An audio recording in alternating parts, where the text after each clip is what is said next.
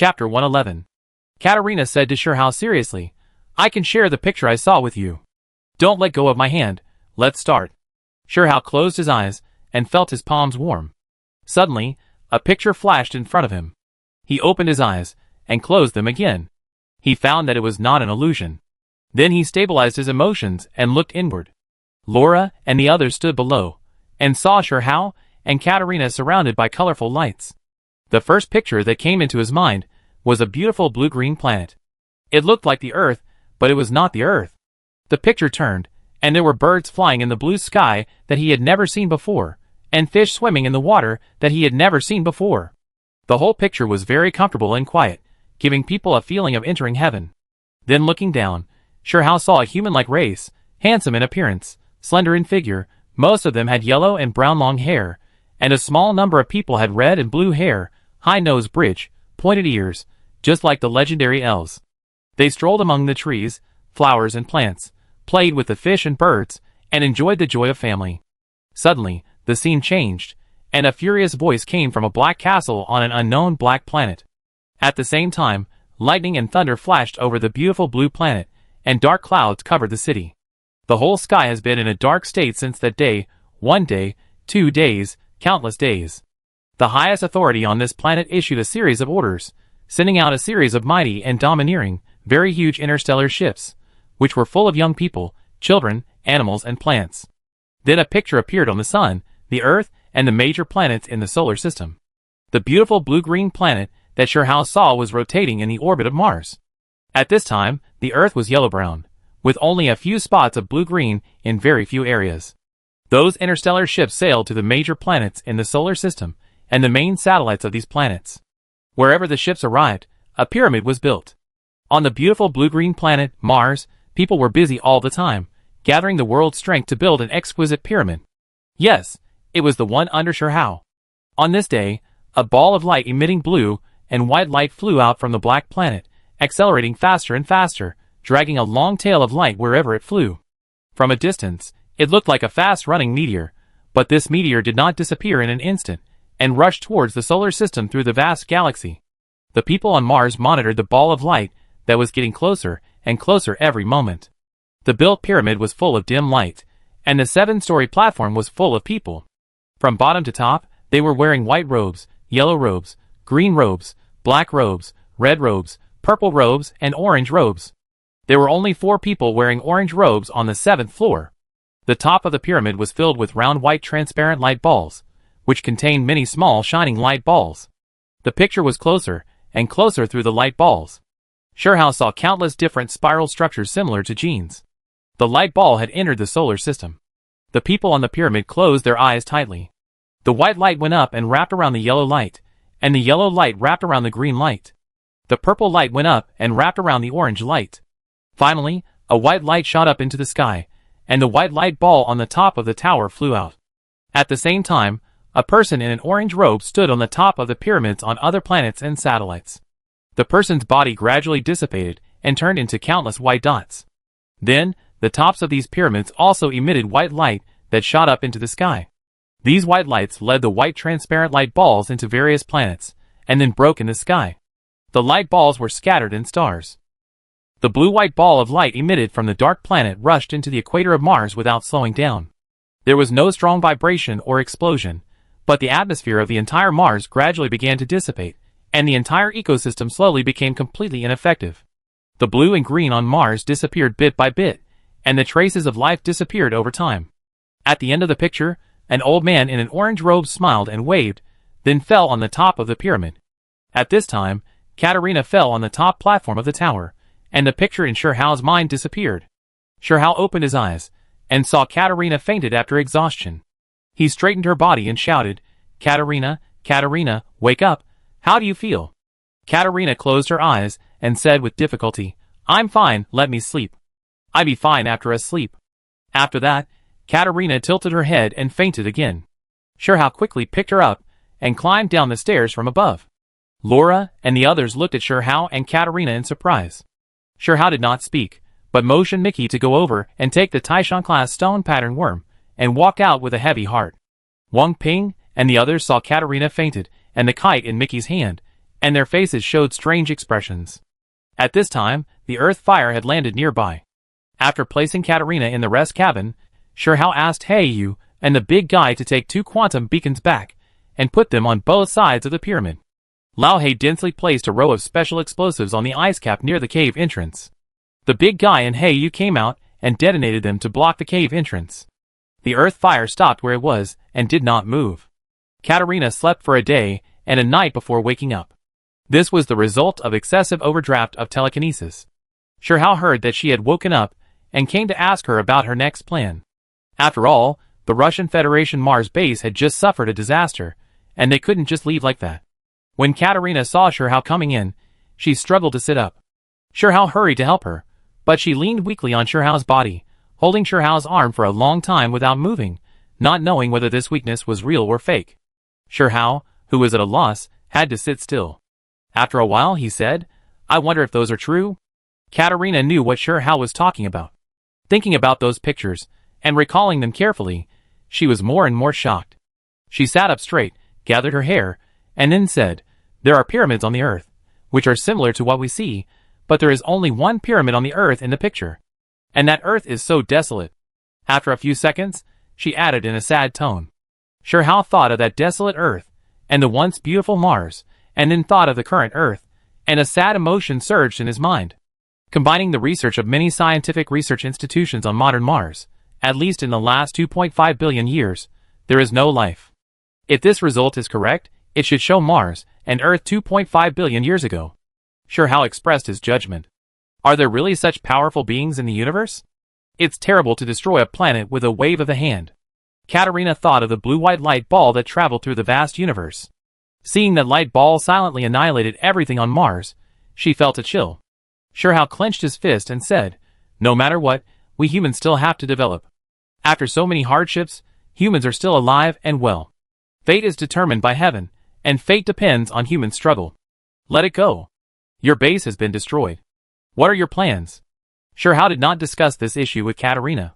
Katerina thought for a while, and said, "Let's go over and take a look. For the time being, we will help them retreat to the equatorial base. As for the rest, it will be decided by the higher-ups." Shirhao stood up and said, "I take you over. In addition, we have blocked the hole. It's better not to expose the pyramid for the time being. I will report the existence of the pyramid after I go back, but I won't tell you about the pictures I saw for the time being." Katerina started to stand up and heard Shirhao say, "The current strategy of our country is to occupy the territory first. As for other things, we haven't considered so much at the moment. The expansion of the base will rely on your Earth Fire and those strange glasses. As for the existence of the pyramid, I won't mention it for now. Before the situation is clear, the fewer people who know, the better. Maybe this is a Pandora's box. Let's bury it deep under the ice and snow. But you must take me with you when you go in again." At this time, there was a knock on the door. Shirhao opened the door and saw Laura standing at the door. Laura looked at the two with a slightly teasing look, then cleared her throat and said, "Captain, General Wu called and asked us to go to the moon first. Considering safety, put the Martian rocks and the flying insects on the moon for research." While Katerina was sleeping, Shirhao wrote a report on the trip to Mars and transmitted it to Wu Yi. After Wu Yi reported to the superiors, he gave the next instructions. "I won't bother you anymore, you continue," Laura said, ready to help them close the door. Shirhao held the door and said awkwardly, "Did General Wu say anything else?" "I go and see." After saying that, he squeezed past Laura and walked out as if escaping. Laura couldn't help but chuckle behind him, and then went in to inquire about Katerina's physical condition. Russian Federation Mars Base. Katerina found Ponlev and learned that the base's functional cabin was half destroyed and basically paralyzed. There were 2 Mars rovers left, which were not enough. After seeking Shirhao's consent, Katerina took the base and the others on the Earth Fire to the equatorial base. In the absence of a retreat order, they could only stand guard on Mars. As for rotation, it needed to be arranged in a coordinated manner, and Shirhao had no obligation to help them withdraw to Earth. After all this trouble, it was 2 days later than the agreed time. Minsk thought that Shirhao and his team had an accident. Without national authorization, Minsk could not use Yin country's quantum satellite communication. In more than 10 days, Minsk and his team had installed all 10 glass covers and connected them through underground passages. Minsk planned to return to Earth to purchase materials for large-scale construction. Sherhow told him that there were still stone vein worms left on Mars. Minsk had a headache after hearing this, fearing that the same mistake would be repeated and the newly built base would be destroyed again. After the two discussed, Sherhow made a decision to help Minsk search the area within 100 kilometers.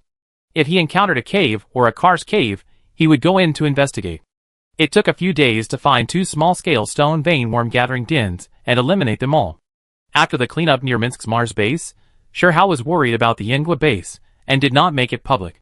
He also conducted a carpet search 100 kilometers near the Yingwa base and found stone vein worms. After eliminating them, he started to leave Mars and fly to the moon. Because Mars keeps orbiting the sun, the route back is different from the route on the way back. On the way back, the Earth Fire still placed a quantum beacon every 20 million kilometers or so. These beacons do not indicate the route, but the role of lighthouses, becoming the guiding light for starships sailing in space in the future. Chapter 112. On the way, Sherhow recorded his trip to Mars in words. I thought it would be a boring and sci-fi trip. I didn't expect that Mars, which seems to be lifeless and desolate, has so many secrets. Where did those stone worms come from? Who is the owner of the mysterious stone worm king? From its tone, it seems that 1,000,000 years can pass in the blink of an eye. It seems that if humans want to travel in space as they please, they must first live long and fly fast. Otherwise, they can't even fly out of the solar system or the Milky Way. Is the door it mentioned left by the blue-white light ball? The stone worm king and ancient Mars and what is the relationship between Martians? Is there any connection between the pyramids found on Earth and the pyramids built by Martians? If nothing unexpected happens, the pyramid on Mars has existed for at least 2.5 billion years. Is it really a transmission device? The UFO in the Antarctic, the stone grain worm king, the ancient Martians, and the dark castle on the dark planet, are these what we humans are looking for? But compared with them, how small are humans? Sherhow was not so much recording as sorting out clues, and in the end, he got a lot of question marks and exclamation marks. The journey was smooth, and the Dihua arrived at the lunar base. Because the hull is much longer than the first-generation lunar-class starships number 1 and number 2, it cannot be parked in the underground berth. According to the instructions, it was parked next to several rectangular buildings near the ore dressing plant. This is the largest metal warehouse group of Yen Country on the moon, which is managed by Yen Country Mining Company Limited. There is no glass dome built outside the warehouse, and the ground around it is very open. After the landing of the Dihua, a lunar rover drove into the vehicle receiving cabin in the cabin area of the Dihua. After the hatch was closed, Su Yin got off the car and followed Wang Ping's guidance to the captain's room to meet Sherhow. General, welcome to the moon. As soon as Su Yin entered the door, he walked quickly to Sherhow, saying welcome words as he walked. Xiao Su, long time no see, in this place where no one lives, you actually gained weight. Sherhow looked at Su Yin and teased. On the moon, with the back against the earth and looking into the distance at the space, I feel that my heart is wider and the road is farther. A wide heart makes a fat body, Su Yin said with a smile. After nearly a year on the moon, his temperament has changed a lot. He has a more confident and strategizing confidence in his gentleness. Sherhow stretched out his hand to signal Su Yin to sit down, and then said, Xiao Su, we are in your territory. You have the final say on how to arrange it. After the courtesy, the two began to discuss work. Because the expansion of the lunar base has been effective, Yen State has made a 10-year strategic plan for the moon. In addition to the rare metals unique to the Earth, Yen State will gradually stop mining, mineral processing, smelting and other work on the Earth within 10 years, and will build the moon into a mineral processing and smelting base. 10 years later, more than 90% of Yen State's metal resource needs will be provided by the moon, and the minerals required for smelting will be mined from space. At the same time, an industrial base will be established on the moon to carry out metal deep processing business and produce finished or semi-finished metal products, with the aim of reducing industrial pollution and carbon emissions on the Earth.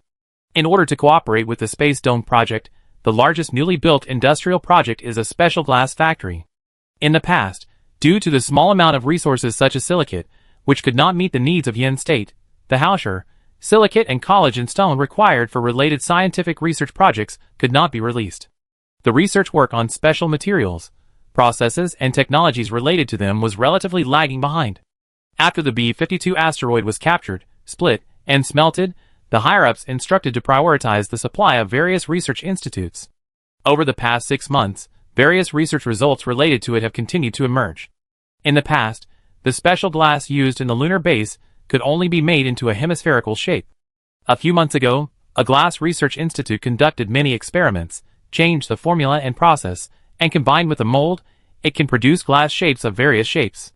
Although it cannot be cut arbitrarily, there are already auxiliary materials with good sealing properties. For example, when the mold is formed, a door shape is reserved, and then special doors and sealing strips and other auxiliary materials are installed, which can meet the lunar use standards and no longer need to dig underground passages for people to pass. The special glass factory built this time uses this new formula and new process, and the Earth Space Dome will also use this glass.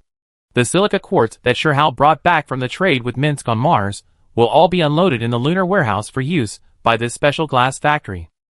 Considering safety, all other ores transported back from Mars must also be temporarily stored in the lunar warehouse, and will only be transported to Earth for use after being tested to have no potential harm to the Earth's environment.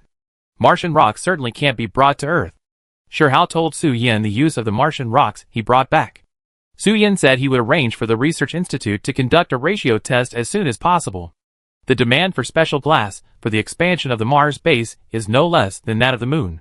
The dust on Mars is corrosive. Although the atmosphere is thin, the wind factor must also be taken into account. In addition, it takes a long time from the establishment of a scientific research project to mass production. In view of the above reasons, all work must be accelerated. After talking about these things, Su Yin said with a smile, "General, we brought back that big diamond. 30% of the purity has reached the flawless level, and half has reached the internal flawless level. They are all rare black diamonds. I don't understand the terms you mentioned, so just tell me whether it's valuable or not." Sherhow still thinks it's more intuitive to measure it in terms of money. Su Yin spread his hands and said, "I also checked on the internet. It is said that a 2-carat flawless black diamond sells for 10 million yen currency. As for hundreds of carats or even thousands of carats, they can be auctioned for sky-high prices." Sherhow smacked his lips and said, 2 carats is 0.4 grams. How many diamonds can be made from such a large piece? I consulted a professional, and he said that it can be cut and processed according to grades. The flawless part can be cut and polished into hundreds of carats or thousands of carats of black diamonds, and then processed into world-class jewelry for global auctions. Those with some impurities can be sold at auction. It can be used to make jewelry and also in industry. The Laser Weapon Research Institute is researching a diamond super laser, which can greatly increase the laser power through diamond refraction. However, since there are few large diamonds on Earth and they are too expensive, the cost of making weapons is too high. It can only be used on laser guns at most, and there is not much progress in the research of laser cannons. It is said that the intensity of laser amplification is estimated by 10,000 times. Speaking of weapons, Sherhow thought of the stone vein worm. When fighting with the stone vein worm on Mars, as the stone vein worm evolved and mutated, the lethality of the laser gun was a bit weak. He thought for a while and said, "I plan to keep 30% of this stone for myself, and the remaining 70% will be handed over to the country." Speaking of this, Su Yin immediately said, "It is said above that 60% is at your disposal, and the remaining 40% will be used in part for the manufacture of super laser guns and laser cannons, and part will be deposited in the National Treasury for backup. Since the above said so, I won't refuse. I will donate 10% to the Laser Research Institute and 10% to the lunar base. I think we can build a diamond processing plant. Take 10% of the remaining 40% and classify them by grade to make 5 1,000-carat flawless jewelry for auction. Too much will be worthless. The rest will be made into black diamond rings and pendants of 1 carat, 2 carats, 10 carats, and 100 carats. The price is twice as expensive as on Earth, and they are only sold on the Moon. In addition, you help me make 20 10-carat pendants and 20 10-carat diamond rings, all of which are engraved with the word How. I will give them to people. The remaining 30% will be kept in the warehouse for the time being. It will be of great use in the future. This space is not peaceful." Sherhow looked out the window and said meaningfully. After listening to Sherhow, Su Yin said quickly, "General, no, I estimate that 10% of diamonds can build 10 diamond processing plants, and I have no right to accept your gift. Then you can apply for it when you go back, and it's settled." Sherhow wanted to contribute to the country and the lunar base, and at the same time he also wanted to reserve some things to prepare for going deep into space. "I agree to accept that 10%, but I have a suggestion. In addition to building a diamond processing plant, I will also select a piece of land in the best location of the lunar commercial street and give it to you." "General, How do you think of this arrangement? Su Yin proposed a compromise. Lunar Commercial Street? Sure Hao was stunned when he heard this word, and then immediately smiled and said, Xiao Su, I didn't expect you to progress so fast that you even built a commercial street. You gave me land, I like that. After all, I'm a businessman on the surface, but don't call me general outside. Yes, Mr. Sure. Su Yin replied after hearing that. The two smiled knowingly, and Sure Hao invited, Do you want to see what alien creatures look like? As a researcher who has long been looking at space, Su Yin has a sense of anticipation for close contact with alien life. Sure Hao first took Su Yin to visit 3 boxes of gray-black, red-striped, and newly winged stone-patterned beetle corpses. Su Yin looked at those ant-like beetles, and except for feeling a little disgusted, he really didn't see any shadow of the cool aliens in science fiction movies. When he saw the Taishan-class flying stone-grained insect tied up in a vacuum box, he said, This insect looks quite weak, just a large ladybug. Sure Hao patted the box and said, Don't underestimate it. If you don't know its weaknesses, it's hard to kill it with a light laser gun alone. Its strength level is no less than that of our Shenlong team members, and its shell is very strong. Su Yin secretly stuck out his tongue after hearing this. He knew the strength of Sure Hao's Taishan-class bionic robot very well. The stone-grained insect obviously cannot be transported back to Earth. Sure Hao asked Su Yin to arrange for someone to build a sturdy cage to keep the stone-grained insect in the lunar base. From the current situation, there must be alien life, and there are still many. It may be necessary to build an alien biological research institute on the moon. But this will be decided by the higher-ups. There can't be a bit of oxygen in the cage, otherwise it will be poisoned to death. You can make this cage into 2 layers. The outer layer can be covered with that kind of glass cover, and the inside is full of oxygen to prevent it from escaping. In order to ensure safety, Sure Hao explained to Su Yin. After visiting the stone pattern worm, Su Yin said, Thank you, General, for bringing me so many surprises. Now I will take the General to visit the base. The commercial street is almost built. Chapter 113. General, I heard that the Earth Fire is not only the latest model, but also the auxiliary ships on it have adopted the latest anti-gravity devices. Let's take a look at the changes in the lunar base from the air first. It is more intuitive to see from the air, and Su Yin also wants to experience the latest anti-gravity device. Sure Hao did not answer in a hurry, but asked, Are these special glasses going to be sold abroad? If they are going to be exported, there are 3 ready-made customers here, and you can take them to visit together. Yin country has always had a concept that when entering space, human beings should be a community, and for cooperation in space projects, we should adhere to the concept of win-win cooperation. Of course, for those forces and countries that are stubborn, always want to stand on the opposite side, and use some tricks from time to time, they are definitely not welcome. After hearing Sure Hao's proposal, Su Yin said, Since the moon has begun to be commercialized and open to the civilian field, then our cooperation must be completely open. I will definitely welcome ready-made customers. Sure Hao asked Wang Ping to organize the Shenlong team members, and Laura to inform Minsk, Katerina, and Ilya to prepare to visit the Yin country moon base. Tianing went to coordinate and arrange the small passenger ship, playing the role of a secretary and fulfilling her duties. After all, the Dihua was owned by Sure Hao's company, so it was natural for her to coordinate. This passenger ship was smaller than the Dihua, but it was a circle larger than Sure Hao's flying disc on Earth. After all, it often went to space to assist the Dihua in performing tasks. It not only had high technical content, but also had a large space. A dozen people would not feel crowded at all. Its anti-gravity device had a gravity offset rate of 80%, and it could easily take off on the moon and Mars. Sure Hao specifically asked Tianing to place Minsk, Katerina, and Ilya in the best observation position. Sure Hao looked down from the porthole and saw that to the south of the original round glass covers, that is, near the South Pole, a new city twice the size of the original base appeared. All the buildings, big and small, were covered with new square-topped special glass domes. Su Yin pointed to a large group of neatly arranged buildings and said, That is a residential area. According to Tian, the shape of the Chinese character is divided into 4 areas, and the circular area in the middle is a garden. Each area has 6 rows and 6 columns of 36 single-family villas.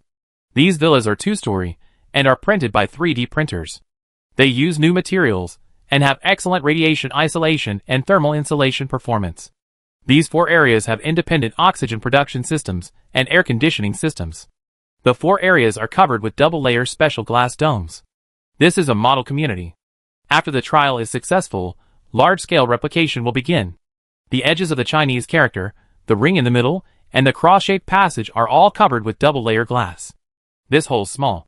The outside of the area is covered by an extra-large glass dome. Because the area is relatively large, these glass covers are assembled in several pieces for easy maintenance. Whether it is the small dome inside, the large dome on the outermost layer, or various roads, there is sufficient oxygen. In addition, each villa is equipped with an emergency oxygen generator. When oxygen leaks in a certain area and the air pressure drops, the doors and windows of the villa will automatically close, and the emergency oxygen generator will start working. The amount of oxygen is enough for a family of 4 to use for half a year. Su-yen explained like a competent tour guide. Under the entire community, underground cities and underground passages are still dug out, which are used as emergency escape passages, and each villa is connected to it. The community has 4 passages connected to the entire city, and each passage is covered with double-layer glass. There is a safety door at the connection of each passage. When the glass of a passage is broken, the door will automatically close. Katerina looked at the glittering sci-fi villa and asked, "How much does this one sell for?" 5 billion yen yuan. The size of the villa is about 150 square meters, and the monthly management fee is 1 million yen yuan, which mainly includes oxygen production, air conditioning, garbage disposal, and other expenses.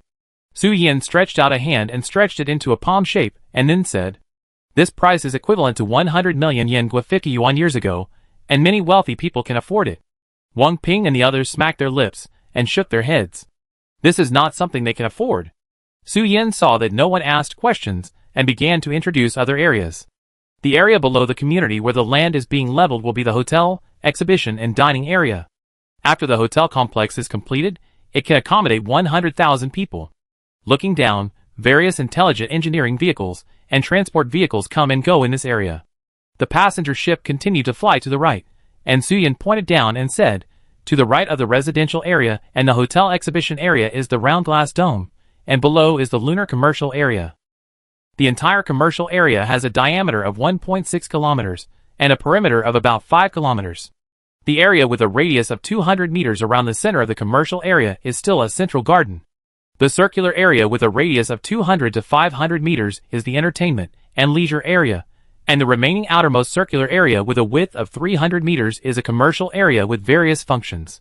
From the air, the glass dome above the entire commercial district is high in the middle and low around, like a hat. All the passages between the areas are covered with double-layer glass. For longer roads, they are installed in sections and modularly, and emergency doors will be installed. The commercial district is also divided into several safety modules, and emergency facilities and passages are very complete. Minsk has never been to the moon. His goal has always been to Mars. His first stop in space is also Mars. Seeing that the Yen country's lunar base has developed so rapidly and built so beautifully, he was extremely shocked. Katerina and Ilef kept filming along the way. After returning, they will report the development of the Yen country's lunar base to the upper level, and then promote cooperation between countries.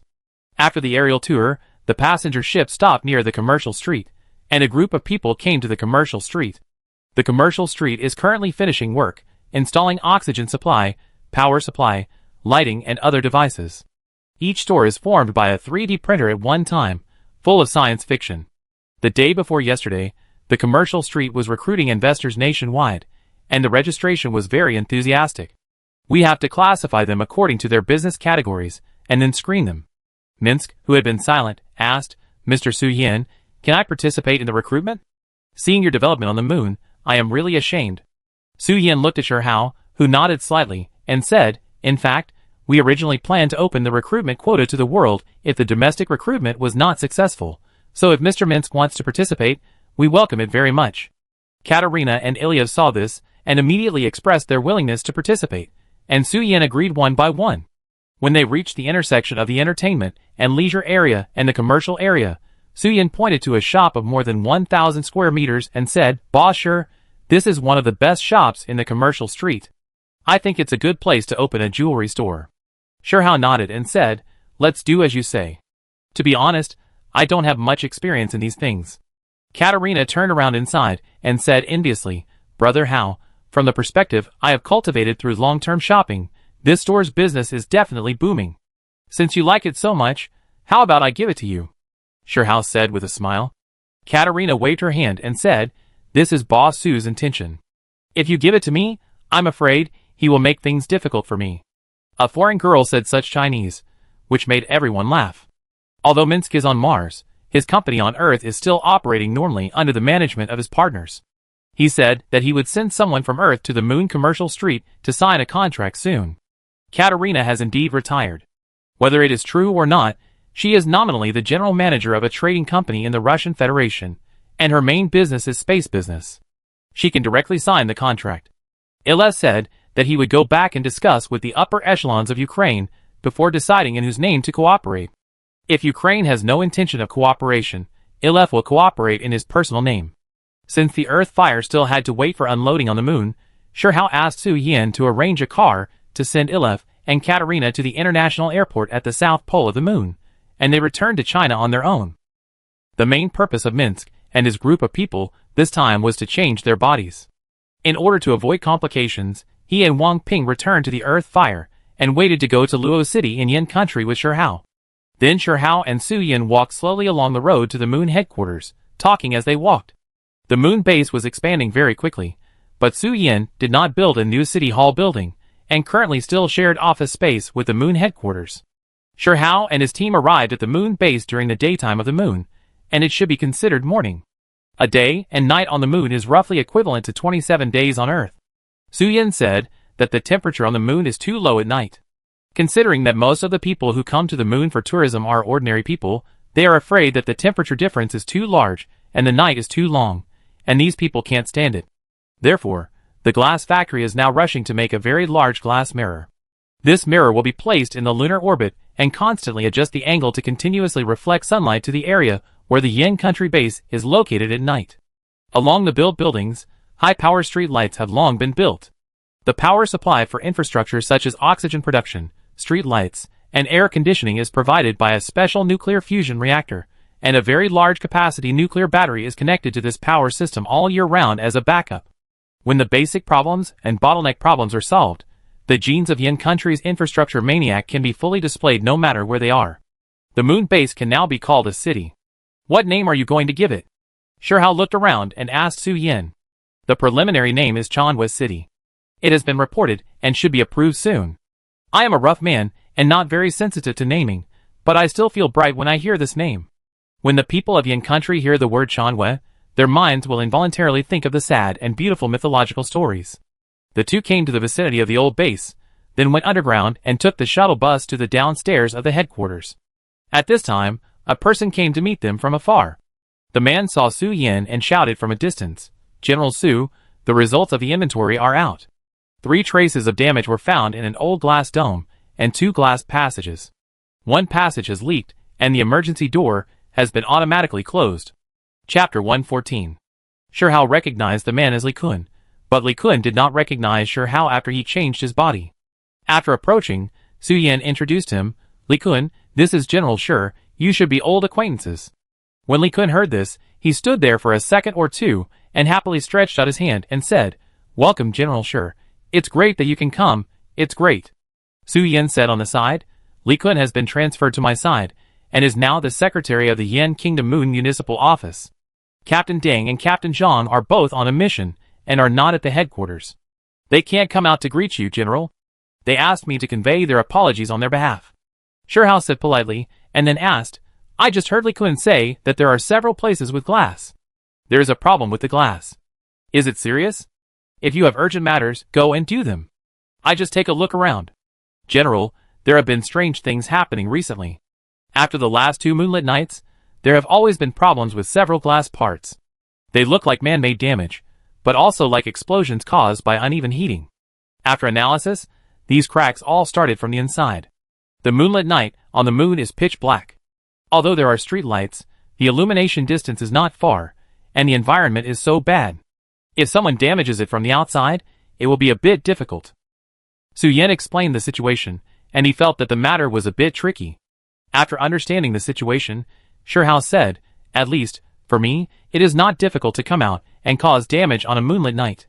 On the contrary, I am not easily exposed in the dark night." When Su Yin heard Sherhao's words, his face changed and he said, "Could it be that a certain force or country is secretly taking action? This is a bit troublesome. As long as these glasses are damaged a little, the strength of the entire glass will weaken and gradually break, and they must be scrapped as a whole. Li Kun also said on the side, so, it's not a glass quality problem. However, if someone deliberately destroys it, it's hard to prevent. Shi Hao laughed and said, since I have encountered it, let me solve it. Xiao Su, report this matter to General Wu, I will call him later. In addition, you send someone to send Minsk and others to Director Wu in Los Angeles, and tell them that everything has been arranged there. Okay, I do it right away. I let Li Kun take you to understand the details of this matter in detail. Li Kun took Shi Hao to the combat command room, because there is the latest map of the lunar base here. From the location of the destruction, there is no pattern, and it is relatively scattered. The other party seems to want to deliberately guide Su Yan and others to attribute the glass shattering to quality problems, and the amount of destruction each time is not large. After analyzing, Shi Hao thought that the other party should come again and decided to act on this moonlit night. After communicating with Li Kun, Shi Hao formulated an action plan and then returned to the Earth Fire. Minsk and the 14 people he brought had been sent away by Su Yan. The other 5 people were Minsk's confidants, who stayed on Earth and would rush to Los Angeles from all over the world. Shi Hao first called Wang Yukai and asked him and Su Wucheng to bring Li Binhui to the moon. He couldn't go back in a short time, so he simply called them over. The jewelry store and the auction of the black diamond had to be left to them. Finally, Shi Hao called Wu Yi. Haozi, you have gained a lot from your trip to Mars. You have worked hard. Wu Yi's greeting came immediately after the call was connected. The gains are much greater than what I reported. There are surprises, shocks, and confusion. We discussed the details in detail when we meet. I called you to suggest that you quickly send high-end combat forces to the Moon and Mars bases. These places are not as dead as the surface. They are not peaceful. Shi Hao then talked in detail about the recent events on the Moon in his own views, and talked about the threat of Martian stone vein worms. Wu Yi was deeply shocked after listening to it, and immediately stated that he would report Shi Hao's suggestions immediately. When the two talked about stone vein worms, Shi Hao proposed that an alien life research institute should be built on the Moon as soon as possible. Since the existence of alien life has been confirmed, there are more than one kind of alien life currently. Humans must speed up the pace, otherwise they will be very passive when danger comes. The more the two talked, the deeper they talked, and the more Wu Yi felt a chill on his back. Wait a minute, your starship doesn't seem to have any weapons installed, right? We think space is too simple, we always think it's pitch black outside, the Moon and Mars are barren land, and humans are the only life in the solar system or even the Milky Way. Our space strategic plan is formulated under this cognition, which seems extremely inappropriate at present. I hang up the phone first, you wait in the conference room, and I guess we have to have a meeting later. Wu Yi hung up the phone after saying that. Wu Yi is still more sensitive. Shi Hao originally planned to sort out the details and report them after returning. Now think about it, the sooner the better. When we close the door, we think the Earth is a paradise, and the only one in the universe. But when we open the door, we suddenly find that there are many unknown threats outside, and we are completely defenseless and have no way to prevent them. This is a very unpleasant feeling of powerlessness. When we encounter danger, we can only be at the mercy of others. Humans are a high-level race that emerged from the survival of the fittest on Earth.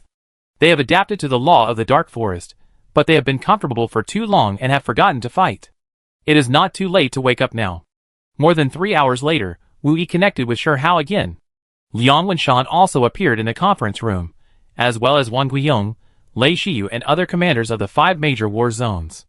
After Wu Yi reported to Liang Wenshan, the higher-ups paid special attention to it. After discussion, they made a reply in a short time. At the meeting, Shi Hao gave a detailed account of what he saw and heard on Mars this time. He talked about the detailed characteristics of the stone grain worm and its evolvable characteristics, and played the scene of the battle with the stone grain worm. He mentioned the situation inside the cave and the flying saucer that flew away, but did not mention the key and the door left by the stone grain worm king. This secret should be known to as few people as possible, and a decision should be made when the time is right. Judging from the swarms of stone-grained insects found under the Arctic ice cap, and the several swarms of stone-grained insects that Shi Hao and his team wiped out before leaving, there should be a large number of stone-grained insects on Mars, which can reproduce and evolve. This is the biggest threat on Mars at present. Liang Wenshan said that after the meeting, he would inform several countries with bases on Mars of the threat of beetles, and jointly resist them. Regarding the pyramids on Mars, Shi Hao only introduced its location and specific form, and did not describe its functions in detail. He did not intend to tell the secrets inside for the time being. He wanted to investigate it comprehensively. Wu Yi had already learned the details of the broken glass on the moon from Su Yan and reported it to him. He only mentioned it at the meeting. After talking about these things, Liang Wenshan did not let everyone discuss it, but directly announced a few things. First, the higher authorities decided to improve the strategic position of the moon and establish a space war zone headquarters on the moon. The jurisdiction covers extraterrestrial space, the moon, Mars, and other newly explored celestial bodies and space. The duty is to be responsible for all strategic deployments related to space. Wu Yi is the first commander-in-chief, effective immediately. In addition, select outstanding personnel from the Panlong team and form 2 Shenlong teams, one for the moon and one for Mars. The Shenlong team led by Wang Ping will serve as a mobile force. Immediately start preparations to build an alien life research institute on the moon and gather top experts in various fields in China to carry out research work. Second, let Wang Guiyong take charge of the research of space weapons, establish more projects, and carry out space weapon tests as soon as possible. New starships must deploy sufficient warheads. Third, Lei Shiyu will personally take charge of accelerating the construction of the Earth Space Dome and strive to shorten the entire construction period by 1/3. Wang Guiyong will accelerate the construction of various engineering ships for construction, and the Lunar Special Glass Factory will further expand its production capacity. Time is of the essence. Fourth, Kwang Yuni and Zhong Ziyu should increase their efforts to maintain stability, purify the domestic and surrounding environment of Yin country as soon as possible, and ensure the safety of all Yin country's overseas investment enterprises. To resist foreign aggression, we must first stabilize the internal situation. If the Earth, the base camp, is not stable, the foundation for human beings to enter space will not be solid. After Liang Wenshan made his announcement, he withdrew from the meeting, leaving them to negotiate details and issues of mutual cooperation. Kwang Yuni and Zhong Ziyu asked Shi Hao to coordinate and provide 100 latest flying pets as soon as possible to facilitate the development of the entire work. They said that they would guarantee the safety of all overseas industries of Hausher Group, so that Shi Hao could rest assured. Then the two of them withdrew from the meeting. Wu Yi will hand over his work to the new commander of the Yunnan-Duasia War Zone. After the handover is completed, he will rush to the lunar base as soon as possible and meet with Shi Hao to discuss the details. Since the special glass factory is on the moon, if we want to expand production capacity as soon as possible, we need manpower, materials, tools, and equipment. After these are prepared, the Dihua will be responsible for transportation. Lei Shiyu also finalized the transportation issue with Shi Hao. Wang Guiyong and Shi Hao were the only ones left in the conference room. Wang Guiyong smiled and said, "Haozi, I heard that you found a diamond as big as a football field in space." Shi Hao rolled his eyes and said, "Who told you that it's as big as a football field? It's not that exaggerated, but it's not small either. I give you a black diamond ring when the time comes." Wang Guiyong said disdainfully, "Why do I need a ring? I'm not getting engaged. Besides, wouldn't it be a waste of resources if you made it into jewelry? Do you know that a super laser cannon can smash a B-52 asteroid? But it takes a large piece of diamond to make a super laser cannon.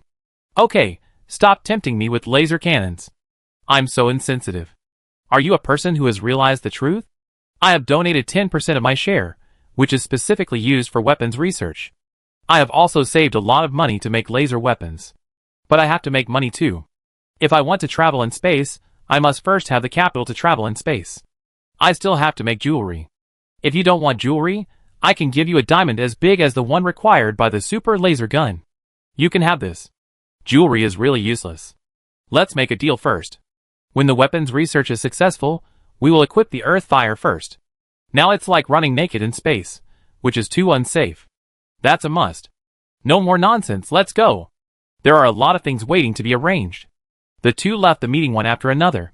Shi Hao opened the door and saw Tianning waiting at the door of the meeting room.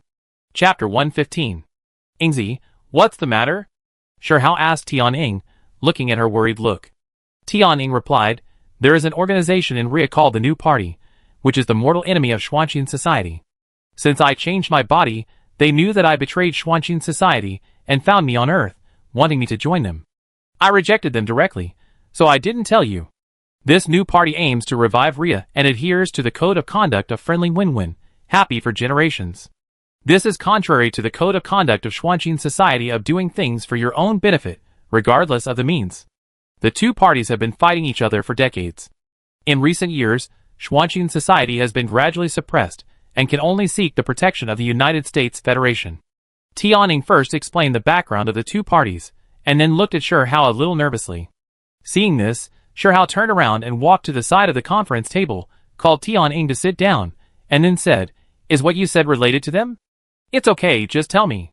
When I just returned to the moon, I called my family. My family supports the new party very much, and they have been in touch. After getting my news, the deputy head of the new party just called me.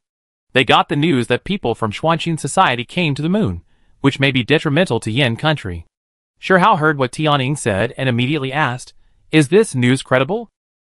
"I personally think it should be true. As far as I know, the new party has done a good job of collecting intelligence on Xuanqin society.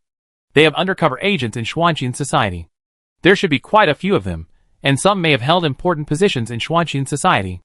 Although Tianning accepted the body transformation, the memory in her brain was not damaged at all.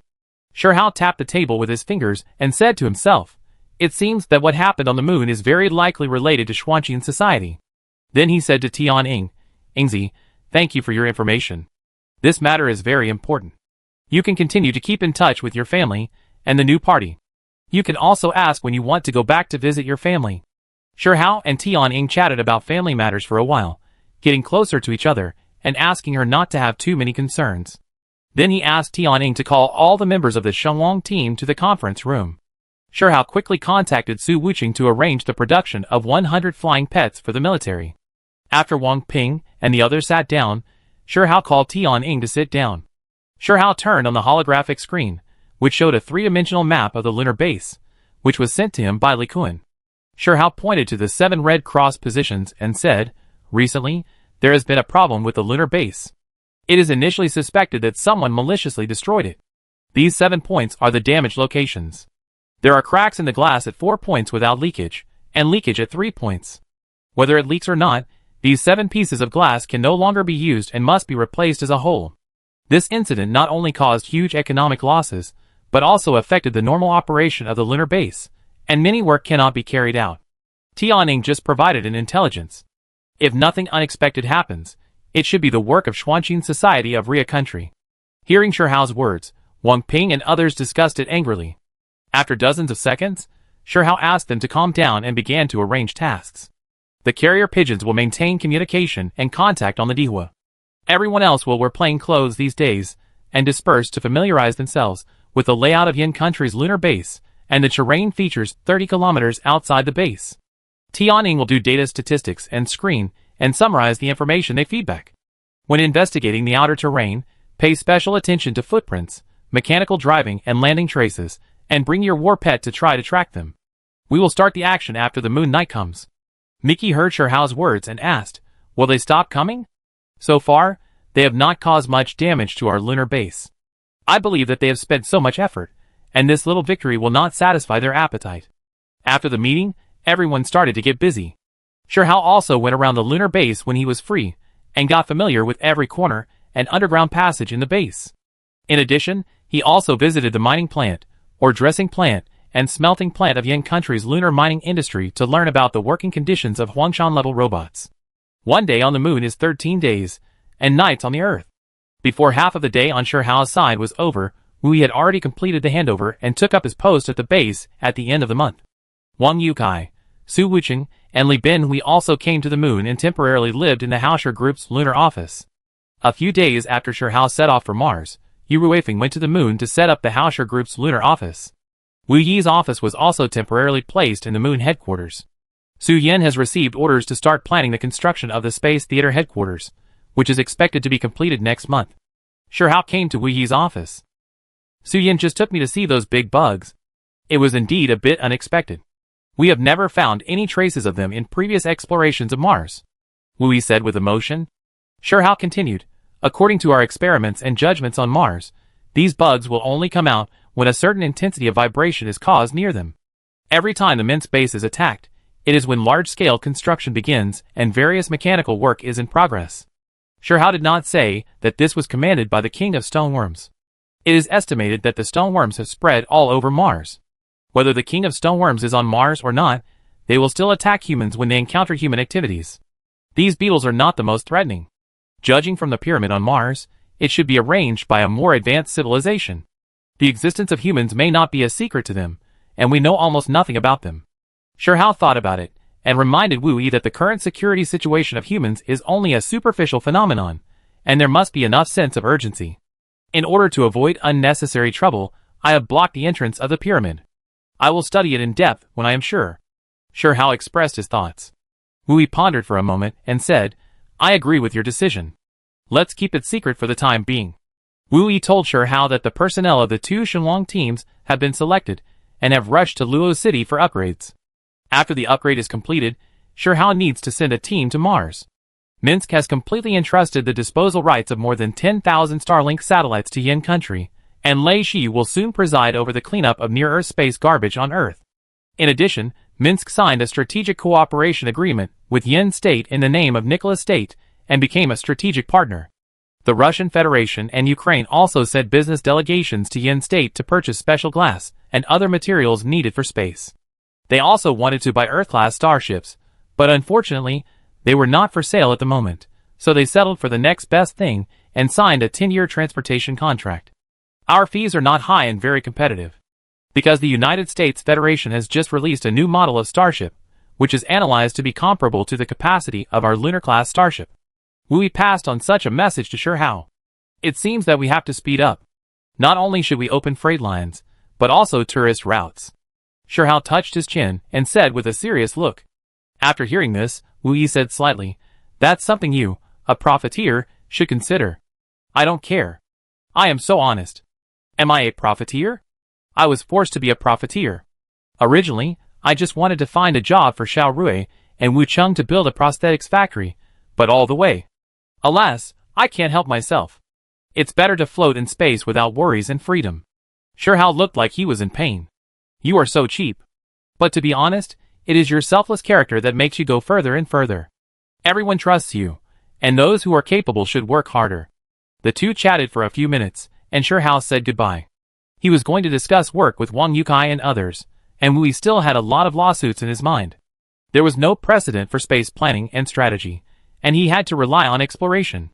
On the Moon Commercial Street, Shihao led Wang Yukai and the others to the Shop King.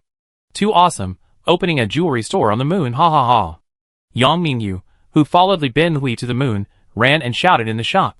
Yu Ruifeng was also looking around inside. He knew the value of this Shop King. No matter how much money he paid, he couldn't get it without strength. This made him admire the boss Shihao even more.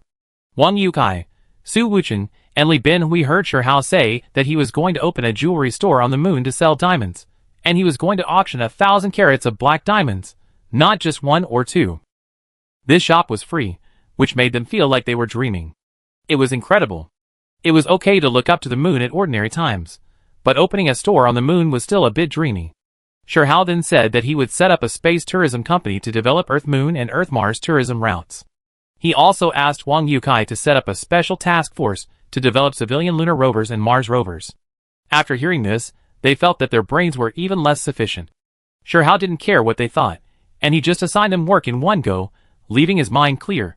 Following the National Space Dome project, Li Binhui has already acquired 10 plots of land on Earth, 8 of which were donated by others. These plots will be planned as industrial parks, and then they will attract investment from Yinhui Enterprises, and they will charge management fees and service fees. Wang Yukai originally planned to establish a Laughing Flying Car branch overseas, but now he has changed his mind and said to Shihao, Mr. Shi, I want to sell Laughing Flying Car as a whole. What do you think? Shihao heard Wang Yucai's words and understood what he meant. Compared with any branch of Hausher Group, Laughing Flying Car has become a chicken rib, occupying a lot of funds and manpower, and the profit margin is low. It is better to cut it off, and he immediately agreed to Wang Yucai's proposal. He also added, the future is the era of space economy, and the development prospects are unlimited. You see, the Dihua Starship can buy several Hausher groups, so it is right for us to look further ahead when making plans. The problem of insufficient manpower is easy to solve. Recruit top talents from all over the world. If others don't come, it means that the money is not enough. Be willing to spend money, and don't let money lie dormant. I estimate that after the space economic system is established, the money will depreciate faster. Finally, Shihao asked Wang Yukai and Su Yin to coordinate the issue of large-scale supply of space robots. Let Su Wucheng urge the military bionic pet factory to provide 100 flying pets to the military as soon as possible. Su Wucheng said, the batch of pets has been delivered. We will set off to the moon after this matter is completed. Shihao slapped his head and remembered that a day on the moon is not the same as a day on the earth. Seeing that they had finished their talk, Yang Mingyu said timidly, Boss Sure, how about I stay on the moon and sell jewelry? I want to be a jewelry auctioneer. Since Yang Mingyu quit gambling, although he is a little thick-skinned, he is still quite lovely. After he consulted Wang Yukai and the other three, Yang Mingyu was appointed as the general manager of Haoshi Jewelry Moon Company, Ltd. After explaining the work, Shihao returned to Dihua to rest. Not long after, the moonlit night fell. Chapter 116. From afar, a bright arc slowly moved from afar, and the place where it passed was pitch black, as if the ground covered with white frost was silently covered by a black curtain. The emotionless black was shrouded by the silence of death, which made people feel lonely and frustrated. Action. Shihao's calm voice seemed to drive away the silence. Everyone wore special glasses and activated the positioning device and headset. The quantum radar of the lunar base was activated, scanning the area of dozens of kilometers at high frequency. Wang Ping and his team were scattered in several key locations of the lunar base, and the battle pets lay quietly beside them. There was no atmosphere in the outer space of the lunar base, and sound could not be transmitted, so in order to find the enemy, in addition to radar, the battle pets were the only ones. After a carpet search during the day, Wang Ping and his team did not find any valuable clues, and could not determine the approximate location and direction of the enemy's appearance, so they could only plan a few more points to wait and see. Shihao and the pigeon stayed in the passenger ship, which was parked near the ore dressing plant. Once they found the target, they would take off quickly to track it. The ore dressing plant, smelter and special glass factory were still brightly lit and running at full capacity. They were full of intelligent control machinery and various robots, and they could work without sleep. The office area, administrative area, living area and commercial area under the glass dome were all in silence. When the planned space mirror was placed in the predetermined orbit, the moonlit night of the Yen country base would be a different scene. Everyone stayed quietly and waited. 10 hours, 20 hours, 50 hours. 200 hours passed, and there was still no movement. Everyone pay attention. If they want to act, the best time is from now until the eve of dawn. Don't take it lightly. Shihao reminded after 2/3 of the time had passed. After more than 10 hours, Mickey's pet Lightning stood up, and its furry tail swayed slowly. Although the sound could not be transmitted, it still maintained the vigilance of a cat. The cat's paws with thick pads were gently raised and lowered, and it ran slowly to the right around the outer edge of the circular glass dome of the commercial street. Seeing this, Mickey hurriedly crouched and followed. Captain, there is a situation on the commercial street. Mickey sent a message through the headset while walking. After hearing this, Shihao immediately ordered, everyone pay attention to observe their surroundings, and those closest to Mickey moved towards the commercial street to prepare for encirclement. After Lightning ran slowly to the right along the edge of the dome for dozens of meters, it suddenly began to run at full speed, and Mickey also followed at full speed. Shihao saw this, and ordered the people nearby to quickly surround him. The closest Lao He and Laura also ran at full speed. 10 seconds later, Lightning leaped up and pounced on a black shadow, and Mickey also flew over. A dark figure was thrown to the ground, and Mickey, who was like a Tarzan, clamped his arm tightly with his hands and pressed his body. Lao He and Laura also ran over at this time. They turned on the searchlights above their heads and saw that the fat man, who was wearing only a black protective suit and a hood like them, was pressed under Mickey, twisting and struggling, with a square box next to him. Lao He saw that the man's body struggle was getting more and more intense, and Mickey was a little passive, so he hurried over to help suppress him.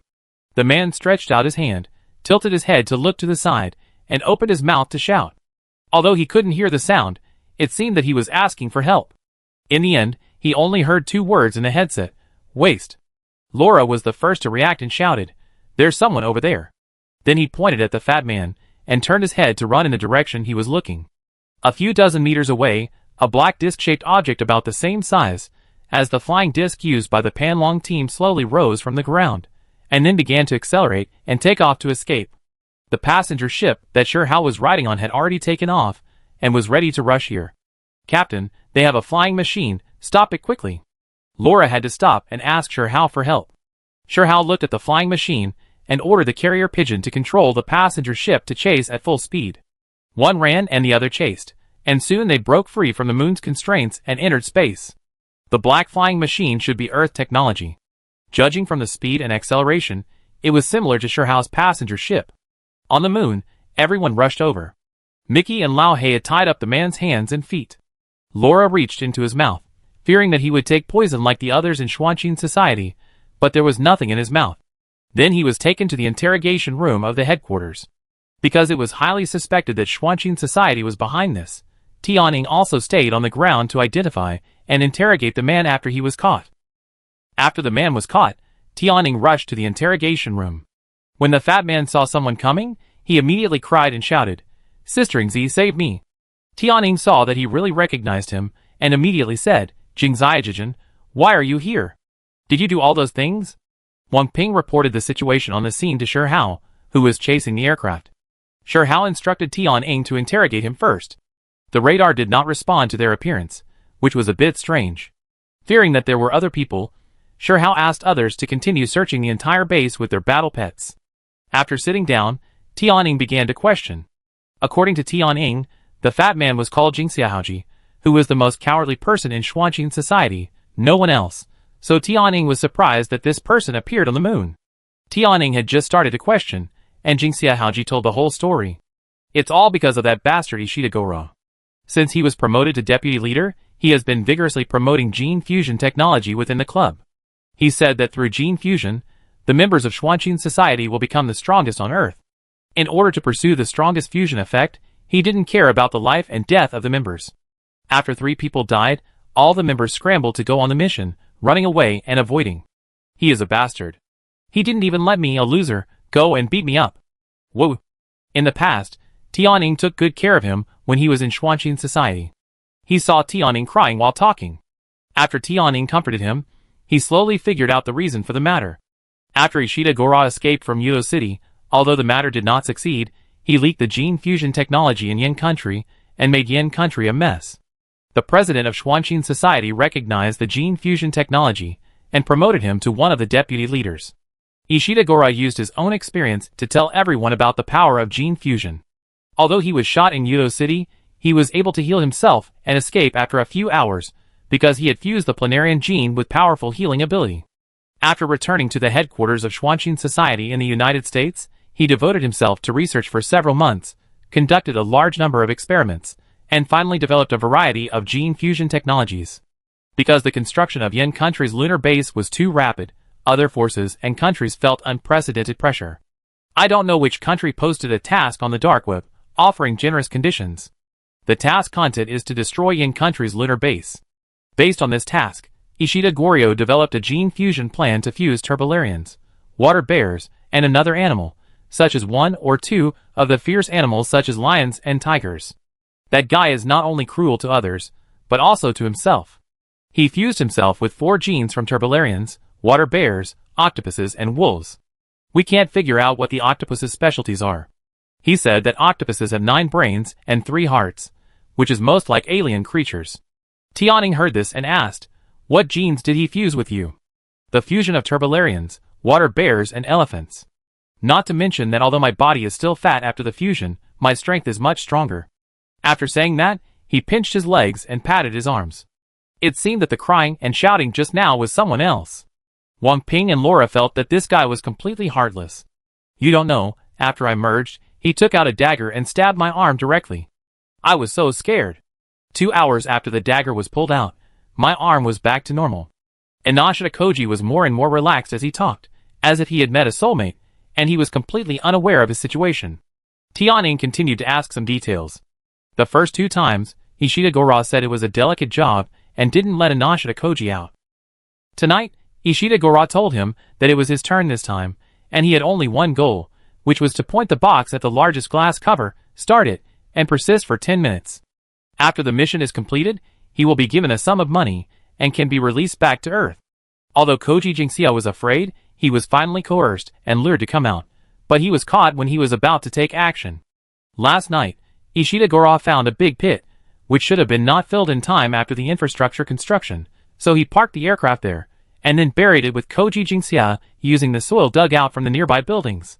In this way, everyone understood why the radar did not find them, because the radar focused on scanning peripheral targets and ground targets. Wang Ping reported the whole story to Shi Hao, and it was confirmed that the person driving the aircraft was Ishida Gora, an old enemy. Shi Hao and Xiangge continued to chase Ishida Gora, and 2 hours had passed. Since joining the Panlong team and now the Shenglong team, Xiangge has mastered the skills of driving, sailing, and operating starships, and can operate various means of transportation freely. The disc-shaped aircraft in front kept turning around and changing directions, eager to get rid of Shi Hao and his pursuit.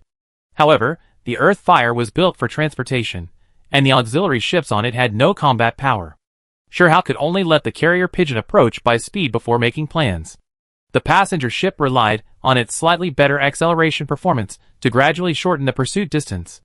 Shi Hao thought about it, put a set of ion thrusters on his back, and put the carrier pigeon's biological power bank in his backpack, and also installed a quantum beacon, turned on the phone to test the communication effect, and then let the carrier pigeon open the hatch. It's not that he is timid, but because he knows space too well. If he gets lost, he will be doomed. Shi Hao tied a safety rope and climbed carefully to the top of the passenger ship. The carrier pigeon turned the thrust to the maximum, preparing to let the passenger ship approach the aircraft in front. The target detection and locking function is the basis of the intelligent control system. No matter how the aircraft in front changes direction, it is still bitten tightly. Chapter 117. When the two were only a few meters apart, Shi Hao asked the pigeon to untie the safety rope in the cabin, and he gathered the safety rope and held it in his hand.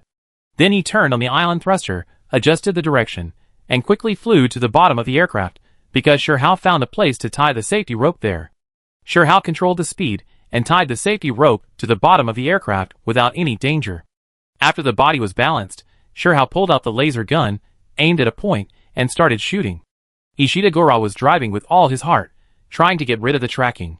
When he came to the moon to perform his mission, his employer prepared a new aircraft of the United States Federation on the moon for him, with a gravity offset rate of 80%.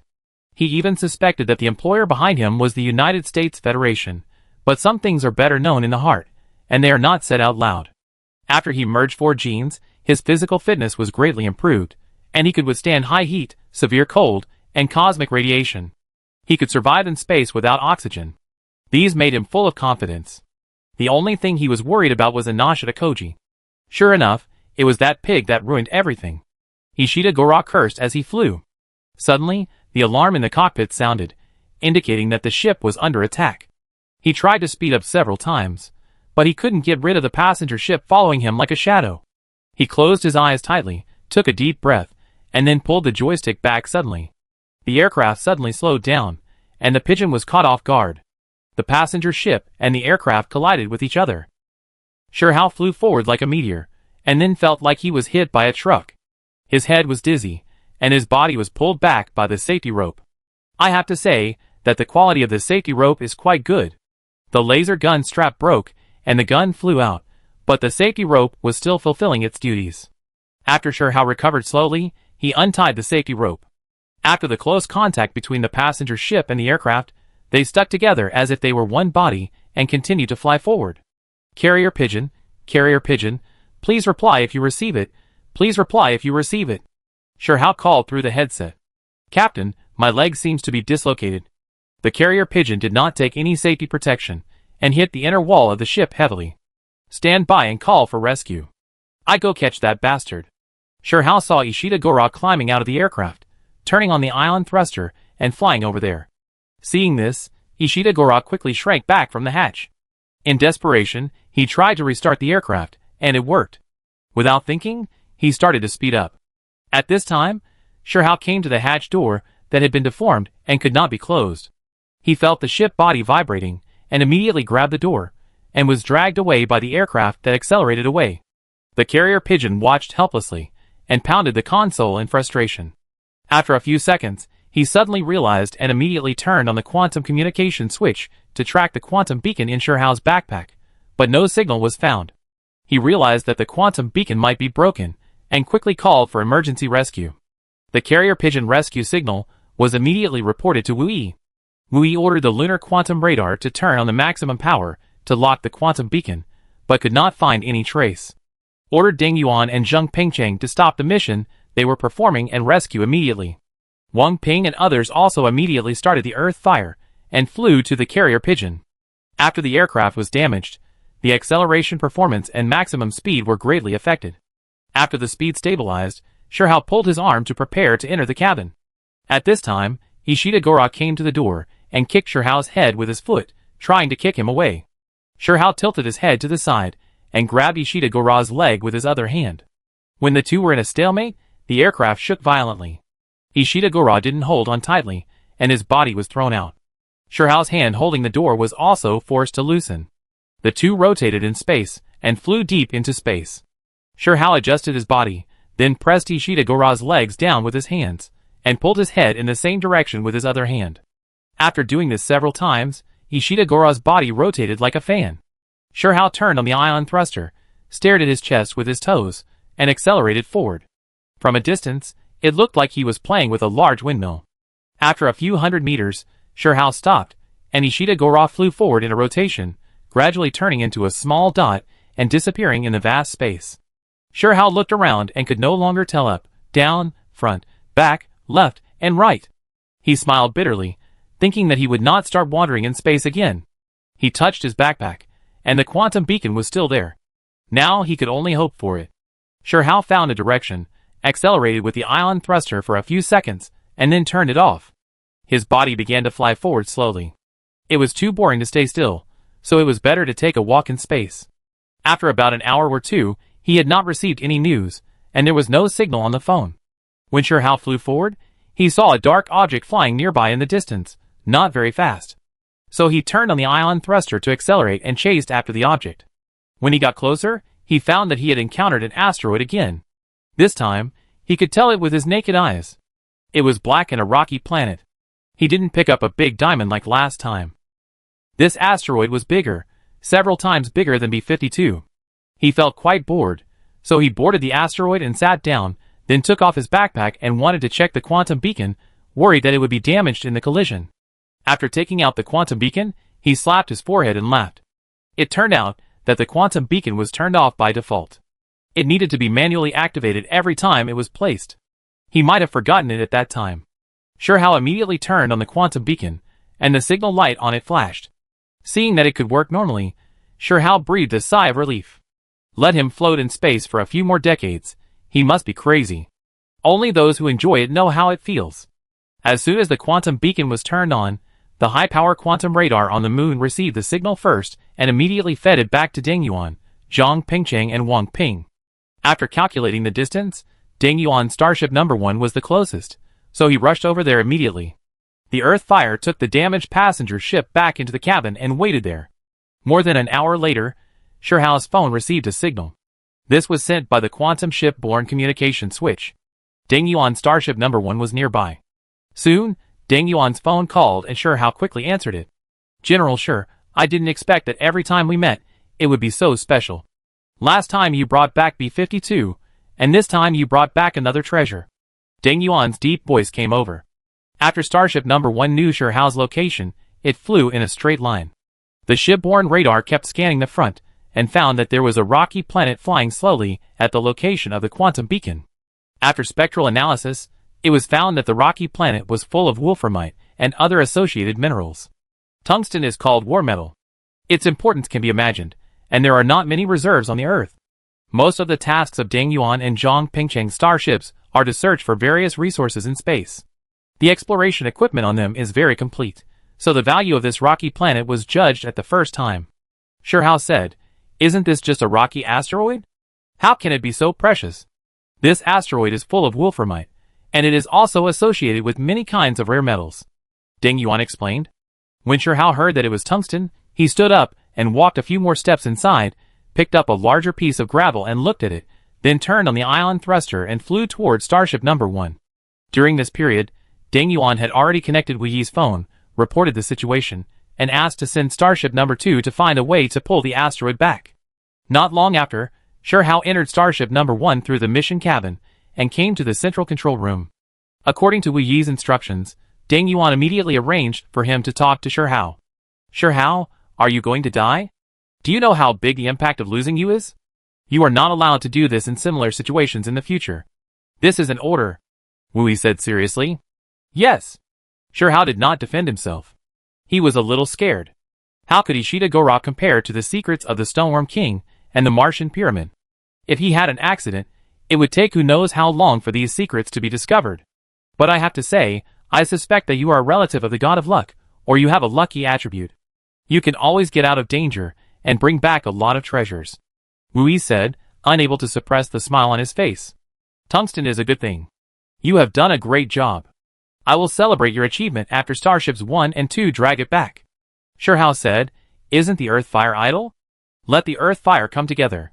It will be safer. Although these asteroids are slow, they are much larger in size. Starships 1 and 2 are still a little weak. In this way, when the black tungsten asteroid was dragged to the lunar orbit, it was already daytime at the Yen Kingdom base on the moon. The Yen Kingdom Mining Company immediately began the asteroid segmentation work, with dozens of engineering ships and transport ships coming one after another. The Earth fire was loaded with helium-3, a specialty of the moon, and other newly smelted metal ores, and headed for the Earth. In view of the fact that Koji Jingxiu did not commit any substantial fault, Shihao, for the sake of Tianying, Hao did not pursue his responsibility. He was an orphan, without a home, and without any ties, so he pestered Tianying and vowed to follow her to stay in Yen country. After Shihao came back, he knew that this was the big boss, and repeatedly stated that he would not eat dry food here, and he also took a dagger, closed his eyes, and gritted his teeth and stabbed his arm fiercely. Only a few drops of blood dripped and stopped immediately, and the arm recovered at a speed visible to the naked eye, and completely healed after 2 hours, without even a scar left. Boss, I don't need oxygen in space. I'm not afraid of cold, not afraid of radiation. I'm still strong, or I show you again. As soon as Jingxia Haoji's arm was healed, he immediately started his own performance. Shihao looked at this live treasure and couldn't help laughing, saying, you don't have to perform, you can stay, but I want you to cooperate with our scientific researchers to conduct several studies, and I guarantee that it won't hurt your body. At most, draw some blood and cut a few hairs, okay? Yes, yes. You can even trust Sister Ingzi who wants to kill you, so I'm sure I can trust you. Kuji Nashida nodded hurriedly. Shihao has always been bothered by his weaker telekinesis than ordinary people. From the Antarctic UFO and the Martian Pyramid, telekinesis is widely used in the universe. From this point of view, the bionic brain may not be the best choice for humans. Ishida Gora and Koji Nashida can travel freely in space through genetic modification and gene fusion, so it may be worth referring to. Chapter 118. After this incident, Shihao was afraid that if he had an accident, it would delay the overall situation. After Shihao returned to the moon, he found Wu Yi and talked for an hour. He told Wu Yi the secrets of the Stoneworm King and the pyramid, and kept the box with the key in the moon safe. In addition, Wu Yi knew more, which was also a guide for him to formulate space strategies and plans. I will stay with Lao Wan when I go back. If he doesn't equip the Earth Fire with weapons, I will live in his office, Shihao said before leaving. Wu Yi watched Shihao walk out of the office, and sat there for a long time without moving. His understanding of space had just been overturned, and this time he was shocked again. He had to sort it out first.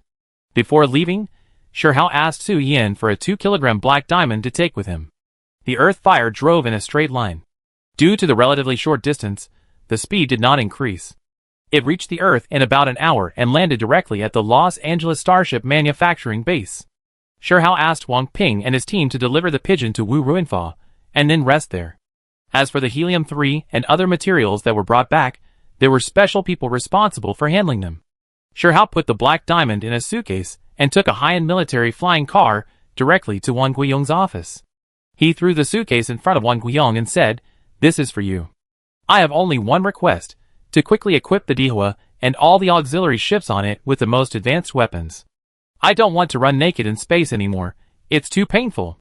Shihao felt cowardly when he thought of catching up with Ishida Goryo in space, but unable to attack, and finally suffered heavy losses. Wang Guiyong opened the suitcase and looked at the raw black diamond, smiling from ear to ear. He took out a pair of white gloves from the drawer, put them on, and carefully held the black diamond to look at it, then said to Shihao, "With this thing, I will equip your Shenlong team with super laser guns without any problem." After hearing this, Shihao immediately said, "Laser guns alone are not enough. The key is the starship. I want to install super laser cannons on the Dihua, otherwise it will be easy to suffer a big loss, and it will be too late to regret it. How many black diamonds do you need? I will provide them. That one is for you, you can use it as you like." Wang Guiyong saw that Shi Hao was rarely stubborn, so he gently put the black diamond into the box and asked seriously, "Is the matter really as serious as you think?" Shi Hao nodded seriously and said, "Time is life, and it concerns the entire earth." Wang Guiyong did not speak, walked to the file cabinet next to him, and took out 2 folders. Opening one of them, it says, "This is the technical demonstration result of the super laser cannon." Opening another one, it says, "This is the technical demonstration result of the space rail gun." Technically speaking, we can all make these super weapons. Judging from the evaluation results, if these weapons are really made, they will destroy the world, and the atomic bomb is just a toy in front of them. These weapons are very controversial. Humans have been living on Earth and have not felt the threat of aliens. Whether for balance or for containment, 2 bombs are enough, so no country has risked the world's disapproval to really realize it. The vast majority of people and countries believe that humans entering space is only a matter for scientific research teams, launching rockets and satellites. If someone says that we humans may go to fight aliens, it's a bit too much. In addition, the materials needed to make such weapons are difficult to find. Diamonds are very expensive. How many large diamonds are there in the world? The main material of railgun shells is tungsten alloy. Although this is not difficult to find, it is also very expensive. Its lethality is directly related to the size of the shells, and both are calculated in tons. You should have heard of tungsten rods, right? This thing has been mentioned in some science fiction movies and science fiction novels as a space-based weapon or space weapon for ground attacks. Tungsten rods that reach a certain weight can obtain huge kinetic energy through small rocket guidance and boosting, coupled with the blessing of the Earth's gravity, and can easily destroy underground targets without any radiation. Large-mass tungsten alloy projectiles can also achieve corresponding effects when fired by electromagnetic guns, but it consumes too much material. Wang Guiyong said this, patted his thigh happily, and then said, "But both of these things were found by you, the Lucky Star. The name of Lucky Star was given to you by Lao Wu, haha. Don't mention it, it's true." After laughing, Wang Guiyong thought for a while, and added a sentence. "Maybe this is God's will. Let's go to the Laser Weapons Research Institute first, and then to the Electromagnetic Weapons Research Institute." After saying that, Wang Guiyong stood up, put on his coat, picked up the suitcase and set off with Shi Hao. After Wang Guiyong and Shi Hao went to the 2 weapons research institutes for research, Wang Guiyong went back to draft a report. If the project was to be established, it must be approved by the higher authorities. Shi Hao was busy until the evening and returned to his home in Luo City. In order to save time, Su Wuqing and Shi Sherui had moved to the company dormitory. Shi Hao calmed down and continued to record his life. He had finished writing his memoirs. In order to connect them, he recorded every bit of his life. Early the next morning, Shi Hao came to Wu Ruinfa's laboratory. After Wu Ruinfa treated the pigeon's leg, or more accurately, repaired it, it was as good as new. The 2 Shenlong teams had been formed. After Wang Ping and his men came back, they began regular training. Minsk and his men, a total of 20 people, are now Lingshan level. After just finishing the recovery training, they are anxious to return to Mars, but when they see the regular training of the Shenlong team, they also want Wang Ping to guide them. After Shi Hao arrived, Minsk made this request. Considering the threat of stone vein worms on Mars, Shi Hao agreed to it. For a time, the training ground of the military bionic manufacturing plant became lively. Shi Hao came to the laboratory, found Wu Ruinfa, and asked to find a quiet place to chat for a while. Seeing Shi Hao so serious, Wu Ruinfa stopped his work and took him to his office. After sitting down, Shi Hao asked directly, "Director Wu, do you think there is still room for upgrading a Taishan-level body like mine? Is there any way to improve the power of the bionic robot's thoughts?" Shi Hao has seen the power of the stone-grained insects and their ability to evolve, and feels that he is too weak now. He intuitively feels that the stone-grained insect king can kill him instantly. In addition, the existence of weak thoughts, which is like a chicken rib, has always been a concern for him. When Wu Ruinfa heard Shi Hao's question, he looked thoughtful and said slowly, "Some time ago, Director Zhang of the Gene Research Institute and I each obtained some biological samples of the 2 aliens you found in Antarctica. He mainly studies the genetic structure of aliens, while I mainly analyze the composition and structure of alien body tissues. Recently, our research has made breakthroughs. After discussion, we jointly set up a research group to focus on the fusion of genes and bionic cells. In layman's terms, the bionic robots we are currently developing only use fragments of human genes and force them into bionic cells. The cells are like microprocessors, and there is no organic fusion. When we studied aliens, we found that they also have genetic structures, but their genetic structures are very rough. The human genetic structure is a smooth spiral, and their genes are a square combination. The overall structure is also simpler than that of humans. I analyzed their body tissues, and found that they are silicon-based life, just like the ones on our Earth. Just like humans are carbon-based life. Director Zhang and I speculate that the basis of various alien life forms in the universe is genes of various structures. These genes are like well-written programs. With the right materials, they gradually form various life forms. The living conditions of different life forms are completely consistent with the environment of the planet in which they live. However, this is just a guess, and the authenticity needs to be verified. Now we build a Taishan-level bionic robot. First, make the body, and then write the gene fragments into it.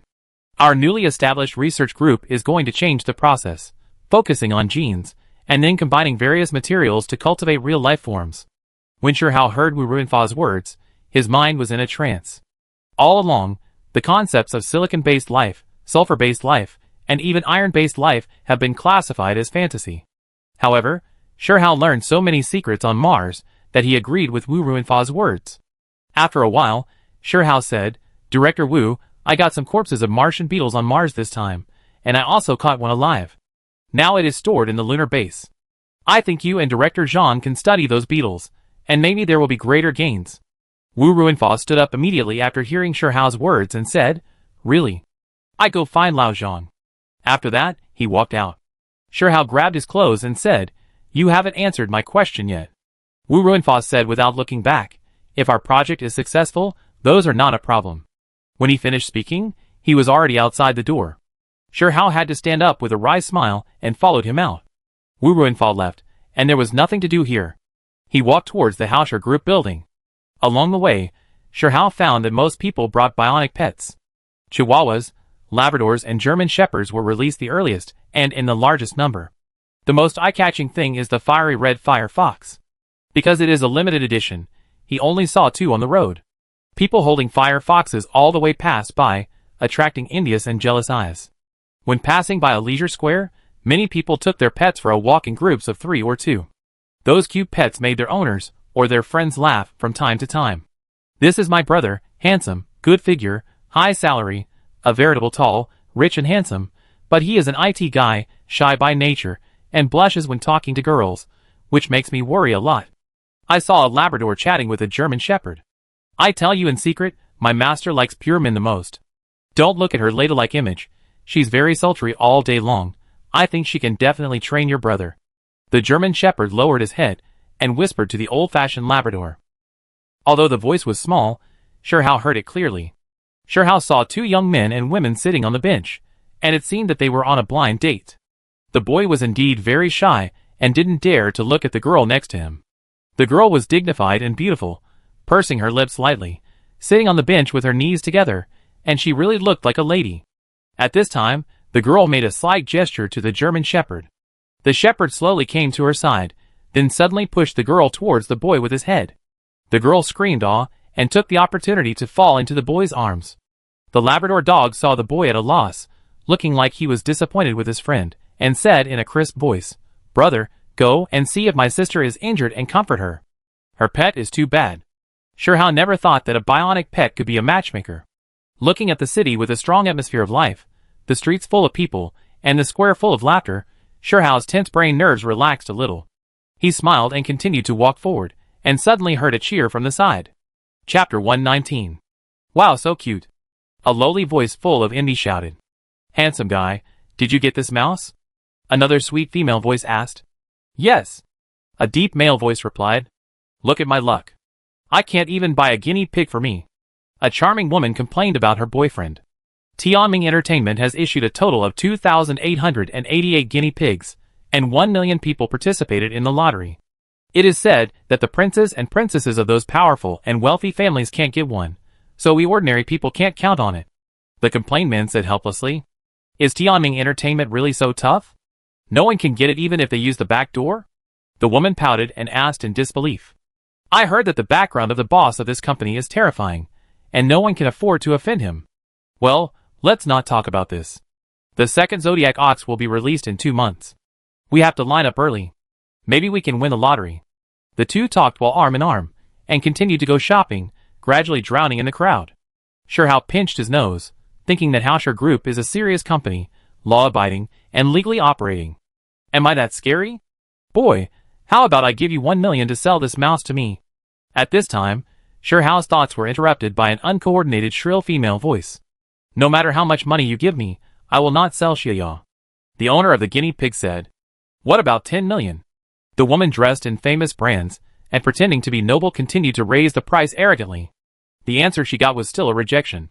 If you don't accept my offer, then you have to pay the price. To tell you the truth, my lady has never failed to get what she wants. Be smart and sell the mouse to us, otherwise, it won't be so fun. Seeing that bribery didn't work, the woman's henchman began to use threats. It was obvious that he was used to being arrogant. Seeing that there was something interesting to watch, more and more people gathered around. Shirhao had no choice but to walk forward a few steps, and came to the outside of the circle. He saw a boy standing inside, 180 centimeters tall, thin, wearing washed-out jeans and a cheap white t-shirt, looking at the other person angrily. Squeak, the mouse has skin, but the man has no manners. If the man has no manners, why not die? A fat, golden-colored mouse, with a circle of white hair around its nose and mouth standing on Sun Qian's shoulder said, You are a mouse, and you are also trying to be cultured. The woman didn't understand what it meant, but judging from the literal meaning, it was definitely not a good thing. She was a little angry and cursed. That ugly girl, my full name is Xiaoya, and my scientific name is Guinea Pig, or you can call me Guinea Pig. You have no culture, why are you still here? Xiaoya's words were quite hurtful. When the woman heard this, she shouted angrily, Catch it and peel its skin. The henchman immediately rushed towards the boy, and the boy quickly retreated. Xiaoya jumped onto the henchman's face and pawed him, drawing blood. Xiaoya stopped when he saw that he was ahead and jumped back. Good, very good. I don't know your name, but I can tell you exactly how you will die, the woman said arrogantly with a ferocious face. First, you will find that you have lost your job. Then, you will be kicked out by your landlord. Your ID card cannot be used to open a room in any hotel in Los Angeles. Then you will wander on the street, and late at night you will meet a beautiful woman and want to rape her, and then you will be caught and put in jail, and that is the beginning. The woman became more and more intoxicated as she spoke, and many people felt that she had delusions. You don't believe it, right? Let's wait and see. After saying that, she turned and walked towards a Lamborghini luxury car on the side of the road. When she walked to the front of the car, an old man ran quickly in the distance and said respectfully to the woman, Miss, I'm sorry, I'm late. Not late. The show has just begun. This is much more interesting than shopping. You call my dad and tell him that I will return to Kyoto a few days later. No one in Luo City knows the power of my Chong family. A small ant dares to bite me. You can do the rest. Ask Quasi for the details. He knows everything by the side. The woman explained the matter by the car. Ordinary people couldn't hear it clearly, but Shirhao heard it clearly. Also, I don't like Hausher Group. They made some bullshit bionic pets and acted like they were worth 2.58 million. This is the first time in my life that I got in through the back door, but... Humph! You guys decide how to do it, the woman said before closing the car door.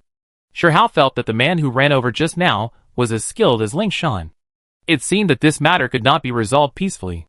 The main person left, and seeing that there was no show to watch, the crowd gradually dispersed. Shirhao came to the boy and said, Little brother, I admire you for not being moved by money. How about we be friends? The boy was confused by the woman's words, and was thinking with his head down. Hearing someone talking next to him, he was startled and quickly replied, Excuse me, since I was lucky enough to get Xiaoya, many people wanted to ask me to buy it. This happened more than once or twice. Xiaoya is my close friend, so I won't sell it. As he said that, he hugged Xiaoya tighter. Xiaoya grinned and said, Sun Qian, look at this big brother, he is handsome and righteous, he won't take me away, if you don't let go, you will strangle me to death. Sun Qian smiled awkwardly when he heard Xiaoya's words, and his arms relaxed a little. It's better to be careful in everything, you still have to be on guard. Can we exchange phone numbers? I may be able to help if something happens. In this way, Shirhao got Sun Qian's phone number. After the two said goodbye, Shirhao called a pigeon and asked him to help track Sun Qian's location and share it with him. This matter was too childish for the pigeon, and it was done in a few minutes. Shirhao followed Sun Qian slowly, and came to a somewhat old community, which should be where he lived. Not long after, Shirhao saw Sun Qian carrying a bundle of quilts, pulling a box and a bulging big bag, which must be filled with sundries. It seems that the Chong family is quite efficient, Shihao said to himself, but he hid in the dark and did not go to help. Sun Qian reluctantly carried his luggage to a nearby business hotel and soon walked out frustrated. Thinking about the woman's words, Sun Qian put his things on the side of the road and squatted there with his head down. At this time, Shihao saw him answer a phone call. Sun Qian's face changed drastically at first, then he begged hard, and was finally ruthlessly rejected. Not surprisingly, he lost his job. Xiaoya, we have nowhere to go, what should we do? Sun Qian said sadly. Sun Qian, why don't you give me to her, as long as you are okay, it's all my fault. Xiaoya gently stroked Sun Qian's face with its little paw and said, No, since I had you, I have overcome depression and regained my courage to face this society. Do you know? On the day of the lottery, I almost couldn't hold on. I had already written a suicide note. At that time, the people I felt most sorry for were my parents. I haven't made any money since I graduated. I am getting worse and worse. I am getting more and more depressed and always want to escape. After bringing you back, I feel much more open-minded. Thank you, Xiaoya. But I feel like I am possessed by the god of bad luck. I am always so unlucky. Sun Qian and Xiaoya talked a lot, and the sky gradually darkened. Unable to stay in a hotel, Sun Qian had to drag a lot of luggage to a nearby park. He wanted to make do with the park for one night first. Shihao still watched from a distance to see if the direction of the script was the same as what the woman said. A woman appeared at about 12 o'clock in the night. When Sun Qian saw the woman, it was like seeing a ghost, because he knew what would happen next. The woman came directly in front of Sun Qian, took off her coat, pulled Sun Qian's hand, and put it on herself, tore her coat, scratched Sun Qian's face, and then began to shout, "Rape! Help!" The high-decibel female scream was particularly harsh. Xiaoya didn't understand the situation and stood there stupidly. It couldn't tell whether the woman was maliciously attacking Sun Qian, so it didn't rush to save the master. The script was correct. The police appeared soon after the shouting. Sun Qian had a wooden face and had lost the confidence to resist. He was handcuffed and taken away without a word of explanation. In the bionic pet system, they can identify police officers in uniform and will not attack. Xiaoya was frightened and hid far away in the bushes. The two policemen left without finding it. Sun Qian's luggage was scattered all over the floor. Shihao came to the bench, gathered his things, and reached out to Xiaoya, who was back under the bench. Xiaoya felt an indescribable sense of intimacy with Shihao, so she climbed up along Shihao's arm. Then, Shihao called Wang Ping and said, "Arrange 2 people to do something near the police station where I am now, and then be arrested and go in as undercover. After they go in, they have to protect a person named Sun Qian. If they encounter danger, they can use some means, as long as no one dies." So far, Shihao can confirm that the Chong family behind the woman is very powerful, and their arrogant and domineering style of behavior is not developed in a short period of time. Since Shihao has encountered it, he will not stand idly by, because he can't stand the sand in his eyes.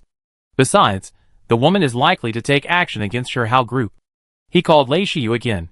"Captain, I'm sorry to bother you so late." Lei Shiyu's gentle voice came from the phone.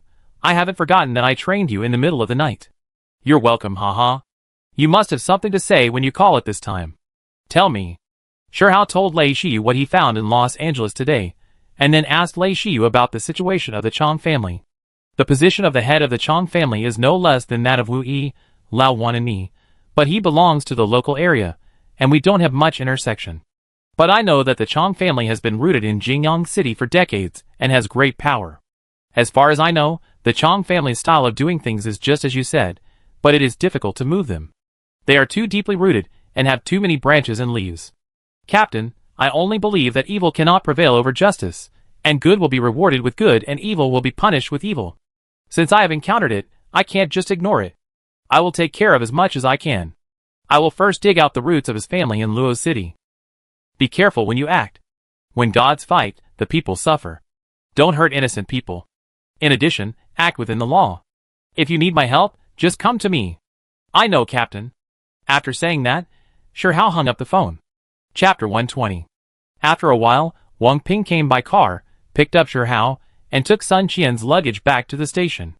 The streets were still crowded late at night. Laura, dressed like a lady and wearing a pair of casual wide-rimmed glasses, was walking on the street with a simple and fashionable white shoulder bag. When she walked near a patrolling police car, Mickey and Heiyu, who were wearing ripped jeans and a fancy shirt, with tattoos on their arms and yellow hair, ran up from behind and grabbed Laura's bag and tried to rob it. Laura held the bag tightly and shouted, "Robbery, robbery." The three of them pulled back and forth for more than 10 seconds, and the police car stopped and 4 policemen with batons came down. The police ran over and just raised the baton to point at them. Mickey and Hayu quickly put their hands on their heads and squatted on the ground, cooperating very well. If it was a movie, this would definitely not pass. Mickey and Hayu's acting skills are really far behind Wang Ping's teaching. According to the procedure, Mickey and Hayu were handcuffed, and Laura followed them back to record their statements. Hayu and Mickey were successfully locked up in the detention room. There were 4 people in the detention room. When they entered, they saw Sun Qian sitting in the corner with a dull look in his eyes. "Hi, it's a pleasure to meet you." Mickey's nature of making friends will be fully demonstrated in any occasion. After saying this, he attracted 3 people's roll of eyes. No one would think it was an honor to meet here. Sun Qian did not react at all. Mickey and Hayu found a place to sit down awkwardly. Half an hour later, the door of the detention room opened again. "Go in, it's quite lively tonight, the business is busy," one group after another. A policeman joked. 2 people came in, one tall and one short. The tall one was very strong, and had a scar on his face, and the short one was a little fat and plump. A police officer followed them. After the police officer came in, he said, "There are many people here today, be honest and don't make trouble." While speaking, the policeman handed the thing in his hand to the short and fat man, and then winked at Sun Qian. This action was captured by Mickey and Hayu. If Shihao was here, he should be able to recognize that the policeman was one of the people who arrested Sun Qian. The door of the detention room was locked. The short and fat man looked around, saw Mickey and Hayu, walked towards them, and then said kindly, "What did you 2 brothers do?" "Robbery," Mickey answered readily. "Who do you 2 follow?" "How about following me?" The short and fat man seemed to be very important.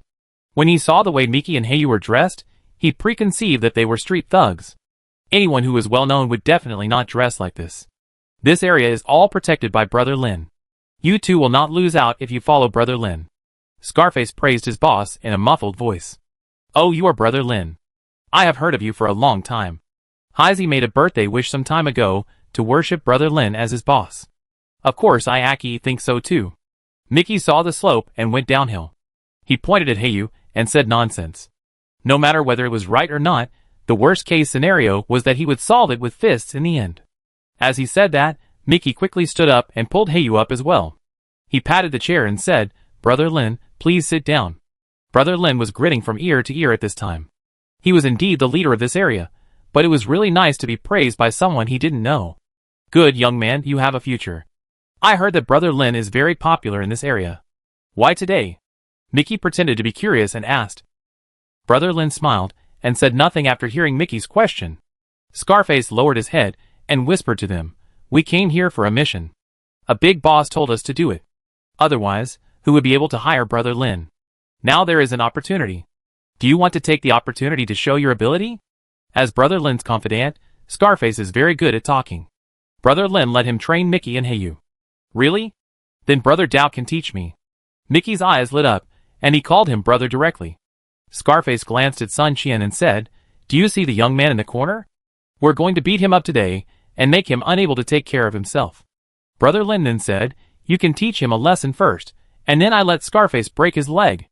After that, Brother Lin stood up, turned his back to Mickey and Hayu, and made a gesture to Scarface, and the 2 walked to a deserted place. Brother Lin whispered to Scarface, "When they start fighting, pretend to stop them and inject this into that guy." Then he handed the syringe to Scarface. Mickey and Hayu heard what they were whispering, narrowed their eyes slightly, and thought that the woman from the Chong family was cruel enough to want to kill someone for a small matter. Brother Lin should not be underestimated. He is very good at calculating. He can judge the situation as soon as he comes in, then set up a trap and put the blame on others. After Brother Lin finished discussing with Scarface, he stretched his arms, bit his waist, and moved his body. After a few minutes, he came over. Mickey immediately approached and asked, "Brother Lin, when will we take action?" Brother Lin sighed and said, "I don't think this is a good idea. I can't let you charge into battle as soon as we meet. I can't bear it." Mickey immediately patted his chest and said, "Brother Lin, you are so considerate of your brothers. It's so touching. Just watch." After that, Mickey and Hayu walked towards Sun Qian and kicked him. Through the control of strength, Sun Qian's body was full of footprints, but there was no damage at all. Scar shouted stop hitting, while reaching his hand holding the syringe inside. Mickey seized the opportunity, grabbed Scarface's hand, took the syringe away like lightning, inserted it into Scarface's wrist, injected all the liquid into it, and then put the syringe back into Scarface's hand. During this process, Mickey and Heiyu's feet did not stop.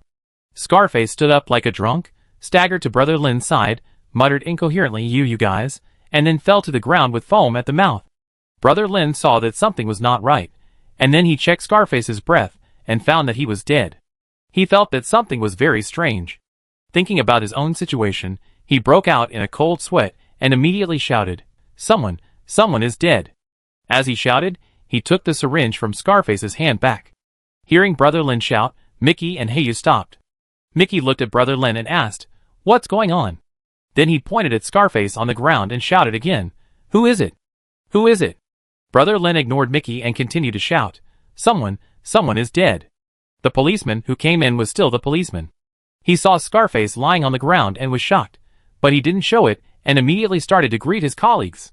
At this time, Brother Lin came to him and secretly returned the syringe to the policeman. What happened? Wasn't he fine just now? The policeman asked Brother Lin. My brother is like this, he often gets sick, and he used to get over it, but I didn't expect him to leave like this time. After saying that, Brother Lin was still beating his chest and stamping his feet. He knew in his heart that Scarface died in vain. If he investigated it carefully, he and the policeman would be in trouble.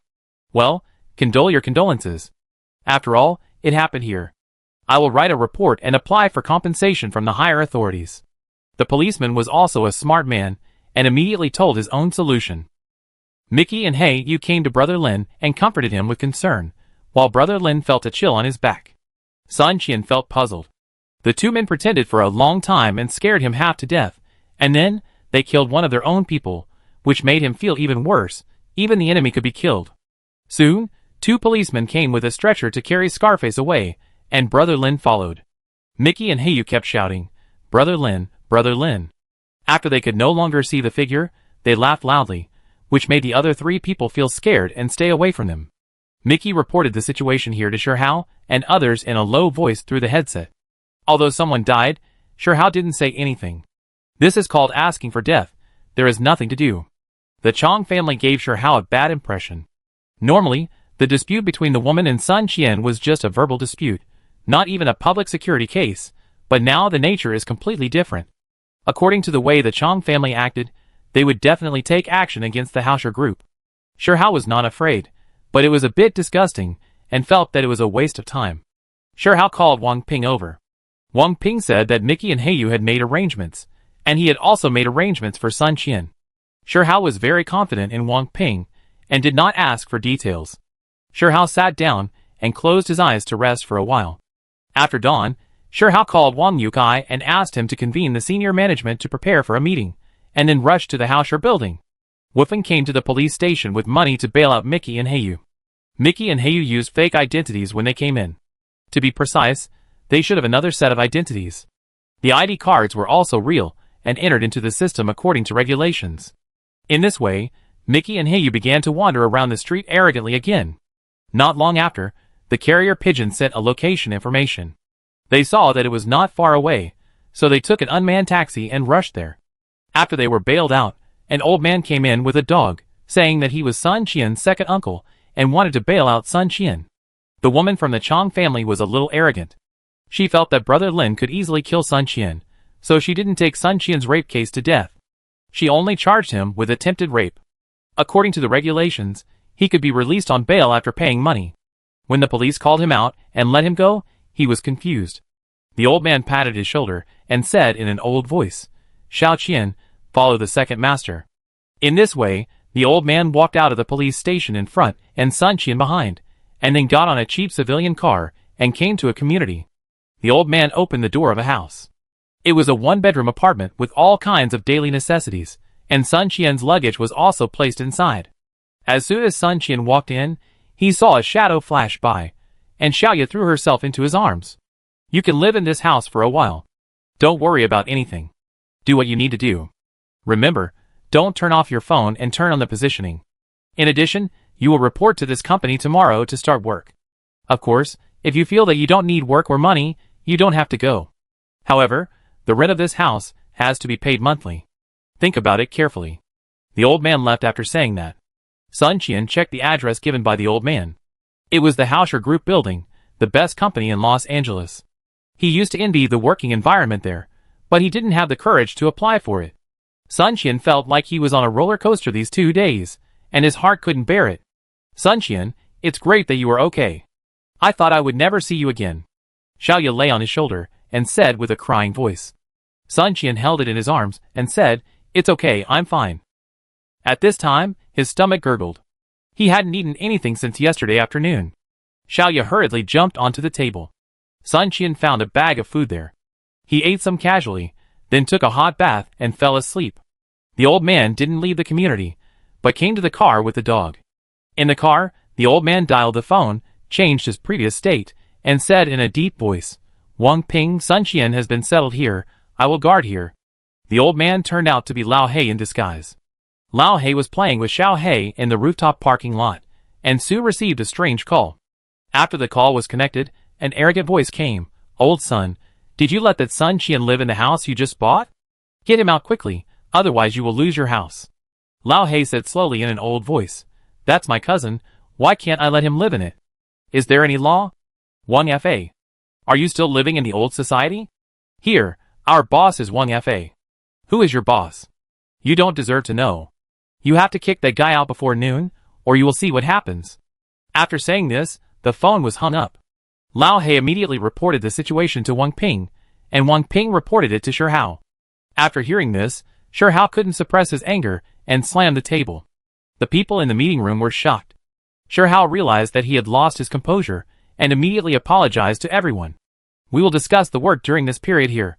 Everyone has done a good job, much better than I expected. In addition, I want to praise Mr. Wang, Wu Cheng and Yun Shan. You can withstand pressure from all sides, do not use backdoors, and strive to be fair and just. This should be carried forward. There are many injustices in this society. The rich and powerful will wantonly trample on the dignity of the people at the bottom.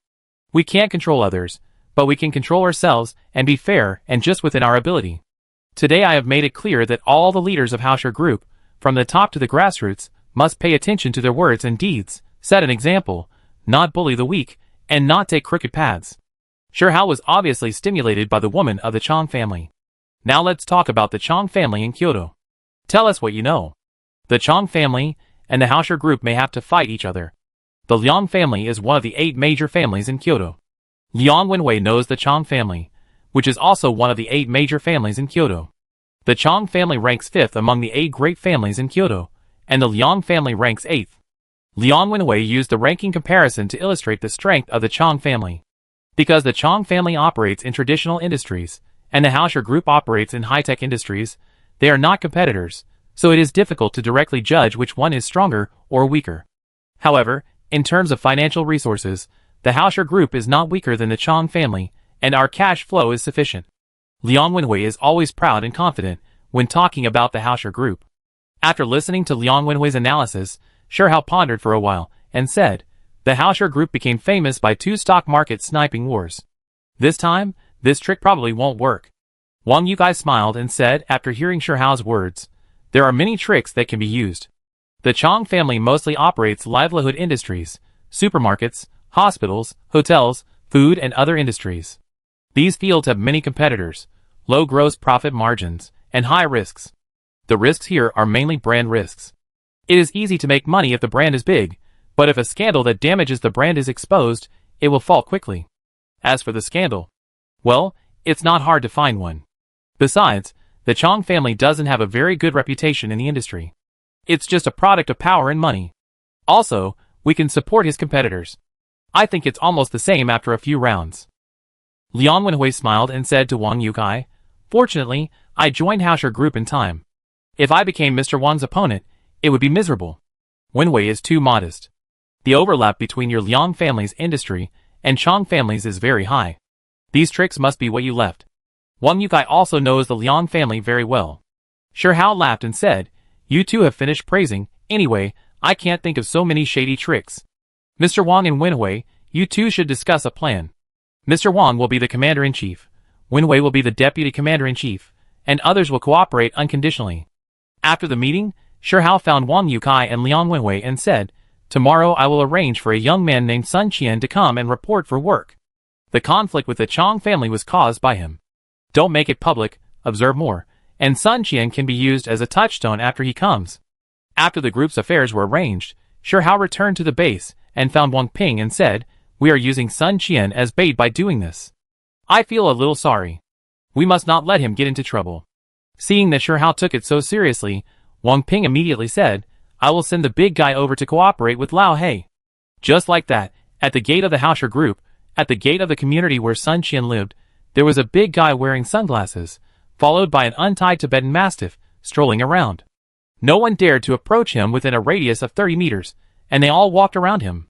In the center of Los Angeles, a certain villa area is also a famous wealthy area in Los Angeles.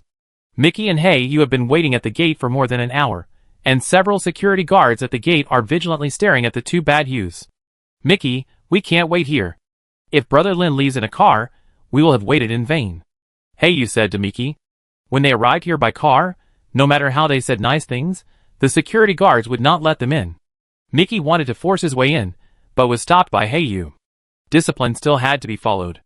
"Let's go around the wall," Mickey said, and walked to the side. This villa area is very large. Seeing that no one was paying attention, they crouched down and crawled through the flowers to a wall. There were some simple protective bars on the wall, which was no problem for them. The two jumped up and jumped into the wall. Mickey turned around and happened to be facing a camera. He was so scared that he quickly ran away with Hey-Yu, and finally arrived at the door of Lin Ji's villa. There were two younger brothers sitting under the parasol at the door chatting. Mickey cupped his hands and said, "I have seen the two big brothers. Please inform Brother Lin that the younger brother he recruited last night has come to report." One of them walked into the door doubtfully. Brother Lin was sitting on the sofa in the middle of the living room. He looked out through the crack of the door, his face changed, and he immediately said, "These two guys are weird. Kick them out." The subordinate came to the door with a baseball bat, stood on the steps, leaned the baseball bat on the ground and said impatiently, "Go back to where you came from. Our boss said he doesn't know you." Mickey heard this and walked towards the steps while saying with a smile, "Yesterday in the detention room, we beat someone for the boss. It's not fair to turn against him." As soon as he finished speaking, he rushed up, grabbed the baseball bat, and hit the subordinate with one blow, and the subordinate fainted on the ground. When Mickey started, Hey, you also started and subdued another subordinate. Mickey kicked the door open and walked in with Hey-Yu. Brother Lin wanted to escape, but in front of so many of his men, he had to stand up and say, "It turns out to be the two little brothers. I didn't see clearly just now. It was a misunderstanding, a misunderstanding. Come on, please sit down." Mickey and Hey-Yu walked over carelessly, each of them hugged Brother Lin's shoulders, and with a push, the three of them fell down on the long sofa in the middle of the living room at the same time. Brother Lin's men all stood up and picked up their weapons. Mickey said to Brother Lin, "Brother Lin, we just want to chat and make your men less nervous." "What are you doing?" "Sit down, serve tea to the two little." "Oh no, big brothers." Brother Lin felt like he was carrying a heavy burden, unable to move at all, so he had to give in. "Tell me, who instructed you?" Mickey asked directly. "What do you mean who instructed you?" Brother Lin was still pretending to be stupid. Mickey leaned over and whispered to Brother Lin, "I can take Scar's life. Do you think your life is stronger than his?" "It's Mr. Lee." Brother Lin confessed wisely. "Address?" "Background?" 28th Building, European Garden, the agent of the Chang family in Los Angeles. Mickey and Hey-Yu let him go, stood up and walked to the door. When they were almost at the door, Mickey swung his arm and hit the arm of one of Brother Lin's men with a baseball bat. The man screamed and dropped the gun he raised to the ground. "You can call Mr. Lee, I go find him," Mickey said to Brother Lin. "Don't dare, don't dare." Brother Lin waved his hands repeatedly, fearing that this gentleman would attack again. Mickey and Hey walked out of the door, as if no one was around, and the group of security guards were running towards this side in a panic. Mickey bowed to them, bowed to apologize, then pulled Hey to the door quickly, jumped over the gate, and left the group of security guards standing there, looking at each other. European Garden 28 Good Villa. "Pa, pa, pa," the sound of things being thrown was endless. When have I not gotten what I wanted? When have I not gotten someone's life? In Kyoto City, that guy hit my car, and in the end, he paid with his life. The center of the living room was in a mess, and Chong Tingyu stood there barefoot and screamed hysterically.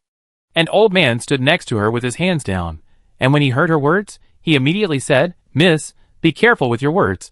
There are some things you can do, and some things you can't say." Chong Tingyu heard the old man's words, and sat on the sofa and cried angrily. Growing up with a silver spoon in her mouth, Chong Tingyu had everything she wanted.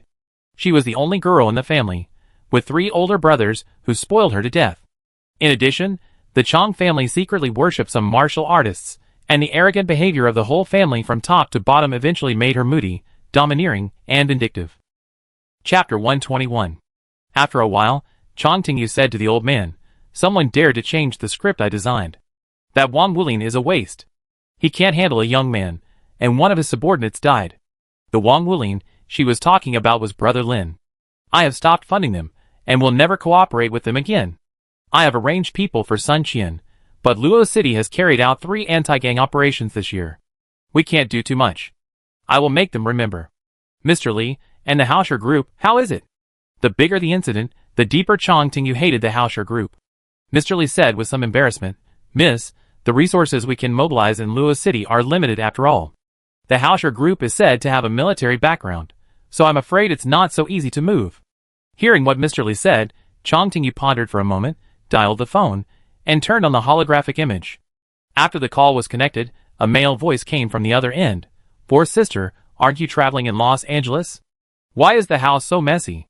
Did you just cry? Who bullied you?" Chong Tingyu heard what the man said, sobbed and said, "Second brother, that Hausher group is too bullying. I want to buy a shitty mouse they just released, and asked a friend of mine to find one yukai, but I hit a snag. Today on the street, I was humiliated by a pet mouse, who called me an ugly woman, uneducated, and uneducated." After saying this, she burst into tears. "Humph, we Chong family members are not allowed to talk about it, let alone a mouse. One yukai is great, even the pets he produces are so awesome." Chong Tingyu's second brother's voice revealed displeasure.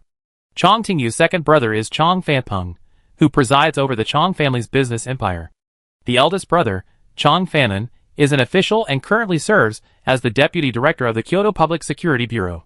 The third brother, Chong Fanwu, has loved fighting and wielding guns and sticks since he was a child. The head of the Chong family sent him to a secluded mountain gate to practice martial arts. "Second brother, how does our Chong family compare to the Hausher group?" Chong Tingyu asked.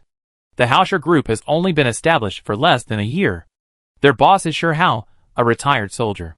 His recent rapid rise may be related to his connections. In addition, he is also very lucky. Many projects are in cooperation with the military. It seems that Chong Fanpeng knows more about the Hausher group." Chong Fanpeng paused and said, "Don't say you. Many rich and powerful people in Kyoto have found one yukai to use the back door, but they have been frustrated. They have offended many people invisibly. Then can we swallow up the Hausher group?" Although Chong Tingyu is unruly and resilient, he can see that the Hausher group has a promising future. Chong Fanpeng laughed and said, "Recently, many consortiums and families are paying attention to Hausher group. I have also collected a lot of information recently. If there is a chance, I will try it. The Chong family has always been guarding the traditional industry. This is the kingdom established by the older generation of the Chong family. After he took over, he has always wanted to explore new areas. I will definitely not swallow this breath easily." Chong Tingyu still said angrily. Chong Fanpeng was silent for a while and said, "Mr. Li, you do whatever Tingyu says. If there are not enough people, I will send you. If there is not enough money, I will pay you." "Okay, second young master," Mr. Li replied. He wanted to take the opportunity to wade into the water of Luo City and test its depth, but he did not think that there would be no wind without waves, and the waves would hit the sky. Chong Fanpeng comforted Chong Tingyu for a while, and hung up the phone. "Miss, I'm going to do something." Mr. Li didn't say what he was going to do, but Chong Tingyu understood and nodded. It was past noon, and Lao Hei was taking a nap in the car. At this time, the phone rang. After the call was connected, a voice came from the other end of the phone. "Old man, I told you to drink a toast and then drink a penalty. Just wait and see. This is the end of going against us, ha ha ha." Then the phone was hung up. Lao Hei exclaimed softly, got out of the car, and ran downstairs immediately. With a clang, the window of the house where Sun Qian lived was broken, a bottle was thrown in, and a fire broke out instantly. Lao Hei quickly came to the door, kicked it open, came to the bedroom that had not yet caught fire, wrapped Sun Qian, who was still sleeping, with a quilt, and calmly walked through the living room full of flames and black smoke and came to the door. "Big guy, the house is on fire. I have rescued Sun Qian. You go chase him." Lao He connected the fire hydrant in the corridor and started to put out the fire. Sun Qian pushed aside the blanket wrapped around him, wearing a vest and shorts, and looked at the burning house in a daze. Xiaoya's body was blackened by smoke, and he stood by the door and looked into the room blankly. It should be the most miserable one among the 2,888 Zodiac rats released by Tianming Entertainment. The big guy was sitting on the steps, combing the fur of his war pet god of war with his hands. After receiving the news from Lao He, he immediately rushed into the community, observed the broken window, and then calculated the location where the bottle was thrown.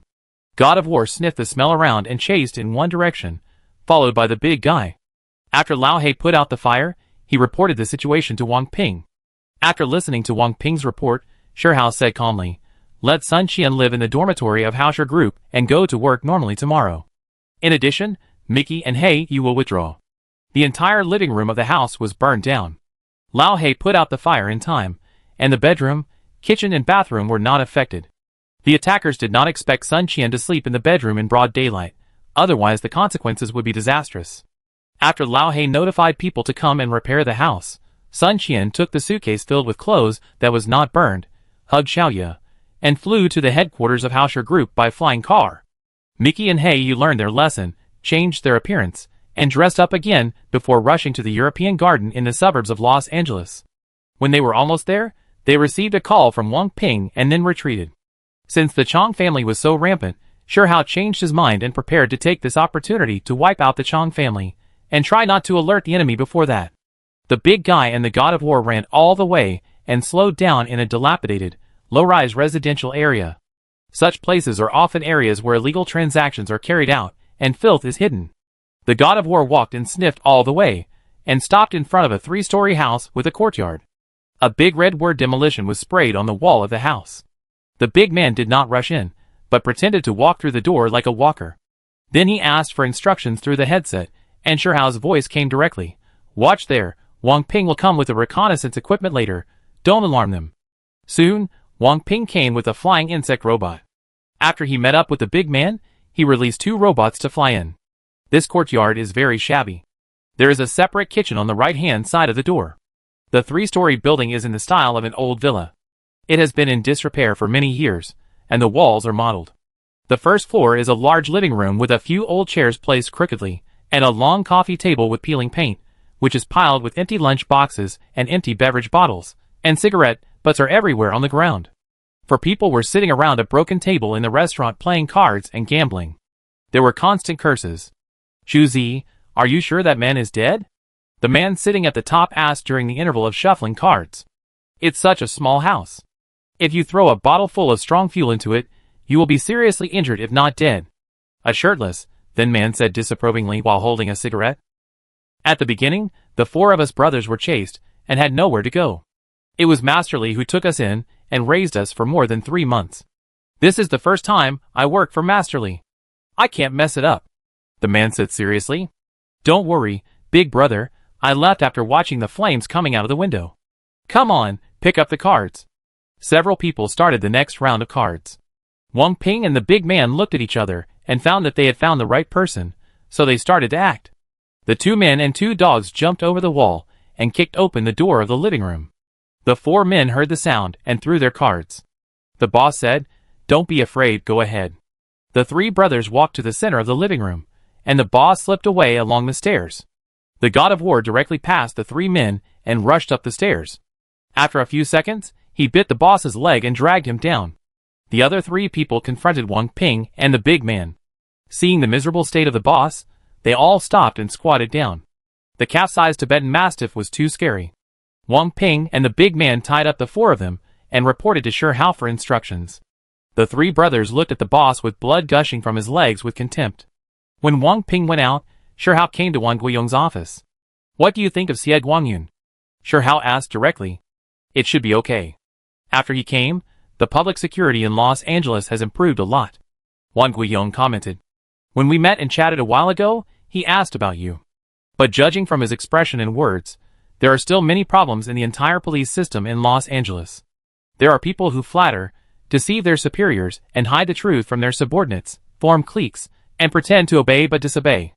I feel that he is a little overwhelmed. In the past, the public security in Los Angeles was so chaotic, various forces were entrenched, and the situation was complicated. After several anti-gang operations, the overall situation has improved a lot, but the fundamental problem has not been solved. It seems that Wang Guiyong has a clear understanding of the affairs in Los Angeles. We were chatting privately. What are we talking about? What is his character like? From the arrest of Sun Qian, it can be seen that the Chong family has infiltrated all aspects of Los Angeles.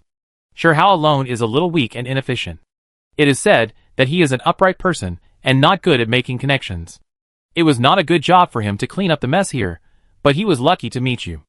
Wang Guiyong said and laughed. Sure Hao was a little confused and said, "What does it have to do with me? You can calculate it yourself." After arriving in Los Angeles, how many large-scale cleanup and rectification operations were carried out because of you? Sure Hao thought about it and scratched his head and said, "It seems that I have some connection with him. In this case, please help me make an appointment with him. I want to talk to him."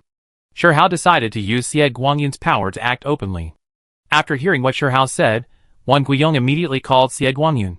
When Xie Guangyun heard that Sure Hao wanted to see him, he hung up the phone and rushed to Wang Guiyong's office in more than 10 minutes. "General Sure, long time no see. I've always wanted to visit you, but I never had the chance." Xie Guangyun started to be polite after he came in. Sure Hao started talking about Sun Qian's case. When Xie Guangyun heard that the police were involved, his face darkened. At this time, Wang Ping called and said that the arsonist had been caught. He also told the results of the investigation, asked for instructions on how to deal with it, and sent the images of the 4 people. Sure Hao showed them to Xie Guangyun and Wang Guiyong. Xie Guangyun said, "These 4 people are wanted criminals, involved in murder cases, and have been on the run for more than 3 months." After hearing what Xie Guangyun said, Sure Hao replied to Wang Ping directly, "Tell them to send a message to Mr. Li, saying that the matter has been handled, and to go out and avoid the limelight. Don't contact them if there is nothing else. Director Xie will send someone to pick up the 4 people later. General Sure, I didn't thank you properly for what happened last time, and you gave me a big gift when we met," Xie Guangyun said embarrassedly. "Director Xie, I told you so much today because I trust you. Besides, we are also working for the country and the people." Sure Hao's words were very high-sounding. Xie Guangyun said solemnly, "General Sure, I don't know how to give gifts or flatter others, so I was always cowardly before coming to Luo City. After coming to Luo City and meeting you, I am completely different. I have made several great achievements in a row. The key is that I am happy with this job. Don't worry, no matter whether it is the Zhao family, the Li family, or even the Tianwang Lazi family, if they want to do shameful things in Luo City, they must pass me first. After the interrogation of those 4 people, I will communicate with you in time. In addition, the team in Luo City should also be reorganized." Xie Guangyun further stated that he was more at ease with Sure Hao around, and he regarded Sure Hao as a spiritual supporter. Sure Hao stood up and stretched out his right hand after hearing what Xie Guangyun said. The 2 shook hands and said, "Happy cooperation." Wang Guiyong looked at the 2 of them and thought that it was originally a pet matter, but now it has become more and more serious. He couldn't help but smile bitterly and shook his head. It can be said that one stone has stirred up 1,000 waves. Chapter 122. The next day, Sun Qian reported to the Human Resources Department of Haoshi Group early. Under the arrangement of the security captain, the big guy put on security uniforms and stood guard near the Human Resources Department. As for the God of War, he was waiting in a corner. The Human Resources Department had obviously received the notice long ago.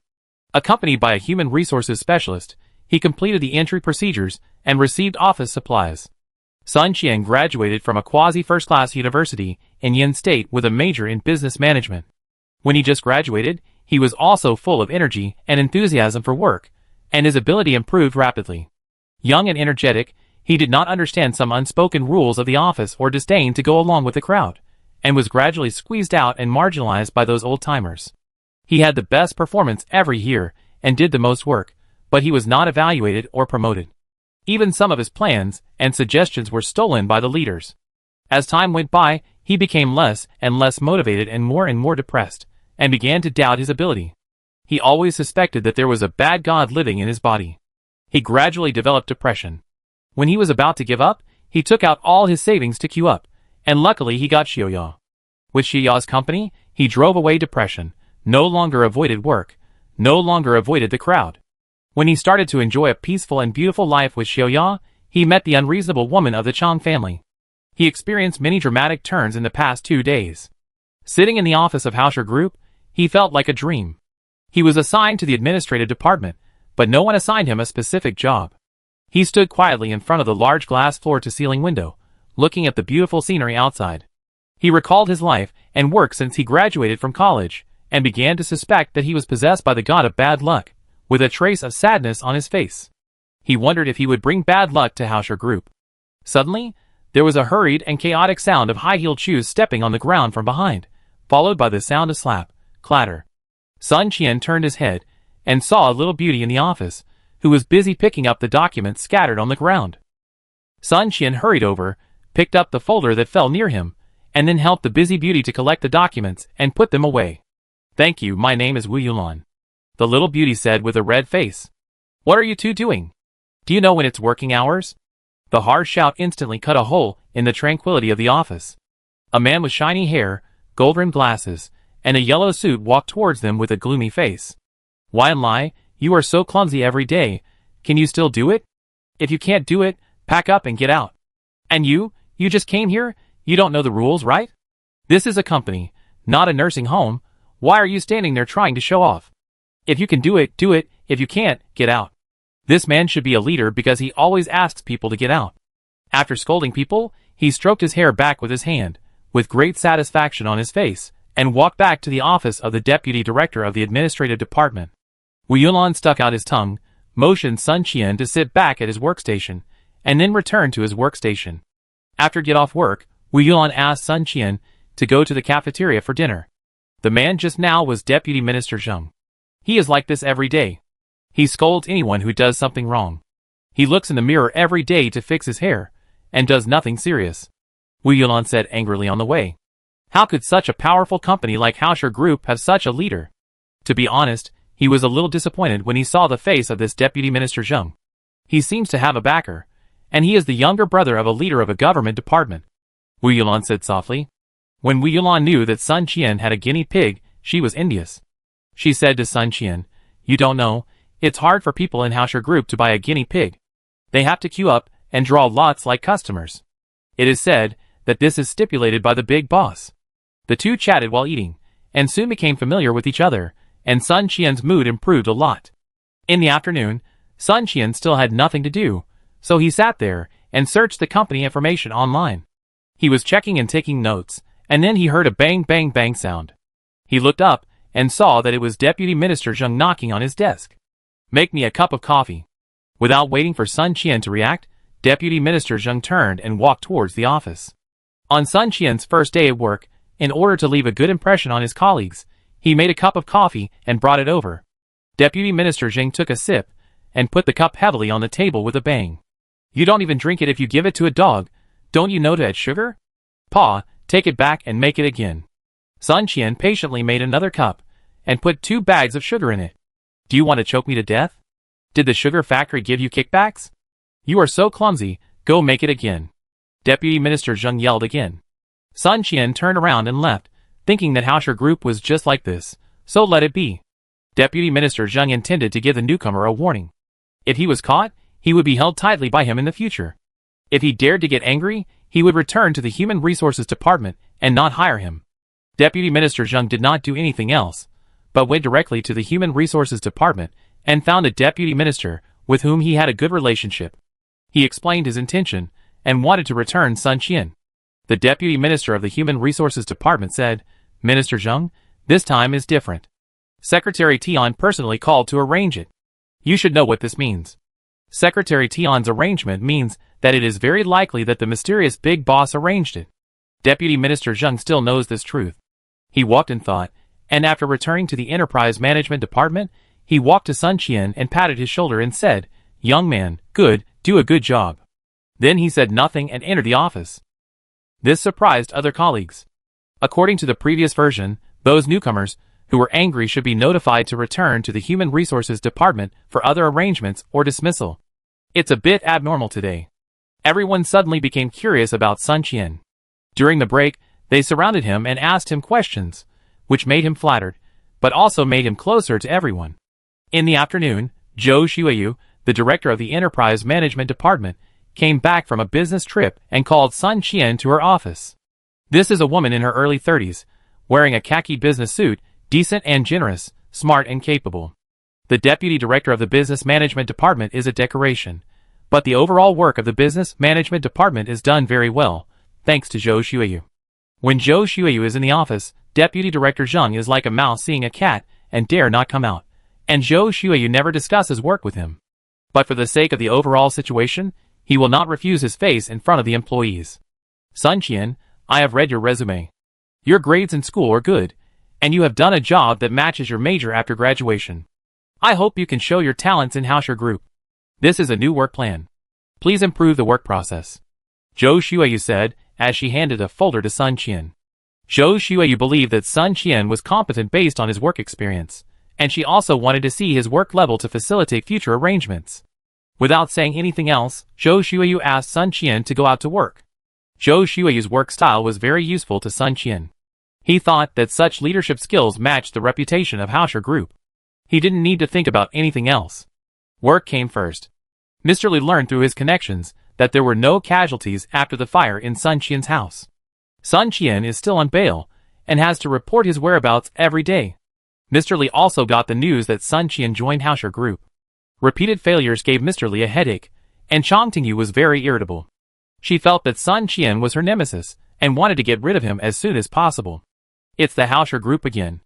Mr. Li, if you can't do it, I ask my second brother to replace you. Mr. Li had a blank expression on his face and said slowly, Miss, I'm afraid there are not many people in the family who are more familiar with the situation in Los Angeles than me, right?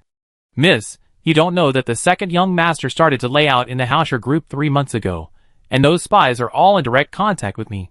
Chang Tingyu knew that Mr. Li would not be persuaded by soft or hard tactics, and his strength was not comparable to that of ordinary people. He was an old man in the Chang family. She didn't continue to be stubborn and said, since they have been raised for so long, those spies should also work. I will arrange it now. Mr. Li said and went out. In this way, 2 days passed without any disturbance. That day, as soon as Shihao stepped into the office, Wang Yukai hurried over. Bosher, something happened. Oh, sit down and talk. Shihao motioned Wang Yukai to sit down, and Tianning poured a cup of coffee that Wang Yukai liked and brought it up. This morning, a lot of negative news about Hausher Group suddenly appeared in major media. Haha, it seems that they have started to take action.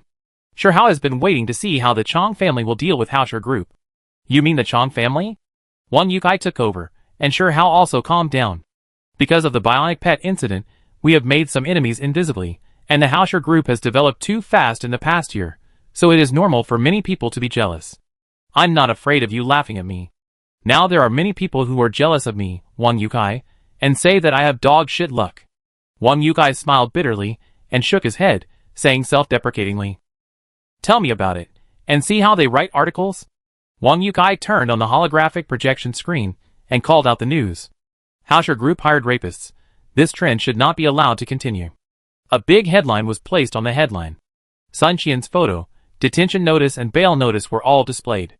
It also stated the department where Sun Qian worked in Hausher Group. Hausher Group violently dismantled bionic pets, without any humanity. A media outlet fought for human rights for bionic pets the other day, and some pseudo-animal protectionists posted comments in indignation. And accompanied by the dismantling of pets, after special editing, it gave people a strong visual impact. Seeing this, Shihao laughed and said, This is good, it can make the public realize that those bionic pets are not just toys, but friends. But are these images real? Shihao asked Wang Yukai. I have verified that these images have been edited. They are all the normal working procedures of our after-sales maintenance department dismembering pets that have no repair value. How did these videos spread?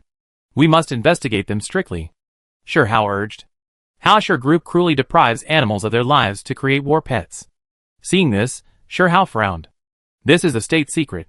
The manufacturing process and process of war pets are completely confidential. It seems that there are also insiders here. Below is the news of Hausher Group's environmental protection violations, with pictures and the truth. Wang Yukai admitted that this was true and immediately rectified it. There are videos of unqualified employees who were eliminated by the merger of Daxiong Group and Tianming Entertainment last year criticizing Haoshi Group. Everyone is crying and trying to sell misery. And there are also conversations with human resources specialists persuading them to quit, but they have also been edited and reversed. It seems that the Chong family is just like this. If you can't hurt me, why bother? Shihao said to himself. The Haoshi Group has developed too fast and has taken too big a step. Let's take this opportunity to rectify it, but don't make it public yet. Let things continue to ferment. Give them time if they haven't jumped out. Shihao has a better understanding of human nature and the laws of corporate development. Wang Yukai and Su Wuqing are busy every day. These details are obviously not in place. They need to take this opportunity to temper the company. Wang Yukai also understood it immediately and knew what to do. How are you and Wenwei's deployment of the Chong family? We are planning. It's not that the Chong family is too kind, but our Haoshi Group as a whole has no fatal loopholes to catch. But the Chong family is different. We will use a combination of punches to make them kneel down and sing conquer. Wang Yukai felt relieved and spoke humorously as he watched Shihao's calmness in the face of difficulties. Our stock will definitely fall today. Should we apply for a suspension? Just issue a bland clarification announcement. Only when the stock fluctuates can there be opportunities to make money. Wenwei should like it. Shihao said lightly. Have we completed the procedures for the 10 plots of land overseas? 8 plots have been completed, and 2 plots are being processed. Wang Yukai thought for a while and replied. Once everything is completed, we can announce it. And we have established a diamond sales center and auction center on the moon, and are preparing to auction 3 1,000-carat black diamond jewelry to the world. The establishment of the Earth Moon Mars Tourism Company can be announced at the same time. You can reveal this information to Wenwei, and he will decide how to operate it. After the conversation, Wang Yukai went back to start deployment. Shihao arranged for Tianying to go to the monitoring room calmly and transfer all the monitoring images to his office. The holographic screen was full of walls, and countless holographic images kept flashing. Haoshi Group's Corporate Management Department.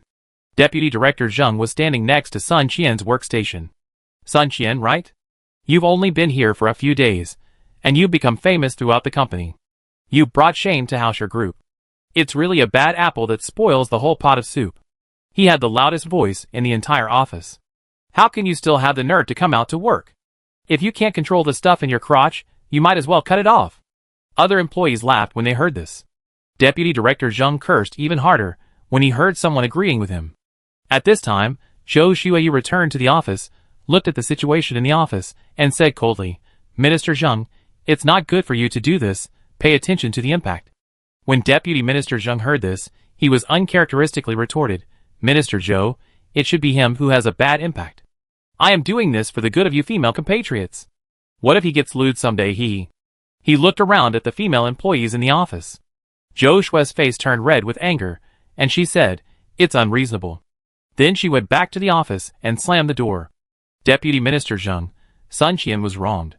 Wu Yulan couldn't listen anymore, and mustered up the courage to explain for Sun Qian, who didn't say a word.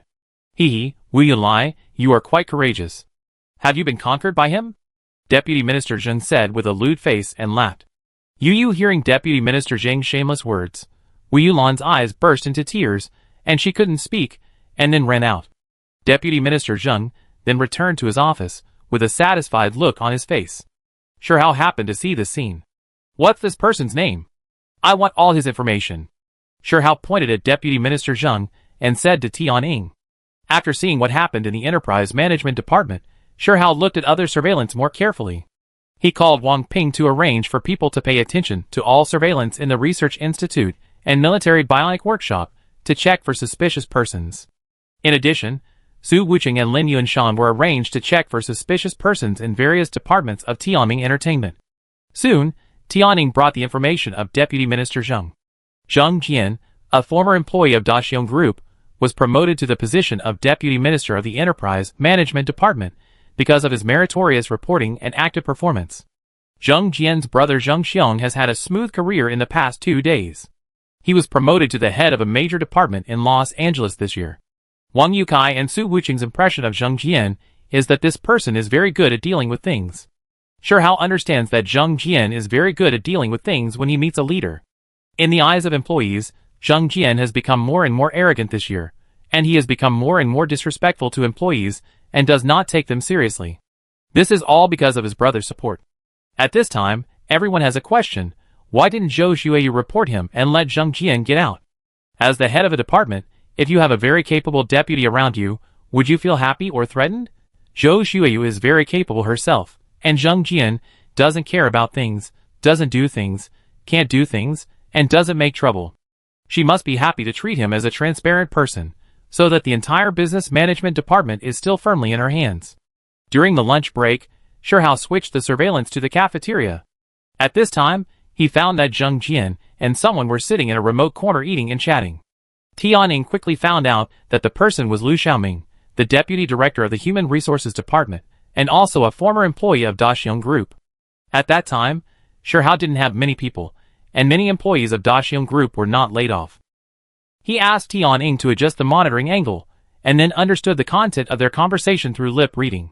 Zheng Jian, how is the matter going? Lu Xiaoming asked. I gave that guy a hard time today, and I will work harder in the next 2 days. I guess you can notify them to send someone to do it tomorrow, or the day after tomorrow. Zheng Jian said with a little pride. Do things secretly, don't arouse other people's suspicion, we still have to stay in Hausher Group. Lu Xiaoming urged. Do you think you can make a name for yourself here? You see, the old employees who stayed in Daxiong Group, the limit of promotion is the deputy department position. You are the deputy director, me too, and the others are not. Zheng Jian said with a wry smile. But thank you, there is such a good opportunity to make money. I can vent my anger by scolding people, and I can also make money. I would be stupid if I don't make money. If I am not welcome here, I will find another place to stay. At worst, I will quit after the job is done. This matter is known to you and me, and no one should talk nonsense. Lu Xiaoming leaned forward slightly, and said in a low voice. Zheng Jian nodded, and the two of them left the restaurant one after another after dinner. Tianning, can that Jingxia Haoji get things done? Can he be trusted? Although he is a little timid, he still has the ability to get things done. When you interrogated him that time, you saw that he was stupid, but he was actually pretending. I think he can be trusted. Well, the company will arrange Zheng Jian to go on a business trip today. You and Jingxia Haoji will go to Zheng Jian together. You will stay in the dark and let Haoji ask the reason for the matter clearly, and then find a place for Zheng Jian to stay for a few days. He is not allowed to go out and contact anyone. Understood. Tianning agreed and went to find Wang Yukai. In the afternoon, Zheng Jian was still in the office, mocking and humiliating Sun Qian. Sun Qian lowered his head and said nothing, with a wooden expression on his face. At this time, Zhou Xueyu called Zheng Jian to the office and conveyed the arrangement for him to go on a business trip. Zhou Xueyu, you are not unhappy with me, are you trying to get me out? Zheng Jian himself likes business trips, he can travel and earn subsidies, as for work, just fool around. But he was very unhappy to be arranged to go on a business trip at this critical moment today. This is arranged by Mr. Wang himself, it's up to you whether to go or not. Zhou Xueyu directly brought up Wang Yukai. Zheng Jian stammered and couldn't speak, then returned to his office with an indignant face. He immediately called Lu Xiaoming to tell him about the business trip. Lu Xiaoming was also helpless. Now the Hausher Group is developing very fast, and each department often has business trips. After listening to Zheng Jian's complaints, he found an excuse to hang up the phone. In the evening, Jingxia Hauer, who had sneaked into Zheng Jian's car, easily took Zheng Jian hostage to an independent manor on the outskirts of Luo City, and quickly asked the truth. It turned out that Lu Xiaoming confessed that Sun Qian had a history of depression, so Zheng Jian kept putting pressure on him these days, causing him to have a mental breakdown, and then someone would take over and kill Sun Qian and create the illusion of suicide. In order to save his life, Zheng Jian also said that Lu Xiaoming used the convenience of his position in the Human Resources Department to have close contacts with several former employees of the Daxiong Group. This is a very high-level chess move, Shihao said softly while thinking. If nothing unexpected happens, the general contact person of those insiders should be Lu Xiaoming. Tianning, secretly investigate Lu Xiaoming, don't alarm him. Now it shows the benefits of Tianning being around. She is familiar with these things. Late at night, Sun Qian sat alone in the garden in a depressed mood, and Xiaoya also quietly accompanied him. What? Can't you bear this little blow? Don't be afraid of ghosts knocking on your door if you don't do anything wrong, and don't care about other people's eyes. Sun Qian looked up and saw Shihao, then said in surprise, Why are you here? This is my company. Why can't I be here? Shirhao said with a smile. Sun Qian, you have to walk your own way, and these setbacks will only become your past stories in the future. Your biggest problem is that you lack the drive to move forward. Young people should have the vigor of young people. Sun Qian stood up and said a little stiffly, Thank you for arranging the work for me. Am I a little disappointed with you? Do it well, don't think too much, and don't punish yourself for other people's mistakes. What I value is your quality, which many people don't have. But I won't give you a backdoor, everything depends on you. How much ability you have, you can go as far as you can in Hausher Group, you can go to the moon, Mars, and even space. After Shirhao finished speaking, he left without looking back. Sun Qian was infected by Shirhao's aura, and a small flame was planted in his gloomy heart. He strode towards the office. He wanted to work overtime to complete the work assigned by Zhou Xueyu. Chapter 123. The people in Minsk and the two newly built Shenlong teams have completed training. The materials purchased by Minsk, the materials shipped to Mars by Ukraine and the Russian Federation, and the materials shipped to the Moon and Mars by Yen country were all loaded on the Dihua. After Shirhao and Wu Yi discussed, they asked Wang Ping, Lao He, and Wu Feng to lead a Shenlong team to Mars, and Laura, He Yu and to go to lead a Shenlong team to the Moon and Mars for resettlement. Wu Yi applied to the higher authorities to appoint Wang Ping and Laura as the captain and deputy captain of the Shenlong team respectively. Lao He and Wu Feng assisted Wang Ping to be stationed on Mars, and He Yu and Go assisted Laura to be stationed on the Moon. In recent days, Shirhao has deeply felt the problem of his lack of manpower. Considering that there will be more actions in space in the future, he applied to ask Mickey and Hoij to come over, and then the two of them went through the retirement procedures and came to Shirhao's side. In this way, Shirhao has Mickey, Hoij, Tianying, and the barely available Inoue Koji by his side. Wang Guiyong also received news recently that the super laser cannon and electromagnetic rail gun can be approved, but first equipped with small ships such as reconnaissance ships, attack ships, and patrol ships, and then develop super weapons for large starships after sufficient practical certification. Wang Guiyong promised that when the Dihua comes back again, he will equip the Dihua with a reconnaissance ship and a patrol ship, all equipped with small super laser cannons. Dozens of super laser guns have been trial produced, and the Shenlong team is fully equipped with them. The maximum attack power of this laser gun is about 10,000 times higher than that of ordinary laser guns. Due to process and technical reasons, it is much lower than the theoretical increase of 300,000 times, but it is already a qualitative leap. After the pistol-type laser gun is equipped with an amplifier, its attack power is also increased by 2,000 to 5,000 times. Wang Guiyong specially arranged people to go to Antarctica to use super laser guns to attack the edge of the Antarctic UFO. The UFO shell can be seen to be burned through by the naked eye, but after stopping shooting for a few minutes, the UFO shell is completely automatically repaired. The super laser gun has such a strong attack power that Shirhao and Wang Guiyong are looking forward to the super laser cannon. Hausher Group Building. After Mickey joined the Human Resources Department, he reported to the Security Department, and then took over the patrol in the building from the big guy, entering the friendship mode again. The pigeon integrated the military bionic robot and the pet workshop, the Research Institute, Tianming Entertainment, and the Hausher Group's surveillance together, and encrypted the system again. Then he took over Shirhao's real-time monitoring. When he encountered suspicious people, he used reconnaissance equipment and reconnaissance methods to quickly find several insiders. Shirhao did not touch them, but collected evidence quietly. Tianning also asked Jingxia Haoji to arrange Xing Jian to inquire about information from Lu Xiaoming by phone from time to time.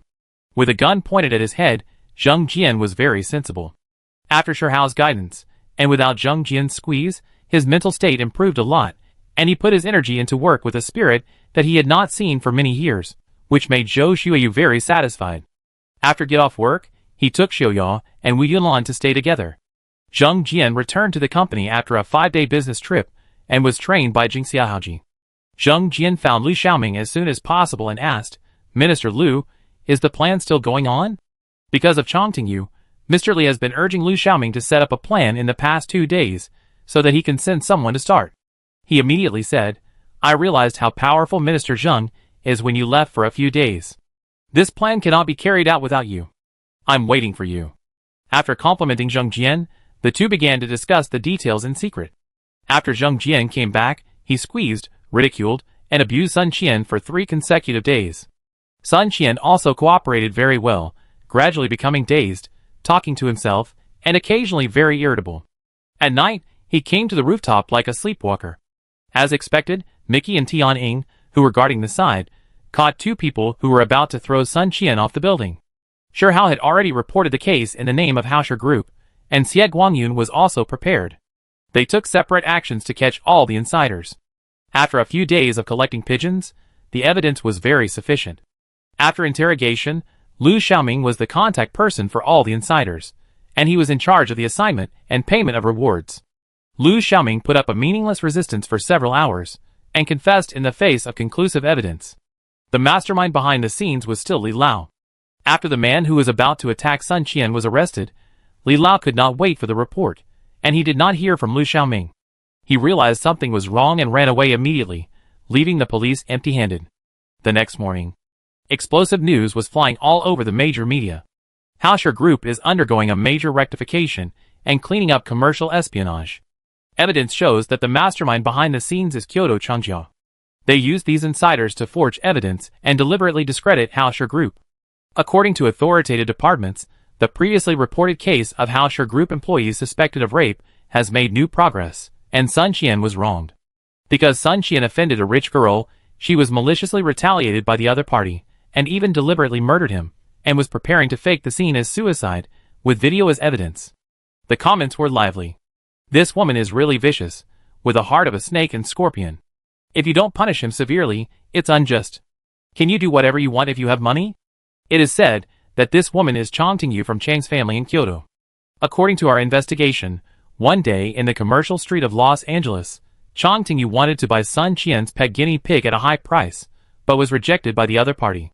Then she became angry and threatened to make Sun Qian homeless, lose his job, and be arrested by the police, and then, authoritative sources revealed that it was true, but Sun Qian was bailed out by a mysterious person after being arrested. After being bailed, Sun Qian was almost burned to death, but was rescued again, and then lived in the dormitory of Haoshi Group and joined Haoshi Group. We guessed that it should be the mysterious boss of Haoshi Group, Shi Hao, who came to the rescue. Shi Hao has always been a hero of our Yin country. Although he retired and went into business, this heroic act once again showed us his responsibility. After a period of investigation and preparation, Haoshi Group launched a counterattack. After the scandal of Haoshi Group was exposed last time, Haoshi Group only issued a routine announcement without any action to protect the market. As soon as the news came out today, the stock that had been falling for more than 10 days finally stopped falling and stabilized. After Shi Hao took action, Wang Yukai and Liang Wenhui had been preparing for nearly half a month and began to take action. Liang Wenhui was more ruthless. On the day when the scandal of Haoshi Group was exposed, he immediately began to short Haoshi Group through securities lending. After returning the securities in the past 2 days, he continued to buy Haoshi Group stocks at a low price. Panlong Fund has increased more than 10 times in Liang Wenhui's hands, and the funds are sufficient. In the past half-month, he has borrowed a large amount of stocks of more than 10 listed companies controlled by the Chang family through securities lending. Most of the content reported on the first day was to clarify the Haoshi Group. The next day, all major media outlets began to target Changjia. Changjia Department Store is a national chain. On that day, many media outlets broke the news that Changjia Department Store sold inferior goods and high-quality counterfeit goods. There were pictures and the truth. Changjia Department Store sold expired food and was suspected of relabeling expired food and reselling it on the shelves. For a time, anti-counterfeiting personnel from all over the country poured into Changjia Department Store and its supermarkets. Changjia, which has always been strong, also had strong security personnel. Fights were staged everywhere and were recorded by local media with images. Changjia Food Group was exposed to use additives that are banned in China and excessive use of additives. Carcinogens were also detected in the brand milk powder operated by Changjia. Changjia Tourism Group was exposed to collude with illegal merchants to force customers to consume, and multiple undercover videos were exposed. Changjia, regarded as a commercial aircraft carrier, was surrounded by enemies, and the management team, which had been pampered for a long time, was very slow to respond. The PR director is a cousin of Chang Tingyu.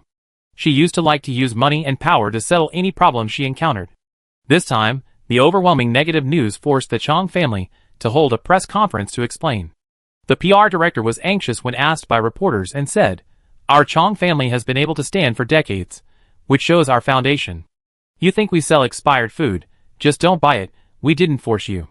Who dares to offend our Chong family should think about the foundation of the Chong family, not our background. It is said that the head of the Chong family almost fainted when he saw what the PR director said, and pointed at the screen and said to Chong Fampeng, "Let her go, don't let me see it again. It's a pitfall for our ancestors." Cough, cough, cough. After all this trouble, Wang Yukai and his team no longer needed to guide or fan the flames. The various media began to trouble the Chong family on their own, as if they would be embarrassed to greet their peers if they did not report the negative news about the two Chong families. In the next few days, Chungjia Pharmaceutical Group was exposed for data fraud. Chungjia Wine Group was exposed for adding sweeteners in violation of regulations. Chungjia Building Materials Group was exposed for substandard product quality and carcinogenic risks. Liang Weiwei sold all the stocks of Chungjia listed companies that he had invested in on the first day. The stocks of more than a dozen listed companies of Chungjia were continuously closed at the limit down. On the fifth day, an authoritative media revealed that the boss of the Chong family was suspended for investigation and suspected of violating discipline. A short piece of news led to countless associations. On the sixth day, the head of the Chong family resigned due to illness under pressure. Since then, the supporter of the Chong family has fallen. The Liang family of Kyoto City announced that it would resolutely abide by the relevant national regulations and ensure the quality of social livelihood products, and welcome supervision from all walks of life. Liangjia Department Store and Supermarket will give back to consumers at a 30% discount. Liangjia Pharmaceutical will give a large number of anti-heat medicines to service personnel from all walks of life. Liangjia Building Materials announced a 30% discount to give back to new and old customers. If the test items exceed the standard, it will be compensated tenfold. Other business groups and families also woke up and followed suit. A broken drum is beaten by thousands of people, and a wall is pushed down by everyone. It can be said that the Chong family was defeated by itself. Such a company with too many bugs will inevitably be eliminated by the market. It is only a matter of time. The final fate is to be divided, acquired, and cannibalized. 10 days later, the Chungjia incident gradually subsided, and Hausher issued several announcements. Hausher Group once again stated that the limited edition pets such as Firefox and the 12 Zodiac animals sold by Tianming Entertainment are limited in number. In line with the principle of fairness and justice, no private reservations or preemptive purchases are accepted. We apologize for any inconvenience caused to you. And let the notary department supervise and adopt the lottery method for sales. I heard that the fourth lady of the Chong family was rejected because of the backdoor, and then she became angry and started to attack Sun Qian and Hausher Group. But she didn't know what she could do. Although I think the probability of lottery is too small, I still support it. At least it gives me a glimmer of hope. This announcement once again made the bionic pets of Hausher Group a hot topic and blocked the backdoor at one time. Hausher Group announced 10 commercial land plots overseas, each with an area of 20 square kilometers, with zero land purchase cost, and at the same time recruited investors from global customers. Hausher Group registered Hausher Moon Jewelry Company, Limited on the Moon, and obtained the permanent right to use a 1,000 square meter shop at the Yen Country Moon base. It will sell an auction space gem jewelry, and will auction 3 1,000-carat black diamond jewelry to the world 1 month later. Hausher Group decided to establish Hausher Space Tourism Company, Limited, and open 3 tourist routes, Earth-Moon, Earth-Mars, and Earth-Moon-Mars. In an instant, the world's attention shifted from the Chong family and the raging commercial war to the Hausher Group. In the following days, the stock of the Hausher Group rose by 10 consecutive daily limits. Liang Weiwei sold high and bought low the stocks of the Hausher Group, and shorted the stocks of the Chong family. After this battle, the size of the Panlong Fund doubled again, reaching 1.2 trillion yen country currency. Chang's old house. The head of the Chong family is sick in bed. Chong Fampeng and Chong Tingyu are kneeling beside the bed, and Chong Fanwu, the third son of the Chong family, is standing next to them. The eldest son of the Chong family has been determined, and will probably be imprisoned for more than 10 years. Blessings and disasters are interdependent, and blessings and disasters are interdependent. No one can escape from the law of heaven. The head of the Chong family talked to himself and sighed. How did our Chong family end up like this? This is something you should reflect on. I won't live for a few more days. When the time comes, I will confess to my ancestors. Tingyu, you should find someone to marry. Remember to be humble in the future. We spoiled you and hurt you. Chong Tingyu knelt on the ground and sobbed softly. Fanbeng, you have brains and ambitions, but you are too conceited. If you make a mistake, you will lose everything. Dad, I just wanted to test the Hausher group. Chong Fanpeng said a little aggrievedly. This was indeed his original intention. Why didn't you tell me? Cough, cough, cough. Do you know who Shi Hao is? You dare to touch him. Do you think those families stronger than us are not jealous of him? Why don't they touch him? He is a man who can conquer space. Who can compare with his momentum. He didn't do anything, but we were defeated. Now he didn't continue to attack, not because he didn't have the strength, but because he didn't want to. The head of the Chong family became more and more angry. He was in a high position and knew more inside information, but many of them were confidential and could not be said. It's useless to say these now. You should take over the Chong family's industries, keep 1/3 of the high-quality assets, and sell the rest at a price. Immediately issue an apology notice to apologize to the people of the country. Don't make excuses or shirk responsibility. Remember, operate with integrity and put people first. You must learn from your mistakes once you suffer a loss. As for your elder brother, he brought this upon himself. I have been an official for many years. I have not done a very good job, but I will not make principled mistakes. I did not expect that I was too careless. If I could have warned him more, he would not have gone to this point. You can go back and see him, so that he can reform with peace of mind. Mr. Li, you have served my Chong family for many years. Thank you. Go and find a quiet place to retire. Fan Peng, prepare the resettlement fee for Mr. Li. Mr. Li, who was standing near the door with his hands down, heard the words of the head of the Chong family, walked to the bed in small steps, knelt down on his knees and kowtowed, saying, I disappoint you. Go. The head of the Chong family turned his head inside. After Mr. Li left, the head of the Chong family said, Third brother, you have practiced martial arts for many years, but you can't be a brainless and reckless warrior. Remember, you are not allowed to go to Shi Hao, and you are not allowed to talk about revenge, otherwise, I will sever the father-son relationship with you. Yes. Chong Fanwu replied softly.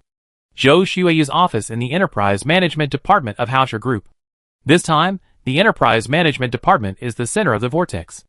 Once the matter is settled, Shi Hao and Wang Yulai come here to appease people. Zhou Xueyu talks to Shi Hao face-to-face for the first time, and is quite nervous. Zheng Jian has been dismissed. What does Minister Zhou think of the candidate for the deputy minister? Wang Yukai is relatively democratic at work, and asks Zhou Xueyu for his opinion as usual. Zhou Xueyu thought for a few seconds and said, I think Sun Qian should be able to do it. As expected, Zhou Xueyu recommended Sun Qian. Shi Hao and Wang Yukai thought that she should have noticed that Sun Qian's identity was a bit special. Shi Hao asked, Tell me the reason. Zhou Xueyu took out a folder and said, A job I gave him a few days ago was a monthly plan. I asked him to develop a work process based on past experience. These pages were written by him, and I have not modified them. Zhou Xueyu handed the folder to Wang Yukai. Wang Yukai flipped through it for a few minutes and handed it to Shi Hao, saying, If this work process is scored out of 100, I can give him 80 points. After hearing Wang Youcai's evaluation, Zhou Xueyu said, If I were to do it, the degree of completion would be similar to this. Shi Hao did not have much experience in specific work. He took the folder without reading it, but he still believed Wang Youcai's evaluation. Also, among so many employees in the Enterprise Management Department, he is the only one who dared to resist Zheng Jian as soon as he joined the company. Zhou Xueyu gave the second reason. After hearing Zhou Xueyu's reason, Shi Hao felt that he had misunderstood her and said with a smile, Now that you put it that way, I also think it's right. A man's character is revealed in times of adversity. He was not in a good situation when he joined the company, which is a bit precious. Wang Yukai heard Shi Hao's evaluation and said decisively, Okay, then it's settled. I asked the HR department to issue the appointment letter later. When he was about to get up and leave, Shi Hao said to Zhou Xueyu, Minister Zhou, I want to give you some suggestions. The Enterprise Management Department should shoulder the responsibility of building corporate culture and values, and do a good job in training employees at all levels. Now Hausher Group is developing very fast, and there is a serious shortage of available people, so we must do a good job of mentoring. It's really wrong for the Enterprise Management Department to have a deputy minister like Zheng Jian. Zhou Xueyu blushed when she heard what Shi Hao said and said, Mr. Wang, I admit that I was too selfish in this matter. I will definitely change, and will not let the leaders worry about it anymore. Shi Hao nodded with satisfaction when he heard her words and said, You are very smart. The development space of Hausher Group is unlimited. As long as you want, I can take you to the moon and the stars in the Milky Way. Wang Yukai and Zhou Xueyu laughed when they heard what Shi Hao said. Mr. Shi pointed out my fatal flaws with a few simple words. It was these few words that broke the shackles in my heart, and I became the Galaxy Chief Executive of Hausher Group one day. Excerpted from Memoirs of the Chief Executive of the Galaxy written by Zhou Shuiyu several years later. Sure Hao returned to a leisurely state, 2 people and a dog, walking to and from get off work. As long as the Chong family does not cause trouble again, Sure Hao will not embarrass him again. According to Wang Youtsai's report, after this incident, the Chong family's industry will be reduced by at least half, and there is no suspense about being removed from the 8 great families of Kyoto. Because of Liang Wenwei, the Liang family made early arrangements and seized 1/3 of the Chong family's market share. In the long run, they have the strength to compete with the top 4 of the 8 great families in Kyoto. Half a month later, Hausher Yueliang Jewelry Company Limited was established. Sure Hao heard that Liang Wenwei made 600 billion yen currency in this battle, and suddenly felt rich and powerful. He asked Li Benhui to buy 10 villas on the moon in the name of Hausher Group, and also bought a piece of land to appreciate in value, or to build the Hausher Group's lunar headquarters in the future. It was slightly dark that day, and Sure Hao and Tianying walked home and passed by the garden where Tianying assassinated Sure Hao. Still at that position, Sure Hao stopped and said, "Don't hide, come out." After the voice fell, a figure flashed out. It was a young man, with a thick body and medium height. "Mr. Sure has good eyesight. I am Chong Fanwu." It turned out to be the 3rd child of the Chong family. "Oh, it seems that the Chong family feels that they have not suffered enough? But aren't you too arrogant to come alone?" Sure Hao is very familiar with the information of the Chong family. Chong Fanwu, the 3rd child of the Chong family, is said to be a formal disciple of the hidden sect Huashan sect and rarely goes down the mountain. "I really want to avenge the Chong family, but my father has ordered me not to find you. In addition, if I intervene in the disputes of the secular world, I will be expelled from the mountain gate," Chong Fanwu said loudly. "Oh, I didn't expect that the legendary hidden sect is very strict in management." Sure Hao didn't know much about the sect in Kung Fu. They were exposed to fighting skills, military boxing and Sanda in the army. "But my family was bullied by you. If I don't stand up, I will be upset and it will affect my mood." Chong Fanwu did not respond to Sure Hao's words, but spoke to himself. "I came to you today just to beat you up. I won't hurt your life. Of course, skin injuries are inevitable. I hope Mr. Sure can forgive me." Sure Hao couldn't help laughing when he heard Chong Fanwu's words and said, "What if you can't beat me?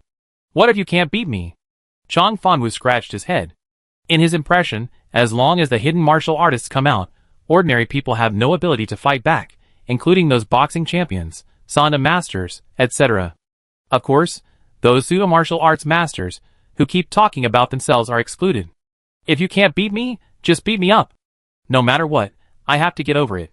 In other words, if you beat me up, it will have the same effect on you as if I beat you up?" Sure Hao continued to ask with a smile. Chong Fanwu's face was dark. There was nothing to talk about today. It didn't work if he said yes or no. "Stop talking nonsense. Let's go a little further inside so as not to disturb others." Chong Fanwu simply didn't answer and directly challenged. Chapter 124. Sure Hao said nothing and followed Chong Fanwu into the woods.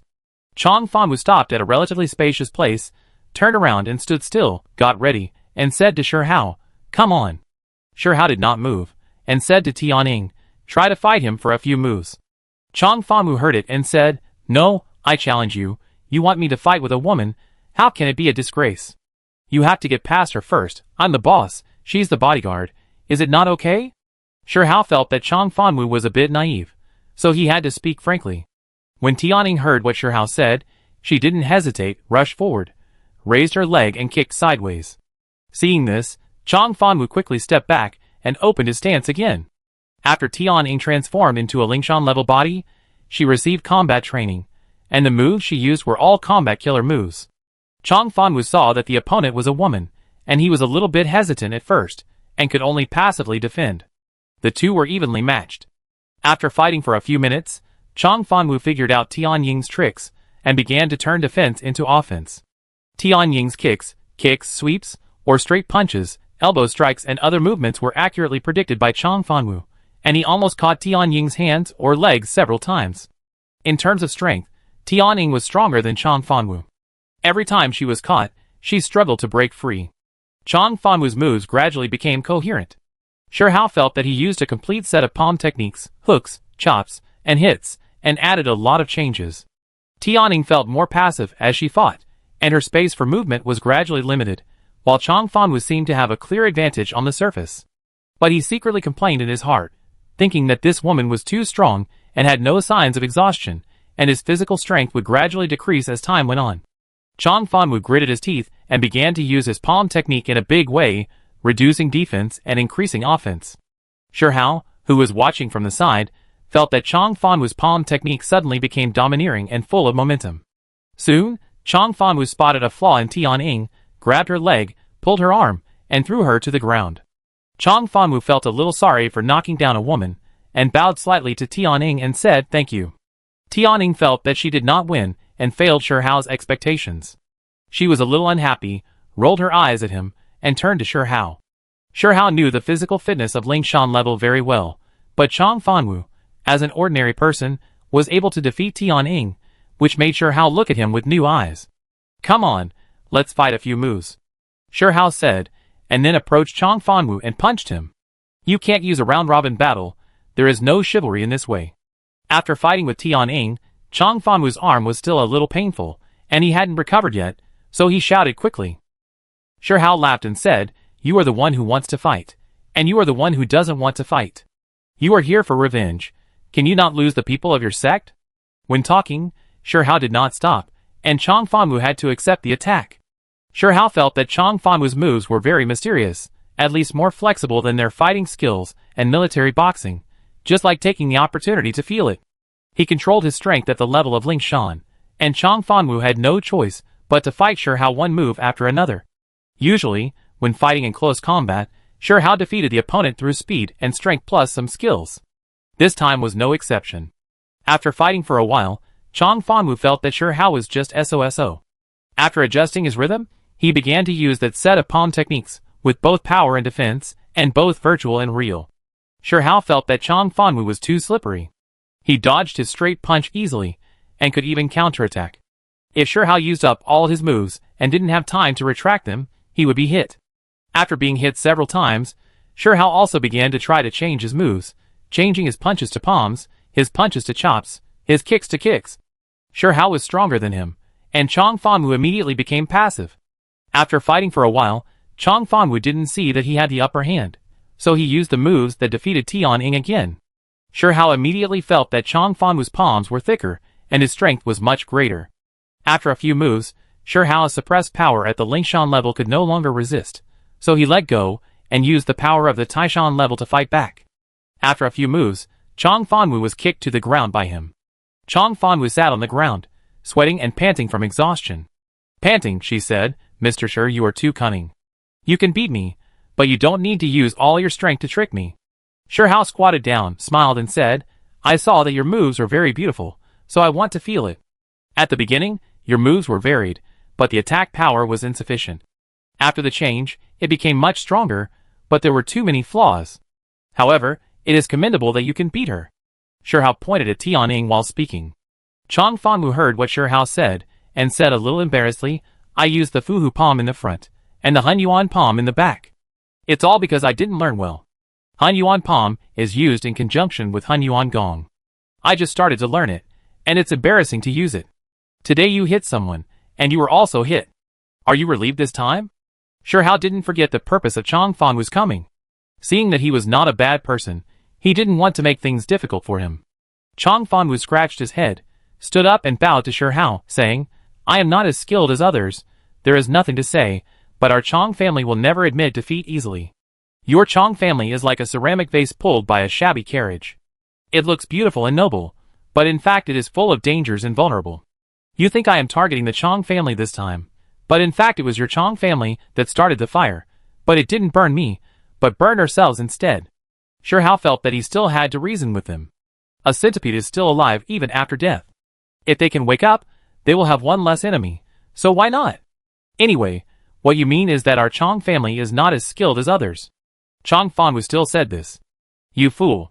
Tian Ying couldn't help scolding him on the side. Shi Hao held his forehead and sighed, shook his head and said, Okay, it's late, let's go home. After that, Shi Hao walked away. Tian Ying said to Chong Fanwu, Fool, go home quickly, don't get lost, hee hee. Then she quickly chased after Shi Hao. Chong Fanwu's anger did not calm down as he imagined, but became more frustrated.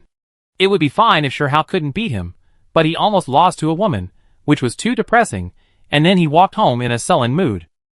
Shirhao walked and pondered the process of fighting with Chong Fanwu. In terms of Chong Fanwu's physical qualities such as strength, speed and endurance, he should be similar to the Huangshan level robot, but using his moves, he can defeat the Lingshan level Tian Ying. It seems that there is still a big gap between the most commonly used fighting in the army, Sanda, and the Kung Fu that has been passed down for thousands of years. In the past, Shirhao's view of Yanhua Kung Fu had always remained at the stage performance level. He felt that it was all fancy moves, either weak or stiff, with many flaws, so he didn't pay much attention to it. It seems that those legendary hidden sects are really capable. Shirhao walked and talked to himself. After returning home, he began to search for all the information about Yanhua Kung Fu on the internet. According to investigation, there are more than 100 registered sects of all sizes in Yanhua. The hidden meaning of these sects is that the disciples must abide by the sect rules and the relevant regulations of Yanhua, and cannot come out and participate in civil disputes at will.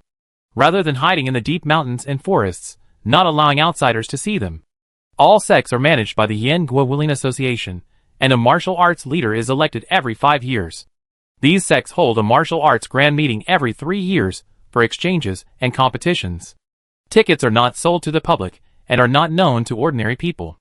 Shirhao checked the names of the sects and found that those ancient and catchy sect names are all registered. For example, the Shaolin sect is separate from the Shaolin scenic area.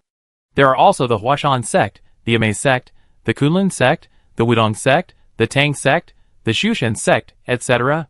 After Shirhao checked for a few hours, he felt as if he had traveled to ancient times. These sects have their own retro attributes and ancient aura. There are still rivers and lakes in today's society, and the disciples of those sects all call themselves martial artists. Shirhao searched for a long time, but could not find the contact information of each sect, nor did he find where their mountain gates were opened. Since he personally felt the charm of Yanhua Kung Fu, Shirhao wanted to learn more about it. Lingshan level and Taishan level bionic robots have power, but lack skills. If they are equipped with appropriate moves, their combat effectiveness will surely have a qualitative leap. The next day, Shirhao went to see Wang Guiyong and asked him if he knew any martial arts masters. Wang Guiyong thought that was just a show-off. In front of modern weapons, no moves could beat a gun, not to mention laser guns. Those traditional guns were enough. Shirhao didn't find it strange. If it weren't for what happened last night, he would have thought so. The two changed the topic and started talking about super weapons again. When talking about super laser cannons and super electromagnetic rail guns, the two were full of longing and agreed to go to space together to test their power. The research on the Antarctic UFO is still ongoing. Now a strong telekinesis team has been formed with 5 people, who are exploring and studying the entire function of the UFO. Shirhao saw that there was nothing wrong, so he returned to Haoshir Group. After the internal ghosts of the entire company were cleaned out, Wang Yukai and Su Wuqing began to strengthen the company's corporate culture and spiritual outlook. After being enlightened by Shirhao, Zhou Xueyu put all her energy into making drastic reforms to the enterprise management department. The little white rabbit employees were cleared out and replaced by industry elites from all over the country. When Sun Qian first took up the position of deputy director, he was very nervous and unconfident. Zhou Xueyu said to him, "Just do it according to your ideas. I will take responsibility if there are any problems." He was reassured. After a few days of adaptation, he entered the working state. After experiencing so many things, his psychological quality became much stronger, and he became a capable leader of Haoshir Group in the future. Xinga personally installed an intelligent joint defense system for the monitoring of the entire Haoshir Group, which has the ability to collect information, statistics, and comparison. Mickey launched a 1-month special training for security personnel. After laying a solid foundation, Haoshir Group started sailing at full speed again. Shirhao has been obsessed with martial arts moves recently. He also found some martial arts secrets circulating on the market, but he didn't feel right no matter how he practiced. Seeing that Haoshir Group had nothing to do with him, he brought Tianying and Jupiter to Kyoto City to find Lei Shiyu. Lei Shiyu's office at the Northern Theater Command. Now the expansion of the Moon Special Glass Factory has begun. 6 engineering ships have formed 2 teams and have begun to clean up space debris. They will clean up in pieces and then start the installation of the space dome. The first phase of installation will start from the space area of Baton Country, and the first piece of glass will cover your land. Lei Shiyu briefly introduced the progress of the space dome project to Shirhao. "Thank you, Captain. It seems that I have to ask the company to arrange personnel as soon as possible. The one who is close to the water gets the moon first. It is conceivable that the 10 pieces of land overseas will bring great benefits to Hausher Group. In addition, Lao 1 will probably be busy. Because the Earth's environment is deteriorating faster and faster, we decided to start covering the space dome in the Antarctic region immediately after the installation for Baton, and we will use thickened glass to reflect more light. After the installation, Antarctica will gradually return to the scene of ice and snow, and the Antarctic UFO and the Antarctic Research Station will be rebuilt. After the two talked about work for a while, Shihao began to ask Lei Shiyu about the hidden sex. Lei Shiyu was silent for a while and said, in fact, when it comes to understanding the hidden martial arts world, Chang Wanlin has the most say. Chang Wanlin? Shihao didn't react for a while. He is the head of the Chang family. After explaining, Lei Shiyu continued, in the past, the martial arts sects of Yen State were managed by his department. Chang Wanlin is a bit stubborn, but he is still relatively upright. In addition, he is a bit indulgent to his children. Because of your relationship, I still know a little about the things between you and the Chang family. I don't understand the business affairs, so I won't comment on them. What is certain is that Chang Wanlin was completely implicated by his eldest son. The fact that Chang Fanjia violated discipline has been verified, and Chang Wanlin had no choice but to resign. Otherwise, he could have worked for a few more years. Lei Shiyu said with regret on his face. I have a suggestion that is not very pleasant to hear. If you don't want to, forget it. Lei Shiyu took a sip of tea and said to Shihao, Captain, just tell me what you want. I want to take you to see Chang Wanlin and help you make peace yesterday. Lei Shiyu spoke slowly, staring at Shihao. Shihao laughed and said, Captain, if you didn't mention this, I might have asked you to help me meet him. But will he kick me out? The two families just had a fight, so it's not appropriate to go to their house like this. Lei Shiyu smiled slightly, pointed at the phone and said, let me be honest with you. It was Chang Wanlin who asked me to help. You beat the Chang family in 2 or 3 moves, and he was afraid that you wouldn't stop. How is it possible? Am I such a violent person? Even if I didn't do anything, their family would be doomed sooner or later. This time, they just brought disaster upon themselves. Shihao said a little embarrassedly. If that's the case, it's easy. Wait a minute, I make a phone call. Lei Shiyu walked out the door, and came back after 2 or 3 minutes. Let's go to the old house of the Chang family. I also told you that you need to know about the martial arts sects. Soon, Shihao and Lei Shiyu arrived at the door of the old house of the Chang family by car.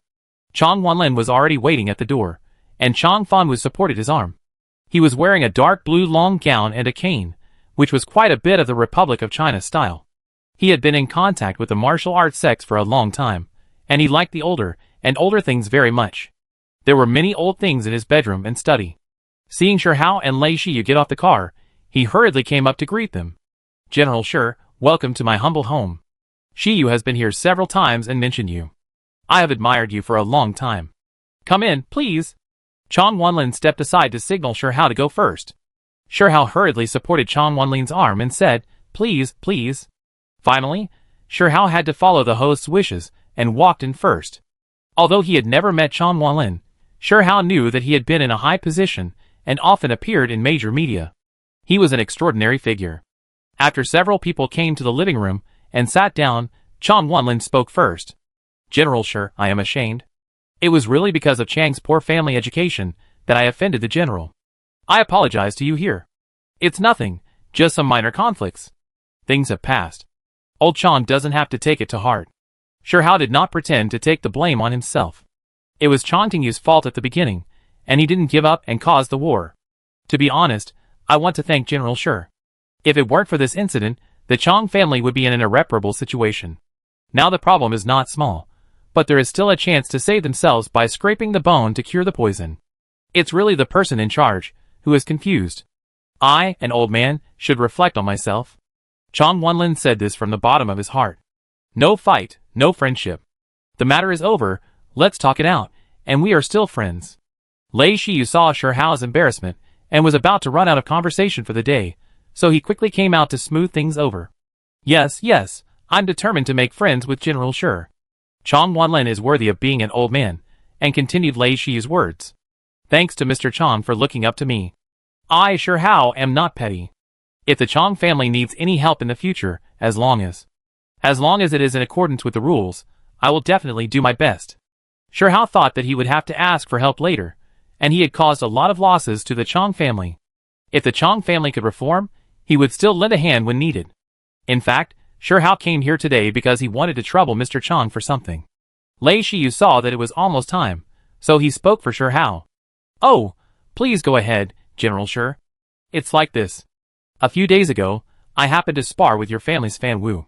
I felt that his strength was very good, so I was very interested in the affairs of the hidden sects of Yin country. Our captain said that you know a lot about it, so I wanted to come and ask for advice. Now it was the point. Sure Hao explained the situation. Fan Wu, what's the matter? Didn't I tell you not to go? Kneel down. Chong Wanlin understood it as soon as he heard it. What sparring? It must be that Chong Fan Wu took the initiative to seek revenge from Sure Hao in private. When Chong Fan Wu heard what his father said, he immediately knelt down, and stammered for a long time without saying anything. Sure Hao saw it, and immediately stood up, and helped Chong Fan Wu up. Old Chong, to be honest, Fan Wu did nothing wrong. He didn't go, which means he was unfilial. He went, but he was very particular, in their words, he was very chivalrous. After the sparring, I felt that he was very strong, and the teaching of their sect was also very good, so I wanted to learn about the situation of the hidden sect. Hearing Sure Hao's words, Chong Wanlin's face eased a lot, and he no longer blamed Chong Fan Wu. Then I will tell you about the martial arts sects in Yin State now. After Chong Wanlin's detailed explanation, Sure Hao had a deeper understanding of the martial arts sects in Yin State. Yin State Kung Fu has been passed down for thousands of years. In modern times, due to the prevalence of modern weapons, fewer and fewer people practice martial arts. In order to ensure that Yin State Kung Fu continues to be passed down, the country has introduced many support policies. However, compared with ordinary people, martial artists have much stronger abilities and physical fitness in all aspects. In order to avoid causing harm to ordinary people, these sect disciples are strictly managed. Those talented and highly trained disciples are accepted as formal disciples.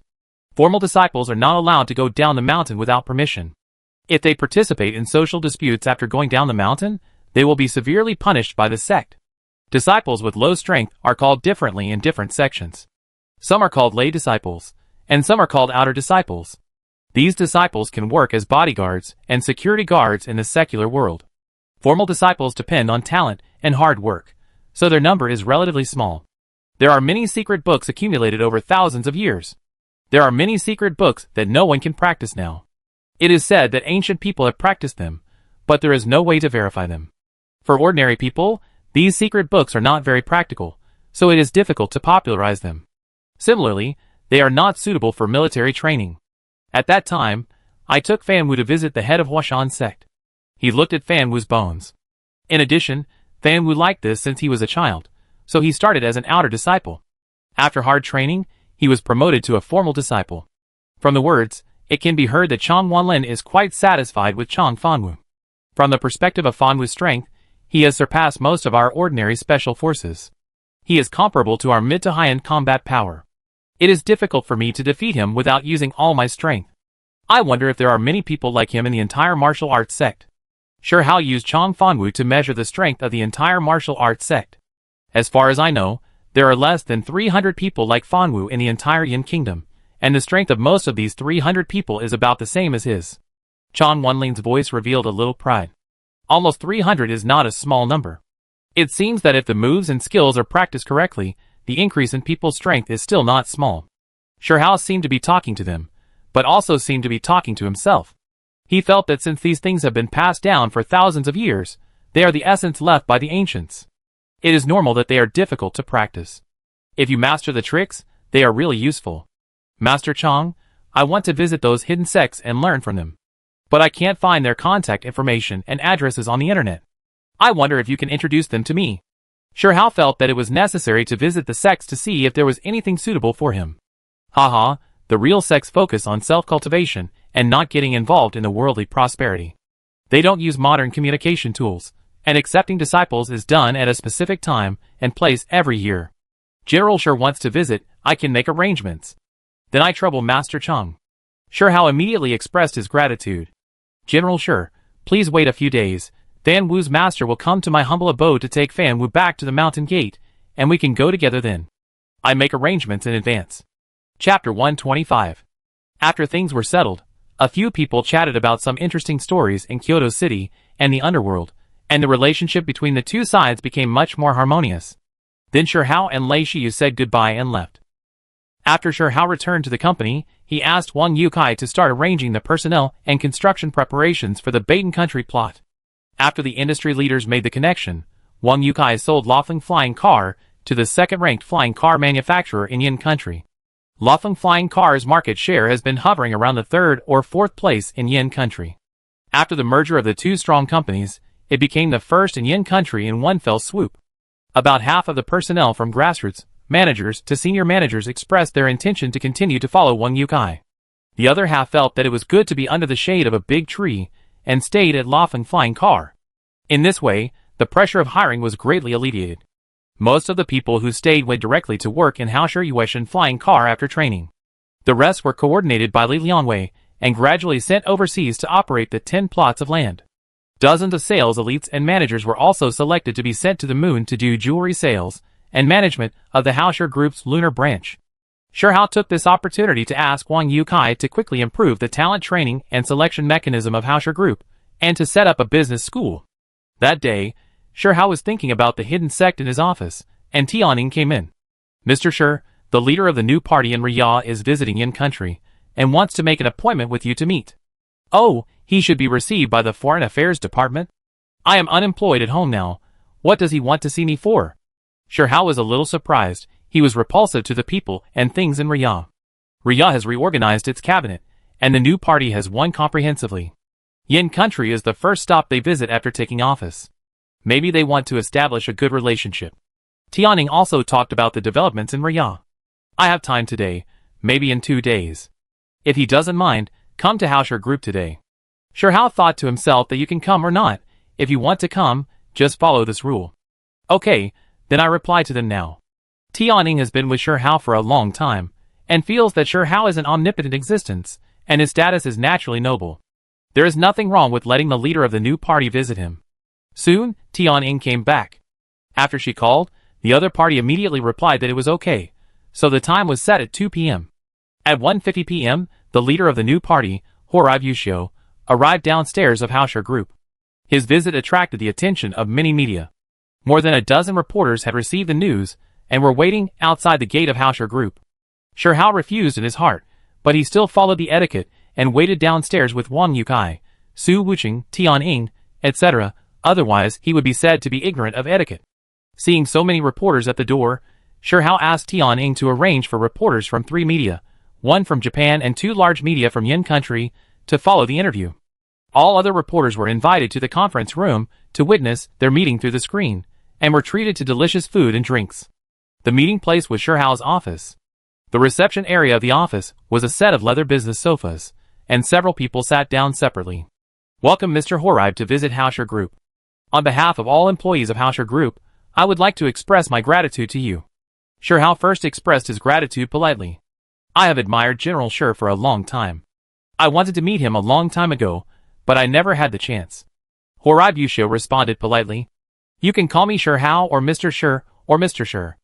I'm retired now, so it's not appropriate to call me General. Shihao's current identity is a businessman. He feels it is necessary to correct this, and also to remind him to keep an eye on his power and country. He now only represents himself. Haha, I came here presumptuously this time to apologize to you. Horai Bushio smiled to eliminate the embarrassment, and then directly explained the purpose of his visit. Oh, this is the first time we met, there is no contradiction. Shihao was a little confused by Horai Bushio's apology. This is more than 30 years ago. At that time, Mr. Shi was in danger in space because of the mistakes made by Xuanqing society in our country, so I deeply apologize for this. As he said, Horai Bushio stood up and bowed deeply to Shihao. To be honest, since the destruction of the submarine base of the Ria country, Xuanqing society has been defeated many times, and he has been busy since he came back, and all aspects have developed well, so this matter has been slowly forgotten. When Horai Bushio brought it up again this time, he suddenly realized that although he still felt a little unhappy, he was not so upset that he could not get over it. Seeing this, Shihao stood up, straightened Horai Bushio's body, and said, Mr. Horai, the matter has passed, let it go, people should always look forward. Besides, it was not you who caused it at that time. Xuanqing society has done many things that are not good for the people of Yin country for many years. After their scandal was exposed, our citizens were very indignant. After a vote, Xuanqing society has been removed from the list. Their headquarters is currently in the United States Federation. I have no way to control it, but I will share all their information and addresses with you so that you can take precautions. Horab Yushio explained the current situation of Xuanqing society. The new party and Xuanqing society have been at loggerheads for decades, which has also delayed the development of Ria for decades. Horab Yushio hated them, but the adverse consequences caused by Xuanqing society still depended on him to eliminate. Next, both sides said some polite words, which were not very nutritious.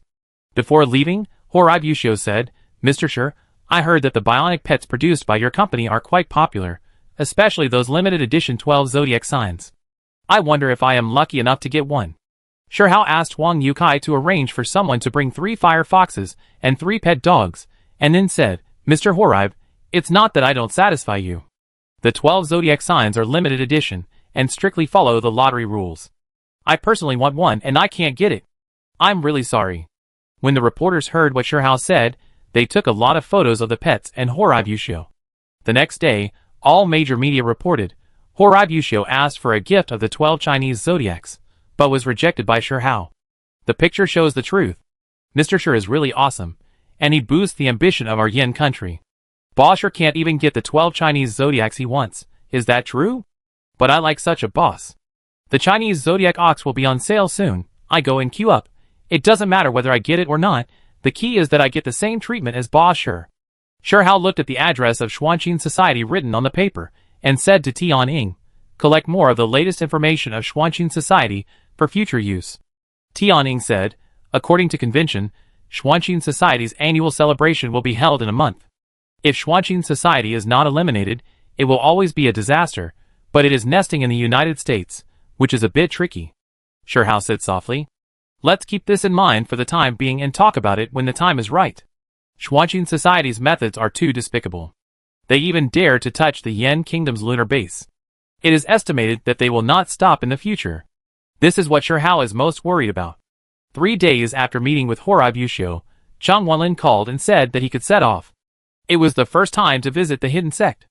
In order to avoid suspicion, he asked Tian Ying to stay at home and rush to Kyoto alone.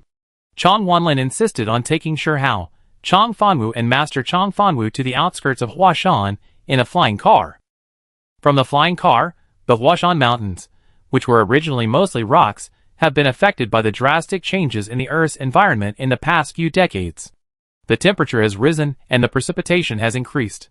From a distance, the trees are lush and green, and the top of the mountain is surrounded by white clouds, like a fairyland.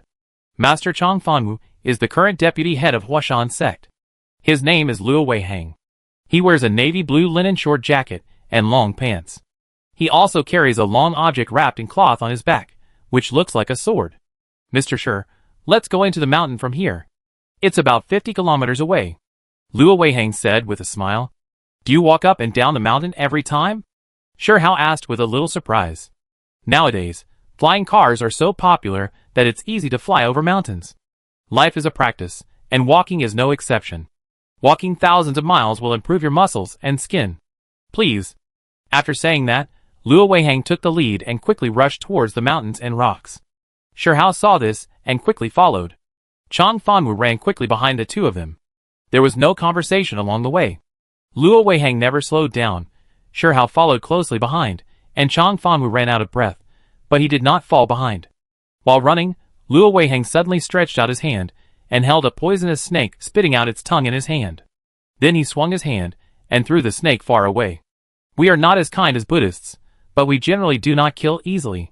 These birds, insects, snakes and beasts are all part of Huashan. Without them, Huashan will lose its vitality. Most of the trees on Huashan grow in the cracks of rocks.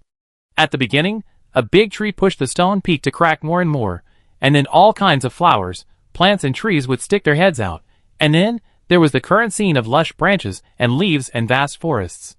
When running to a hilltop, there were few trees and more rocks. From a distance, the mountains seemed to be stepped on.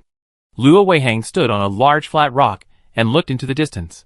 Shi Hao also stood up and felt the artistic conception of looking down on all the mountains. Chang Fanwu behind them had disappeared. After a quarter of an hour, Chong Fanwu ran to the rock panting and sat down cross-legged. Mr. Shi's physical fitness really makes me admire him. I have been practicing hard for decades, and I think I have made some achievements, but I am very ashamed compared to you. Luo Weihang turned around and said to Shi Hao with emotion. Master Luo, that's real kung fu. I have a human form, but not a human god. These are not my own strength. Luo Weihang knew Shi Hao in advance. It was no secret that Shi Hao was a robot. After hearing what Shi Hao said, he remained silent. Fanwu will need another quarter of an hour to regulate his breath. I will do a set of boxing. If you are interested, you can watch it. After Luo Weihang finished speaking, he walked to the middle of the rock and practiced one move after another. This was a set of palm techniques that Chong Fanwu had used before, but was slightly different. Luo Weihang's movements were not fast, but his palms were full of wind and very elegant, with a perfect combination of strength and beauty. Shi Hao stood behind and followed him to learn. The learning ability of the Taishan-level robot can be called photographic memory. Luo Weihang performed 3 times, and Shi Hao did not stop. He started the 4th time, the 5th time. When he felt that all the moves were smooth and coherent without any jerks, he stopped. When he opened his eyes, it was already dark. Luo Weihang and Chong Fanwu were both sitting cross-legged in meditation nearby. Thank you, Luo Weihang, for teaching me the skill. Mr. Shi, you're welcome. This is a set of subduing tiger palm technique. There are many books in the folks that record the moves of this palm technique, but they are incomplete or incorrect. In addition, it is difficult for ordinary people to practice it completely with their physical fitness. I think Mr. Shi's physical fitness is very suitable for this palm technique. In addition, this palm technique is widely circulated in the martial arts world. It is understandable that you learn it. As for whether it is useful to you, I don't know. After speaking, Luo Weihang did not give Shi Hao a chance to respond, and turned around and started to hurry again. This time Luo Weihang slowed down a bit, so that Chong Fanwu could keep up. After climbing 2 more hills, Luo Weihang suddenly stopped while running. Shi Hao looked ahead, and saw dozens of green lights flashing in front of him. They were wolves. Chapter 126. Luo Weihang spread his legs and took a horse stance, then raised his palms upward from his abdomen to his chest, and then let out a piercing howl, which was long and melodious and lasted for a long time. The wolves were frightened and looked at the 3 of them, and slowly retreated. Finally, the leader wolf howled to the sky, and the wolves turned and ran away. After seeing the wolves retreat, Luo Weihang slowly stopped his exercise again, adjusted his breath for a while, and said, "Let's go." The 3 of them accelerated forward again. At dawn, they ran along a ridge for several kilometers, and came to the bottom of a steep cliff. When they got closer, they saw steps carved out on the cliff. They climbed up the steps, and came to the top of the cliff after more than 200 meters. There was a large and open flat land on it, and a large square was built. Looking through the square, there was a tall archway with the 3 words Huashan School on it, flowing and powerful. Behind the archway is a long bluestone staircase, about 20 to 30 meters wide, and several hundred meters long, winding upwards as if extending to the clouds. On both sides of the staircase are blue-tiled roofs and gray-black stone houses, which are lined up on the mountain, layer by layer, and are very spectacular. It was early in the morning, and there were 200 to 300 people practicing in the square. About 200 of them occupied half of the square, holding long swords and dancing, arranged in a neat line, with uniform movements and great momentum. There were another 70 to 80 people, some in 2s and 3s, some in groups of 3 or 5, and some in groups of 1. Their movements were different from each other.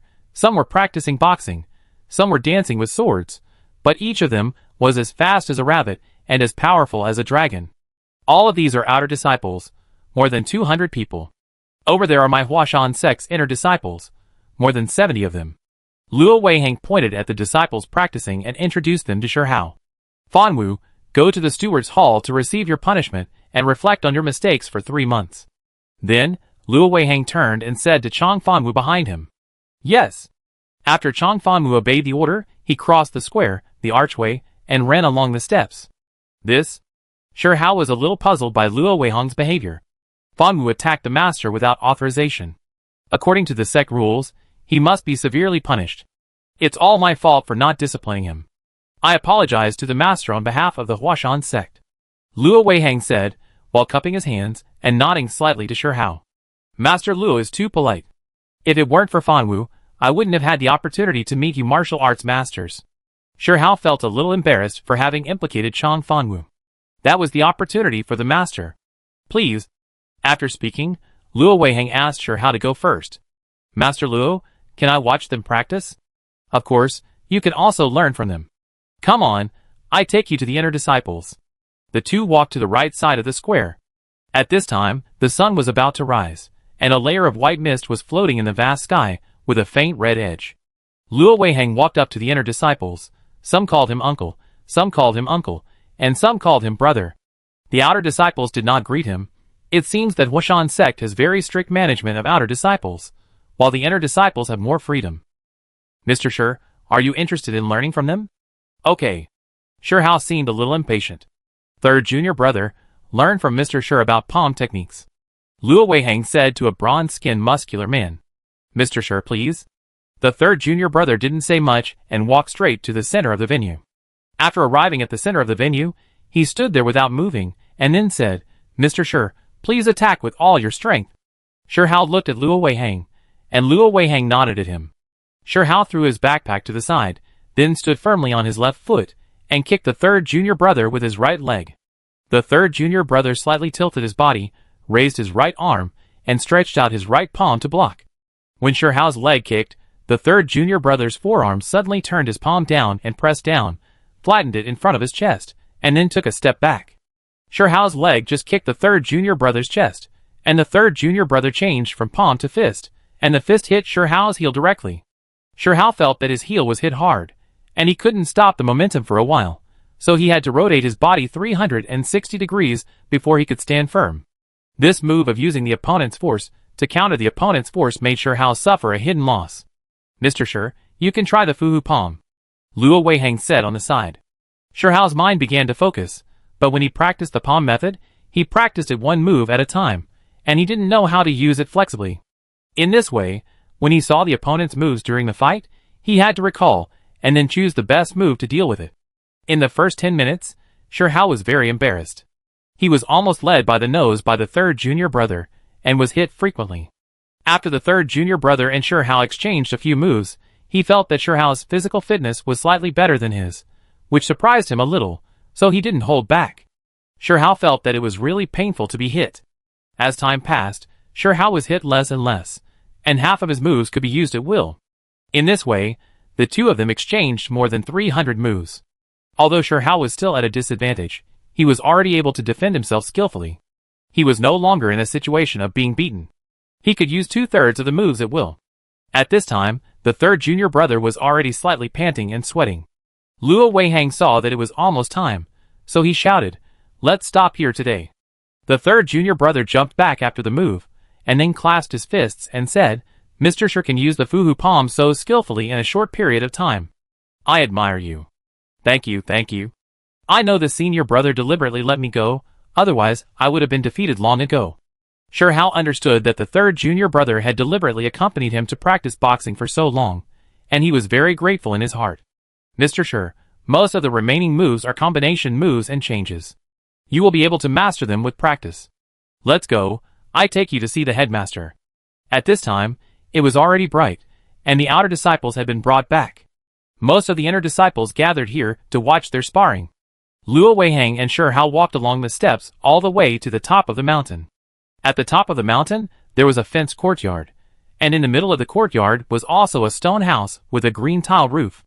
The area was slightly smaller, and the height should be 2 stories. "Brother, Mr. Shi is here. Come in." Only a slightly old voice was heard. After entering the house, there was a stone statue at the top of the house, dressed as a Taoist priest. Shi Hao guessed that it should be the founder of the Huashan sect. In front of the stone statue, an old man with white hair and beard sat on the cushion, holding a whisk in his hand, wearing a gray robe and a hair bridle on his head. "Mr. Shi, this is my headmaster, Master Nanyu." Greetings to the headmaster. Shi Hao bowed his hands in greeting. "Please sit down, Mr. Shi. Weiheng, please sit down too. Sir, you will be traveling far away soon. I don't have anything good. I can only give you the Huashan sect skills. They are all trivial skills. I hope I can help you a little." After Shi Hao and the others sat down, Nan Yuzhenren spoke. Shi Hao was confused when he heard his words. He had no plan to go out, so why did he say this? Sir, you don't need to ask. I can't say it either. After this matter is over, I hope you will go to Wudong Mountain to see Nizhenren. Nan Yuzhenren didn't let Shihao speak. Wei Hang, go and take a copy of the secret manuals of 13 Qifeng styles, Hun Yuan Palm and Hun Yuan Gong to Mr. Shi. Also, Wei Hang, you will take over the position of the head of Huashan sect today. It's just right for Mr. Shi to be a witness. You gather all the brothers and sisters to come. Brother I. Luo Weiheng's face was full of solemnity, and he was about to say something but stopped. Go quickly, I don't have much time. Nan Yuzhenren said loudly with an angry look on his face.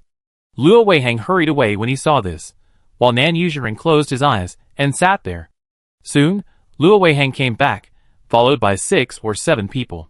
Nan Yuzhenren saw that everyone was there, so he took off the head ring, and Luo Weiheng knelt on his knees and raised his hands to take the ring and the dust. From now on, Huashan sect depends on you.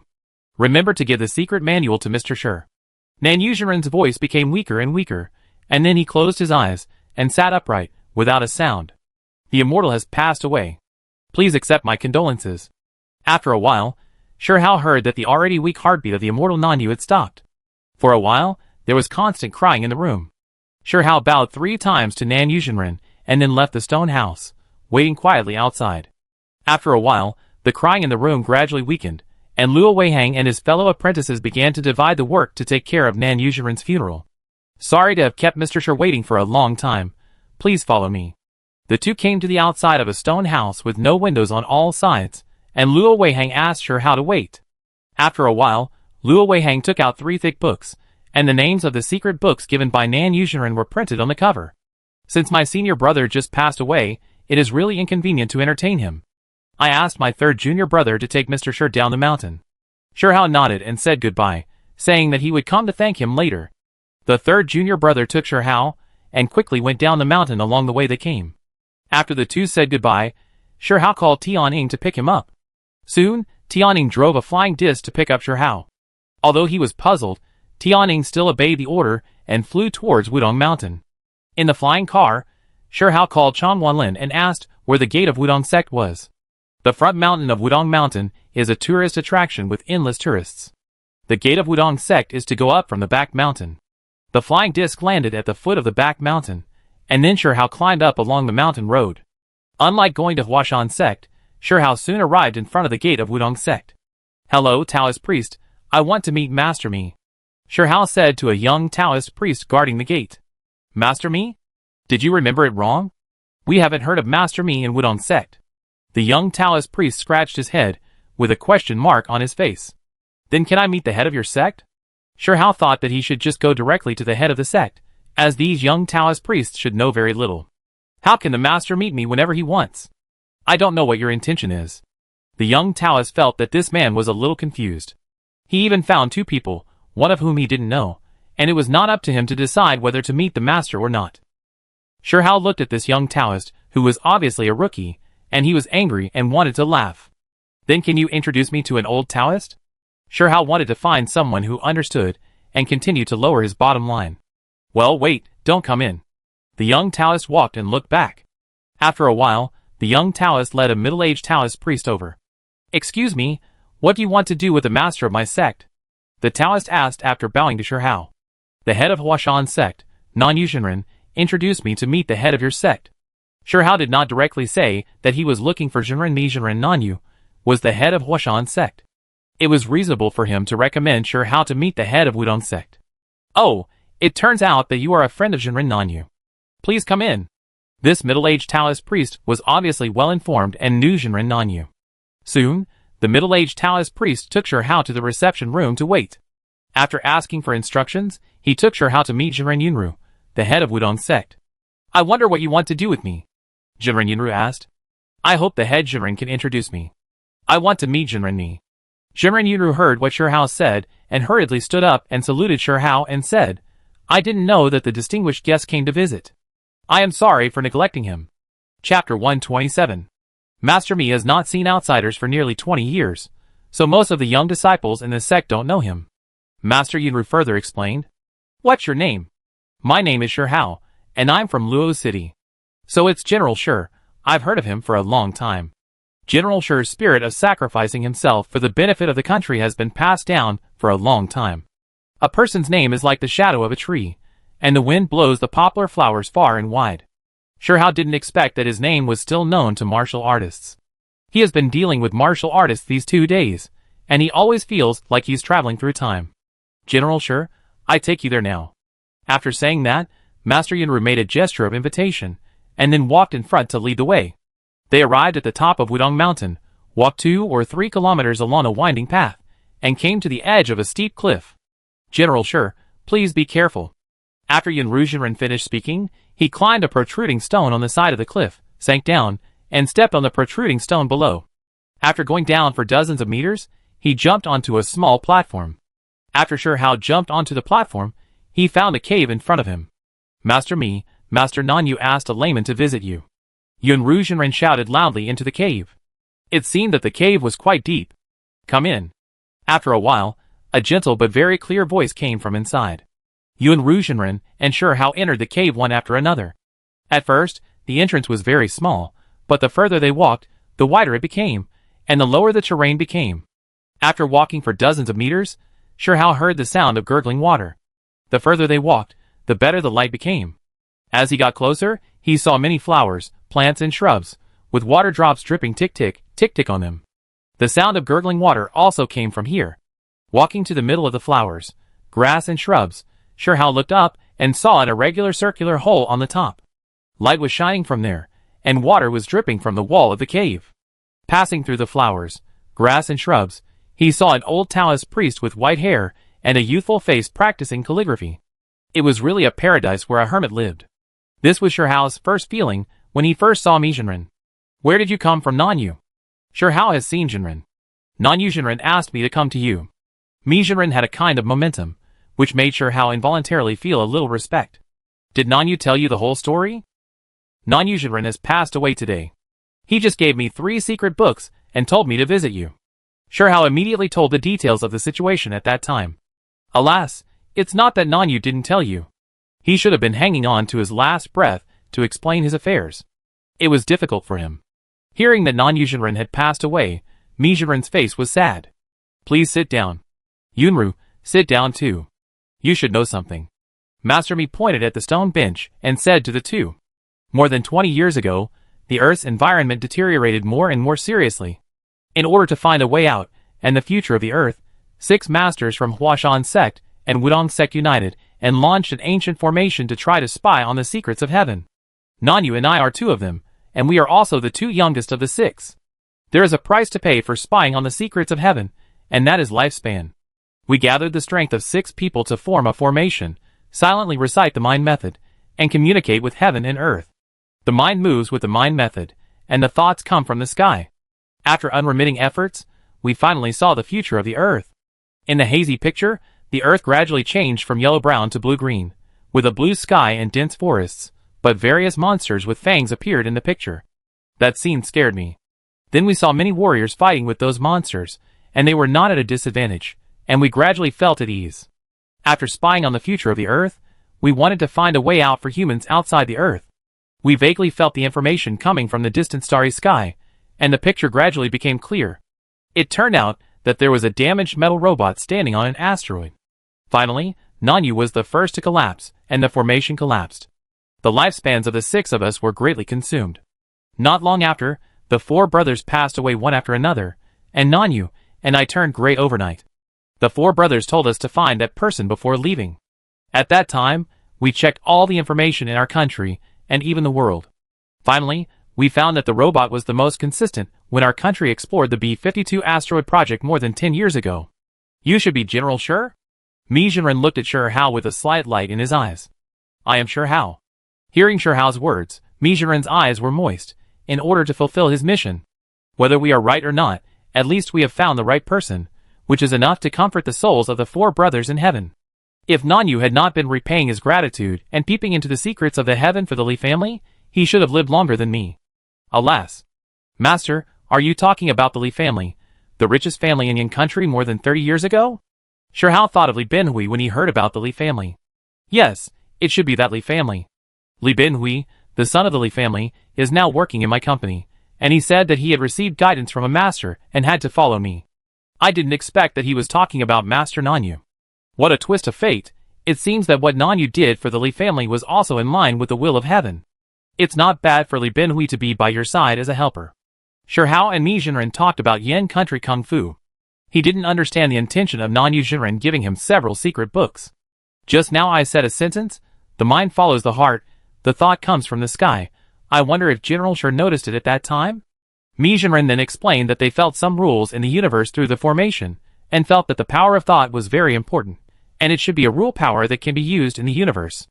Now many scientific research institutes are studying mind power switches, using people's thoughts to remotely control the switch to close and open, but they are looking for people with this ability and strong natural mind power to carry out experiments. And the strength of these people's mind power is different. Is there any way to practice it? Shihao raised questions about his understanding of mind power. The telekinesis you mentioned should be the power of the mind. Many of our disciples are ordinary people. Before practicing, their minds are about the same strength. Through the practice of internal skills, their minds will become stronger. From the perspective of Kung Fu, if you want to strengthen the power of the mind, you must practice internal skills. The Hunyuan Gong that Nanyu gave you is a kind of internal skills, and it is matched with the Hunyuan Palm. The 13 Qigong styles is a sword method. With the practice of the Fuhu Palm method, people will have a more comprehensive understanding of martial arts, and it will be easier to practice the Hunyuan Palm and Hunyuan Gong. In fact, I advocate Tai Chi more. Tai Chi is not a fancy trick passed down in society. It includes Tai Chi posture, Tai Chi technique and Tai Chi Dao. Tai Chi posture refers to the moves, Tai Chi technique is internal skills, and Tai Chi Dao is mysterious.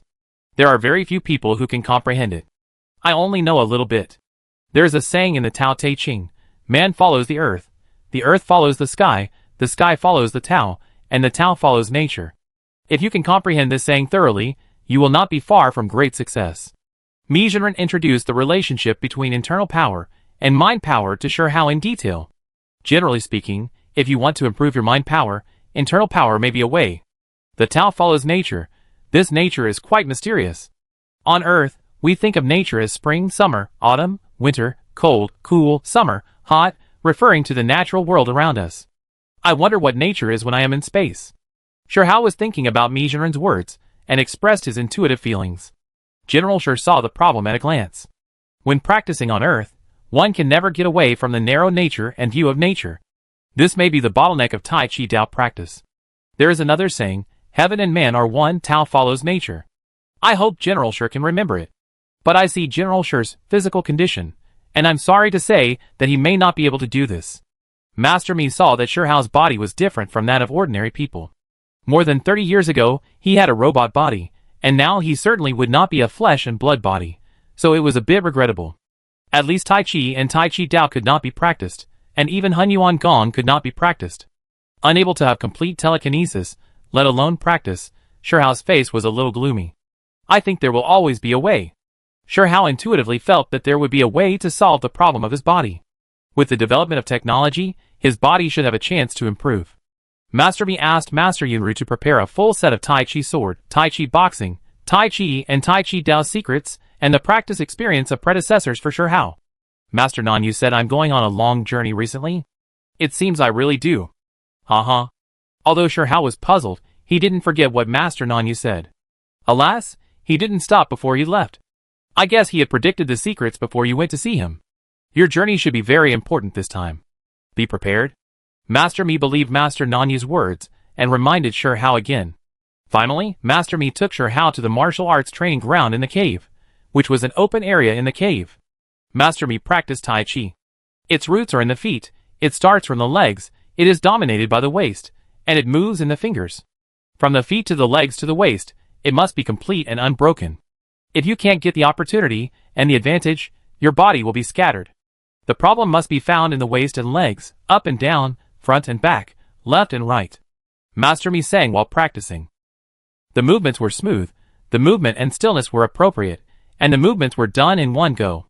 Shihao did not move, but stood by and watched without blinking. Mi Jinren performed it 3 times in a row, and Shihao just watched it 3 times. Then Shihao began to try to practice, and Yunru Jinren guided him. Unknowingly, a night had passed, and Shihao could barely perform the Tai Chi posture as required. In the morning, Sherhao's phone rang. It was Wang Guiyong calling. Sherhao, where are you? Come to me right away, it's urgent. Before Sherhao could say anything, the phone was hung up. Sherhao immediately said goodbye to Mi Zhenren and Yun Ru Zhenren, and then ran and jumped to the foot of the mountain. Chapter 128. After Sherhao came down the mountain, he rushed back to Los Angeles as quickly as possible. He asked Tian-Ing to take the things back, and then hurried to Wang Guiyong's office. When Wang Guiyong saw Sherhao coming in, he immediately sorted out the documents on the table, put them into his briefcase, and put on his coat. Let's go, now we have to go to Antarctica. The latest and fastest military flying disc was waiting outside the door. What happened? On the way, Sherhao looked at Wang Guiyong with a serious face and asked. The scientific research station reported that they had an accident when they were using telekinesis to study the functions of the various control units of the flying disc. Did they start the flying disc again? Sherhao couldn't think of anything else that would happen besides this accident. After that incident, an order was issued to prohibit the activation of the control unit, and supervisors were always monitoring the behavior of researchers. This time, the UFO accidentally released a signal, and a few days later, another signal was received. According to their report, the communication unit should have been accidentally triggered this time. Wang Guiyong was not as calm as he was after the last incident, and Sherhao fell silent after hearing it. This incident may completely expose the location of the Earth to alien life. Soon, they arrived at the Antarctic Research Station. The outer ring of fog became more condensed. A lot of monitoring and alarm devices were installed in the fog. Relevant personnel of the research station were already on standby in the conference room. All of them looked worried. After Wang Guiyong and Sherhao sat down, the meeting began. After more than an hour of discussion, they still did not come up with a feasible plan. It seems that Master Nanyu is right. I should travel far away. Sherhao looked at the people who were discussing endlessly, but without any results at the meeting, and said to himself. Wang Guiyong saw Sherhao lowering his head and moving his mouth, so he asked everyone to be quiet, and then said, General Sher, you should also speak, I want to hear your opinion. The safest way is to drive this UFO away. Drive away? Where to? As soon as someone in the meeting heard Sherhao's words, he asked in confusion. Drive to the depths of the vast space. Sherhao replied after a long sigh, thinking that it seemed that he would wander in space again. No one said anything after hearing Sherhao's answer. They were not stupid and knew what it meant. Someone had to drive the UFO away from the Earth, the farther the better. As for when he could come back? Whether he could come back? It was all unknown. Have you received the other party's signal recently? Sherhao asked.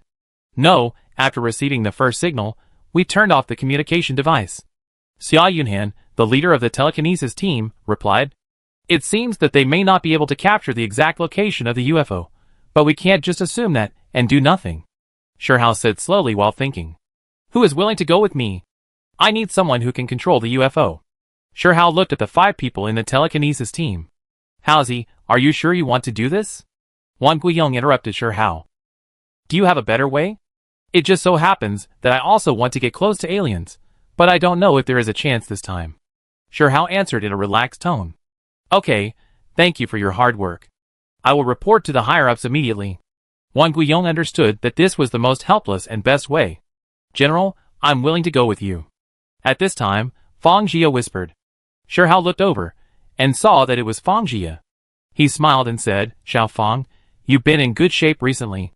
But you have to know that this time you may not come back. If I hadn't met the general, I might have been mud-headed and lived like a zombie. Now I think there is nothing more interesting than looking for aliens to live a more meaningful life. Fang Jia's voice was not loud, but very determined, and he was much more mature than before. Then it's settled, but you may have to undergo a body transformation. Are you willing? No problem, my body became much stronger after the last genetic transformation. I think the general's arrangement this time will definitely be better. Fang Jia was full of confidence in Sherhao.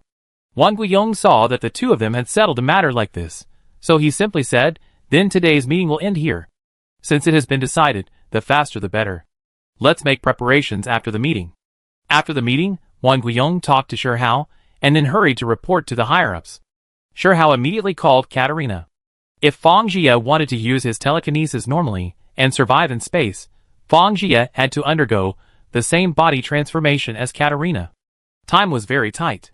At present, he only knew that the Russian Federation had mature experience in this regard. After listening to Sherhao's explanation, Katerina immediately hung up the phone and reported to the top management. 10 minutes later, Katerina replied that she could transform Fang Jia's body, but Katerina had to go with him on this space trip. Shihao once again emphasized the danger of this operation, and even the possibility of no return, but he could not dispel Katerina's idea, so she had no choice but to agree. Shihao immediately found Wang Guiyong to arrange for Fang Jia to be sent to the Russian Federation. He returned to Los Angeles to prepare for a high-level meeting, and notified Li Binhui, who was on the moon, to come back as soon as possible. After returning to Los Angeles, Shihao first found Mickey, Pigeon and Tianying, and let them choose where to go, and promised to arrange for them. After listening to Shihao's explanation, several people did not hesitate and decided to go with him. Ingzi, since you insist on going, I will ask Director Wu to upgrade your body to Taishan level, so that you will have enough self-protection ability in space. Mickey, you go together and meet Director Wu to see if he has anything else to tell you? Shihao took Tianying to Wu Ruinfa, and immediately arranged to upgrade Tianying's body. At the same time, Tianying also told Jingxia Haoji to cooperate with Director Wu and Director Zhang to conduct physical experiments. Director Wu looked at Mickey, hugged him and said, I feel relieved to follow General Shi. Remember to come back early. Dad, I know. Mickey leaned against Wu Ruinfa's body and said obediently. Director Wu, what I told you last time was about my body upgrade and the problem of mind. Is there any progress now? So far, Shihao understands the importance of mind in space, so he wants to see if there is any hope of solving it before leaving. Director Zhang and I went to the moon to take samples of the winged beetle and analyze them. Combined with our previous research results, it is expected that in 1 or 2 years, we will most likely overcome this problem, and your problem will be solved at that time. Wu Ruinfa said confidently. Okay, I hope I can hear good news from you when I come back from this operation. After that, he shook hands with Director Wu and left with Mickey and the pigeon. Director Wu, I will pick up Tianying in 5 days. Then no training? There is plenty of time on the way. Shihao answered as he walked. After leaving the laboratory, Shihao arranged for Mickey and the pigeon to prepare supplies. Super laser guns, super laser pistols, traditional firearms, electromagnetic pulse guns, grenades, magnetic storm bombs, special daggers, sabers and various special tools, etc.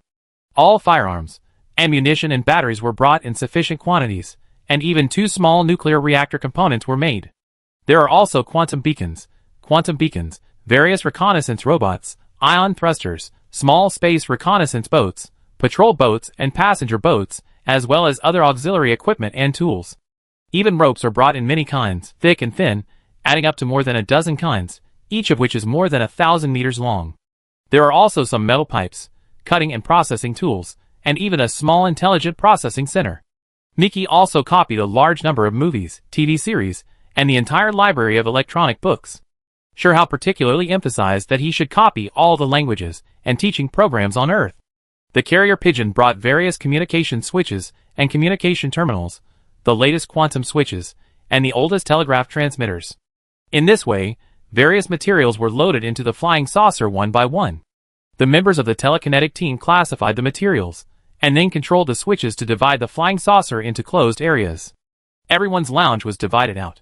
At first, the space of this flying saucer was empty, but after recent continuous exploration, it was found that this was the highest level of manufacturing technology.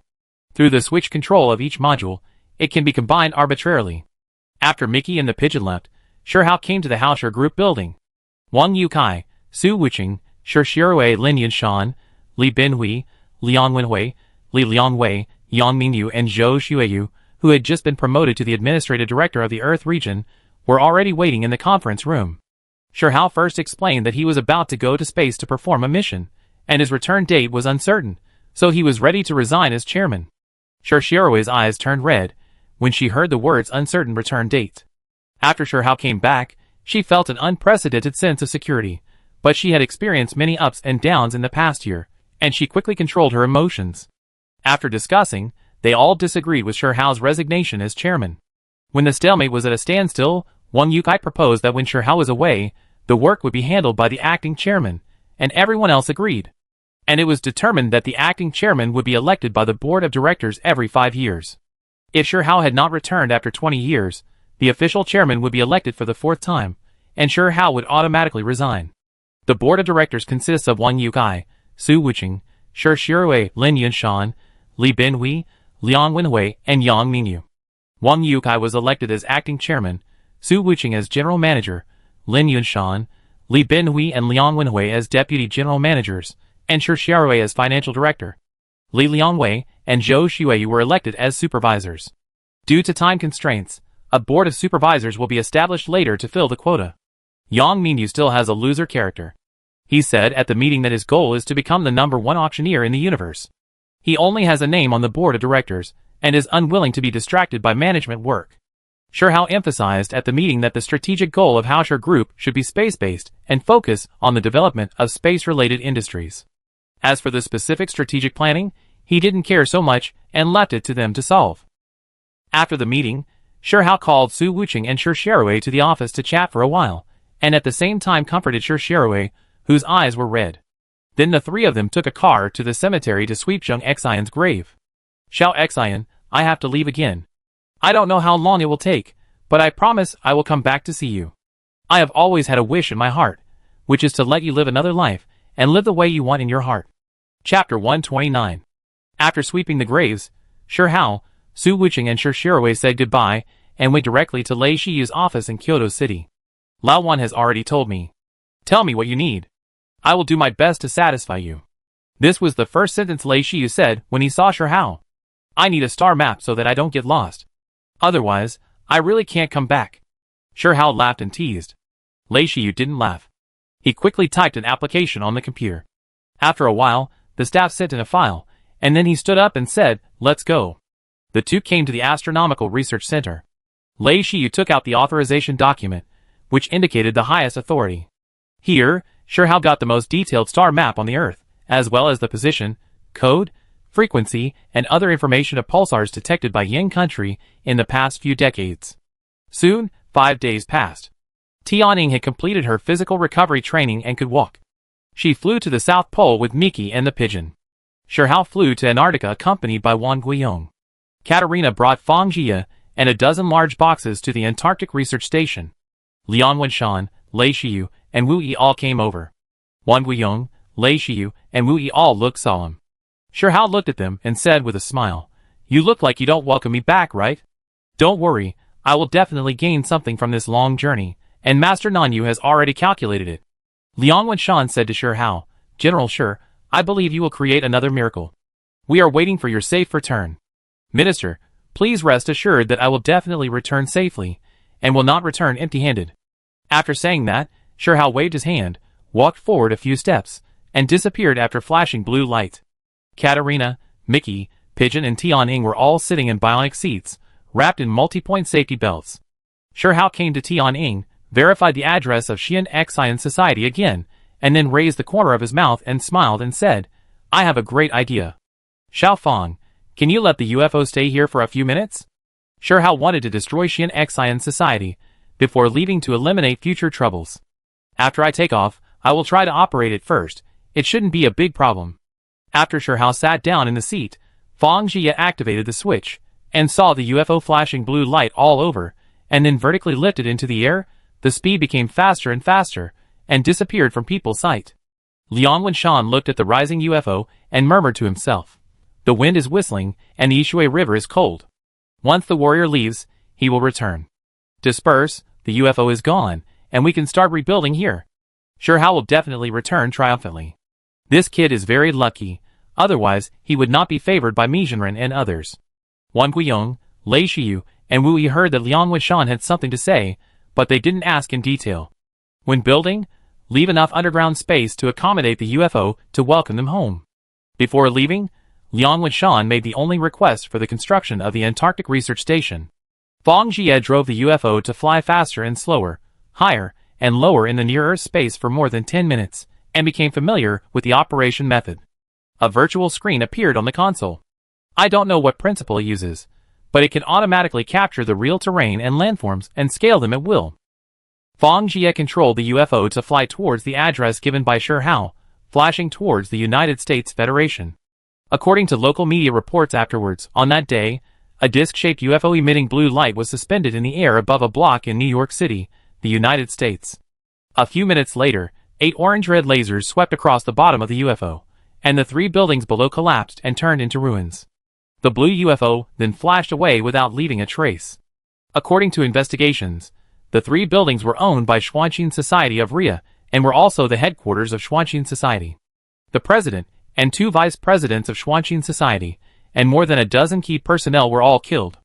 After this incident, the members of Xuanqing Society were leaderless, and some of the remaining key members embezzled the property of the society at the first time, and the entire society fell apart.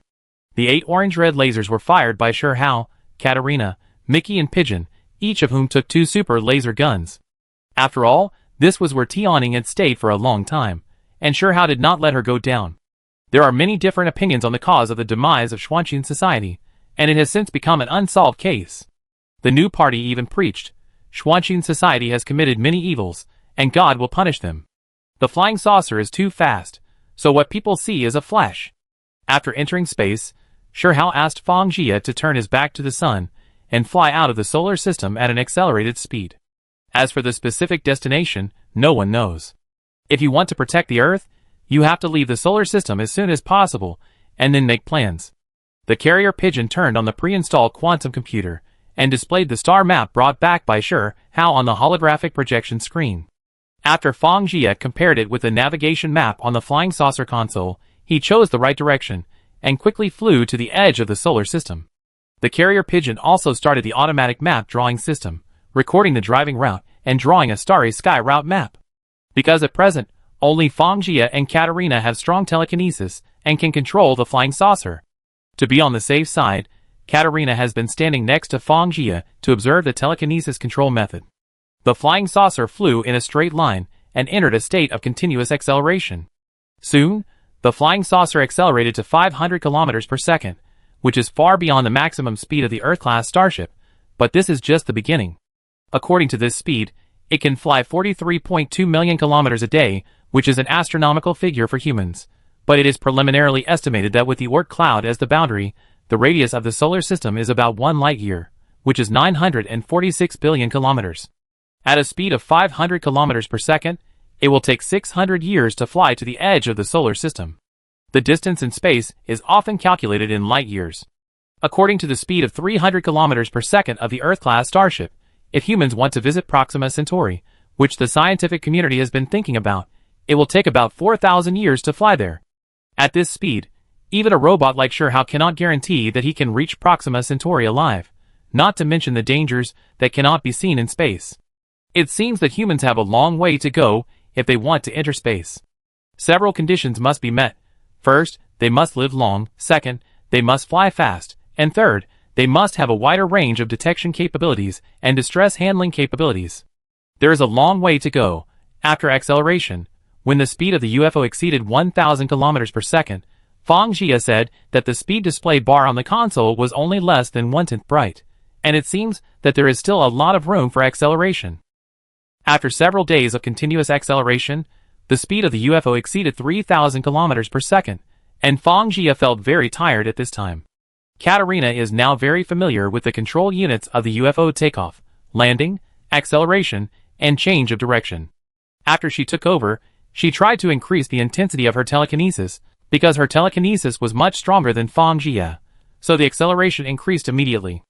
After Katarina continued for more than 10 days, the speed reached 8,000 kilometers per second, and the speed display bar was half lit. At present, it seems that the maximum speed of this UFO should be 16,000 kilometers per second. In addition, Katarina's driving duration of the UFO is more than twice that of Fang Jie, and the control effect is much stronger. After Fang Jie and Katarina changed another round, the speed of the UFO reached 12,000 kilometers per second, and the speed began to stabilize. At this speed, it should be able to fly to the vicinity of the Oort cloud in 25 years. For Shi Hao and others, this time is acceptable. When there is no need to accelerate, the UFO can fly automatically. When encountering asteroids or space rocks, it can automatically avoid them. At the current speed, it is unrealistic to rely on people to discover dangers and avoid them. At first, several people were quite excited, but as time went by, they gradually became silent or forced themselves to sleep. Shi Hao has always been concerned about the power of thought, and he has also noticed everyone's state. He gathered everyone together, took out the secret books and said, "Before leaving Earth, I visited Huashan sect and Wudong sect, and practice subduing Tiger Palm and Tai Chi Shi. Subduing Tiger Palm, Tai Chi Shi and Hunyuan Palm all focus on moves, while Hunyuan Gong and Tai Chi Shu are internal skills. It is said that practicing internal skills can enhance the power of thought. Shi Hao looked at Fang Jia and Katerina when he talked about the power of thought. The Tai Chi Tao is said to be able to communicate with nature and heaven and earth, but it's very mysterious, and I don't know how to practice it yet. What is this book? Katerina asked, holding the book Qin Feng 13 Styles. That's swordsmanship, and it's useless to us. Shi Hao answered without even raising his head. Who said it's useless? After Katerina finished speaking, she went to the bedroom to take out the satchel, opened it, pulled out the laser sword, and then took the book Qin Feng 13 Styles and happily went to the side to practice. Oh my god, you can actually use the sword like this? Great, you can string a candied hawes like this. Katerina practiced, constantly exclaiming and cheering. After practicing for an hour or two, I felt a little unsatisfied and wanted to find an opponent. At this time, Fang Jia was holding the Hunyuan Gong and reading it with great interest. Mickey and the pigeon were practicing fighting with the Fu Hu Palm. Tianing was watching the moves of Tai Chi Shi. Although Master Mi said that Shi Hao was not suitable for practicing internal skills, he still did not give up, and tried to comprehend the Tai Chi. Katerina came over and pulled Tianing up, and then went to the warehouse, and after a lot of chili clang dang, they made two different long swords. There was a handle, and the sword body was two steel pipes. Katerina discussed the Qin Feng 13 Styles with Tianing, and then the two of them picked up the swords from time to time. Shi Hao tried to comprehend Tai Chi, but he didn't feel anything, and finally had to give up. But he practiced Tai Chi every day. When they were far enough away from the earth, Shi Hao asked Fang Jia to activate the communication switch and turn on the communication equipment of the flying saucer. 3 messages popped up as soon as they turned it on, but they couldn't understand them. Ignoring those messages, in order to prevent everyone from living a boring life, Shi Hao began to lead everyone to practice Tai Chi every day. The more they practiced, the more familiar they became, and the more interesting they became. Fang Jia was very quiet. After practicing Tai Chi, he spent the rest of his time sitting cross-legged to practice and comprehend Hunyuan Gong. According to him, he felt that his telekinesis had increased to a certain extent, but it could not be measured. After hearing this, Katerina also began to practice Hunyuan Gong after practicing Qin Feng 13 Styles with Tianing every day. Time passed slowly and quickly, and 3 years passed in a blink of an eye. There were swings in the flying saucer, simple fitness equipment, chess, cards and ball games were carried out on a daily basis. Katerina and Tianing said that it was too boring for everyone to wear the same clothes every day, so they made 3 sets of clothes for everyone. After many practices and modifications, the two of them changed Qin Feng 13 Styles into Qin Feng 18 Styles, adding 5 moves that ordinary people could not complete at all. Mickey and Xingda practiced the Fu Hu Palm to perfection, mastered all the variations, and practiced each move hundreds of times. Then the two began to specialize in Tai Chi and Hunyuan Palm. Although they did not have the blessing of Tai Chi and Hunyuan Gong, their attack power was much stronger than Fu Hu Palm, which should not be underestimated. Shi Hao was immersed in Tai Chi every day. He either practiced Tai Chi, Tai Chi Palm, Tai Chi leg technique and Tai Chi sword, or read the practice experience given to him by Yun Ruzhenren. He would occasionally find Mickey and Xingda to exchange ideas. After 3 years of continuous practice, Shi Hao's mastery and understanding of Tai Chi has reached the level of perfection. Mickey and Xingda can do it at the same time. Hard work is important, but talent is indispensable. Tai Chi focuses more on precipitation and comprehension. Carrier Pigeon used a small intelligent control processing center to make 6 steel long swords for everyone to practice sword. Those fitness equipment and other small items were made by Carrier Pigeon. In addition to communication, he gradually showed his talent in design and manufacturing. The UFO was still flying rapidly towards the edge of the solar system at a speed of 12,000 kilometers per second. The surrounding space was dark, and even the asteroids were much less. During this period, the UFO received 3 more messages in the first year. In the following 2 years, the communication equipment was in a silent state, and no messages were received. Fang Jia spent most of the first 2 years practicing Hunyuan Gong. In the past year, he felt that he had reached a bottleneck. He followed Shi Hao to practice Tai Chi. Although Hunyuan Palm is matched with Hunyuan Gong, he doesn't like fighting. His main task is to control the UFO. Naturally, he is responsible for equipment inspection and daily inspections. Fang Jia finished practicing this day and checked the control console when he suddenly found an image on it. It seemed to be an asteroid, very close to them. Just like driving in the desert for a few days, and accidentally encountering a green plant, he deliberately looked at the asteroid for a few more times, thinking that he would soon say goodbye to the asteroid, and then ignored it.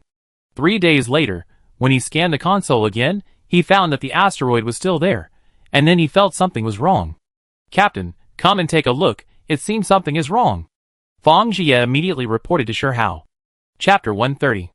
A few days ago, the navigation map showed an asteroid, and I found that there was still one when I observed it today, Fang Jie said to Shi Hao with a serious face. At this time, the others found something was wrong and gathered around. After staying in the flying saucer for 3 years, even robots would go crazy. Any new things would mobilize their nerves. "Have we flown to the asteroid-dense area?" Shi Hao asked. "We have already flown far beyond the orbit of Pluto, and the asteroid-dense area is between Mars and Jupiter, and we have passed it long ago." The pigeon took over and answered. He was responsible for mapping the route map, so he knew it very well. "How are you two doing now?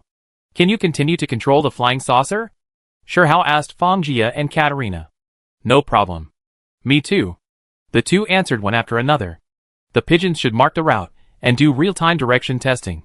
Xiao Fang and Katarina, control the UFO to change direction, slow down and speed up, and see how the asteroid reacts. If possible, take the opportunity to get rid of it. Since there is no way to rule it out, we can only understand the real situation after trying. Everyone fixed themselves in their seats. At the beginning, Fang Jie was in control. The UFO did not slow down and started to change direction directly. The first time he did this, Fang Jie did not dare to turn too sharply, but drew a big arc and flew to the right rear. The UFO was so fast that the gravity simulation device was not affected at all. After trying to turn several times, it was found that the asteroid was still displayed on the route map. Fang Jie started the crazy mode. If you look from a god's perspective, the UFO began to climb rapidly in a spiral from the original horizontal plane. Then it flew straight for a few minutes, and then spiraled up again. After several times, the asteroid was still there. At this time, Fang Jie was already very tired. Katarina began to take over the operation. The UFO was seen flying left and right, up and down, constantly changing its route, and flying forward rapidly. It would occasionally take a roller coaster-like route. Even people with strong physical fitness, like Shi Hao, felt dizzy. Katarina became more and more comfortable with the operation, and had a lot of fun. The operation time was more than 10 times longer than Fang Jie. "I feel that my telekinesis should have broken through to level 8. Katarina's feeling of controlling the UFO at this moment was different from when she first set off. She felt like she was integrated with the UFO. Unconsciously, the speed of the UFO accelerated from 12,000 kilometers per second to 14,000 kilometers per second. This confirmed that Katarina's telekinesis level had indeed broken through. It seems that practicing Hunyuan Gong is indeed effective, which deeply stimulated Shi Hao and made him more eager to have a normal and complete human mind. When Fang Jie heard the news of Katarina's breakthrough, he immediately closed his eyes and continued to practice Hunyuan Gong. He found that the speed of mental power recovery during practice was much faster. He operated it fiercely, and the screen was still the same. The asteroid was still staying there, not far away, like a shadow, and lingering. Seeing that there was no effect, Katarina prepared to let the UFO continue to fly in a straight line. At this time, they suddenly found that the center of gravity of their bodies could not control the forward rush. After a while, they realized that the UFO was slowing down. As time passed, the speed bar gradually darkened and darkened at a speed visible to the naked eye. Finally, the speed completely became zero, and the UFO just floated quietly in space. The most terrifying thing is that the asteroid is still there. After a while, the flying saucer began to slowly approach the asteroid, just like a leaf floating on the water being pushed by ripples, getting closer and closer to the asteroid. The asteroid is black, irregularly elliptical, and about 6 or 7 kilometers in diameter. Suddenly, a red light flashed, and Shi Hao and his eyes went dark. When they opened their eyes and looked out again, they could no longer see the space or the asteroid. Then, the control console in the flying saucer retracted itself, and all the lights suddenly went out. After a few seconds, the lights flickered and returned to their original state. "Ah!" Mickey shouted. "Ah!" A muffled and unclear sound was also heard. Shi Hao looked over there, and saw Mickey standing there with his hands on his chest and his mouth wide open. Opposite him, there was an alien who was as black as the asteroid, standing opposite him, staring at Mickey with his eyes wide open on his forehead, and his mouth open, probably looking at him in surprise. This alien was about 2 meters tall, with a cylindrical bald head, and a small nose and ears, like decorations. Gili Gulo XASD23 ####. A series of incomprehensible sounds came out of his mouth. Shirhao felt that he should be talking, but the language was not intelligible. This person should be from the same place as the 2 people in the UFO, and they look similar, but this alien is much fatter and taller. Who are you? Did you stop us? Shirhao asked. Regardless of whether he could understand or not, there was a possibility of communication only by trying. He also responded, but he still couldn't understand. Mickey poked him with his finger, and felt that the alien's body was very hard. Then he waved his arm, and pointed inside. After pointing, Mickey took 2 steps forward, then turned back, and waved his hand, signaling the alien to follow. Facts have proved that body language is still the most effective when there is a language barrier. The alien followed Mickey. Mickey turned on the holographic screen, and then turned on the Chinese teaching program. The alien didn't make any movements, and a chair appeared under his butt. Then he sat there without blinking and watched. After watching for more than 10 minutes, he made a gesture and uttered an unclear word, change. Mickey saw that it worked, and immediately became energetic and changed to another program. Change. This time the pronunciation was a little clearer. Quick. The second word he said was more standard, and Mickey turned on fast forward. Change, change, change. Quick, quick, quick. In this way, the 2 of them cooperated and a day passed quickly. Can you be faster? The alien stretched out a finger and tapped Mickey's head. You iron egg, this is the fastest. Mickey was crying. The alien learned more and more from the Chinese teaching program, and faster. Now he was no longer satisfied with the speed of the teaching program. Mickey became more and more familiar with him, and his nature of squeezing people was exposed again.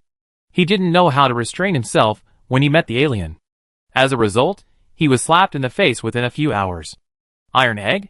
Oh, I like this name. In your language, this name is more in line with my temperament.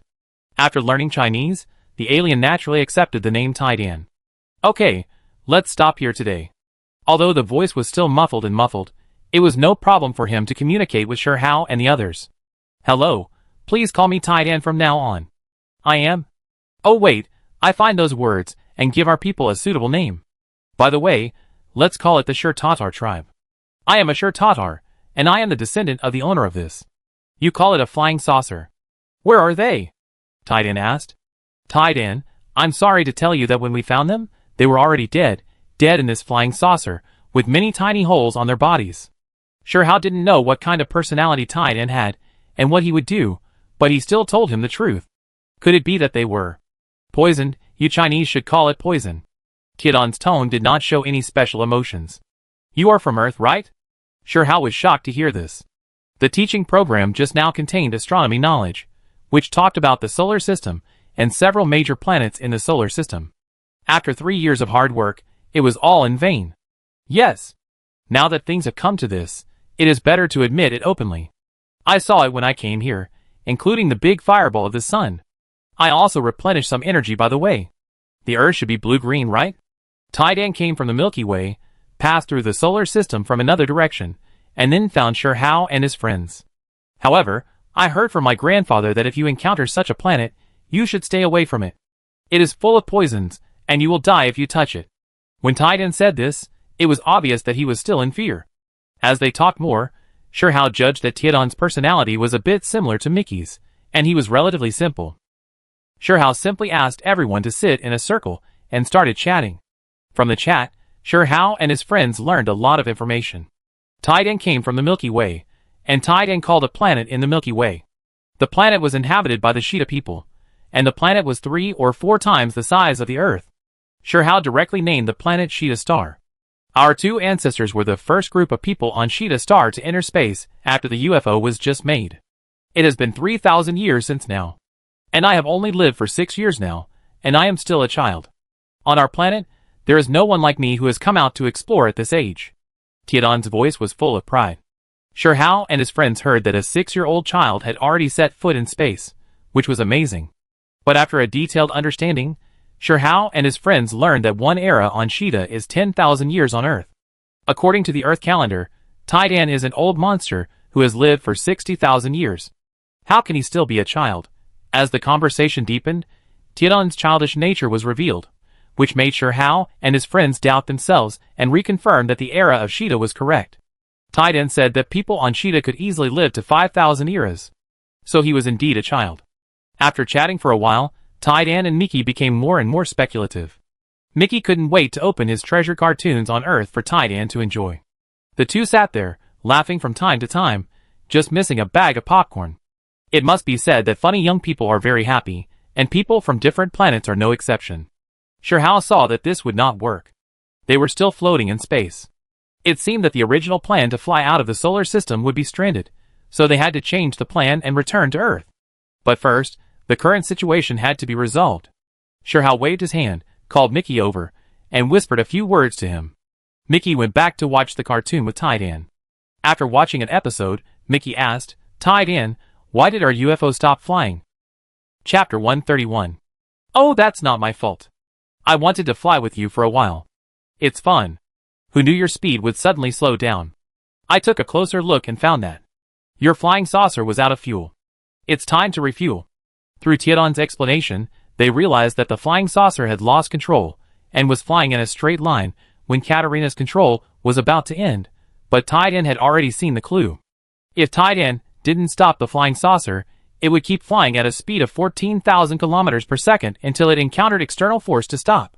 Tian controlled his aircraft to lock the flying saucer, controlled the flying saucer to gradually slow down by changing the gravitational waves around the flying saucer, and then pulled it closer to him and put it back into the belly of his aircraft. Hurry up, next episode. Tian urged Mickey to continue playing cartoons. Let's stop here today. We have to do business. I watch you until we're done. What business? It's about refueling and how we get home. If we don't go home, we have to explore the universe. We can't just stay here and do nothing, right? Oh. Tian answered reluctantly, like a child whose toys were taken away. By the way, I forgot to ask you. I see you're flying all the way to the center of the Milky Way. Are you ready to take risks? Tian asked with his head tilted. At the beginning, when Sure Hao and his team set out, the Earth just turned between the center of the Milky Way and the Sun. In order to fly out of the solar system as quickly as possible, they chose to turn away from the Sun. It just so happened that the flying saucer was flying in the direction of the center of the Milky Way. We are going to take a look at the Oort cloud. Sure Hao replied. He couldn't say that he received Tian's message, and was afraid that the Earth would be in danger, so he led him away. You are talking about the Oort cloud at the edge of the solar system, right? There is nothing there, only some hydrogen. Although it is an energy source, it is too scarce. I don't even bother to collect it. What's there to see there, country bumpkin? Tian said a little arrogantly after hearing Sure Hao's words. Hey Tian, that's the Oort cloud, not the Oort cloud. You are so stupid. Also, if I'm not mistaken, you are chasing us from the opposite direction? Sure Hao asked back after hearing Tian's words. That's right, what's wrong? Tian said a little puzzled. You are the country bumpkin. You are farther away from the center of the Milky Way than us. You are in a place where no birds shit. Your Sheeta star is the countryside. Mickey heard Tian's contemptuous tone, and seized the opportunity to fight back. No, what does birds don't shit mean? Tian scratched his head in confusion. Anyway, remember, if you say we are country bumpkins, you are more country bumpkin. As for birds don't shit, you will know it after learning more Chinese. Let's talk about what to do next. Mickey brought the topic back. Come on. Tian spoke with a disdainful look, meaning that there is no need to ask this question. How to add? Add what? Just add, wait, let me see what you call it, that liquid hydrogen and liquid helium. Oh, you call it nuclear fusion reaction, that's it. After listening to this, Sure Hao and his friends felt that the use of top energy in the universe was similar. After all, the sun relies on burning hydrogen to emit light and heat. It's just that they don't know whether the way they achieve nuclear fusion is the same as on Earth. Tian, what level is your aircraft in your place? Sure Hao wanted to take this opportunity to understand the level of technological development of alien life. Well, to be honest, because of this aircraft, my father and grandfather were seriously injured. I don't know how many epochs it will take to recover. They tried their best to protect me before they were injured, so that I could escape by driving this aircraft. When Tian said this, his head drooped slightly. His expression could not be seen, but it could be felt that he was very sad. Mickey stopped talking nonsense and stroked his arm to comfort him. Tian told the story. 3,000 epochs ago, the first generation of aircraft on the Stone Star, which was the model that Sherhao and his friends took, was built. Since then, the Stone Star people have entered the space age. Space technology also developed accordingly. During the past 3,000 years, the aircraft has developed to the third generation, which is the one that Titan rode. The first generation of flying saucers was very beautiful, metallic, and sci-fi, but in space, it was just a big toy and could easily get into trouble. With the development, they began to use local materials from space, looking for asteroids with hard materials to transform, knocking off the outer edges and corners, roughly making them into a circle or ellipse, and then hollowing out the middle. Then the materials used to make the first generation of aircraft were used to decorate the interior and install equipment. In the middle, the second generation was developed and tested, and finally the third generation manufacturing plan was formed. The most difficult thing to find is an asteroid that can be transformed. There may not be a suitable one among thousands of them. Titan's family is very powerful. It is one of the families on Sheeta Star that has mastered the core technology of manufacturing aircraft. Otherwise, his ancestors would not be able to drive the first generation of aircraft to reach the Earth. His grandfather and father drove the second generation of aircraft to search for a long time, and finally found an asteroid suitable for manufacturing the third generation of aircraft. There are more than 30 billion people on Sheeta Star. The pressure of survival is very high, and robbery and plundering happen from time to time. When the aircraft was about to be completed, a group of people suddenly appeared and wanted to rob the aircraft. Tian's grandfather and father fought to protect it, and let Tian start to escape into space. Later, Tian used the encrypted communication device on the aircraft to contact his family, and learned that his grandfather and father were all seriously injured. If Tian went back and had no ability to keep the aircraft, his grandfather told him about his ancestors and asked him to try to find his ancestors in space. In this way, Titan floated into space near the Stone Star for nearly a century, and one day he suddenly received a signal from his ancestor driving a flying saucer. Everyone knows what happened later. That means, your aircraft should be the most advanced one on your Stone Star? Sherhao asked after hearing Tian's words. Yes, otherwise why would they come to rob it? Tian, who was still sad just now, became arrogant again. How fast is it? How fast? Katarina was more concerned about the speed. According to my grandfather, the speed can match 15 first-generation aircraft. That's 80% of the speed of light. Only at this speed can Titan come in from outside the solar system and cross half of the solar system to catch up with us. Fang Jie immediately calculated the relative speed. The speed of light has always been a peak that humans can see, but they don't have the ability or even the courage to climb. Awesome. After hearing this, the pigeon uttered 2 words for a long time. Did your grandfather say when a super light-speed aircraft can be built? Mickey also knew the power of Tian's aircraft, but he was curious about when Tatar could cross the speed of light. My grandfather once mentioned it. He said that maybe it would take another 3,000 years, or maybe Tatar couldn't break through that speed. He didn't say what the speed was. Sherhao and the others didn't say anything when they heard Tian's words. They didn't know what to say. Seeing that they had conquered a high mountain and had just reached the top, they looked and said, "Damn, there is still a mountain that is dozens or hundreds of times higher waiting to be conquered." This is how they feel now. Sherhao was silent for a while, then he opened his phone and pulled out his notepad to make a note. It was a starship classification table. Primary lunar starships, small patrol ships, reconnaissance ships, transport ships and passenger ships, etc. These ships use advanced lunar ships, and above is motherships. Intermediate lunar starships, large patrol ships, reconnaissance ships, transport ships and passenger ships, etc. These ships use primary and above Earth ships as motherships. Advanced lunar starships. The current Starship 1 and Starship 2 and their improved models, motherships with a gravity offset rate of less than 80%. Most Moon-class starships perform space missions around planets. Earth primary starship, Dewa should belong to this level, but the speed needs to be improved. The mothership with a gravity offset rate greater than 80% has a speed of 800 to 3,000 kilometers per second and performs missions between planets and satellites at a relatively close distance. Earth intermediate starship, blank. The speed is expected to be 300 to 800 km/s, and it performs missions between any planets in the solar system. Earth advanced starship, blank. The speed is expected to be 8,000 to 15,000 kilometers per second, and it performs missions at any location in the solar system. Sun primary starship, the current flying saucer? The maximum speed is 16,000 kilometers per second, but I don't know if Titan will take it away. The primary design speed should be between 15,000 and 80,000 kilometers per second. It can fly out of the solar system. Sun Intermediate Starship, 80,000 to 150,000 kilometers per second, and can enter and exit the solar system more freely to perform missions. Solar Advanced Starship, 150,000 to 299,000 kilometers per second. This speed can be used to perform missions far from the solar system, but it is still not enough to reach the Milky Way. Tiedon's aircraft should belong to this category. Galaxy-class Starship, ? Sure made a preliminary assumption about the development path of Earth starships based on his understanding of the level of the starships on the Tartar planet. As for whether it will surpass a certain model, it depends on the development speed of Earth's technology. What are your plans for the future? Sure asked Tidan. Judging from the current situation, he certainly can't go back to the Tartar planet. How about I take you on a trip? I can be your driver for free. After wandering in space for 1 century, and on Earth for 10,000 years, it is impossible for Tidan to say that he is not lonely. Okay. Welcome to Earth. Mickey patted Tiedon's shoulder happily. I won't go. My grandfather told me that I should stay away from any planet with a blue-green surface. Going there will kill me.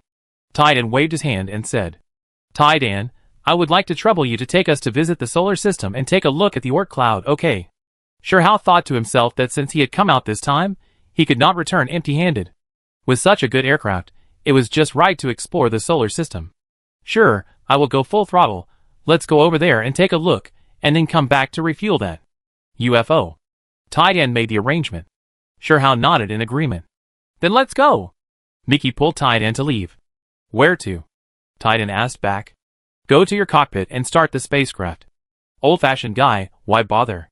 It's already started. Tidan tried to roll his eyes to despise Mickey, but he had no choice.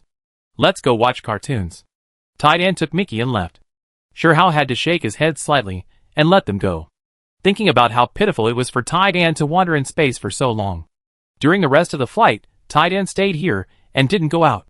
Sure and the others started living the same way as they had in the past 3 years. Mickey spent most of his time with Tidan, watching cartoons and movies. For a while, they even watched a historical documentary of Yen State. It's too scary. One day, Mickey and Tidan were watching a historical documentary, and Tidan suddenly shouted, Are you all monsters? After Tidan shouted, he stood up and looked at Sure and the others seriously, confusing everyone. Mickey also asked in confusion, Tidan, what's wrong with you? Your entire Yen country's history is only half a century? This is not made up, right? He said, while pointing at the historical documentary on the screen. That's true, what's wrong? Mickey replied. Fuck. I'm dizzy. I want to hit the wall. Tidan began to run around Mickey and shouted frantically. Stop. If you want to hit the wall, go over there, the wall is over there. Mickey grabbed him. Do you know how many years it took us, the people of Sheeta, to develop to the present? How many years? Mickey cooperated very well, and the two asked and answered each other. Tens of thousands of years. Yes, it's years, equivalent to hundreds of millions of years on Earth. Compared to you Earthlings, we are scum garbage. It hurts our self-esteem. And you can run wild in space in less than an era. My God, I feel dizzy. After venting, Tidan sat on the ground weakly, but his eyes were still fixed on the screen. What? You really started to develop in the past 200 years, and your ancestors before you have been eating dirt. Seeing the modern history, Tidan wailed again. 200 years is equivalent to 0.02 eras, which is the time it takes me to pee. Although Tidan can't pee like Earthlings, he is already very proficient in Chinese, and he has long understood the meaning of birds don't shit. In his mind, he really can't understand why Earthlings can develop in such a short time, and develop so fast. Just like we can't understand how a person who has lived for 60,000 years is still a child. Maybe this is the difference. The entire universe is boundless. There are 400 billion stars in the Milky Way alone. Nothing can happen unexpectedly. After learning about the history of the Earthlings, Tidan began to study the Earth's culture. And he was also very interested in the kung fu that Sure and others practiced every day. However, his body was stiff, like a puppet, and those moves could not be practiced at all. Mickey designed a move for him called Invincible Spin Attack. Tidan stretched out his arms and moved his feet quickly, driving the whole body to rotate at high speed, so that he couldn't stop practicing. Whenever Tidan practiced the Invincible Spin Attack, everyone stayed away, and was crippled if they were hit. Because Tiedon's body density is very high, his weight can be converted according to the density of steel of the same weight, so the name Tiedon really fits his temperament. Having tasted the benefits, Tiedon pestered Mickey and asked him to continue to design moves for him. Then spin kick and sweeping kick became his special skills, and he practiced them very quickly. Although the moves were not fast, they were very powerful. Mickey couldn't stand being entangled anymore, so he demonstrated a move called Foshan Shadowless Kick to him and asked him to practice it slowly. Tiedon started practicing without caring whether it was suitable or not. Now every time he practiced, the flying saucer was trembling, and Sure How and the others' hearts were trembling with it. In their hearts, the flying saucer was their own property, and they were afraid that Tiedon would break it. This practice lasted for a long time, and he actually mastered it. Although it was not so flexible and elegant, and it was far from the effect of Shadowless, he was already very skilled, and when he really kicked people, he had infinite power. Tiedon, I really can't figure out how you Stone Tartars fight. We just stand there, you punch me, I punch you, you kick me, I kick you, whoever falls down first loses. The one who falls down gets the next one to take over. Tiedon said seriously, thinking of his grandfather and father. My grandfather and father fought against more than a dozen people, and the queue of those people was so long that I had a chance to escape. Alas, I finally know why it takes hundreds of millions of years for you Stone Tartars to develop. Mickey sighed helplessly. Why? Tiedon wanted to know eagerly. Your heads are just elm knots. What do you mean? Check it yourself. Tiedon really went to check it out, and finally he found Mickey with a serious face and corrected him that they were not elm knots, but the originators of hard heads. What he meant was that they didn't play tricks when fighting, they just went for it, without fear. Mickey was too lazy to argue with him, and continued his practice. Tiedon was really bored, so he went to watch Katarina and Tianing practice swordplay, and even used the sword to cut himself, but the steel sword was scrapped as expected. At Tiedon's strong request, Katarina reluctantly took out the laser sword and cut his fingertips, but there was no damage, which made Katarina lose confidence in her precious laser sword. She was depressed for several consecutive days, and did not practice swordplay. Tiedon saw the super laser gun and couldn't put it down. Mickey was also worn out, so he turned on the laser gun and shot at his fingertips. The position that was hit was instantly vaporized by high temperature. Seeing that it worked, Tiedon was even happier. He got 2 super laser guns and slung them across his body, and put a super laser pistol on each side of his waist. He also chased people and asked, "Am I cool?" Although Sheeta Star can produce advanced solar starships, due to the conditions of the planet itself, lasers have never appeared, let alone research. After Sure How finished his boxing, he saw Katarina, who looked depressed. After asking about the situation, he said, "Katarina, this is no big deal. When we return to Earth, I will give you a few big black diamonds to upgrade it to a super laser sword." "Really, thank you so much, Brother How." Katarina knew the power of the super laser gun, and knew that it was the credit of the black diamond amplification. She immediately jumped up happily, and hugged Sure How and kissed him. Sure How was embarrassed but polite, and walked away from her quickly. Hee.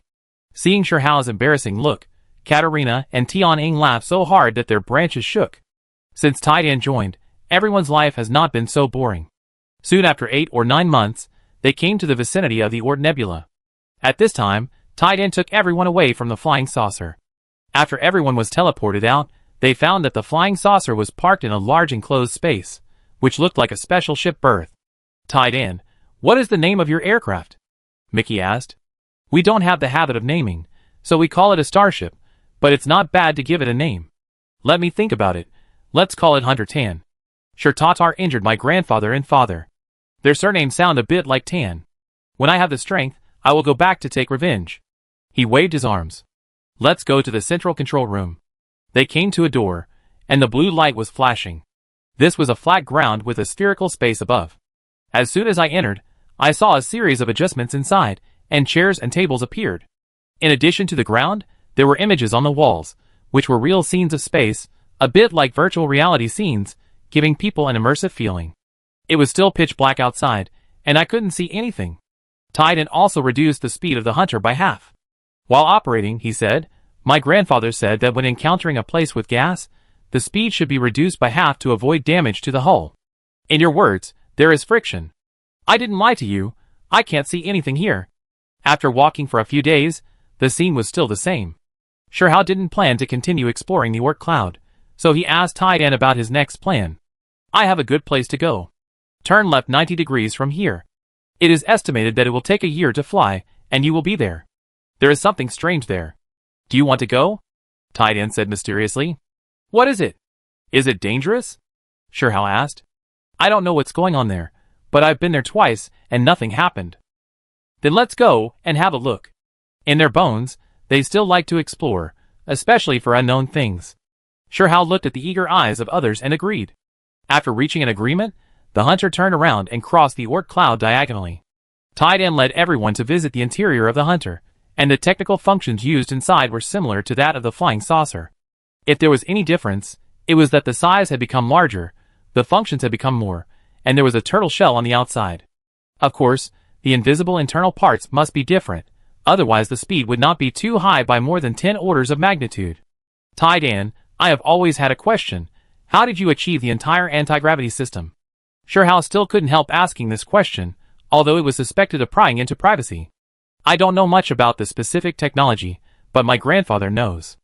I heard him say that the core problem is to solve the gravity problem of many celestial bodies in space, and to be able to shield, interfere, and guide and utilize their gravity. To achieve this effect, we must first detect gravity. There is a very special ore on our planet. After smelting and adding it to the manufacturing materials of the aircraft, the entire hull can respond to gravitational waves. Do you know this ore? Is there any on other planets? Shirhao's eyes lit up when he heard Tiadan's words. There are not many such ores on our planet. We have found this ore in asteroids around the planet of Stone Tartar. The content is not high, but it can be used barely. I think there may be some in other places. Taidan thought for a while, and answered uncertainly. Where there is this kind of ore, the gravity of the hunter will be disturbed, which can also play a role in detection in disguise. If you find this kind of ore, you must tell me. Just ask for whatever you want. Shirhao was overjoyed. If he could find this kind of ore, it would be a piece of cake to build a more advanced starship. I want that kind of super laser gun, and I want to practice more fighting skills. Taidan didn't have the concept of politeness in his mind, and he directly asked for what he wanted. No problem, as long as you find this kind of ore, I can get not only a super laser gun, but also a super laser cannon. Shirhao agreed without hesitation. Then he turned to Miki, who was looking around, and said, Miki, design another 10 moves for Taidan. This is an order. When Miki heard Shirhao's words, he looked at everyone innocently, not understanding that he was so far away, and the pot fell on his head. Oh! Hearing Shirhao's irrefutable words, he had to agree softly. Then let's go! When Taidan heard Miki's agreement, he pulled him back to the flying saucer to practice, because there were cartoons and movies there. Everyone returned to the flying saucer again. After Miki's hard thinking, he finally enriched Taidan's moves before reaching the destination. This time there were 3 offensive moves, and the remaining 7 were defensive moves. The last move borrowed from Tai Chi's use of force to attack force, defending first and then attacking. 7 or 8 months later, after flying out of the Oort Nebula, Taidan increased the hunter to the maximum speed and continued to fly for 4 or 5 months.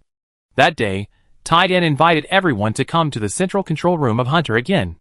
At this time, the light tan continued to slow down, and finally slowed down to 30 kilometers per second.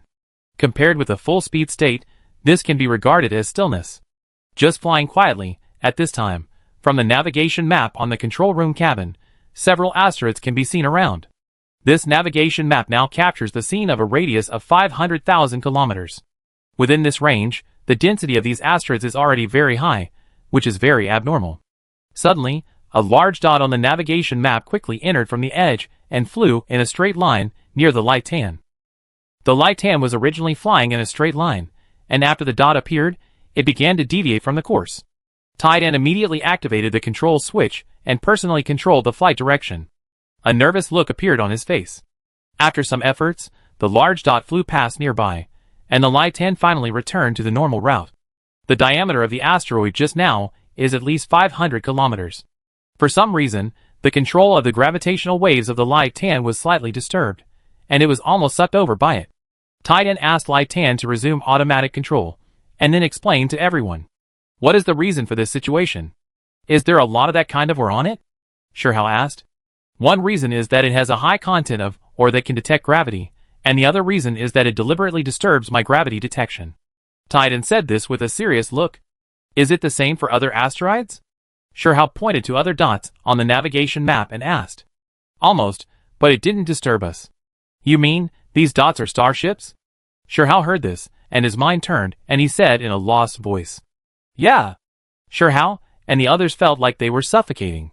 Titan kept saying there was no danger, but now he ran to the alien's lair, and there was such a big starship. Shurhao wanted to ask Titan if he had any misunderstanding about the word danger. Everyone fell silent, as if they were afraid of being heard by the people on the starship. In this way, the hunter slowly flew forward. The dots on the navigation map were dense, and they saw that the big dot was also among them. But now there was no interference with the gravitational waves. It seemed that the other party had turned off the interference. It is estimated that the diameter of most starships is between tens of kilometers and 100 or 200 kilometers. There are also small ones like Titan, but they are rare. Looking at the navigation map, Shurhao's mind popped up two words: market. Is this a gathering place for starships? Or is there any other purpose? Titan, return now, fly around the outer edge of the Oort cloud in the opposite direction for a few months, and then return to the solar system. Shurhao said in a slightly commanding tone. Okay. Titan immediately started to operate after hearing Shurhao's words, gradually accelerating in the opposite direction, and met several similar starships on the way. Seeing so many starships makes me feel scared. Their strength makes the human beings on Earth look weaker. We are still struggling to enter space, while alien life is already gathering to go to the market. Yes, my first impression is that they are going to the market. As for what they are going to do, I don't know. It's not that I'm timid, but as the first Earthling to discover so many alien secrets, I can't afford to make any mistakes. After completing my mission, I will come to explore again. Excerpted from Space Chronicles written by Shurhao several years later. After flying along the Oort cloud for half a year, the Hunter 10 flew into the Oort cloud again and took 7 months to enter the solar system. Titan, we will eventually return to Earth. What are your plans? Where are you going? Different destinations mean a parting time. Are you still planning to go outside the solar system? Titan asked instead of answering. When we build a starship as powerful as yours on Earth, we will definitely leave the solar system. If you want to go, I can take you. Titan obviously still wanted to be with them. That's different. Earth will eventually have its own starship. Shurhao explained patiently. Well, I can wait for you in the solar system, and we can travel together then. That will take a long time. Will it take an epoch? No. How long will it take? Maybe a few decades, or maybe 100 or 200 years. The key is when we can find the kind of, or that can detect gravity you mentioned. Shurhao explained patiently. I thought it would take a long time, but it's true. Monsters like you can go from eating dirt to entering space in 200 years. It shouldn't be too difficult to build a starship. I help you find your. Titan said, patting his chest. He learned this action from Miki. That's great. Thank you so much. Shurhao was very happy to hear that Titan had such a great help. After discussion, they decided to look for energy first to fuel the UFO. Then we have to collect hydrogen and helium. Miki asked, Titan, are we going to collect on the sun? No. It's too scary there. I was only on the periphery last time I passed by and almost didn't get out, and I only collected a little bit of energy. Titan opened the star map and pointed to Jupiter and said, according to my observation, combined with the data analysis of Litan, this is the best collection point. This is an energy star. You humans are so lucky. This energy star is enough for you humans to use for a long time. Kidon's voice was full of envy. The nearest energy star to Shur-Tatar is dozens of light years away. After determining the target, Litan flew towards Jupiter at full speed. Half a year later, Litan had already penetrated deep into Jupiter. Looking at the various gas vortices projected from Litan's central control room, Shurhao and others felt shocked. However, Litan used gravitational waves to stably suspend the hull on the lake formed by liquid hydrogen. During the process of entering Jupiter, Titan also selflessly explained the telekinetic control skills, how to quickly start and accelerate the UFO, how to make the UFO move quickly at a low speed, and how to find the most suitable one or several among many gravitational waves. According to his method, Fang Jia could not hold on for a few minutes, while Katarina could hold on for more than an hour. Tian had no discomfort in long-term operation. In this comparison, Kidon's telekinesis is beyond the highest level of Earth's telekinesis.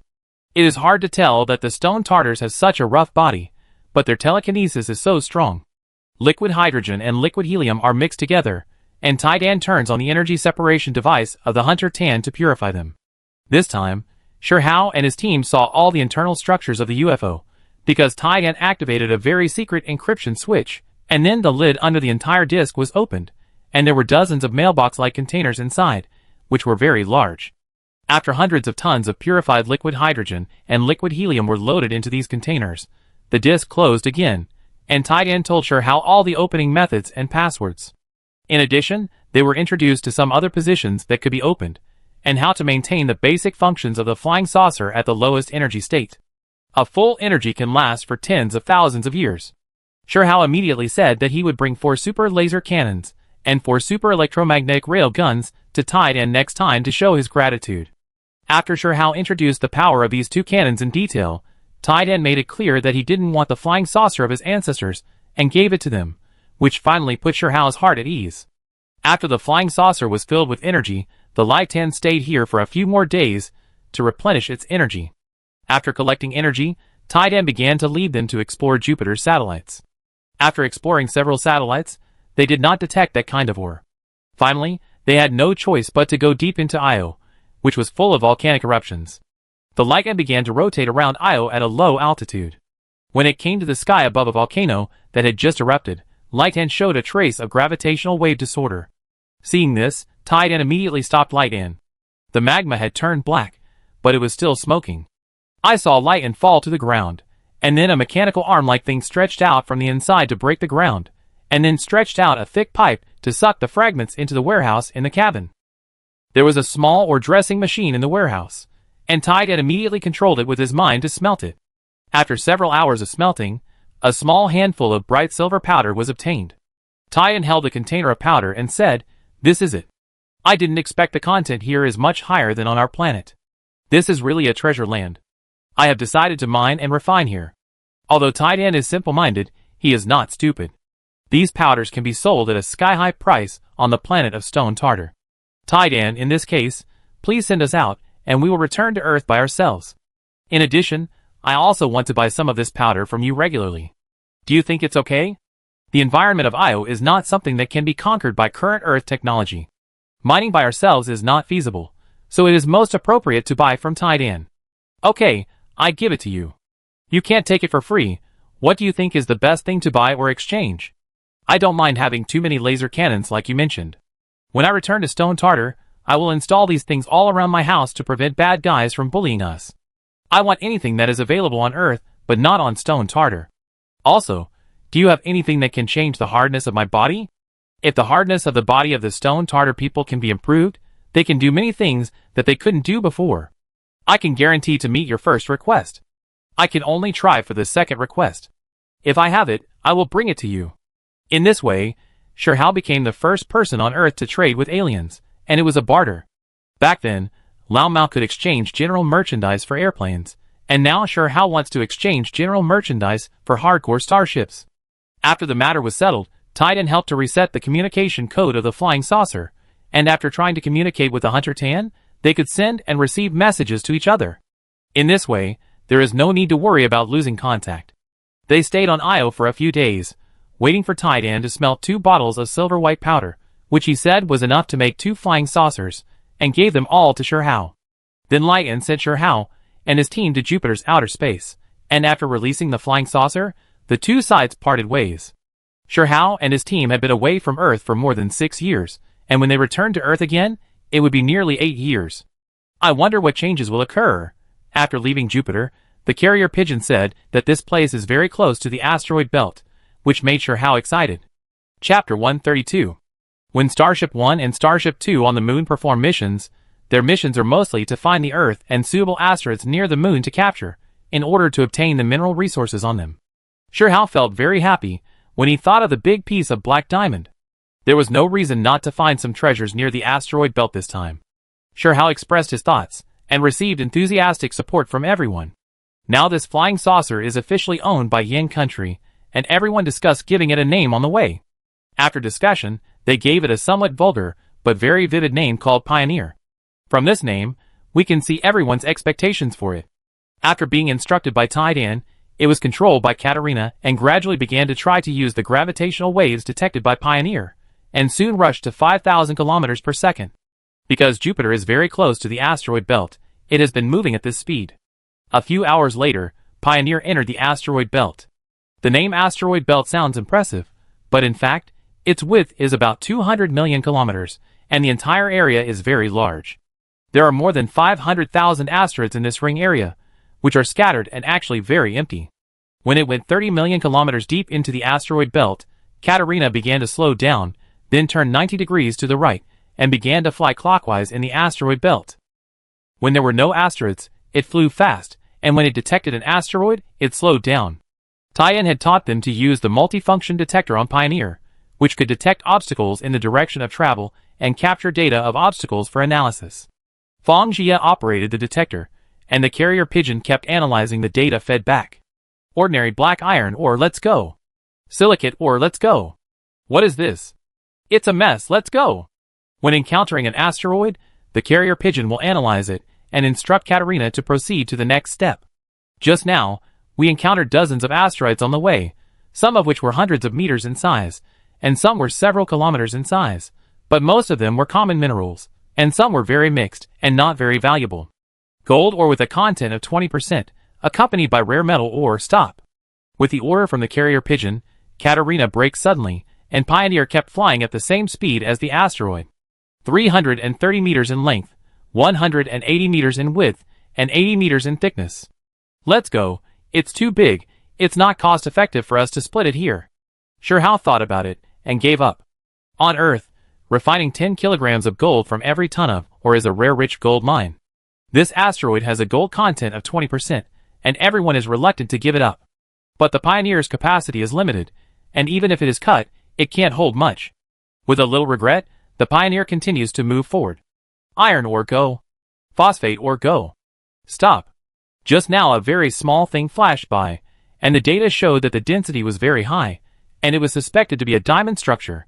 Hearing that there was a diamond, Katerina immediately braked before the pigeon finished speaking, then made a chic 180-degree turn and slowly went back to look for it. Several people stared at the screen with wide eyes. Hard work pays off. The screen showed that a blue space rock with a length and width of 7 or 8 meters was floating towards this side, and the speed was not very fast. Katerina flew over the space rock into Pioneer, then turned around quickly, adjusted the speed, slowly accelerated to fly directly above the rock, and then activated the switch to suck it into the cabin. The cabin simulated the Earth's gravity, and after sucking it in, I only felt the floor tremble slightly. Turn the simulated gravity down by half. Shihao ordered immediately. Everyone felt their bodies lighten, and the pressure of the space rock on the Pioneer disappeared. Katerina switched the system to automatic flight, and immediately ran to the big blue rock. After the instrument test confirmed that this was a whole piece of sapphire, Katerina jumped up happily. I will hand over half of the sapphire here to the country, and we will divide the other half equally. Everyone who sees it will have a share. Do you have any opinions? I agree. Katerina shouted first.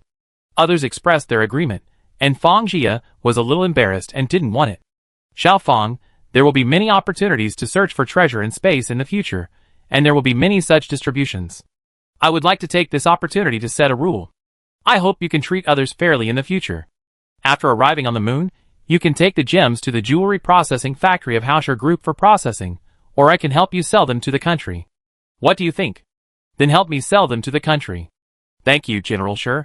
Shihao explained that because the Pioneer belongs to the country, half of the resources obtained should be handed over. If they are obtained by his own exploration in the future, they should belong to him. Shihao also made a record of this matter, and planned to recommend to the higher authorities to introduce a policy on the space resource allocation system after returning. I will make 2 sets of jewelry first, and then customize a super laser sword. Then I make 2 sets, and leave the rest to Mr. Shi. Katerina and Tianning first thought of making jewelry, which is a woman's nature. You can see that the future will definitely be the space age. So I suggest you accumulate more wealth, buy your own starship, and go find more gems and resources?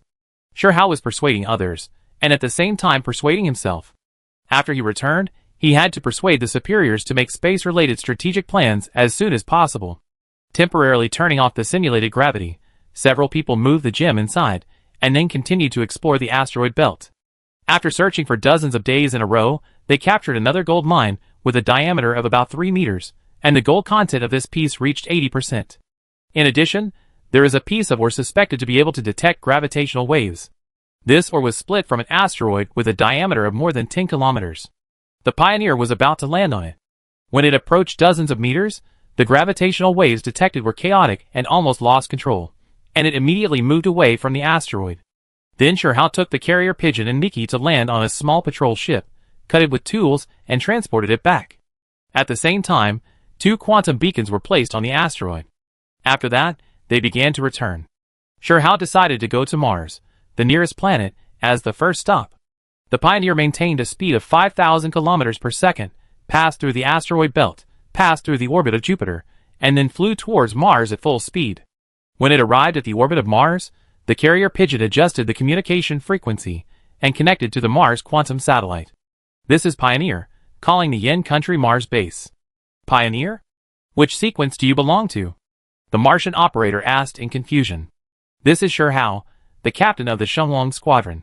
Kechuoheo was a new name on the road, so the carrier pigeon had to report Sherhao's name. Welcome, General Sher. The other party heard the name of the Shenglong squadron and reacted after a moment. At this time, Sherhao took the microphone and said, "Please help me connect to Earth, the Central Plains War Zone headquarters." Sherhao paused. At that time, he flew away from Wan Guiyong's jurisdiction in a flying saucer. After thinking about it, he decided to find Wan Guiyong. After dozens of seconds, a voice came from the microphone and said, "This is the Central Plains War Zone. Who are you looking for? Please help me connect to General Wan." General Wan? General Wan has been transferred and is no longer in the Central Plains War Zone. Oh, then please help me connect to General Lei in the Northern War Zone. Okay, please wait. Hello, I'm Lei Shiyu. After a while, Lei Shiyu's slightly tired voice came from the phone. I'm Sherhao, I'm back. Howsy, is it really you? Where are you? Lei Shiyu was obviously stunned for a moment, then asked in surprise. I'm in the orbit of Mars. Okay, I'm glad you're back safely. I can't get away now, otherwise I go to space to pick you up. When you come back, we have a good chat. Has Lao Wan been promoted? I just called the Central Plains War Zone and heard that he was transferred. It's because of Lao Wan that I can't get away. Lei Shiyu said a little helplessly. What happened to Lao Wan? A beast tide broke out in the northeast forest area, and he lost contact. We are searching. Lei Shiyu's voice was a little heavy. What? I go back right away. Send me the location. After hearing this news, Sherhao was very shocked and immediately decided to return to Earth. Okay. Lei Shiyu said nothing extra. Go back to Earth, fly at full speed. Sherhao ordered Fang Jia. Katarina was a guest after all. Before Fang Jia could react, Katarina quickly stepped forward to activate the Pioneer and rushed to Earth. Along the way, Katarina's control of gravitational waves was obviously better than Fang Jia's, and the flight speed was also faster.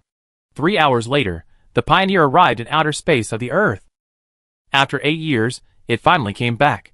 Most of the land on Earth changed from the yellow-brown color when it just left to light green and green, and some of the original forest areas turned into dark green.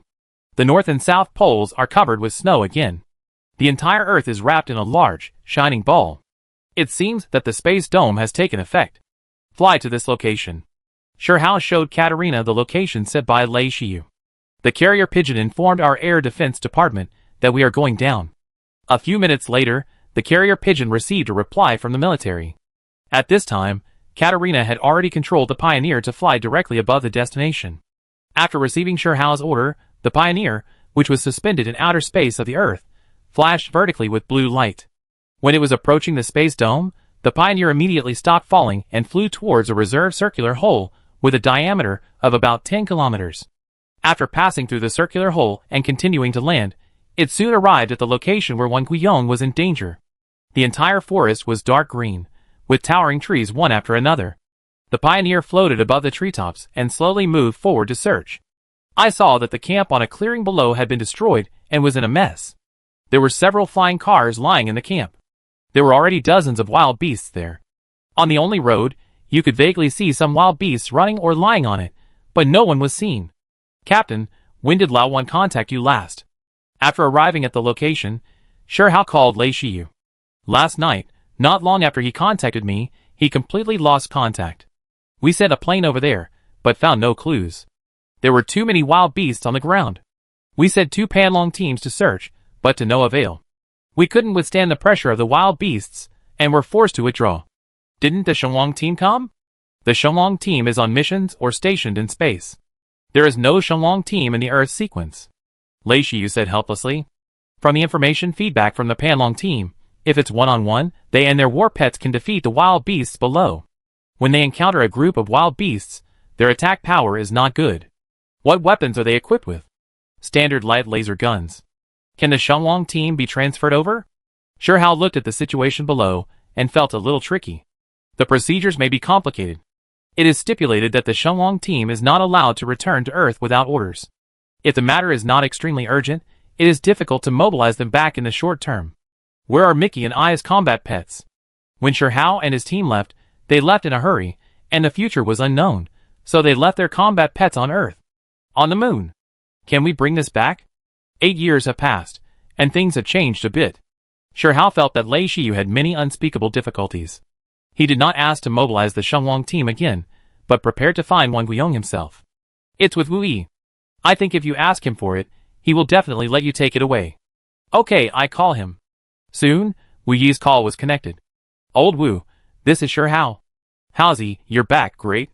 Well, I just arrived on Earth, and I have something urgent to do, so I won't be polite with you.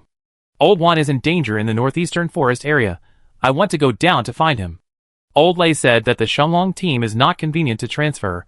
I want to bring back Jupiter and Mickey's lightning. Is it okay? Wu Yi didn't answer immediately after hearing Shihao's request. He paused for a while and said, I give Laura, Hey you and the big guy a holiday, and they will take Jupiter and lightning over. Jupiter and lightning are in my house all day. Office, I'm a little uncomfortable with you leaving. Lao Wu, I'm not hypocritical, let them hurry up. I thank you in person on the moon after we're done. Soon, Laura connected, Captain, you're finally back. Hey you, the big guy and I will be there soon. I've already informed Wang Ping of your return. Okay, I let the pigeon share the location with you. On Mars, in an office, Wang Ping was yelling at the operator, Why didn't you call me first? After that, he walked out of the door angrily. Lao Hei, Wu Feng, the captain is back. I heard from Laura that he was in danger. I applied for leave immediately. Do you two want to go? Wang Ping went to the dormitory and found the two and said, I promised Station Master Wang to help transport ice. It's not good to leave like this, right? Lao Hei said hesitantly. Really? I take leave too. Wu Feng responded readily, and at the same time rolled his eyes at Lao Hei. Wang Ping saw Lao Hei's performance, turned around and left without saying anything, and directly submitted his and Wu Feng's leave application to Wu Yi. Wu Yi said nothing and approved it, but emphasized that he could bring battle pets but not weapons. Wang Ping and Wu Feng immediately set off with their battle pets in the latest model of starship. This starship was delivered and put into use only a year ago. It is half the size of the Dihua, but its maximum speed reaches 5,000 kilometers per second, which is considered the standard of an intermediate starship on Earth. The Dihua is a test transport ship, and this one is a combat mothership in formal service, equipped with super laser cannons and super electromagnetic cannons. As the highest military commander on Mars, Wang Ping has the power to mobilize this starship. But it must stop in outer space after returning to Earth. On the starship, Wang Ping connected the carrier pigeon's phone. Carrier pigeon, hold on, we will arrive in 10 hours. In addition, I have to apply for some weapons when I go back. Do you need anything? Just come, there are enough weapons here.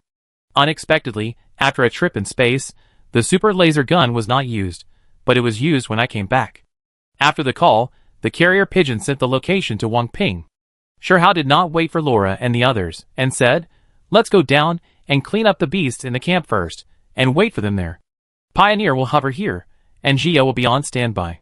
After that, everyone began to equip weapons. Each person has 2 super laser guns, a super laser pistol, and 2 spare batteries. There are also special daggers, sabers, and other cold weapons. Carrier Pigeon carried the communication equipment as usual, and Nikki helped to carry the reconnaissance equipment. Katarina hesitated for a while, but still brought the laser sword. Since being hit by Taidan, she has doubted the lethality of the laser sword and never touched it again. The way of entering and exiting the Pioneer can be controlled, such as the transmission distance, the size of the object intake, etc., which can be changed within a certain range through telekinesis control.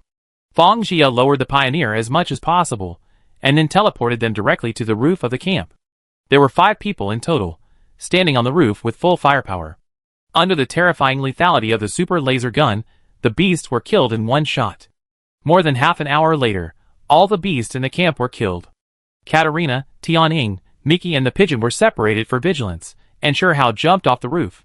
He walked carefully into a room with a broken door, and suddenly a gust of evil wind blew, and he quickly retreated, only to see a huge black shadow rushing towards him. Shihao looked closely, and saw that it was a wild boar-like beast, but its body was twice as big as an ordinary wild boar, with a big mouth and long fangs. Shihao threw away the laser gun and grabbed 2 fangs with his hands respectively. The beast shook its head violently, trying to throw Shihao out. Shihao simply let go and flew out with the force.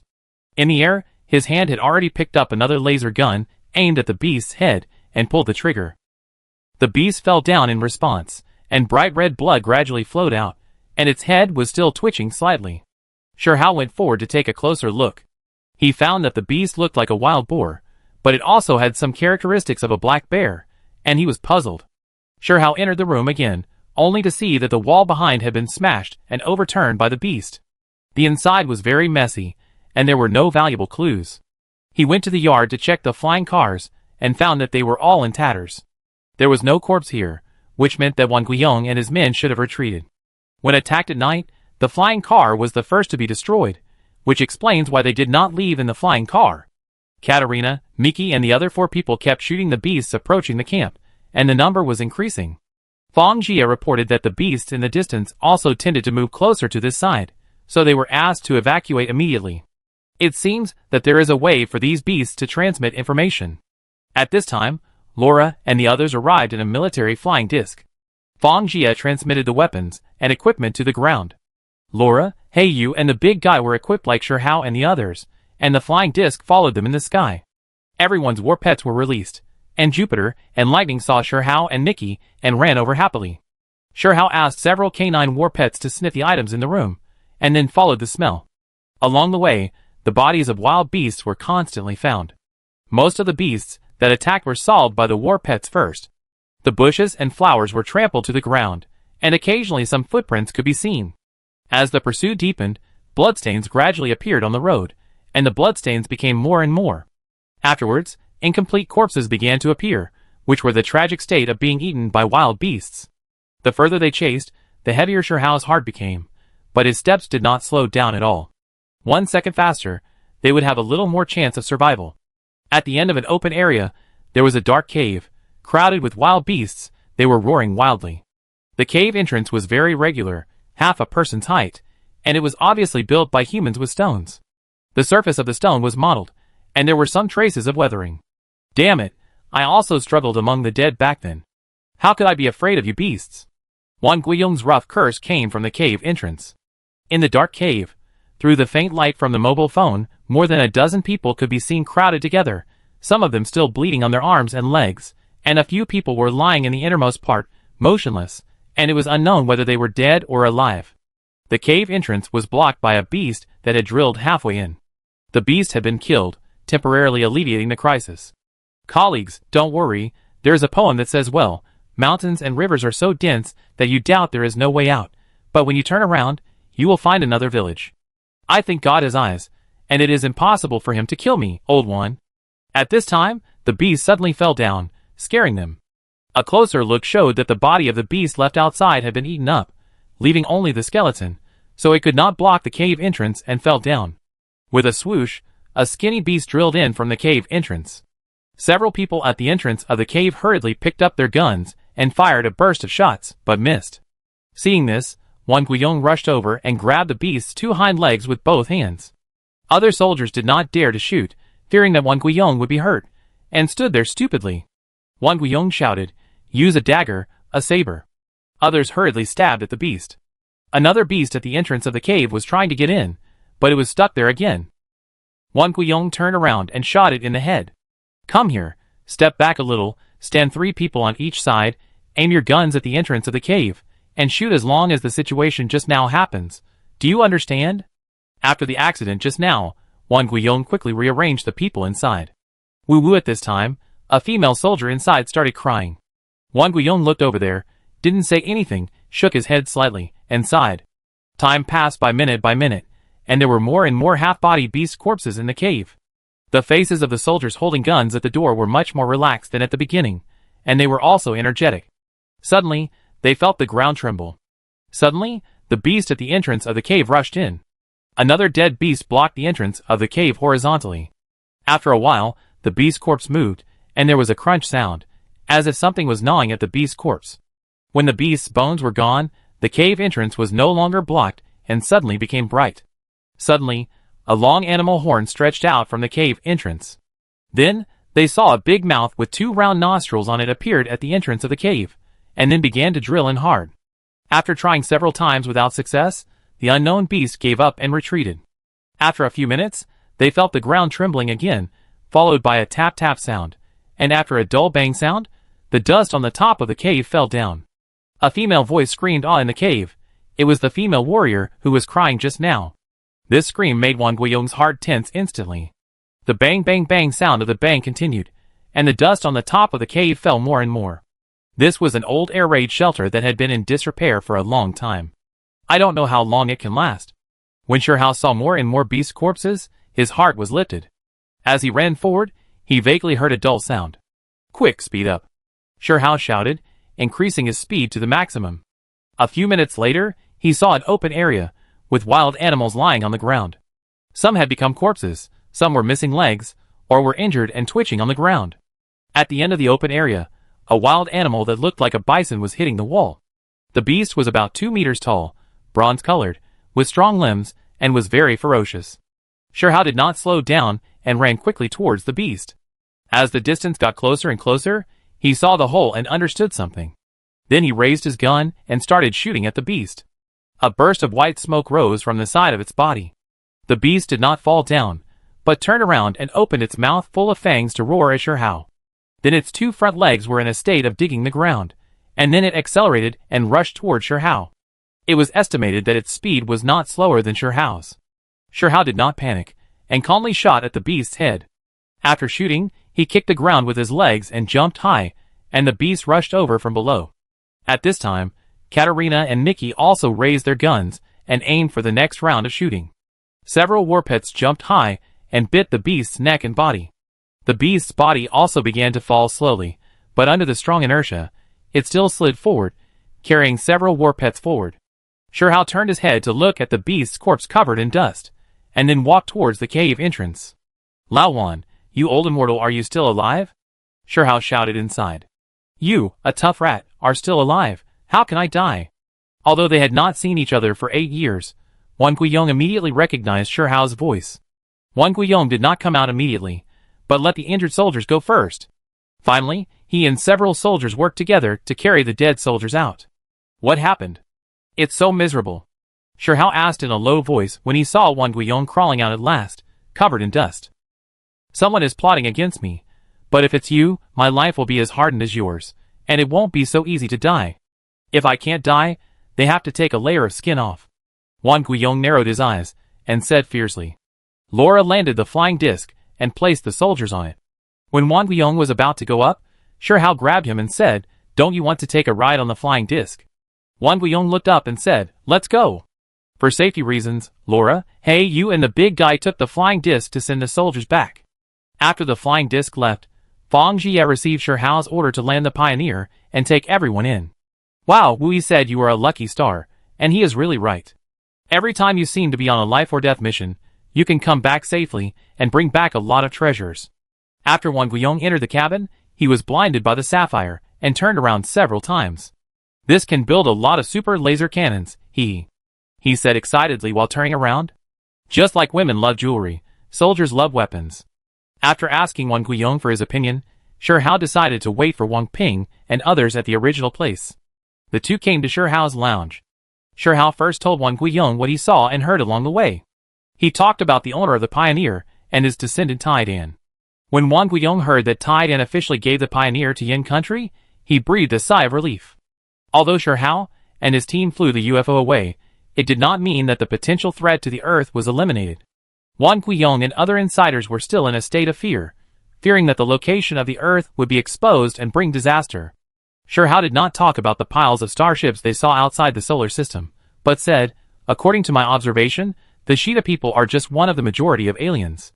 There is evidence that there should be many other types of aliens outside the solar system, so we humans must have a sense of urgency.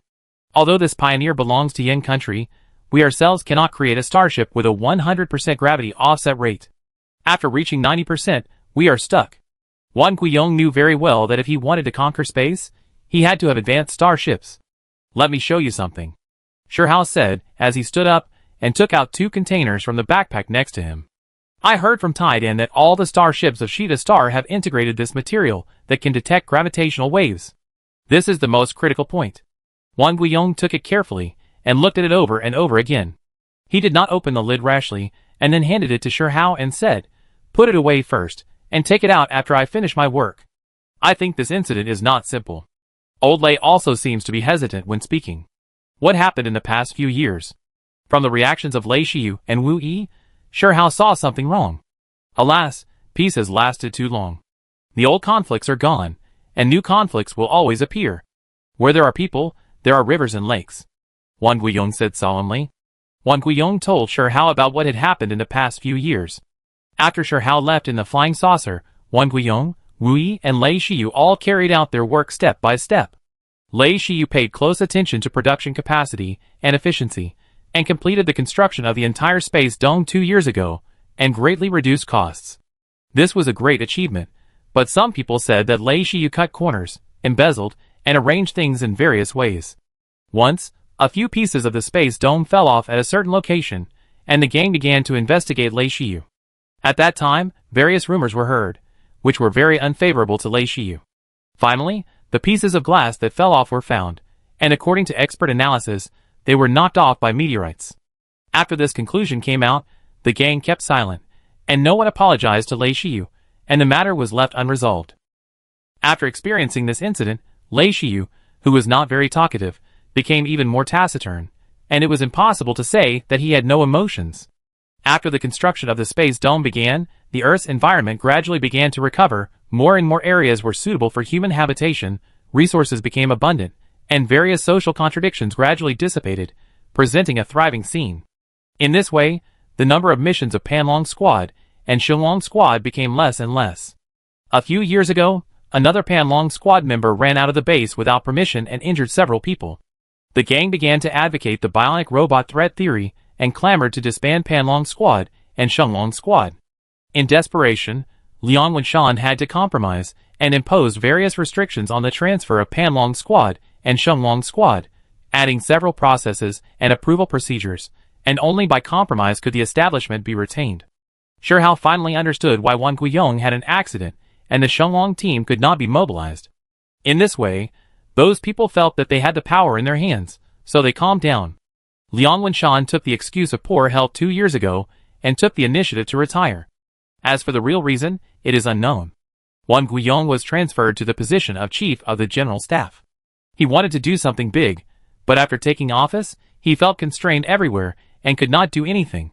In the past few years, there have been constant reports of encounters with monsters in the northeastern forest area, but the people below did not take it seriously at all, concealed the report, missed the report, or downplayed it to fool the higher-ups. Because they think that everything is peaceful and prosperous now, and they will be unacceptable to their colleagues if they shout that there are monsters. It is this abnormal mentality that has delayed the best time for governance. This year, there are more and more monsters, and several troops have been attacked. Wan Guiyong asked the local chief officers, and they still patted their chests and said that there was nothing and everything was fine. There was no other way, so the soldiers had to report the incident to their superiors and sent Wan Guiyong videos and pictures. Seeing the seriousness of the situation, Wan Guiyong began to investigate in person, visited several camps near the northeast forest area, and collected a lot of evidence. The local chief felt that if Wan Guiyong continued, he would be in great trouble, so he began to do everything he could to stop him, or to give the soldiers in the camp that Wan Guiyong was going to in advance, not allowing them to talk nonsense. When we first arrived at the camp that day, there were no wild beasts. In the middle of the night, the alarm suddenly sounded. At the end, Wan Guiyong began to tell Shihao in detail about the attack that night. After we got up, we found that the flying car was also destroyed, and the communication equipment was also destroyed. The worst thing was that during the day, the most combat-capable company was also transferred to perform the mission. At that time, I deeply understood what it meant to have a bad time. We fought and retreated all the way. More than half of them were civilians, and there were about 10 capable soldiers to cover the rear. There were more and more beasts, and the soldiers began to suffer casualties. We carried the bodies of the sacrificed soldiers and ran away to prevent them from being eaten by beasts. However, no matter how hard we tried, there were still a few soldiers whose bodies could not be saved. At this point, Wang Guiyong wiped his slightly moist eyes. There had never been a beast tied before, and I just happened to encounter it, and the flying car was destroyed. The communication equipment also happened to be broken, and the combat troops were transferred away. Howzy, do you think there are so many coincidences? Wang Guiyong asked with a serious face. Unfortunately, I am lucky, so they should be punished as they deserve. He did not wait for Shi Hao to answer and continued. What are these monsters? Shi Hao had never seen such monsters before. They looked like wild boars, bears, bison, and rhinos, and they were frighteningly large. Some time ago, I sent the samples of these monsters to Director Zhang. After analysis, he said that the maternal line of these monsters should be animals with genetic fusion. Now these beasts should be the product of several generations of reproduction and survival of the fittest. According to the model he established, these monsters have a strong reproductive capacity, which means that there may be countless such monsters in this entire forest. After hearing this news, Shi Hao felt a little numb on his scalp. He didn't expect that Xuanqing society had planted such a big hidden danger for Yan country. The worst thing is that no one is paying attention to this problem yet. If it is delayed any further, it will definitely lead to a disaster. Wang Guiyong was very worried. Shi Hao thought for a while and said, Old one, you go back first, and take this thing back first. I am going to light a fire for you, and I will go back later. After Shi Hao finished speaking, he handed the 2 containers containing silver white powder to Wang Guiyong. You want to go in? I will go in to see how serious it is, and I will send you the real-time information. Don't look at me like that. I can come back after 2 trips to space, and I can still get into a forest.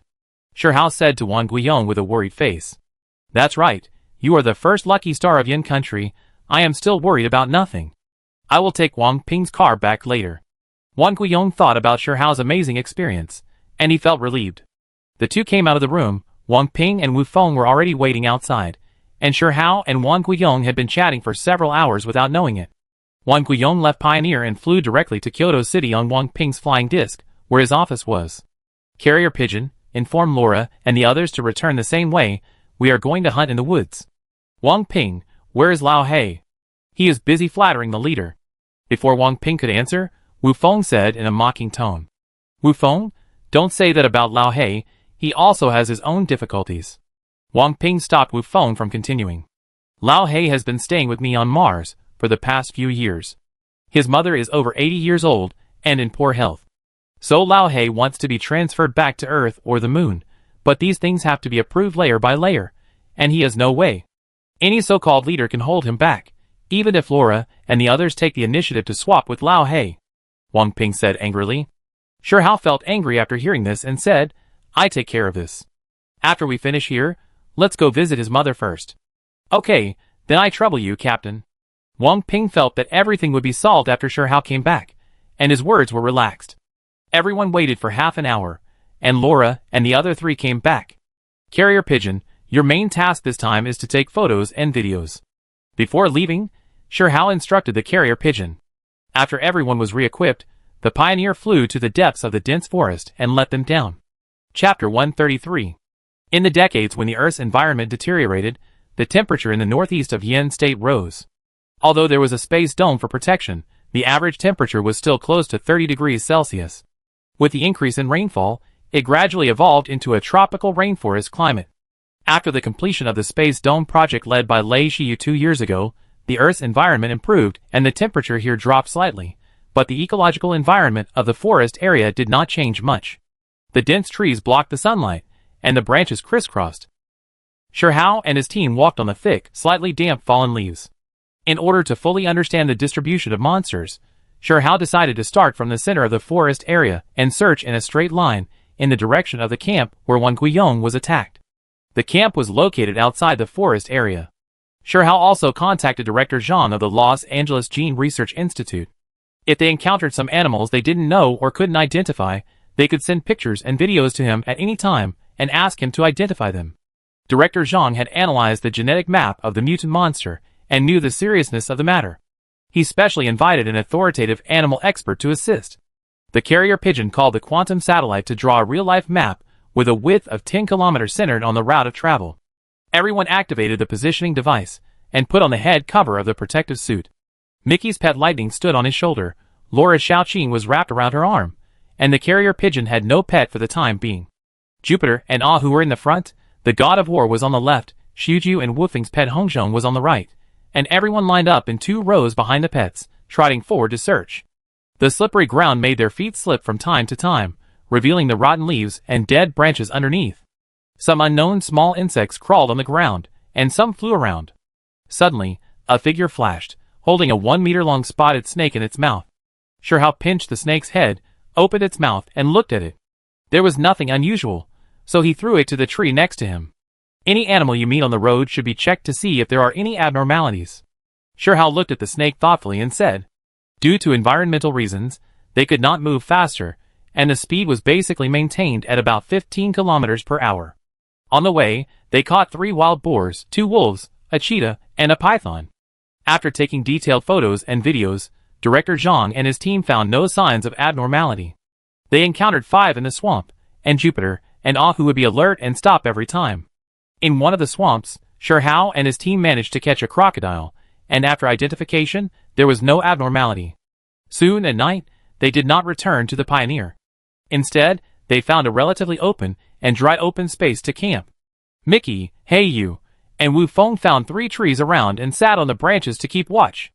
There was no bonfire, no lights, and everyone took a nap leaning against the trees, mainly to relieve tension, and they were also waiting for nocturnal animals to come. Late at night, Shirhao, who was on the periphery, felt something sharp poking him. Under conditional reflex, he grabbed it and felt something the size of a palm was held in his hand. At the same time, he heard a buzzing sound around him, as if there were insects flying around him. Then, several battle pets also stood up, jumping constantly and biting in the air. Everyone was awakened, and at Shirhao's reminder, everyone turned on their headlights. Shirhao took a closer look at the thing in his hand, which was a mosquito with a body of 7 or 8 centimeters long, and the long mouth parts on its mouth were shining coldly. He looked around and saw that they were surrounded by dense giant mosquitoes, which kept attacking them with their mouth parts, but they could not penetrate the protective suits worn by Shirhao and his companions. Shirhao pulled out the dagger tied to his leg, held it in his hand, and waved it quickly beside him. Every time he waved it, a giant mosquito would be cut in half. After several years of sword practice, Katarina and Tianying's daggers were as fast as lightning and as flexible as snakes, leaving a trail of afterimages. As time passed, the mosquito corpses around them accumulated more and more. Others were also holding daggers to kill these giant mosquitoes, like Shirhao. Several combat pet dogs would bite one to death every time they jumped up. Lightning and Xiaoqing relied on Mickey and Laura's bodies to perform amazingly. The speed of stone cats and king cobras was not comparable to that of dogs. After more than 2 hours of fighting, all the mosquitoes were killed, and Shirhao and his companions' protective suits were covered with black spots left by mosquito mouthparts. As the mosquitoes were killed, everyone breathed a sigh of relief and prepared to move to the side to rest, but several pet dogs kept barking at the dark forest. Shirhao and his team looked in that direction, and after a while, they saw dozens of red eyes appearing there, which were wolves. The last time he encountered wolves, he was with Luo Weihang, and dozens of wolves were scared away by Luo Weihang's screams. This time, it was a bit troublesome. Let's catch one first to see if there are any changes. If it's a normal wolf pack, we will go back to the Pioneer. Shirhao felt that if it was not necessary, they didn't have to fight these wolves to death. I let the god of war go. The Tibetan Mastiff is large in size, and has strong explosive power, so it's best to arrange it to go. For safety, Jupiter and Little Orange will follow as well. Shirhao arranged this. The big guy, Shirhao and Hey You took their respective war pets to the side, ready to attack from the flank. Aiming at the outermost wolf, the god of war rushed out after receiving the order from the big guy, opened his mouth and bit the wolf's head directly, then turned around and ran back. Jupiter and Little Orange roared at the other wolves, roaring and retreating. The war pet's teeth were made of daggers. After returning, the wolf's head was almost bitten off by the god of war. The others, and the war pets continued to confront the pack of wolves. Shirhao opened the wolf's mouth, and the pigeon was busy taking pictures and videos. Shirhao's intuition told him that this wolf was a little different from ordinary wolves. It was tall, with long and thick fangs, and a round and thick head. Soon, Director Zhang replied that there was something wrong with this wolf, with a tiger-like feature, and their maternal line might be the product of the fusion of tiger and wolf genes. In addition, there were also problems with those mosquitoes just now. They were too big and their mouthparts were too long. After hearing the news, Shi Hao ordered solemnly, "Kill!" Everyone raised their laser guns and aimed at the red eyes, and started shooting. The wolves fell one after another. When these dozens of wolves were almost killed, a sad wolf howl sounded. "This is the Wolf King. There is trouble. It is estimated that all nearby wolves will be summoned in a while." Wang Ping's face turned ugly when he heard the Wolf King's cry, and he said to Shi Hao, "We can't be surrounded by wolves." After Shi Hao said that, he looked up. "Everyone go up the tree, and get the battle pet up the tree." Shi Hao looked at the terrain and made arrangements quickly. A few minutes after everyone climbed the tree, hundreds of eyes glowing red appeared below. Each person on the tree held 2 laser guns, firing at full power, and the wolves fell in batches. Even so, the number of wolves continued to increase. The Wolf King's howl continued to be heard, and they even heard other Wolf Kings responding to this Wolf King from far away, and the wild wolf howls came one after another. The wolves gradually attacked the tree, and after jumping and hitting the tree, some wolves began to gnaw the tree. The long and thick fangs can gnaw off 1/3 of a tree in a few minutes. Shi Hao and his friends began to sway as they stood on the tree. The tree where Mickey stood was gnawed off first, and the tall trees began to tilt. He held the trunk tightly, and when he was nervous, he found that the tree did not fall directly to the ground, but was placed on the branches of other trees, like a bridge. Mickey climbed up the tree trunk calmly, then jumped onto another tree and started shooting again. Others did the same thing. For a while, the wolves below fell down in groups and rushed over in groups. The trees in this area were constantly bitten off and leaned against other branches. Some wolves began to climb up along the tilted tree trunks. At this time, the battle pet came into play. It bit and killed every one that came up, showing a posture of one man blocking the pass and 10,000 men unable to open it. Everyone was relieved, but as time passed, they killed 500 or 600 wolves, and the number of wolves did not decrease. Fang Jie saw clearly through the detector on the Pioneer that the wolves on other hills also began to run over here, and quickly reported the situation to Shi Hao. "Laura, Mickey, come with me. We need to find the Wolf King and kill him. Otherwise, we can't kill all the wolves. Go from the top." Mickey let Lightning stand on his shoulder, and Laura took Xiaoqing, who was guarding in front. Several people jumped between the trees like gibbons and moved towards the direction of the Wolf King. When they came near the wolf's howl, they did not act rashly and observed the surroundings. "Oh woo!" With this howl, Shi Hao found a wolf the size of a calf standing on a high hill a few hundred meters away. Wolves passed by under the tree from time to time. They came to the foot of the hill along the tree trunk, then dispersed and quickly climbed up the hill. When they were about to reach the top, Laura and Mickey released Xiaoqing and Lightning respectively. Shi Hao and his men were afraid of alarming the Wolf King, so they stayed put. A few minutes later, the Wolf King stood up and circled in place, as if looking for something. At this time, 2 shadows flashed out at the same time. Xiaoqing bit the Wolf King's belly, and Lightning bit the Wolf King's neck accurately. Shi Hao and the other 2 quickly moved up. The Wolf King was in pain and kept shaking his body. Xiaoqing's body had already tightly wrapped around one of the Wolf King's legs. Lightning was finally thrown out, and blood spurted out of the Wolf King's neck. Xiaoqing had already bitten 4 or 5 bloody holes in the Wolf King's belly. Lightning, who was thrown out, kicked the ground and pounced on it again, biting the Wolf King's neck to death again. Shi Hao took out the super laser pistol and came nearby. After a few shots, the Wolf King's body fell heavily to the ground. Without the Wolf King, the wolf packs on other hills could not receive any response and gradually stopped moving. Shi Hao and his team then rushed back to join Wang Ping and his team. At daybreak, the battle was finally over, whether they were all killed or the wolves retreated on their own initiative. Everyone felt exhausted, and Shi Hao asked them to use biological power banks to quickly restore their physical strength. "We encountered a pack of mutated wolves here, and there might be other mutated monsters, so we must not take it lightly." The forest was bright, and there was a bloody smell everywhere, which was very tragic. Shi Hao and the pigeon began to take pictures and videos. When they encountered a wolf with particularly long fangs and obvious mutations, they would give a close-up. "Laura, do you know any reporters?" Shi Hao looked up and asked after he was done. After getting a positive reply, Shi Hao asked Laura to send the less bloody photos and videos that the pigeon had preliminarily edited to 3 more reliable reporters. That morning, several news items were circulating among the people. Mutated wild animals were found in the forest area of northeast China, and the number is extremely large and shocking. Some people covered up the truth, causing the mutant wild animals to flood and become a disaster, which is extremely evil. At present, we need to know the truth. How many of these mutant wild animals are there? How harmful are they to humans?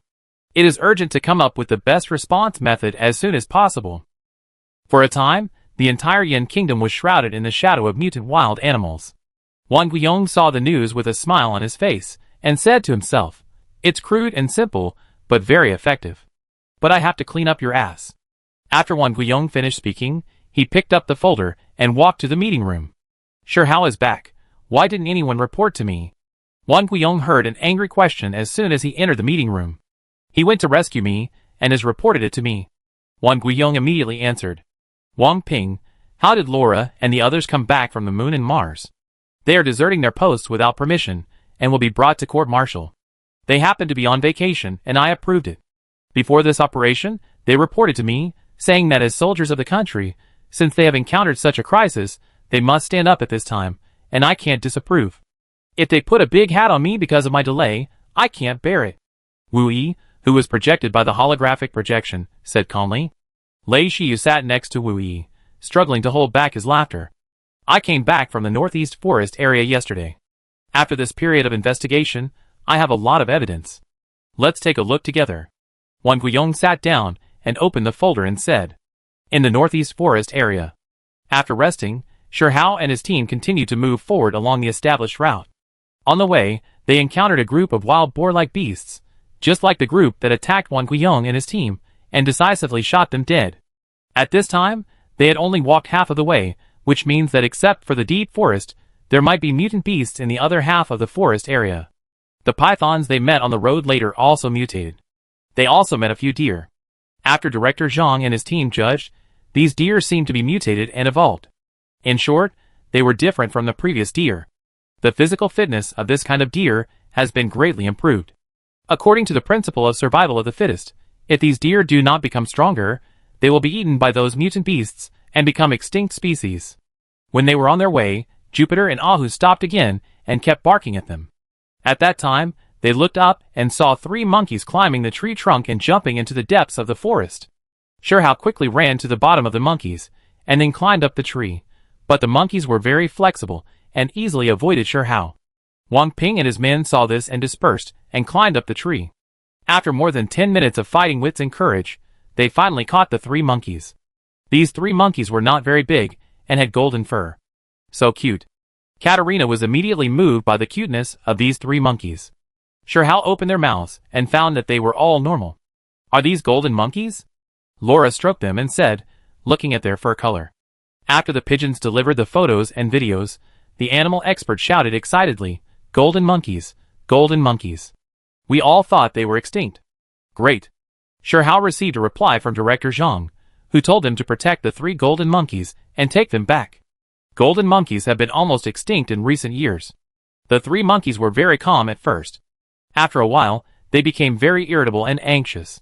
The little hands pointed in the direction they came from, chirping non-stop. After a while, several warped dogs pricked up their ears and retreated while roaring in a low voice. The trees in the distance were shaking violently, and from far to near, the trees were shaking one by one. Everyone stared at that side, and saw a black body moving quickly in the air towards this side. Chimpanzee. Wang Ping's surprised voice sounded at the right time. The chimpanzee was very tall. He came in front of Sure Hao and the others, beat his chest and stamped his feet, pointed at the 3 golden monkeys held by Katerina, Tianying and Laura respectively, and then hooked his fingers. From its open mouth, Sure Hao saw long fangs that chimpanzees shouldn't have. "Be careful, it's mutated." How to deal with it? Wang Ping asked Sure Hao, because chimpanzees are also a very rare species, and it would be a pity to kill them, so he asked this question. "Catch it." Sure Hao understood what Wang Ping meant, and then gave an order. "Xiao Feng, arrange the entrance of Pioneer into the shape of a large cage, seal the sides and the top, leave a few spaces around the cage for us to pass through, and then follow us closely."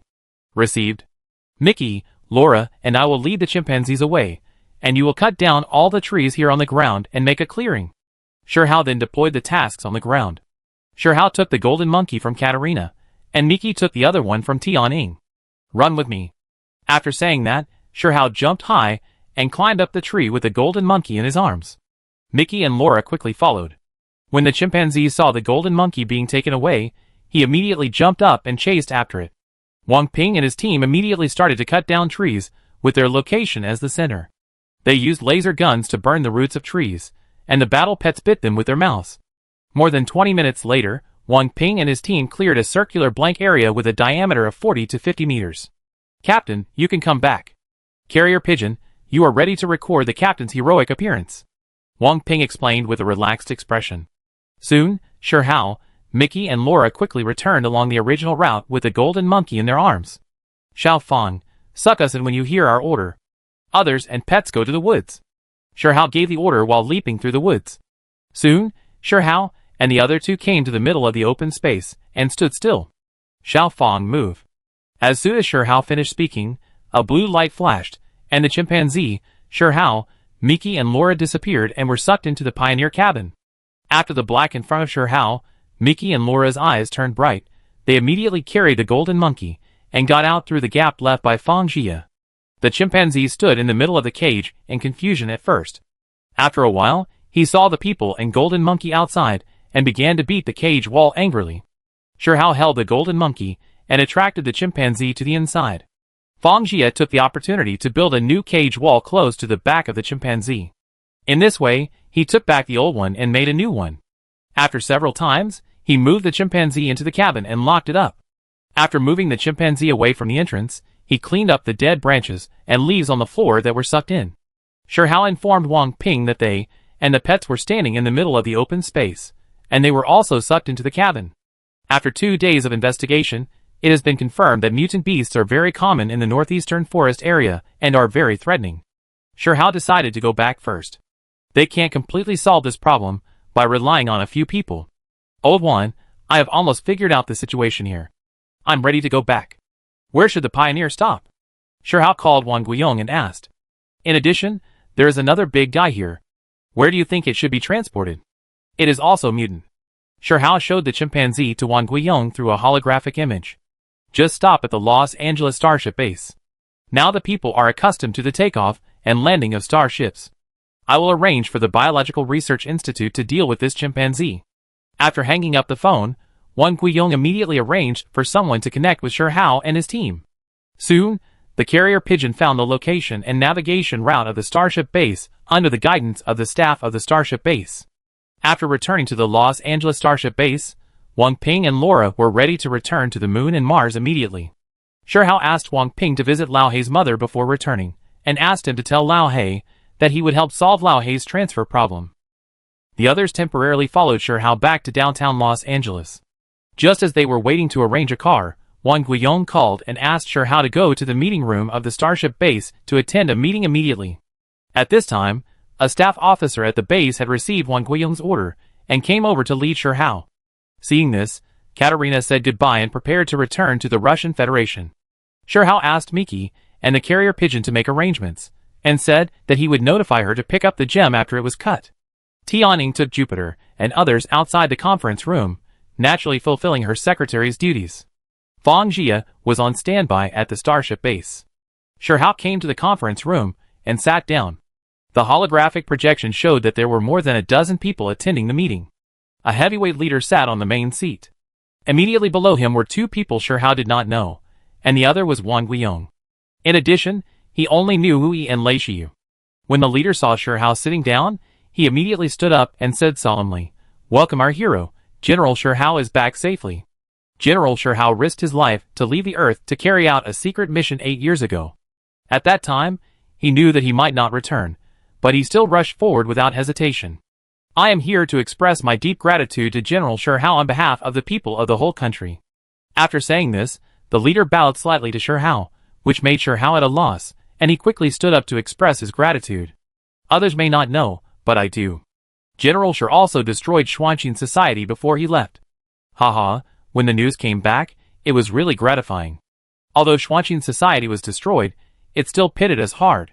The mutant beasts in the northeast forest area were the cause they planted. Today, I heard Chief of Staff Wan's report and felt shocked. General Shi just came back from the Northeast Forest area reconnaissance. Let's listen to his opinions. Everyone applaud and welcome him.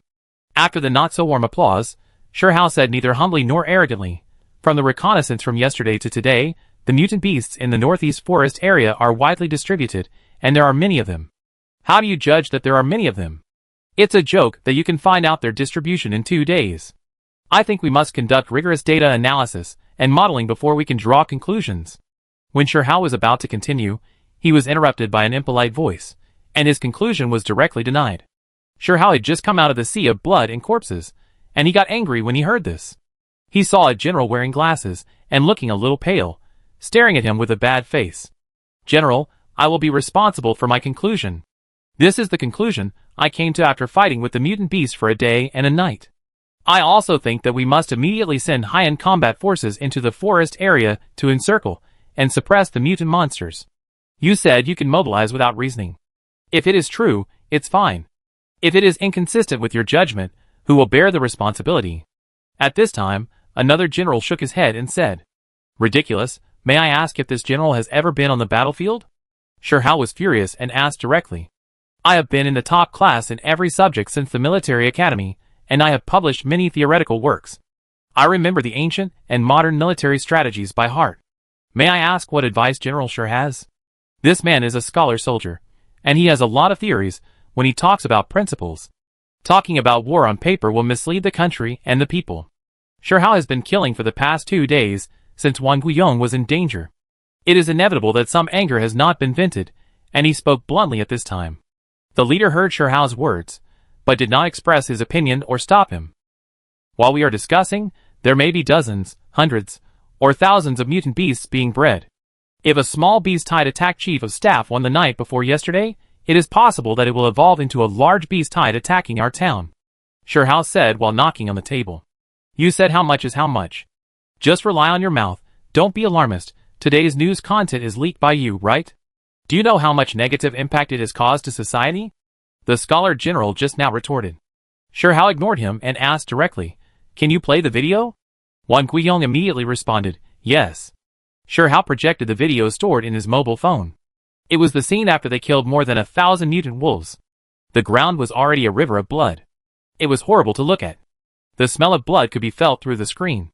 Ugh, Shi looked over and saw that the general wearing glasses vomited directly. There were also several people covering their noses with their hands and frowning, including the man sitting opposite Wang Guiyong and the scholar general. The heavyweight leader sitting at the top frowned when he saw the reactions of the generals. Shi ignored them and pointed at the screen to explain, "Last night we first encountered a group of palm-sized mutant mosquitoes, and then this group of mutant wolves. The real situation is much more serious than what is reported in the news. According to our observation, there are at least more than 3,000 such mutant wolves in the nearby forest area. We killed the wolf king of this group of wolves to resolve the crisis of being surrounded. This is only the data for a radius of 10 kilometers. If it is magnified to the entire forest area, I dare not imagine it. We also encountered mutant wild boars, mutant pythons, and even mutant elks.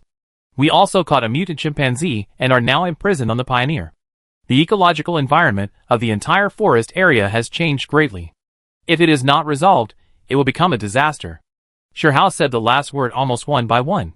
According to calculations, the attack power of these mutant beasts is not even inferior to that of Lingshan-class bionic robots, which means that they are equivalent to the attack power of our Panlong Brigade members. Of course, if our members use weapons such as laser guns, they can easily kill these mutant beasts. I still hold the original opinion. I beg the leaders to approve the dispatch of high-end combat forces into the forest area as soon as possible to clear the mutant beasts. After Shi finished speaking, he looked at the unbearable generals with contempt. "General Shi's investigation is more detailed than mine. I agree to send troops to eliminate these mutant beasts." Wang Guiyong immediately expressed his position. "I agree. I agree. I agree." 7 or 8 generals, including Wei and Lei Shiyu, made clear statements. It's really shocking. Initially, there were hostile forces causing trouble, but this situation was caused by human beings. This matter must be resolved without delay, the leader said while looking around at everyone. Especially appoint Chief of Staff 1 as the Commander-in-Chief and Shi as the Deputy Commander-in-Chief. From now on, send troops to eliminate the mutant beasts. All departments must fully cooperate. In addition, urged local forestry departments and troops to collect information extensively and conduct inspections in various forest areas. Forest areas with hidden dangers of mutant beasts must be reported immediately. If there are delays or concealments, they will never be tolerated and will be dealt with by national and military laws. General Sure, you haven't rested since you came back, and you are being dragged into battle again. You have worked hard. The leader approached Sure Hao and said kindly, "This time, I will hold a celebration banquet for you in Kyoto City. Dismiss the meeting and take action immediately." After talking to Sure Hao, the leader ordered, "Sure Hao, you will immediately go to Yungue City and lead the Panlong Brigade to the northeast forest area to wait for orders." This was the first order Wang Guiyong gave after taking office as the commander-in-chief. Yes. After receiving the order, Sure Hao immediately took the latest flying disc of the starship base to Yungue City. Because this flying disc was not registered with the Panlong Brigade, Sure Hao stopped at the door. When he was about to go in, he was stopped by the guard and said, "Stop, please show your pass." "I am Sure Hao." Sure Hao thought that the soldier did not recognize him and reported his name. "Sure. Captain Sure, our Captain Qian said that any outsider entering the base must show a pass." The soldier said with a stammer. "Then you should inform Captain Qian." After a while, the soldier came back and said, "I can't find anyone." "Things don't wait for anyone." Sure Hao patted the soldier on the shoulder and said, "Not bad, you are very responsible. But I have something urgent to do. I will take responsibility if there is any problem." After that, he motioned Tian Ing to stay outside and ran into the base. The soldier didn't dare to stop him, so he had to pick up the intercom and report the situation inside. "What? Captain Sure? Are you talking about our old captain?" A surprised voice came from the other end of the phone. "Yes, it's him." The soldier gave an affirmative answer. Sure Hao was running inside when a man came up to him. After saluting, he reported loudly, "Captain, Xia Ran welcomes you back to Panlong Base." It turned out that it was Xia Ran who received the notification just now. He came out immediately after receiving the news. "Oh Xiao Xia, you are not crying now, right?" Sure Hao remembered who Xia Ran was. "Captain, you can't look down on people. I am now the Deputy Chief of Staff of the Staff Office." Xia Ran explained a little embarrassedly. "Where is your captain? I need to find him." "It's hard to say. I take you to look for him." Xia Ran looked a little unnatural. The two walked quickly to the general building. There was no one in the captain's office. I asked several people, and they said they hadn't seen him and didn't know where he was. Xia Ran hesitated for a moment and said, "Then he should be in the old place." "What are you waiting for? Let's go. I go find him myself and let him come to see you." Xia Ran was unwilling to move. Still like a woman, don't waste time. Sure Hao was afraid of delaying Wang Guiyong's deployment. Xia Ran had no choice but to take Sure Hao to the last row of houses in the base, which was the warehouse area. Xia Ran took Sure Hao into the warehouse, and then walked along the aisle next to it to the innermost part. Sure Hao heard a burst of noise coming from there. When they arrived at a door, Xia Ran reached out and knocked on the door. After the door opened, a voice said, "Hey, Staff Officer Xia, you are a rare guest. I'm looking for Captain Qian. Someone is looking for him." "Who is looking for me? Don't you know I'm busy?" A lazy voice came from inside. Sure Hao pushed Xia Ran away with his hands and walked in. Looking at the mahjong table and the stacks of yen country currency on it, he said coldly, "I'm looking for you." "Who are you? How did an outsider run in?" "Xia Ran, are you done? Everyone is brought here," Captain Qian said with disdain, holding a cigarette in his mouth, wearing a hat tilted on his head and a vest. He didn't notice that the other people were standing there like puppets, motionless. "You guys tie him up and go to the military court together." Sure Hao's voice was not loud, but they felt their heads buzzing when they heard it. After hearing Sure Hao's order, several people immediately took action.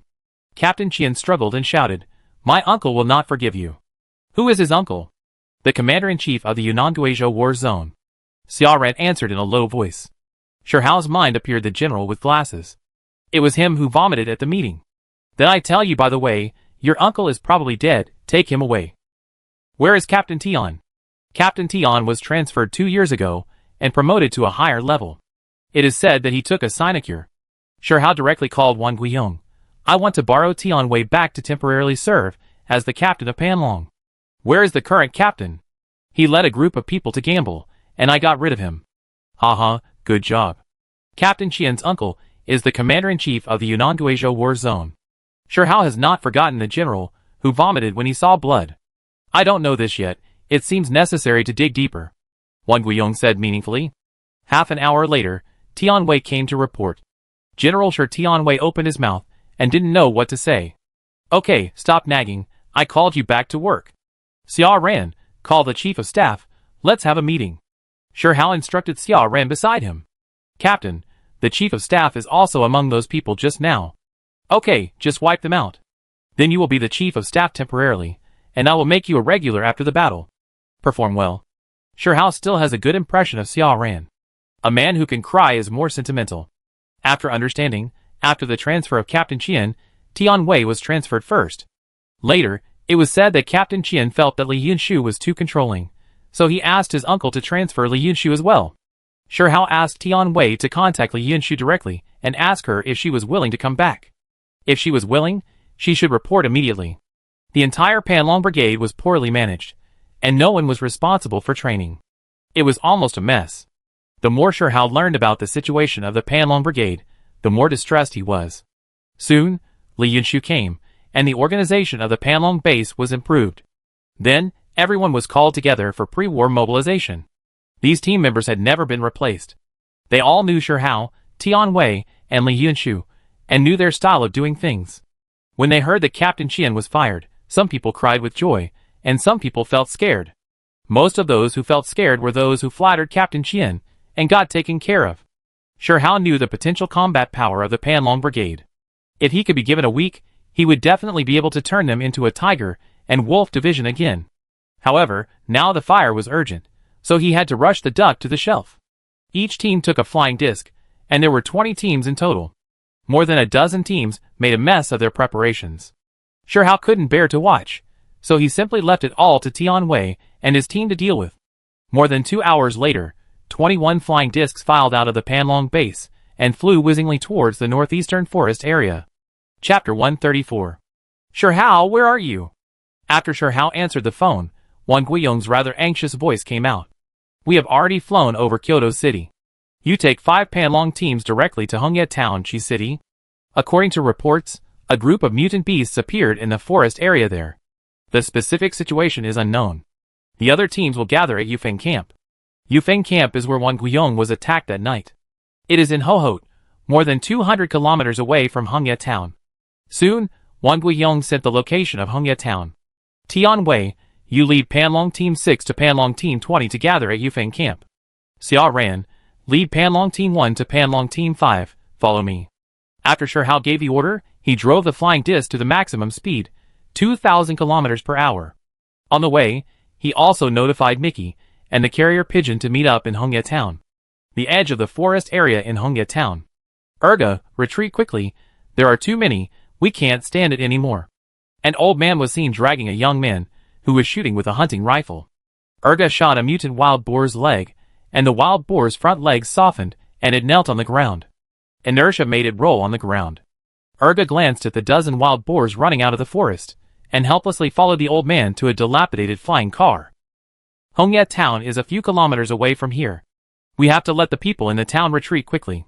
Grandpa Urga retreated in the dilapidated flying car that was not much faster than the mutant wild boars. They were forest rangers in the forest area of Hongye Town. After discovering dozens of mutant wild boars at the edge of the forest this morning, they immediately reported to their superiors. A dozen wild boars ran wildly behind the flying car. When Urga and his team left for 10 minutes, another black mass of wild boars ran out of the forest. At a rough glance, there were about 100 of them. In the center of Hongye Town, Urga stood on the flying car, holding a horn as worn out as the flying car and shouting, "Everyone retreat quickly, the mutant beast is coming. Everyone run quickly, otherwise it will be too late." Perhaps the flying car was flying a little high, or the horn was too quiet, and the people below did not respond. Urga's grandfather quickly landed the flying car, and the two ran and shouted, calling on everyone to retreat. A small number of people began to retreat, but there were more than 100 households and hundreds of people in the town, and the house layout was relatively scattered, so there was no time to notify. Urga watched the small black dot in the distance getting bigger and bigger, and he was so anxious that he jumped up and down. A little girl of 4 or 5 years old heard the noise outside and walked out of her house. She stood in the middle of the street and shouted excitedly at the mutant wild boar running fast, "Mom, look, a big black pig. Mom, come quickly, a big black pig. The little girl's mother leaned out and almost fainted, and shouted, Yuan Shan, come back quickly. Just as the wild boar was about to hit the little girl, suddenly, a shadow flashed by, and the mutant wild boar was hit in the middle and rolled away, and then stopped until it knocked down a wall, and lay there motionless. One arm picked up the little girl and said gently, The big black pig is very dangerous. Hurry to your mother. As soon as Sherhao's flying disc arrived over Hongye town, he saw more than a dozen wild boars rushing towards Hongye town. Seeing that a little girl was about to be hit by a wild boar, the flying disc did not slow down, and Sherhao seized the opportunity to jump down from it and collide with the mutant wild boar. Captain, there are more than 100 mutant wild boars running over there. Xia Ran, who had not yet landed, saw the follow-up troops of mutant wild boars a few kilometers away from high in the sky. Xiao Xia, you lead the team to fly the flying disc and pick up all the residents in the town. Others land immediately and start hunting. Each team sends one person to control the flying disc and obey the orders of Chief of Staff Xia. Tianying, you go with him. After hearing the order, the Panlong team members immediately took action. Sherhao jumped onto the roof and aimed at the wild boar that had already run into the town and shot. Jupiter led dozens of Panlong team members' war pets to chase the wild boar all over the town. A few minutes later, all the dozen wild boars in the town were wiped out. In the air, Sherhao had already seen a pass in front of the town, with high ground on both sides of a road. He immediately called the Panlong team members to run over there, ready to block the wild boars behind to avoid causing greater losses to the town. There was a team on each side of the high ground, and the remaining teams blocked the intersection. Jupiter and all the war pets were guarding the front. Soon, the more than 100 wild boars came into view. When they were 200 meters away, Sherhao ordered to start shooting. The wild boars in the front fell one after another, and the speed of the whole herd gradually slowed down, but the number of them kept increasing. The wild boars behind passed the bodies of the wild boars in front one after another, and the remaining wild boars moved forward in rows. The distance was getting closer and closer. When they reached the pass, Jupiter rushed into the herd with all the battle pets at a command. For a while, the roar was deafening and the dust was flying. Sherhao and his team drew out super laser pistols and killed the wild boars fighting with the battle pets. The Panlong team members are currently equipped with standard light laser guns and the earliest batch of laser pistols, which are estimated to have limited lethality to wild boars. More than 100 mutant wild boars died or were injured, and soon they were defeated. Several Lingshan-level pets brought by the soldiers suffered casualties, and 2 were torn to pieces by the wild boars, showing the fierceness of the battle. When the battle ended, Mickey and the pigeon came over. You two go to the front to investigate. Sherhao felt much more at ease when he saw the two of them.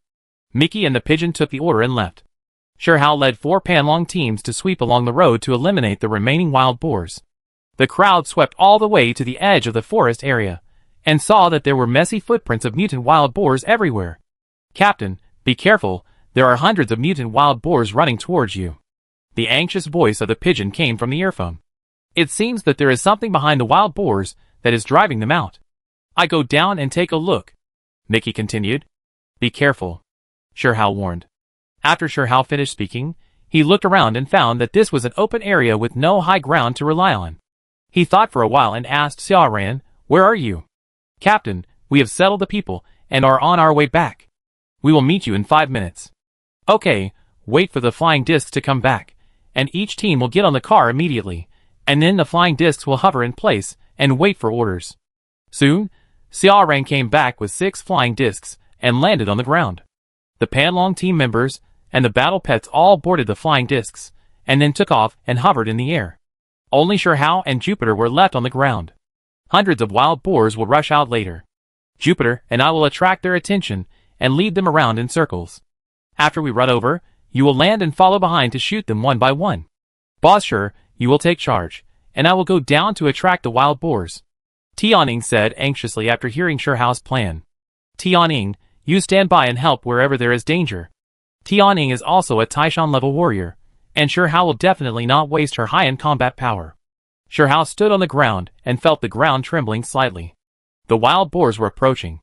Sherhao picked up the laser gun and shot at the wild boars in front. When the wild boars were approaching, he ran forward quickly. Jupiter was 20 to 30 meters away from him. He bit the nearest wild boar and ran away. 1 man and 1 dog ran in 2 opposite directions.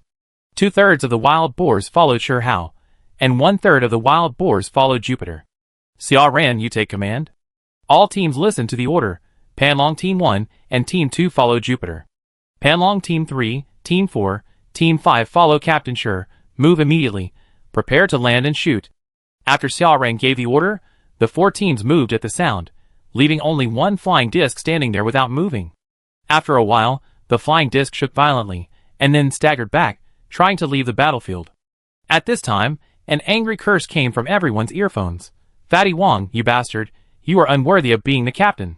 Brothers, tie him up, we can't be deserters. This is the flying disc of Panlong Team 4. The captain is nicknamed Fatty Wong. He saw that the number of wild boars below was several times that of before, and thinking about the 2 torn war pets, he wanted to control the flying disc and escape.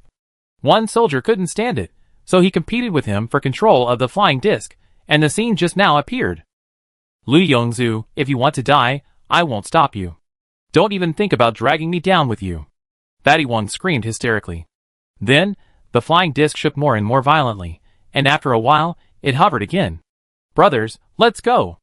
Then the flying disc chased the wild boars on Shi Hao's side. This scene that happened in Panlong Team 4 was heard by everyone. Lu Yongzhu, you will temporarily serve as the captain of Panlong Team 4. Those who disobey orders will be killed without mercy. Xia Ran's cold voice came from the headset. Soon, Panlong Team 4 jumped off the flying disc and shot the wild boars behind Shi Hao. Tianning saw that Panlong Team 4 was slow to catch up, and immediately jumped down with Panlong Team 3 and Team 5, holding 2 super laser guns and shooting, and the wild boars fell in piles. In this way, Shi Hao and Jupiter ran in front, and Panlong Team chased behind, and the wild boars were divided and eliminated bit by bit. After the battle, Tianning directly boarded the flying disc of Panlong Team 4, threw down the tied-up Fatty Wong, and then jumped off the flying disc and kicked Fatty Wong out with 1 foot. The Panlong Team members looked at the expressionless, seemingly weak beauty who turned and walked toward Shi Hao with 2 super laser guns on her back. Their right eyes couldn't stop twitching, and they thought to themselves that it was fortunate that she was not an enemy. Lu Yongzhu, you did a good job, and you deserve the word Yong in your name. From today on, you are the official captain of Panlong Team 4. Shi Hao walked in front of a tall and strong soldier and said, Don't forget the glory of our Panlong Team, don't forget the mission undertaken by the Panlong Team, and don't disgrace the reputation of the Panlong Team. Shi Hao's words struck the hearts of every soldier present. Create more glory, and live up to the mission. Xia Ran took the lead and shouted, Create more glory, and live up to the mission. Create more glory, and live up to the mission. The 3 slogans shouted out the indomitable morale, and drove away the shadow that shrouded the hearts of the Panlong Team members. Mickey, what's going on? After killing the wild boars, Shi Hao thought of Mickey, who had entered the forest area for reconnaissance. Captain, I'm running. Mickey's intermittent voice came to his ears. 3 chimpanzees are chasing me. I be there in 10 minutes, be careful. Ah, I was scratched. Don't be distracted, get ready. After saying this, Mickey fell silent, and only the sound of the wind was heard. In the forest, Mickey quickly climbed the tree trunk and jumped forward. 3 chimpanzees were chasing him from behind. The chimpanzees were not as fast as Mickey, but they jumped far, causing danger behind Mickey. Just after getting rid of the wild boars, 3 more chimpanzees came, and Shi Hao felt a headache. But time waits for no one. Shi Hao asked everyone to take out the spare ropes in the military backpacks. Each of these ropes was nearly 30 meters long, and was used to tie the wall-climbing claws. Every 5 ropes were connected into a long one, and then folded and twisted into a thick rope, making a total of 9 long ropes. Then, they were divided into 9 groups, each with 4 people, and 2 people were responsible for one end of the rope. 3 ropes formed a group, and then they were divided into 3 groups. Tianning, after Mickey comes out, you lead away a chimpanzee and I lead away one. You can kill them, but don't kill them. Shi Hao explained to Tianning. Then Shi Hao told the 3 groups to follow him, Tianning and Mickey respectively. Xia Ran took the rest of the people as substitutes. Shi Hao saw that the trees on the periphery began to shake violently, and shouted, Here they come, start moving.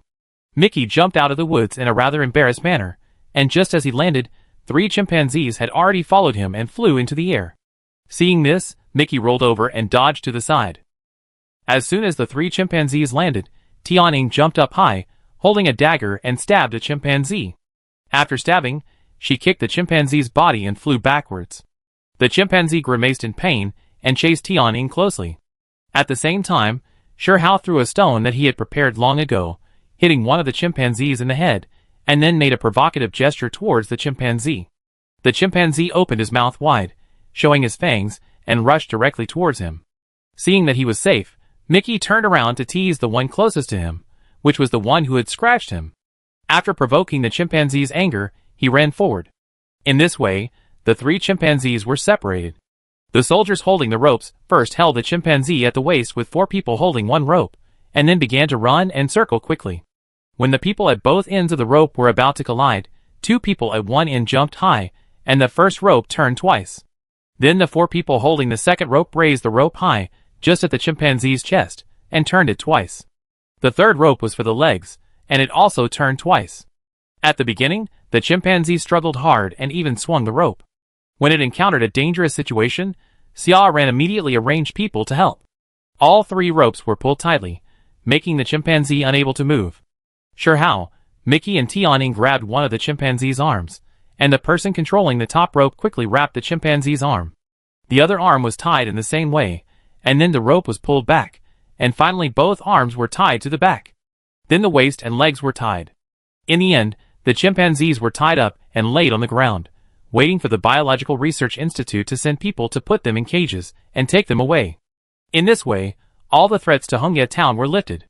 Because it was too close to human settlements, the military later sent excavators to bury the wild boar carcasses.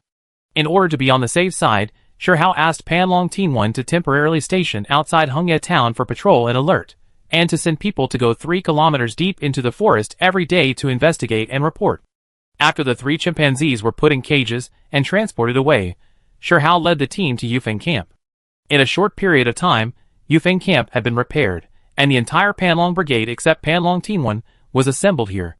Wang Guiyong's headquarters was set up here. In the conference room, Wang Guiyong was making work arrangements.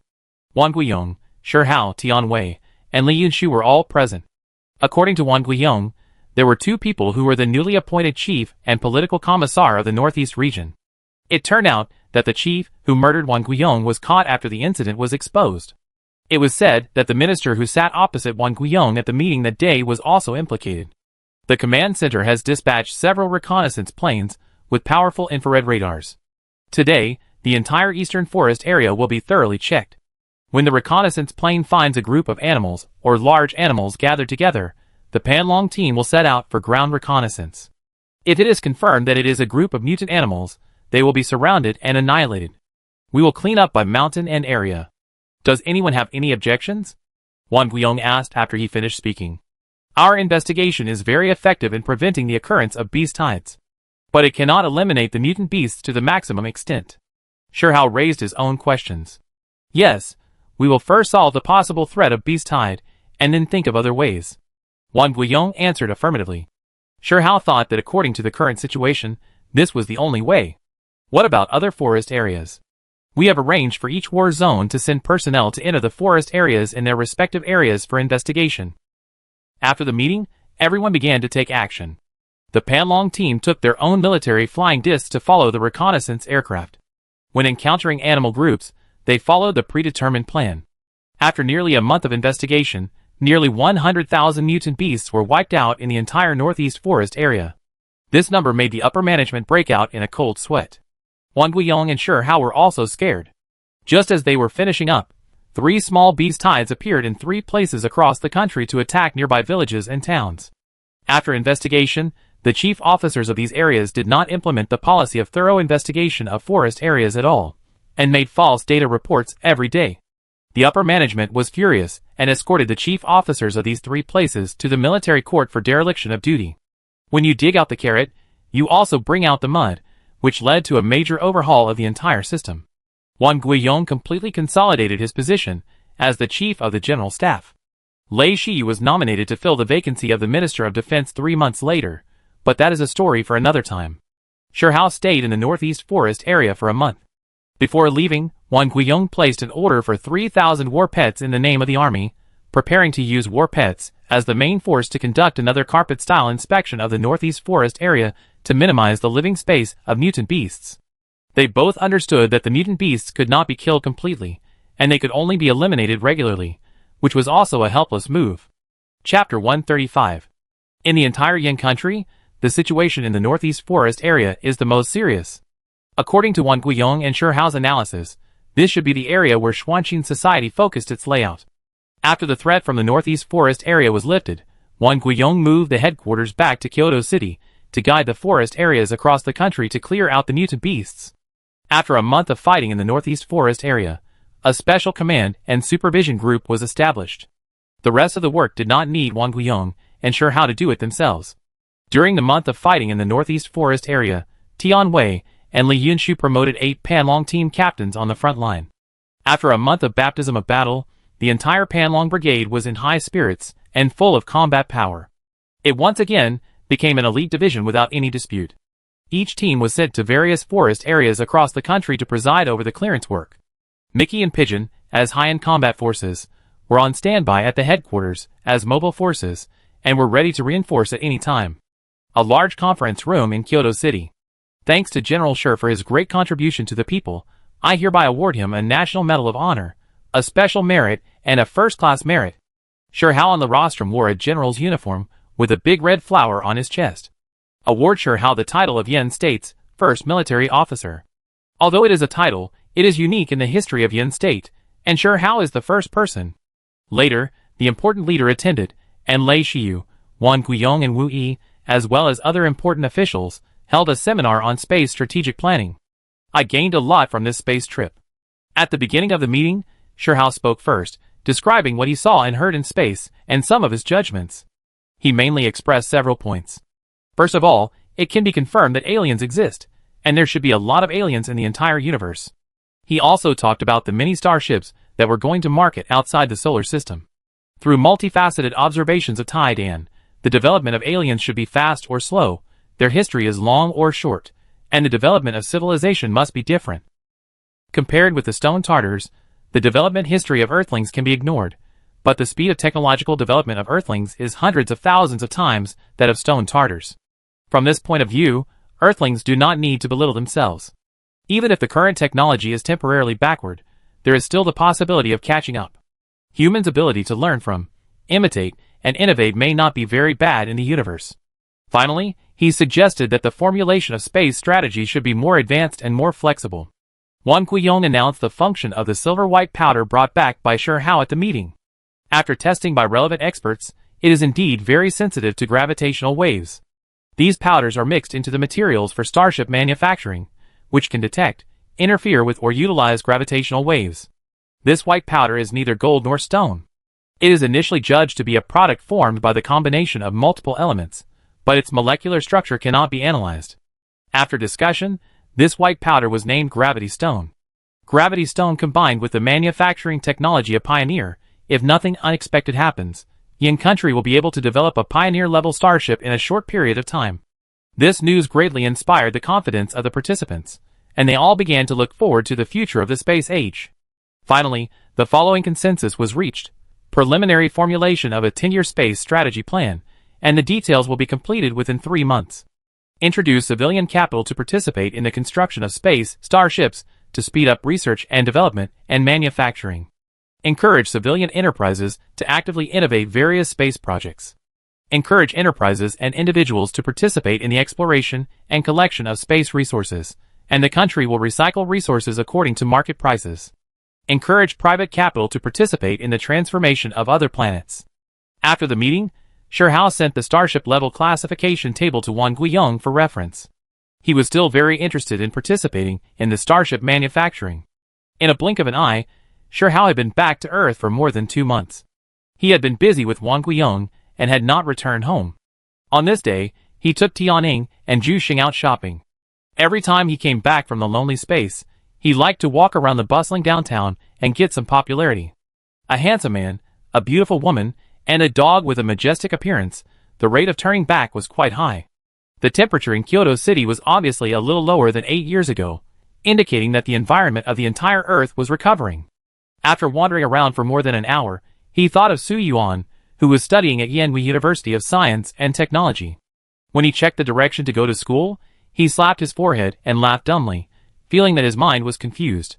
When he left, Su Yuan was already a sophomore, and it is estimated that she has graduated for 4 or 5 years now. Then he said to Tian, check the location of Hausher Group's sales center. Let's go over and take a look. After all, it's his own company, so he still has to care about it. Soon, Tian found the location, and the two took a taxi to Hausher Group's Kyoto City Sales Center. The entire sales center covers a large area, with a garden outside, and 2 sales halls on both sides. The Sci-Fi Hall has 6 domineering big characters on it. Hausher Luna Flying Car. The other hall is anime style, and it must be the Bionic Pet Sales Hall without looking. Shihao and Tian walked comfortably in the garden with Jupiter. There were many people in the garden and the hall, and it could be seen that the business was very good. Shihao came to the outside of the Bionic Pet Sales Hall, and many people were queuing. Shihao asked a young man next to him, "Are there any new pets on sale today?" "No," the young man replied impatiently. "Why are there so many people queuing?" Shihao was a little puzzled and asked while looking at the long line. "Alas, the store is bullying customers. There are so many people, but only one sales window. They call it hunger marketing. I am really hungry," the young man said dissatisfiedly. Shihao walked slowly along the line and observed. "Why is Tianming Entertainment so unreliable?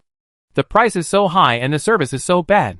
A middle-aged man complained to the person next to him. "Then don't come to buy it," someone replied. "I don't want to come either, but there is no way.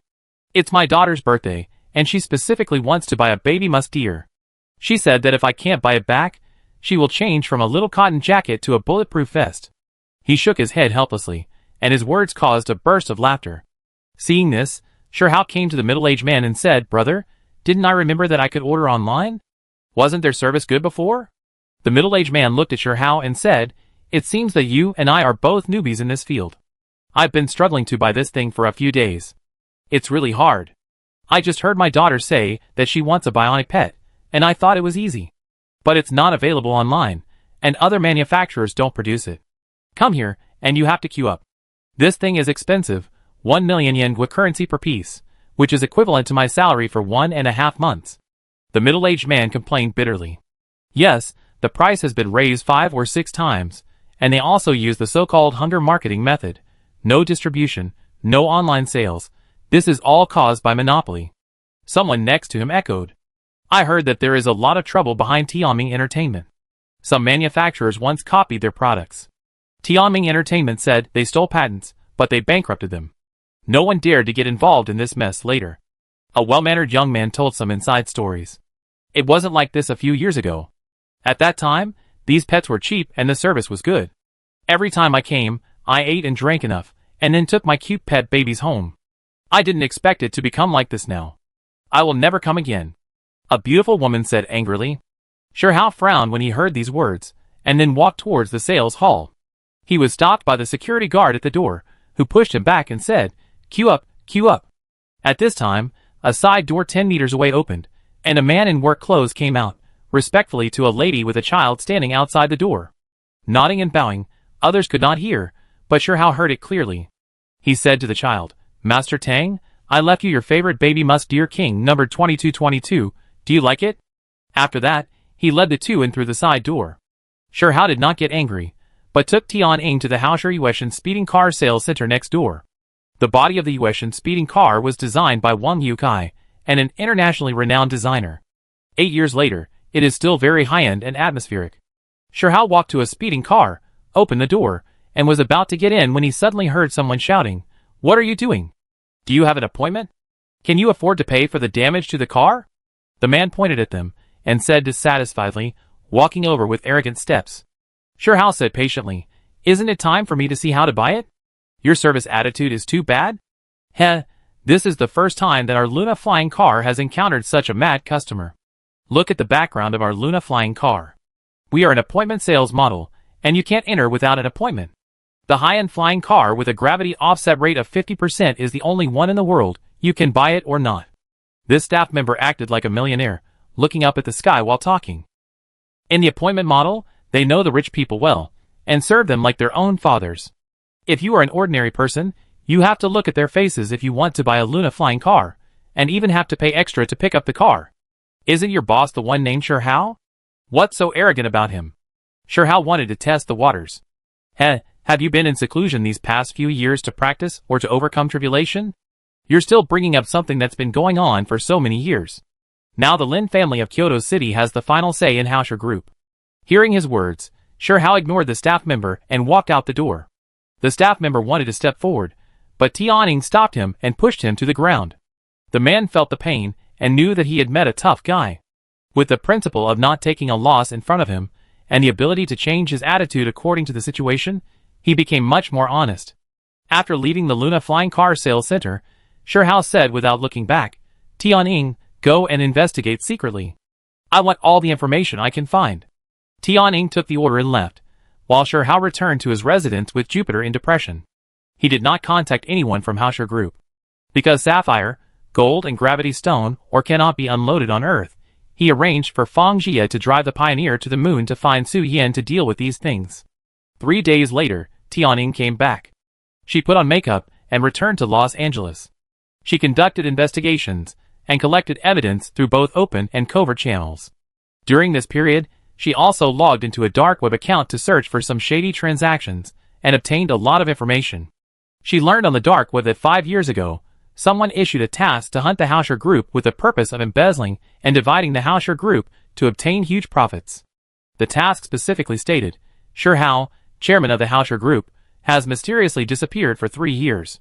According to reliable information, he has left the Earth, and there is a 90% chance that he will never come back. Shihao listened to Tianying's introduction and narrowed his eyes slightly. Seeing Shihao's expression, Tianying knew that Shihao was angry. According to investigation, 5 people took on the task of hunting down Hausher Group at that time. Just 1 month after the task was issued, the stocks of Hausher Group in the secondary market fluctuated violently.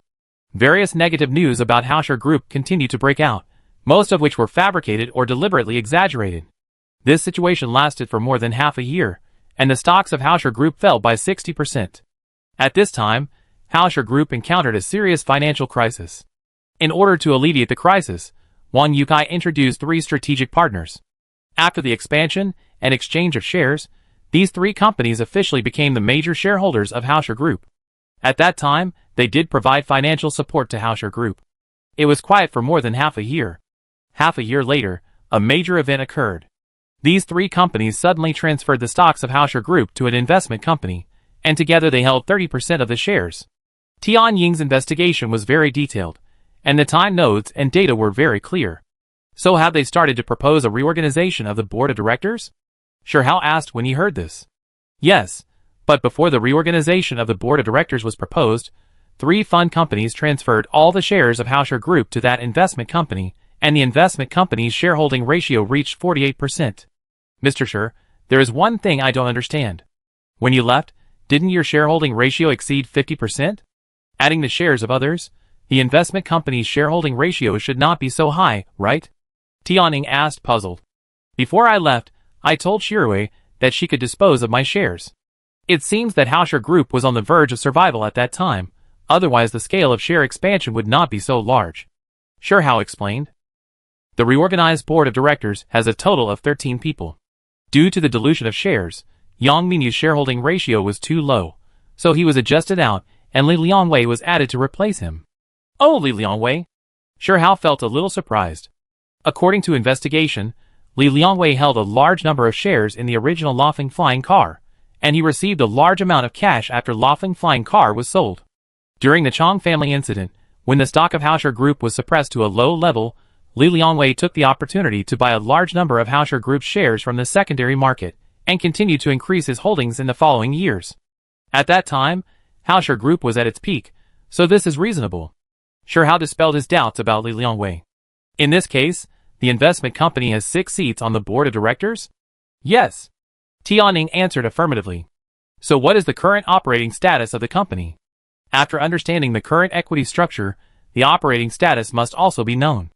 According to Tianying's explanation, the profit margin of the entire group is still good, but from the financial statements, 80% of the profits come from Hausher Luna Flying Car and Tianming Entertainment. Hausher Bionic Technology is in a state of slight profit. Hausher Construction Investment is currently in a state of loss.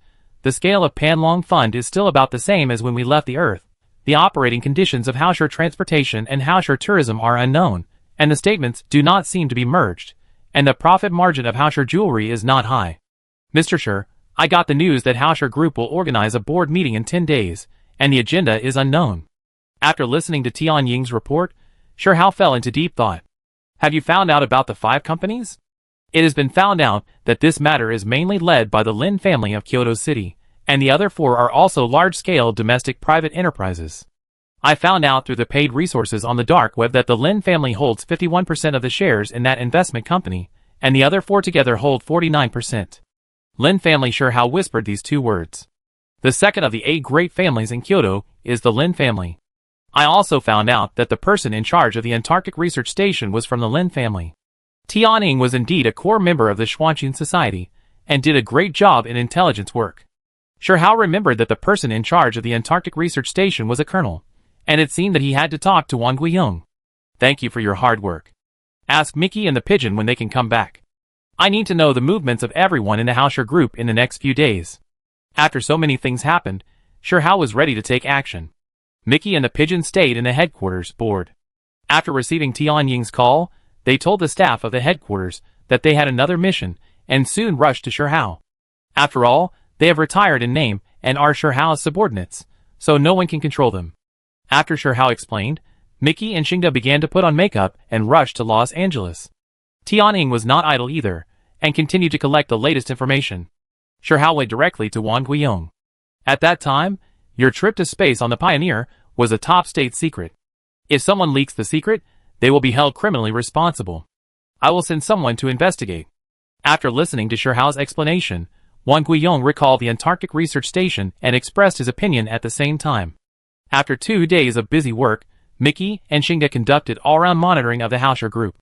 They also received information that the 10 plots of land owned by Hausher Construction Investment Company overseas were not only loss-making, but also had problems with 3 plots of land. With the completion of the Space Dome project, the Earth's environment slowly began to recover, and some countries became restless, feeling that the plots given to the Hausher Group for free were too much of a loss. Those plots of land were deeply developed by Hausher Group, and industrial parks, commercial areas and residential areas were built. They made a lot of money, but the country where they were located could not get any benefits, so they became jealous. Through this information, it can be judged that Hausher Group's development of those 10 plots of land was successful, otherwise others would not be jealous of your profits. Putting aside the issue of the ownership of the plots of land, Shihao felt that it was too abnormal for the construction investment company to suffer losses. Shihao called Lei Shiyu and asked directly, Captain, has the Earth's environment fully recovered now? If the glass in a certain area is removed, will there be any impact? How can it be so fast? It is preliminarily estimated that if the Earth's environment wants to be fully restored to its original state, it will be impossible without 30 to 50 years. Wherever the glass is removed, the original shape of that place will be revealed. What? Where do you want to demolish? Several countries want to take back the land they gave us. Tell me where you need to demolish, and I guarantee that he will get a good son that day, haha. Lei Shiyu said while laughing. Things went smoothly and his mood improved. Okay, thank you, Captain. After Shihao hung up the phone, he went directly to Tianning. You go overseas. Shihao explained the situation and sent her to investigate secretly. In this way, the pigeons continued to obtain valuable information, while Mickey and Tianning continued to collect evidence or secretly lay out. Soon, 9 days passed, and Shihao and Tianning also returned to Los Angeles in disguise. Shihao sat in a room, and the holographic image in front of him projected the real-time picture and sound of the Hausher Group's conference room. Wang Yukai sat in the main seat. Su Wuqing, Shi Xiaorui, Lin Yunshan, Li Binhui, Liang Wenhui, and Li Liangwei attended the meeting as directors, and Zhou Xueyu attended the meeting as a supervisor. There was also a young man beside her, who should be the new supervisor to replace Li Liangwei. There were 6 other people whom Shihao did not know. They should be the directors of the investment company that entered the Hausher Group. The 6 of them sat opposite Su Wuqing and the other 6, competing with each other. Hello everyone, I am Wang Yukai, the acting chairman of the Hausher Group. Today, at the suggestion of General Manager Lin, I have convened this board meeting. Wang Yukai made an opening statement first. Now let's invite General Manager Lin to speak. After the warm and sparse applause, General Manager Lin cleared his throat and said, Hello, colleagues. On behalf of the investment company, I propose to remove Shihao from his position as chairman. I hope a vote can be made today. Wait, Mr. Lin, when you proposed to hold the board meeting, you didn't tell me this topic. Wang Yukai interrupted hurriedly. I'm sorry, Mr. Wang, Except for Yueshan Flying Car and Tianming Entertainment, the operating conditions of other branches of Hausher Group are not optimistic. Our investors believe that Hausher Group must make changes as soon as possible. Shihao has not appeared for 8 years. Without a formal chairman, many strategic plans of the company cannot be carried out. Mr. Wang, you are just an acting chairman. This is not a long-term solution. Mr. Lin's words were aggressive. When Mr. Shi left, we promised to wait for him for 20 years. If he didn't come back by then, he would automatically resign as the chairman of Hausher Group. Wang Yukai responded with an unhappy face. I'm afraid that Hausher Group will go bankrupt in 20 years. In addition, do you have a written certificate? How can it count without a written certificate? Mr. Lin looked at Wang Yukai, who had nothing to say, and continued to press. Shihao looked at what was happening in the meeting room, his eyelids jumped, and he squinted slightly. I still insist on voting on whether to remove Chairman Shihao. Do you agree? Wang Yukai did not say anything, knowing that it would be futile to continue talking. They came prepared. Everyone in the conference room was silent. After about a minute, General Manager Lin continued, Directors, who agree to remove Chairman Shihao from his position, please raise your hands. After speaking, he raised his hands first, and the 5 people sitting on the same side with him also raised their hands high. Wang Yukai and Su Wuqing, the other 6 people, sat still. Li Liangwei, how long are you going to wait? After Lin's words fell, Li Liangwei lowered his head and raised his right hand. Liangwei, you? You? Why are you in cahoots with them? Wang Yukai looked at Li Liangwei, his lips trembling with anger. Li Liangwei didn't say anything, just kept his head down and raised his hands. At this time, the door of the conference room opened. Oh, what a coincidence, you are at a meeting? Just in case, I don't have to call one. Shihao saw that the show was almost over, and it was time for him to go on stage, so he came out of an unused room in the basement and took the elevator to the conference room. Mr. Shi? Wang Yukai immediately stood up and greeted him. Shirwei ran over and threw herself into Shihao's arms with emotion, and couldn't help crying. Okay, you are so grown up. Shirwei reacted and immediately wiped her tears and stood up. I heard that you are holding a board meeting. How can I, the chairman, be absent? He said, and sat on the main seat. Wang Yukai moved a chair and sat down next to Su Wuqing. What are you discussing? After everyone sat down, Shihao asked knowingly. Boss Shi, I'm really sorry. We just voted and passed that you are no longer the chairman of Hausher Group. That Boss Lin said embarrassedly. Oh, really? I'm flying in the sky, but the pot comes from the ground. Since I'm not the chairman, I'm still a director. How about we vote again? Shihao said. According to the company law, the maximum number of board members is 13. This is a bit against the rules. Boss Lin continued to shirk responsibility. Shihao didn't look at him directly, but shouted to the outside of the door, Tianming, please let them in. Tianming came in with 2 policemen, and then the 2 policemen came straight to Li Liangwei, showed an arrest warrant, and said, Li Liangwei embezzled the assets of Hausher Group and was arrested. Liangwei, I treat you well, Hausher Group treats you well, why? Wang Yukai asked sadly. I have struggled for more than 10 years, and finally gained a foothold in Laufenfisch. I also have the capital to brag to the outside world. At that time, I was only below you and above 10,000 people. But you abandoned Laufenfisch. Although I have money and look glorious on the surface, my career is gone. In Hausher Group, my position is not even as good as that idiot Yang Mingyu. When I work, my physical strength and energy are not as good as those of 2 women, so I am very unhappy. Li Liangwei roared at Wang Yukai with a ferocious face. Li Liangwei, don't put your faults on others. If you weren't addicted to gambling and the Lin family had set you up, how could you have ended up like this? Tianming told the truth in a cold voice. Looking at Li Liangwei being taken away by the police, Shihao said to Mr. Lin, it's a coincidence that 1 seat on the board of directors is missing. Mr. Lin sat down on the chair weakly. Then I propose that we hold another vote. Those who agree that I should be the chairman again, please raise your hands. Shihao said jokingly, and then took the lead in raising their hands. Wang Yukai, Su Wuqing and 6 others raised their hands high. Shihao motioned everyone to put their hands down, and then said seriously, Mr. Wang, where did these people come from? Why don't I know them? Wang Yukai was about to speak, but Shihao interrupted him and said, forget it, I don't want to know these people either. Anyway, we won't meet again soon. Mr. Shi, what do you mean by that? We helped Hausher Group a lot in the beginning, and we officially became investors of Hausher Group. Mr. Lin didn't expect Shihao to show up, and he was a little panicked, but he couldn't say nothing, so he had to bite the bullet and argue. Did you dig a hole for Hausher Group first, and then you filled it up yourself? Shirhao was very impolite. Mr. Wang, where did their shares come from? Shirhao asked knowingly, and he wanted to confuse the water first, and also to lay the groundwork. Our shares are obtained by your Hausher Group's additional issuance and expansion of shares. Oh, then did I sign it? I won't admit it without a signature. You authorized your daughter Shirui at the beginning. Shirui, did we sign the authorization letter at that time? No, you seemed to say it to me casually, and it seemed that you didn't say it. I must have heard it wrong. Shirui said with surprise, patting her head. Don't tell me that your lawyer didn't warn you of this risk. Did you think that I, Shirhao, would never come back? So you thought this was an opportunity rather than a risk? Shirhao unceremoniously pulled off their fig leaf. You said the equity is valid. I said it's invalid. There's nothing we can do. We have to go to court. I will ask the court to temporarily freeze your shares in Hausher Group. Shirhao also began to press step by step. You can't be so shameless. Our Lin family will never give up. That Mr. Lin had to use the Lin family to put pressure. Yes, you can't ignore the law. We all bought the stocks with real money. You are bullying us because we don't know the law, right? The matter is done, you can't deny it. At this time, the 5 people sitting in the same row with General Manager Lin could no longer sit still and began to denounce Shirhao. Shirhao looked at the messy conference room and slapped the table and said, let me make it clear. As long as I am here, you will never stay in Hausher Group. Either I buy your shares and you get out, or you buy our shares and we leave. Shirhao said the solution. How much can you pay for our shares? Someone asked back.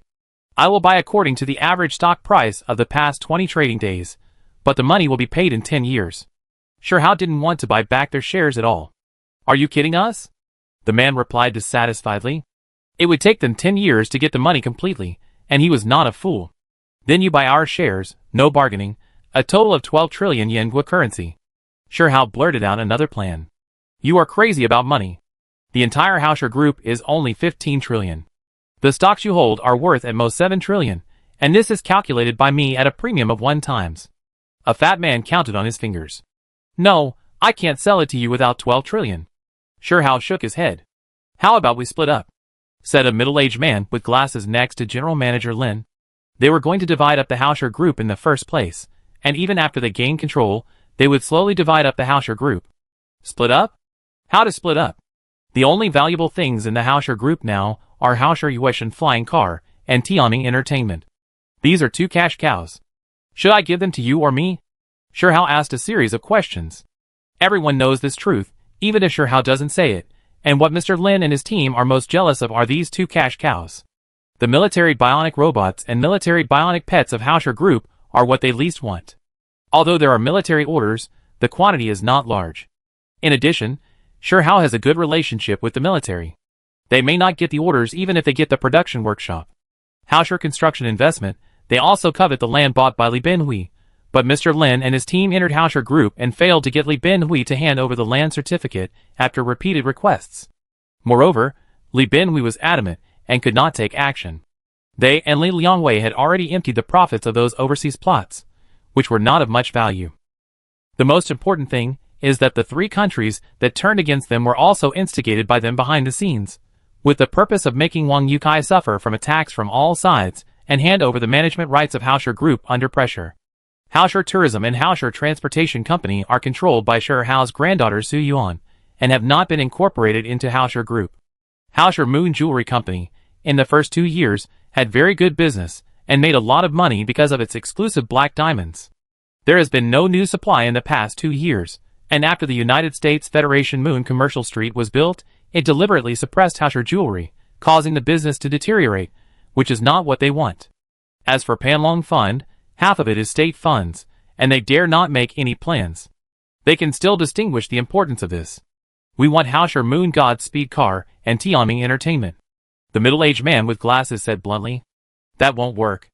I also want these 2. Even a fool knows that these 2 companies are the most profitable. Shirhao refused without thinking. Mr. Shir, don't worry. This is nothing more than a matter of interests and money. We can compensate Hausher Group in cash. How much can you compensate? Shirhao pretended to be a little moved. Hausher Group will give us all the technology, patents, production equipment, personnel and sales network of Hausher Yueshan Flying Car and Tianming Entertainment. We will return all the stocks we hold to Hausher Group and compensate 2 trillion yuan in cash. The middle-aged man said confidently. Mr. Shi, you can't agree to them. The sales profit of Yueshan Flying Car and Tianming Entertainment accounts for 82% of the group's total profit. These two companies produce the top products in the industry and have unlimited development. Wang Yukai excitedly explained the importance of these two companies to Shi Hao. Yes, Dad, Hausher Group relied on Tianming Entertainment to rise. After the mass production of Yueshan Flying Car, the stock of Hausher Group rose by 20%. Don't get it to them. Shirui became more and more excited as she spoke, and she stood up at the end. Mr. Lin and his group looked at Shi Hao and his group with a smile. Give us back all the stocks, plus 4 trillion yuan in cash, Shi Hao said, with a look of pain on his face. Take a break first, let us discuss it. They came to Mr. Lin's office. I don't think it's possible, the risk is a bit high. I think it's a good deal. We all know the profit margins of the Luna Flying Car and Bionic Pets. And the supply is in short supply. Then we need to bring the patent, otherwise they will build a factory, and we will be out of business. Alas, it's a pity for those stocks. Are you stupid? When Luna Flying Car and Tianming Entertainment were separated, the stocks of Hausher Group at least shrank by half. I have already called our head of the family. After Luna Flying Car and Tianming Entertainment are acquired, 3 more branches will be established around the world. We will have a share. After the call, Mr. Lin revealed the good news to everyone. Shi Hao listened to the voice coming from the headset and smiled slightly. Half an hour later, Mr. Lin came with their people. It was still the middle-aged man with glasses who spoke first. After our research, we agreed with Mr. Shi's decision. We will return all the shares of Hausher Group and compensate Hausher Group with 4 trillion. Hausher Group will transfer Hausher Luna Flying Car and Tianming Entertainment to us free of charge, including a full set of technology, patents, production equipment and production lines, workers and sales network. Except for that piece of land, I will not hand over the land certificate. At this time, Li Binhui's voice rang out. Shi Hao looked at the other party and spread his hands helplessly.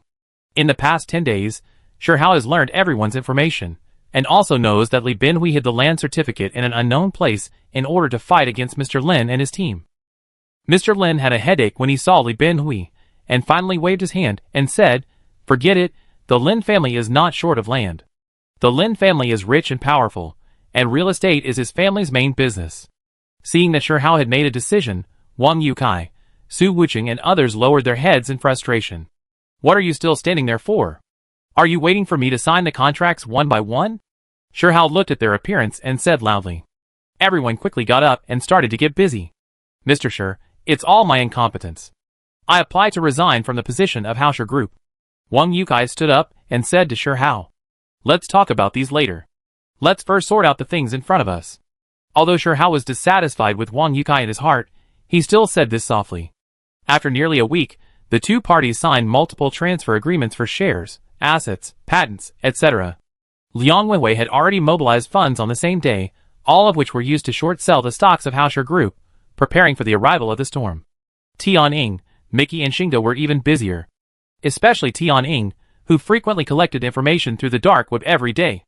When General Manager Lin and his gang evacuated from Hausher Group, Shi Hao summoned Wang Yukai, Su Wuqing and others to hold a high-level meeting. Shi Hao looked at their listless and sad faces and couldn't help laughing. Dad, we have lost all our family assets, and you can still laugh. Seeing that the Yueshan Flying Car that she had built became someone else's possession, Shirui was very distressed. Do you think I, Shi Hao, am someone who can be bullied? Do you really think that Yueshan Flying Car and Tianming Entertainment, whose reputations have been ruined, are valuable? Cheer up and prepare to issue an announcement. Chapter 136. Mr. Shi, how should the announcement be issued? Please tell me clearly. Zhou Xuyu asked calmly, as she was the one who took the lead in all these matters. Compared with Su Wuqing and Shirui, Zhou Xuyu was a top student who graduated from a prestigious university with a major in business management. During the past 8 years, she worked diligently and uncomplainingly, and shared a lot of responsibilities for Wang Yukai, which made her very capable. Seek truth from facts. Shi Hao said just 4 words. Then the stocks of Hausher Group are expected to fall continuously. Su Wuqing whispered to himself. Let it rain, and let it go. Shi Hao continued. No matter how much it falls, the total number of stocks will not decrease, and the value on paper is fleeting. If anyone here feels sorry for it, I can buy it all at yesterday's closing price. Shihao looked at them and said. Everyone was silent for a while, and Zhou Xueyu smiled and said, I will take out all my savings in the past few years, and buy the stocks of Hausher Group at the bottom. My goal is to join the board of directors. Liang Wenhui looked at Zhou Xueyu, and gave her a thumbs up. Zhou Xueyu's words woke Su Wuqing up, and made him excited. Whatever Mr. Shi says, I will do it. I will join in the fun and prepare to buy a large number of stocks of Hausher Group. After Shihao came back, Li Binhui also became active. Binhui, thank you, the land god. Shihao expressed his gratitude to Li Binhui sincerely. I just lived longer and ate more. Although I didn't have much ability back then, I saw a lot of things from my father, ups and downs, and saw through many things. Li Binhui is not bragging. He has lived for 70 or 80 years. His family once managed a huge business empire. He has experienced countless storms, and is well aware of the complexity of human nature. As early as 6 years ago, he began to plan and found a safe place to keep all the land certificates. He thought that he would have to wait at least 20 years.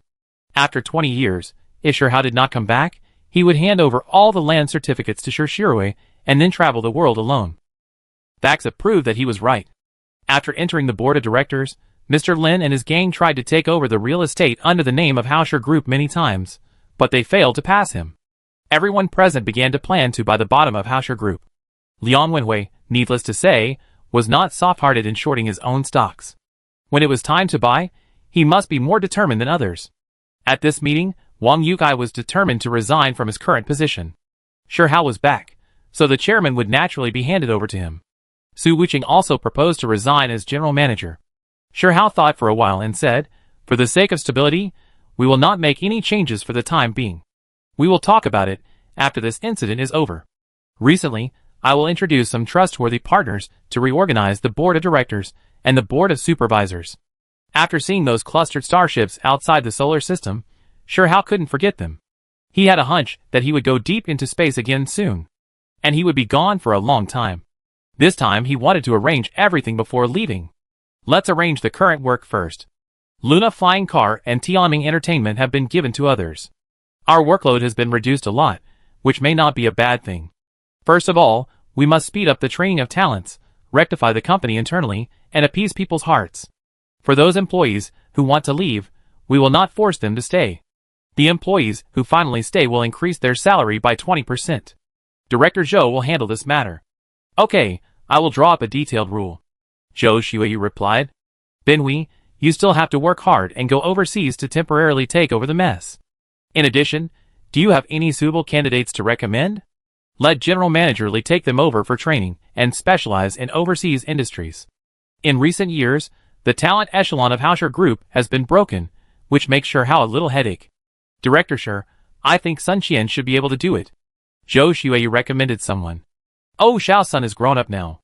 Shihao said to the boy and his guinea pig. What do you think of him? Shihao turned around to ask for other people's opinions. Sun Qian is good. He has worked in the administrative department for many years and has solid business capabilities. The most important thing is that Xiao Sun has never compromised with General Manager Lin's group.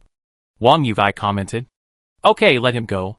Tianming, ask Miki to select 2 skilled people to go together to ensure the safety of Mr. Li and Xiao Sun. Binhui, when you go there, you can remove the glass on the top of any company you need to remove. Just give me a call, and I will definitely make them obey you. They must strictly follow the contract to ensure the safety of Hausher Group's overseas personnel and industries. Next, Shihao arranged Su Wuqing to speed up the production of the battle pet that Wang Guiyong wanted, but Su Wuqing said that Wu Ruinfa had developed a new model of battle pet, so he asked him to go and see before deciding which one to produce. Shihao was also preparing to find Wu Ruinfa, so he agreed to go to the research institute with Su Wuqing after the meeting. Lin Yunshan and Shirui had a rare leisure time, so they made an appointment to go shopping and have a meal. Shihao bluntly suggested that the two of them take the opportunity to recharge themselves and learn more professional knowledge in corporate management and space-related knowledge. At Zhou Xueyu's suggestion, the two of them signed up for a 1-year CO class at Tsinghua University and Peking University, with 2 days of classes every weekend. Mr. Wang, Wu Cheng, you two can go to the moon and Mars after you're done, and learn more about the development direction of the space industry. The two agreed happily. With the announcement, Liang Wenhui will be the busiest person, but Shihao is very confident in him. When will Su Yuan come back? Sure Hao asked Shirui after the meeting. She already knows that you're back on Earth, and she'd be back from Mars soon. Boss Su is a busy man now, and it's not easy for me to see him, Shirui said while joking. Oh, it seems that she's doing pretty well now. Yes, Haoshur Transportation and Haoshur Tourism are both under her control, and she travels back and forth between the Earth, the Moon, and Mars every day. When these two companies were registered, we followed Benhui's advice, and did not register them in the name of Haoshur Group. Shirui said this, and looked at Li Benhui gratefully. Hao and Shirui then chatted about Su Yuan for a while. After finishing the work, he called Tianning aside and whispered, "You and Mickey, keep an eye on those people, and tell me anything about Luna Flying Car and Tianming Entertainment." After arranging the matter, Hao called Su Wuqing to go to Wu Ruinfa together. Wu Ruinfa was still busy as usual. Mickey had come back to see him, so he was not surprised to see Hao. "General Shi, long time no see. Come on, let me show you my latest research results." Wu Ruinfa seemed to have met a soulmate, and was about to take out his treasures for mutual appreciation. "Director Wu, you are getting younger and younger." Hao greeted with a smile. "Is it a new battle pet?" Hao asked. "No, that's child's play," Wu Ruinfa said disdainfully. "I heard from Wu Cheng that you have a new model of battle pet. I came to take a look. Do you know those mutant beasts in the northeast forest area?" "Yes, Director Zhang gave me a sample. It's really amazing. The military needs 3,000 battle pets as the main force to clear out the mutant beasts. I want to see your new research results. Can you tell us the difference between it and other battle pets?" Time is running out. Hao wants to get the business done first. Previously, a war pet dog needed to sacrifice a police dog for memory and gene fusion. Each war pet needed to be trained in advance. The process was complicated, and the quantity could not be large. In the past few years, the project that Director Zhang and I jointly researched has made a breakthrough. We put animal genes into nanobionic materials with smaller structures, slowly cultured them in culture dishes, and then generated bionic cells. Then, these bionic cells were sprayed into the appearance of bionic robots or bionic pets through special equipment. The biggest advantage of doing this is that genes and bionic cells become one, and there is no need to store genetic information afterwards. In addition, we can select several police dogs for cultivation, collect their memories through biological nerves, and then copy them into the new bionic brain. The role is the same, and can be copied infinitely. Before copying, we will first integrate the Wu's Road Control System 3.0 into the memory to fully ensure safety, Wu Ruinfa said with a sense of accomplishment. So how is the combat effectiveness of the war pet produced in this way? How is the production efficiency? Hao knew that these 2 points must be guaranteed in order to form mass production. The combat effectiveness can be adjusted according to the material ratio, but the lowest level must be Lingshan level, and the highest level can exceed Taishan level. The highest combat effectiveness has not been measured.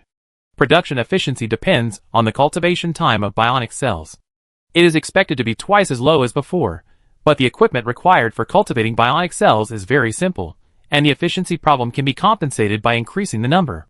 Hao was relieved when he heard Wu Ruinfa's words. He heard that the combat effectiveness of the new war pet could exceed Taishan level, and he felt a little expectant. Does the previous equipment need to be replaced? Just replace the nozzle, the body is universal. Well, I will tell them about the situation now, and see how the military decides. After speaking, Hao immediately called Wang Guiyong and explained the situation of the new war pet. Wang Guiyong said, "We can first trial produce 100, and if there are no problems in use, we can mass produce them. As for the level, these 100 are divided into 3 types, 30 Lingshan level, 30 Quasi-Taishan level, and 30 Taishan level.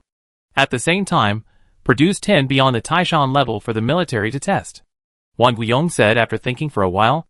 After communicating with Wang Guiyong, Hao arranged for Su Wuqing to connect with the laboratory staff. And Wu Ruinfa was impatient to pull him to the secret laboratory on the 3rd floor underground.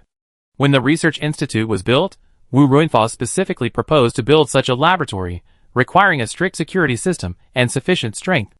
This laboratory is monitored and protected by the Tinglong team 24 hours a day. Entering the secret laboratory through a heavy security door, the layout inside is similar to the laboratory above, with a little less equipment. There is a glass box in the middle, and a person lying on the bed.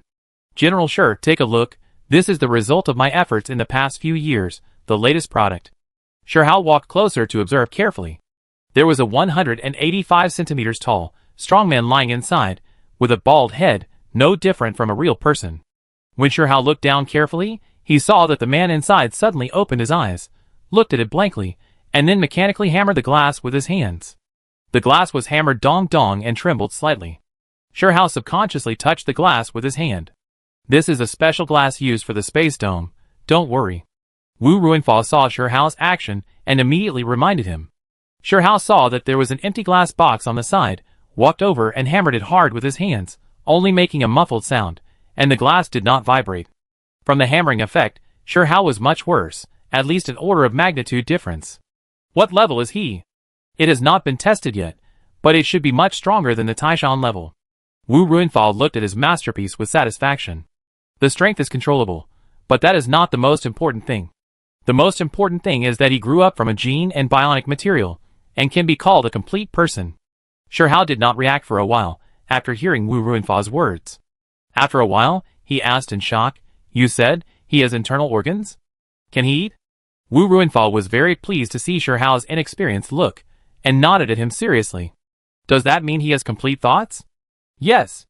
Wu Ruinfa nodded as he spoke. "Can he also dump his memory?" "Yes." "Is he still a bionic robot?" "Yes." "But not completely." After Wu Ruinfa answered, he immediately added. Shirhao turned around and grabbed Wu Ruinfa's arms with both hands and asked, "Does that mean my memory can be dumped in?"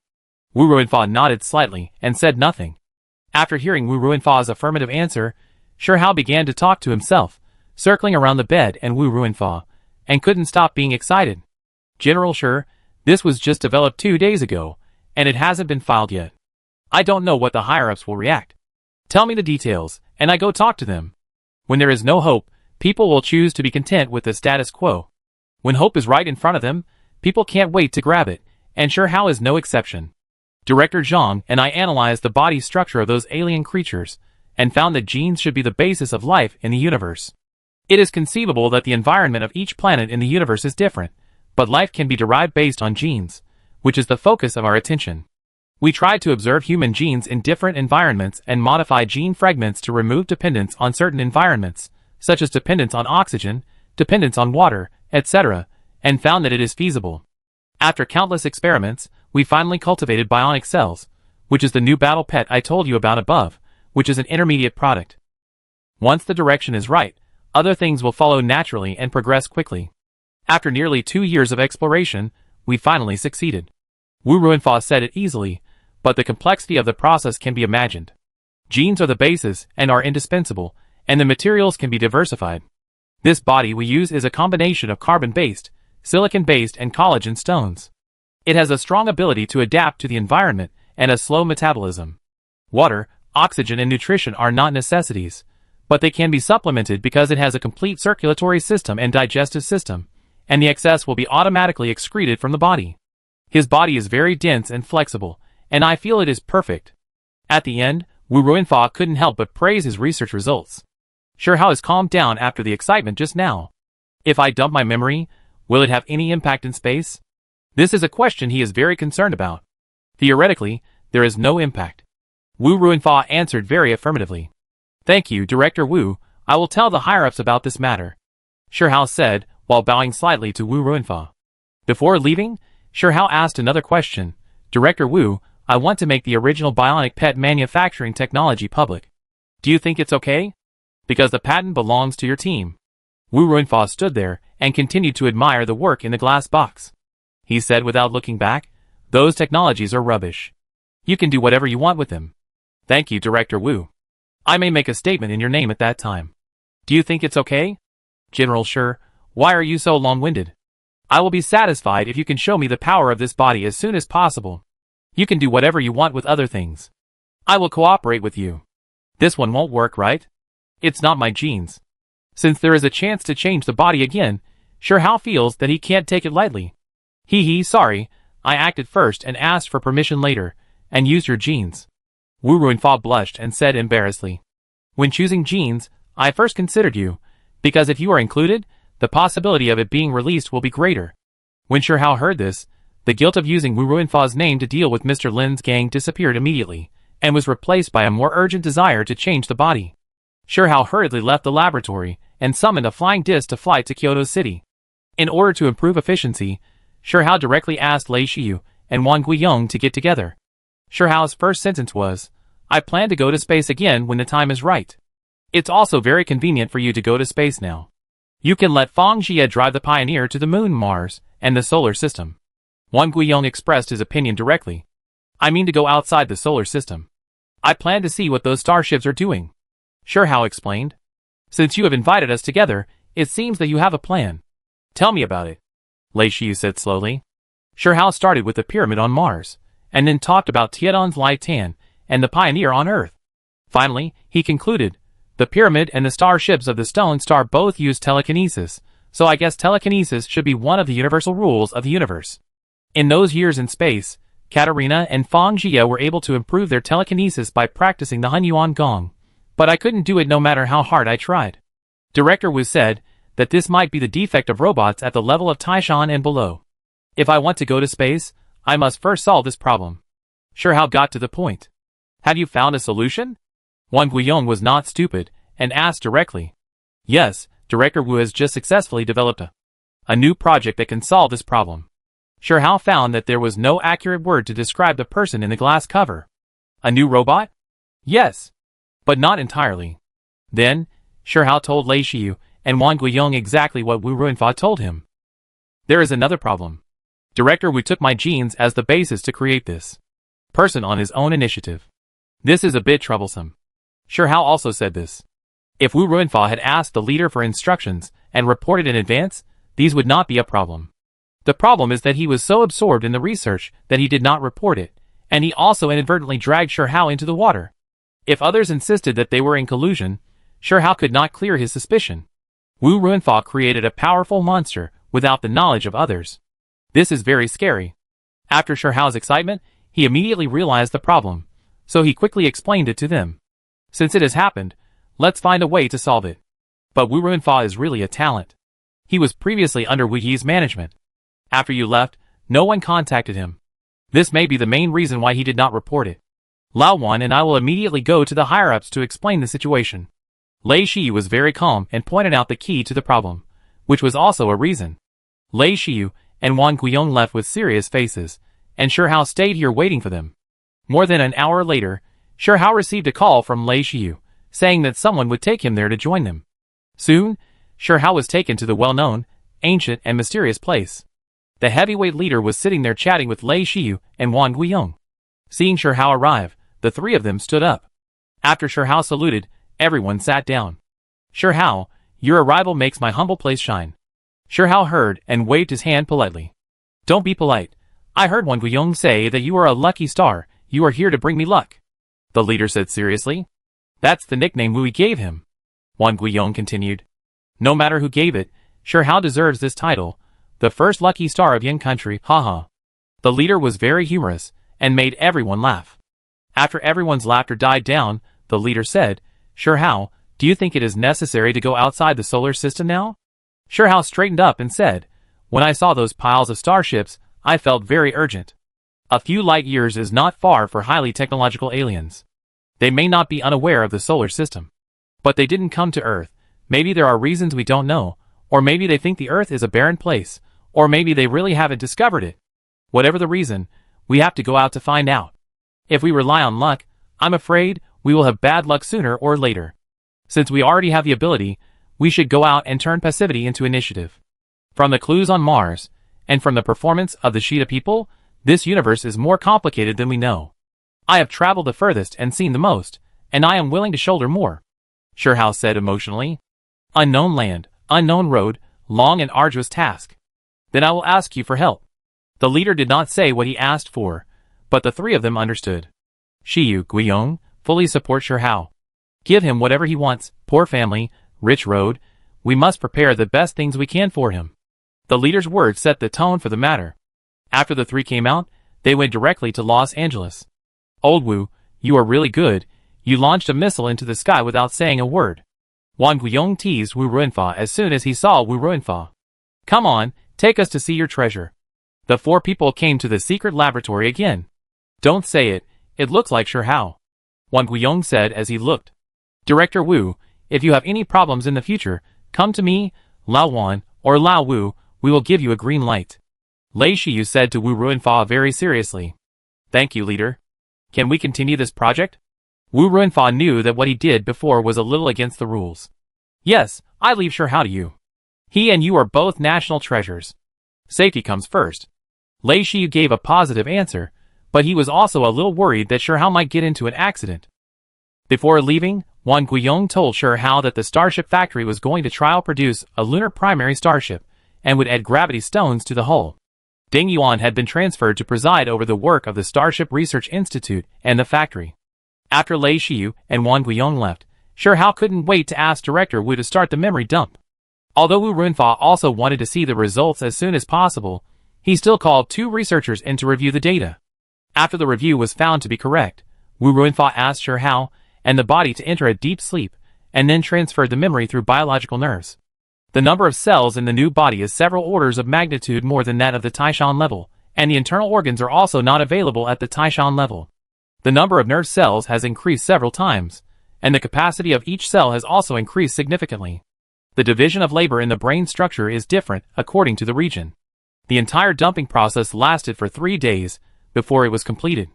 Then, Wu Ruinfa woke up the new body, and Shihao felt a mess in his brain and a strong sense of dizziness. He was like falling into a nightmare, and he couldn't open his eyes or wake up. He began to struggle hard, but he couldn't lift his arms and legs. He wanted to turn over, but his body didn't listen. After struggling for a while, he felt very tired and fell asleep again. However, when he just fell into a deep sleep, he was vaguely awakened again. After being awakened, he still couldn't open his eyes, so he continued to struggle. He fell into a deep sleep, and then was awakened. After being awakened, he began to struggle, and fell into a deep sleep again when he was tired of struggling. After being awakened dozens of times, his mind became a little clearer. Now it was no longer a nightmare, but like drowning. He paddled his arms desperately, and kicked his legs hard. His arms slowly made subtle movements, but his legs were so heavy that he couldn't lift or kick them at all. He simply paddled his arms desperately, fell asleep when he was tired, was woken up when he fell asleep, and then paddled his arms again. Finally, his arms could finally move freely. After hard work, he felt that he floated to the surface of the water, and then tried to open his eyes, but his eyelids were as heavy as lead. He tried dozens of times before he could open a crack. He saw a concerned face, which seemed to be a woman, but he couldn't see the face clearly. He simply paddled his arms to keep his body above the water, and then practiced opening his eyes. Finally, after hard work, he opened his eyes, and saw Tianying with excitement on her face. Mr. Shi, you finally woke up, but you scared us. Tianying saw Shihao opened his eyes, and said loudly. At this time, Mickey and the pigeons also gathered around. On the day when the memory dump was completed, Wu Ruinfa woke Shihao from deep sleep through the instrument, but after a long time, Shihao still didn't move. Wu Ruinfa was frightened by this situation, and quickly conducted a full range of tests on Shihao. The data were all normal, and there was a heartbeat, but the heartbeat was fast and slow. If you try to wake Shihao up, his heartbeat will return to normal. If you leave him alone, his heartbeat will become very weak after a while. So Wu Ruinfa called Mickey and asked him to come over. Tianying and Xingda also rushed over when they heard that Shihao was in trouble. The 3 of them began to take turns to wake Shihao up, and it lasted for 5 days and 5 nights. Shihao opened his eyes, and saw that he was still lying in the laboratory, but he could lift his arms.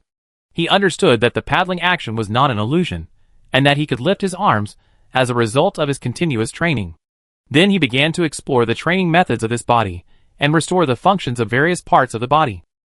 After another 10 days of training, Shihao was able to move freely, and the weight of his entire body was more than twice that of the Taishan level body, reaching more than 200 kilograms.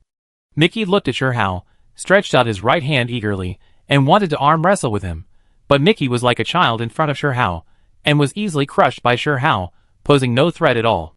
Coming to the ground, Shihao looked at the scenery outside, took a deep breath, and felt relaxed and comfortable. He smiled foolishly, while listening to his heartbeat.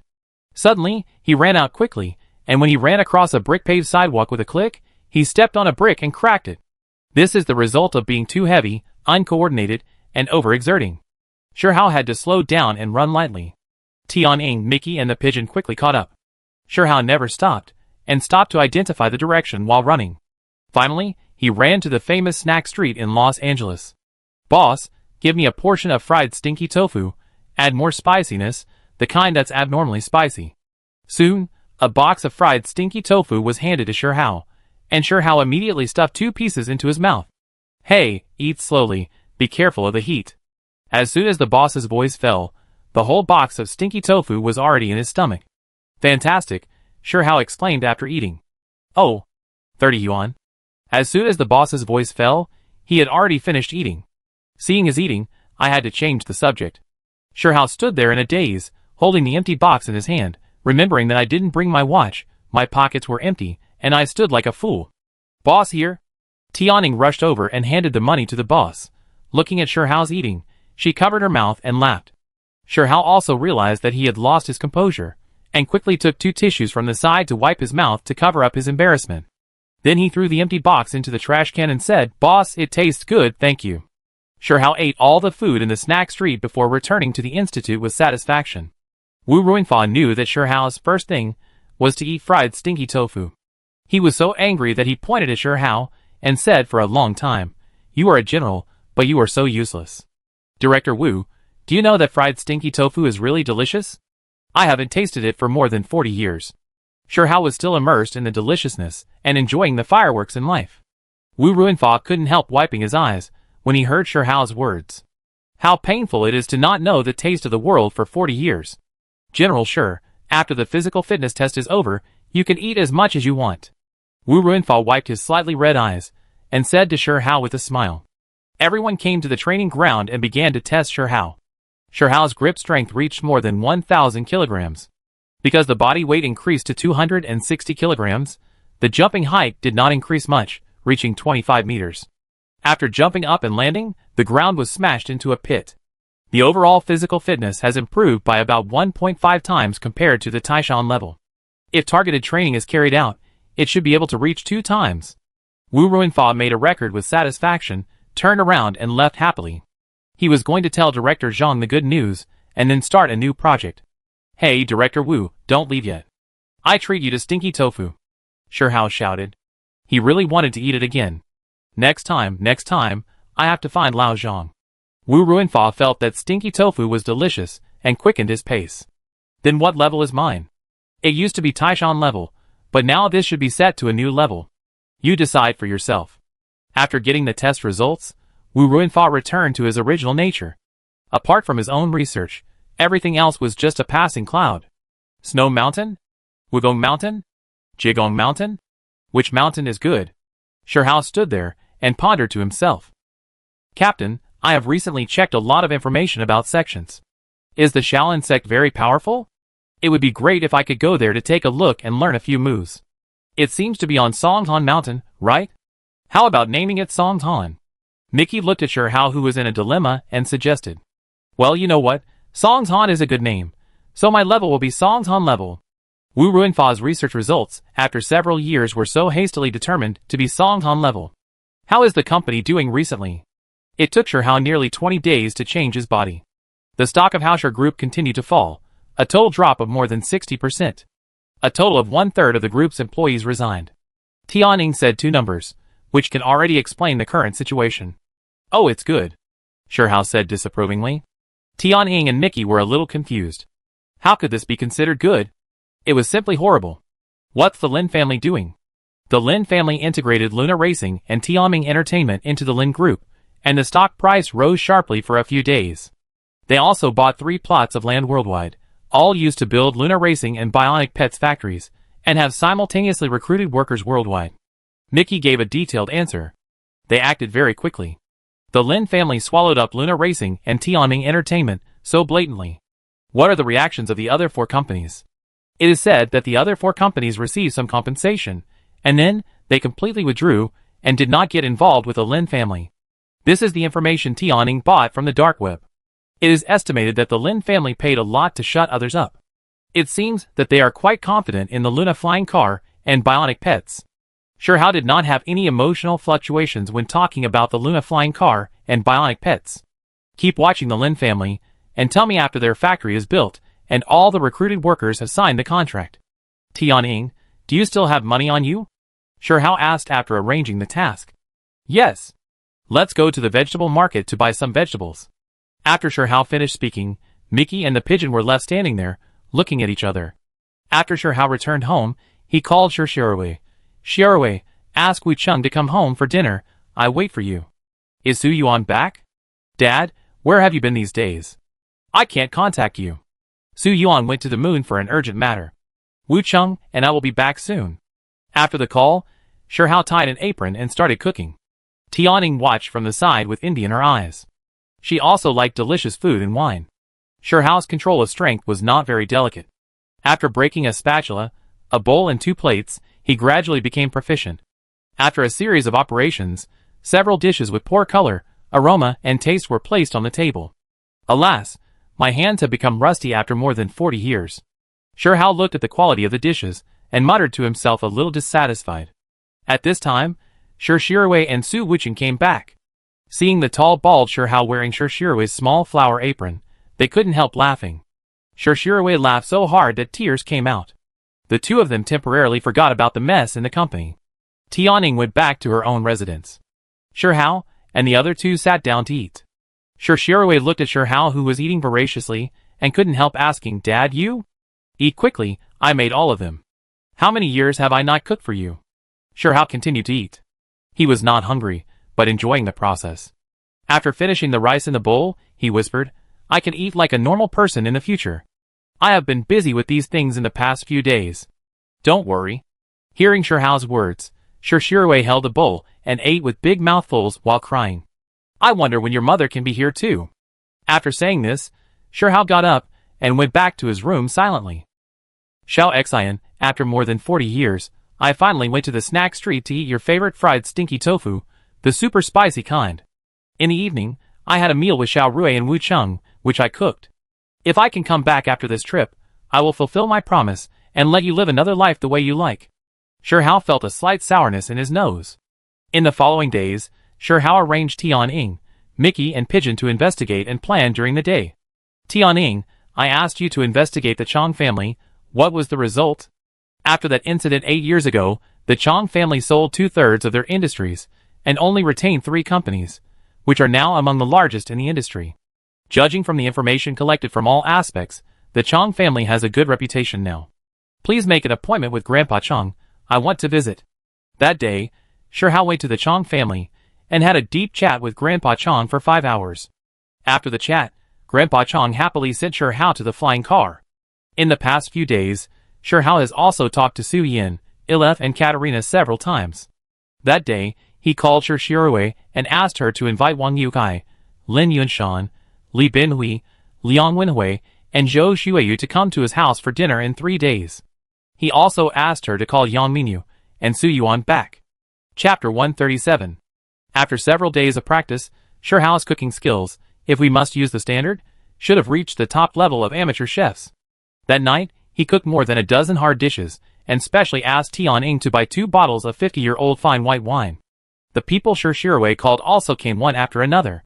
The living room was a bit small, so 2 tables were put together to form a long strip, and then a tablecloth was spread, which looked quite warm. As soon as the dishes with good color, fragrance and taste were served, everyone's appetite was excited. With a pop, the door was pushed open. It smells so good. Su Yuan's voice floated in before she entered the room. You dead girl, can you be gentler? You are about to tear down the door. Shirui took Su Yuan's backpack and scolded her. Grandpa, my mother said that you have become a Michelin 5-star chef? Su Yuan saw Shirhao coming out of the kitchen, walked up quickly, and said with a smile while taking the dishes brought by Shirhao. What's Michelin? I'm a traditional craftsman of Yen country now. Shirhao said with a raised eyebrow. Okay, we're waiting for you, a busy man. Go wash your hands and sit down. Shirui urged from behind. Yang Mingyu opened the wine and filled everyone's glasses. His goal was to become the #1 auctioneer in the universe. After several years of experience, his spirit has changed a lot and his back has straightened. How to say it? He has that smell on him, and he has a temperament that can attract attention and focus people's attention just by standing there. Everyone consciously left the middle seat for Shirhao, and Shirhao sat down without being polite.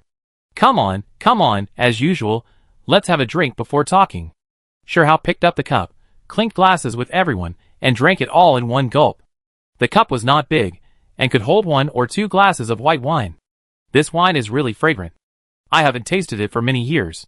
Everyone, eat more dishes and try my cooking skills. I guarantee that you will want more after eating it. Sure Hao boasted very modestly, but he did have the confidence. After a few days of training, he found that his arms and hands were more flexible, and he could cut vegetables and lift the pot easily. He looked up a lot of recipes and cooking guides on the internet, and selected the best ratio of ingredients. After practicing twice, he was no less than those hotel chefs. His Songshan-level learning ability and ability to control details can be seen from this. Take the beef balls for example. The meat is minced by hand, and then rolled into balls. It is tender and smooth. A bite is full of fragrance.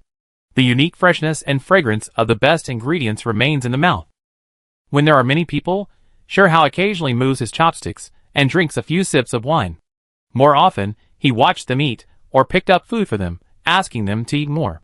He felt an indescribable warmth in his heart, a feeling he hadn't had in more than 40 years, the warmth brought by family and friendship. After 3 rounds of drinking, everyone had eaten and drunk enough, and several women began to clean up the dishes and clean up.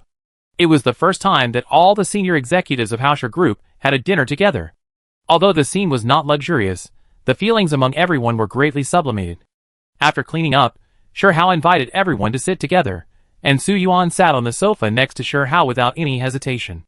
Hausher Group has been established for so long, and I only invited everyone to have a meal like this once.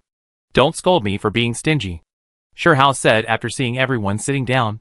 Everyone smiled and said polite words. The stock of Hausher Group has fallen badly recently, and the main business has been taken away by others. Let's take this opportunity to chat. If you have any discomfort or want to say anything, you can speak openly. Sure Hao began to get to the point. Dad, let me say a few words first. Sure Shirui saw that no one said anything for a while, so she spoke. Sure Shirui saw Sure Hao nodded slightly, looked at everyone and said, recently Yushan and I are the most idle. Although we go shopping, travel, and attend classes every day, we don't waste precious time casually. We have been doing market research. In the past 10 years, we have been busy every day, and most of the time we have been working non-stop. There is no such free time to do market research, let alone study. I think losing Luna Flying Car and Tianming Entertainment this time may not be a bad thing. It liberated us, and also let our thoughts fly. If we start again, Yushan and I believe we can do better. Sure Shirui said while holding the hand of Lin Yunshan, who was sitting next to her, and Lin Yunshan also nodded and affirmed her words while listening. After Sure Shirui finished speaking, Wang Yukai moved his body, cleared his throat, and then said, under Su Yuan's arrangement, Wu Cheng and I went to the moon and Mars for a tour. To be honest, the last time I went to the moon was when Hausher Moon Jewelry Company opened. Although the Black Diamond auction attracted a lot of popularity, there were still very few people going to the moon. This time we went to the moon commercial street, and found that we were out of date. The commercial street was crowded with people. Everything that is available on Earth is available there.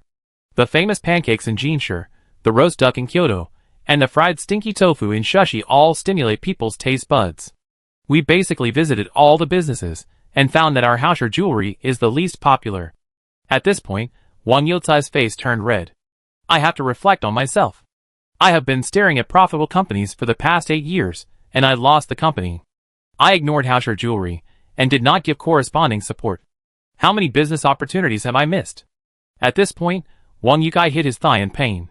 Although the Mars base is smaller than the Moon base, it has also taken shape. The Nikolai Kingdom in Minsk has also been established and gradually has the scale of a small city. Other countries are not willing to lag behind, and have all laid out on Mars.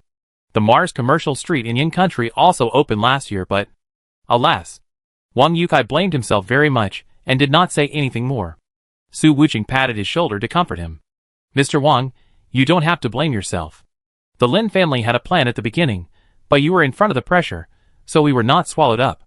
Otherwise, the loss of Hausher Group would be greater. Li Binwei said a fair word. You don't have to feel guilty. You helped me cover up when they forced me to produce the land certificate, and you were very tolerant of me. That's why I have the energy to do other things. I bought a large piece of land on the moon without your knowledge. Also, do you know the auction house next to Hausher Jewelry? After Li Binhui finished the preparation, he paused for a moment, and then asked everyone. The world-famous Leiwa auction house? Su Wuching asked. Yes, That was the shop that I asked Minyu to exchange for a large piece of black diamond, and then established Leiwa auction house. Speaking of this, young Minyu could no longer hold back, and laughed loudly, very proud. Su Yuan also smiled knowingly when she saw them. She had known about this for a long time. In addition, I also bought 2 shops, 10 villas, and a piece of land on Mars. Li Binhui continued to stimulate everyone's nerves. Shi Hao was also shocked when he heard Li Binhui's words. He didn't expect Li Binhui to be so bold. At the beginning, Master Nanyu was so optimistic about the Li family, and used his life to guide the Li family. It seems that it is a certainty.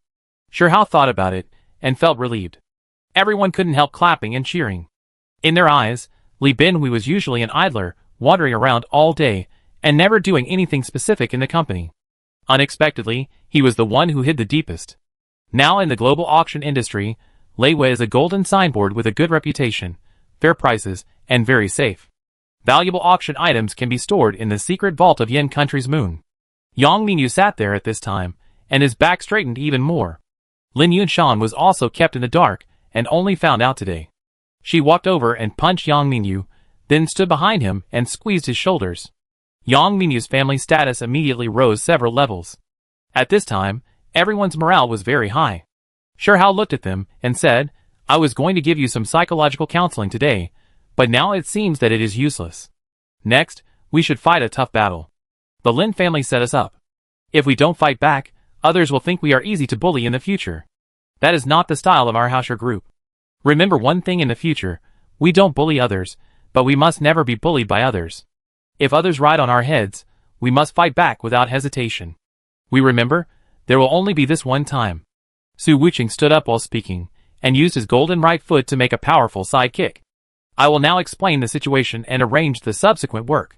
Shi Hao began to get to the point. The Lin family has swallowed up Yueshan Flying Car and Tianming Entertainment, so the stocks of the Lin family group must become our first target for sniping, and the opportunity to make money cannot be missed. Wenwei, is there any problem? No problem, I am good at short selling. Liang Wenwei leaned back in his chair, and said in a low voice, but full of confidence. In China, the Lin family has moved Luna Flying Car and Tianming Entertainment to Kyoto City, and production has begun in the past few days. Overseas, the Lin family bought 3 plots of land, recruited a large number of workers, and started work at the same time. They are preparing to sell Luna Flying Car and bionic pets to the world. Tianming has investigated, and they have now signed contracts with all the workers, and the production line has begun trial operation. It's time for us to take action. You should make preparations as I said, and start in a few days. Mr. Wang, please contact the Chong family. Mr. Chong has helped us contact a flying car factory. I plan to buy it. They have already replied that the procedures can be handled at any time. The Chong family will contribute 30%, and the Hausher group will contribute 30%. Take Shiraway to do this, use money to open the way, and use the best flying car production line. The output requirement is twice that of Luna Flying Car. What about the workers? Wang Yukai asked. Wait to receive the original Luna Flying Car employees. Shi Hao blurted out. Wang Yukai was very puzzled, but still agreed. The military's order for war pets has been finalized. They want the latest models of war pets. 1000 Lingshan class, 1500 Quasi Taishan class, 450 Taishan class, and 50 Super Taishan class. Wu Cheng, contact Director Wu as soon as possible to upgrade the equipment and start mass production as soon as possible. The technology used by the new war pet is the transitional technology when studying the Songshan class. Compared with the Songshan class existence of Shi Hao, its combat power is much inferior. The comprehensive combat power is only about 20% higher than the Taishan class, and it can't even reach the quasi-Songshan class. Yunshan, the bionic pet workshop is now empty. You have started to set up Hausher Bionic Materials Company during this period, specializing in the production of bionic materials and auxiliary materials used for bionic pets. Shi Hao also gave Lin Yunshan a task. She didn't ask the reason and readily agreed. Then we prepare the information. I estimate that it won't be long before we can take over the overseas factories that the Lin family has just built. Ilef and Katarina will also go there. They each own 15% of the 3 factories. After the valuation, they will provide the corresponding amount of funds. I will send Tianming and Mickey to go with you at that time. Xueyu, you should issue a notice immediately to increase the salary of the old employees who stay by 20%. Then recruit people on a large scale from the society. Whatever talents you need, report to Zhou Xueyu. Sure Hao was a general who planned and issued orders one by one at this time. Everyone was a little puzzled, but their fighting spirit was high. Minyu, I got another sapphire this time when I came back. The quality is good. You can go to the moon to find Su Yin and plan a global auction. Yang Minyu started to get excited after hearing what Sure Hao said. He knew that he had auctioned off another item that could make a sensation around the world. Xiao Yuan, as far as I know, your space transportation and space tourism businesses have already accounted for 80% of the global market share. Do you need any help? Sure Hao looked at Su Yuan with a doting look and asked, Grandpa, I want to merge these two companies into the Hausher Group. It was just a stopgap measure when they didn't merge at that time. Watching your group fight, I feel abandoned. Su Yuan pouted as she spoke. A girl is in charge of two companies, and only she knows the hardships involved. Auntie Lin, when will you tell Yang Shui to work with me? She turned her head and said to Lin Yunshan. I asked her, and she said she wanted to build a spaceship that could fly out of the solar system and the Milky Way. I can't make her decision now. I also want you to persuade her. Why don't you find a boyfriend for me and your mother? As a parent, no matter how high your position or how rich you are, you can't help but worry about your child's lifelong affairs. Su Yuan saw that the wind was not right, and immediately turned around, holding Sure Hao's arm and said coquettishly, I want to merge into Hausher Group, okay? Sure, we are worried about you, a girl working hard outside. Sure Hao had this idea, but he didn't say it clearly. No matter what decision Su Yuan made, he would support it. According to the rules, these two companies will be merged into Hausher Group, and you will be converted into shares, and you will still be in charge of the company. If you need help, go to them. Sure Hao said while pointing to other people. After Sure Hao arranged everything, everyone started to talk about the details. It seems that I will start to plan to buy stocks of Hausher Group tomorrow. Liang Weiwei said to himself, and everyone else knew it. Except for Su Yuan and Zhou Xueyu, everyone else present had undergone genetic modification. It was late at night when the matter was finished, and Su Yuan had already fallen asleep on the sofa. Zhou Xueyu was also yawning. For safety reasons, Sure Hao called Tianing and asked her to take Zhou Xueyu home. Others leaned back on the chair and closed their eyes to rest, ready to start work immediately after dawn. The next day, Hausher Group issued an announcement saying that in order to maintain the stability of Hausher Group's stock price, all executives of Hausher Group stated that they would start buying their own stocks from now on and voluntarily lock them for 3 years. It is not uncommon for executives to buy their own company's stocks in the Yinhua stock market, but many companies themselves are not doing well, and some executives only buy a little symbolically. After such an announcement was issued, the market did not react strongly. Last year, 80% of Hausher Group's profits were contributed by Hausher Yueshan Flying Car and Tianming Entertainment. I can't think of any chance for it to turn around after losing these two profit cows. An expert commented on Hausher Group's announcement in an interview. On that day, Hausher Group's stock was still falling, but the decline was slightly narrowed. Wang Yukai, Su Wuqing and others kept buying at low prices, and Zhou Xueyu even took out all her family assets to buy. When Sun Qian called Zhou Xueyu to consult about these situations, Zhou Xueyu said, perhaps, this is the best opportunity to become a shareholder of Hausher Group, or maybe there will only be one such opportunity in this life.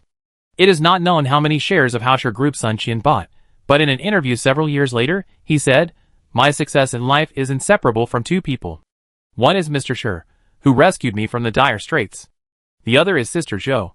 Her confidence infected me that day and made me determined to become a real member of the Hausher Group family, and since then I have achieved financial freedom. There were constant doubts in the market, and the executives of Hausher Group quietly bought at a low price. The Hausher Group announced the purchase amount of executives every day. On the third day, those experts were still sneering and saying that they would see how long they could show off.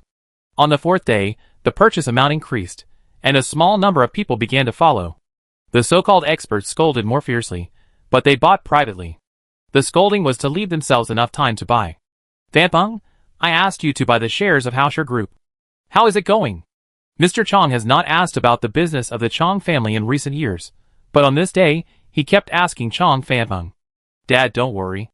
I have arranged for people to invest all the cash that can be mobilized. That's good. Remember, these stocks are not allowed to be sold. Looking at the serious old man Chong Fanpeng nodded and agreed. As for the Liang family, they also started buying early.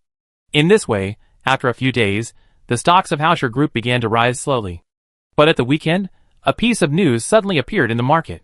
Wu Ruinfa's team sued Hauscher Group, demanding that Hauscher Group return the patent rights of bionic pets and stop any form of infringement. Gradually, more detailed reports were released, explaining the whole story. Wu Ruinfa's team originally invested in Hauscher Group with technology, and the bionic pets were produced using their technology. But the patent rights still belonged to Wu Ruinfa's team. Hauscher Group insisted that Wu Ruinfa's team had tacitly granted the patent rights to Hauscher Group, and there was no infringement, let alone the possibility of return. What is tacit? You mean that Hauscher Group admitted that there was no written document? Isn't this infringement? This aroused the curiosity of the people.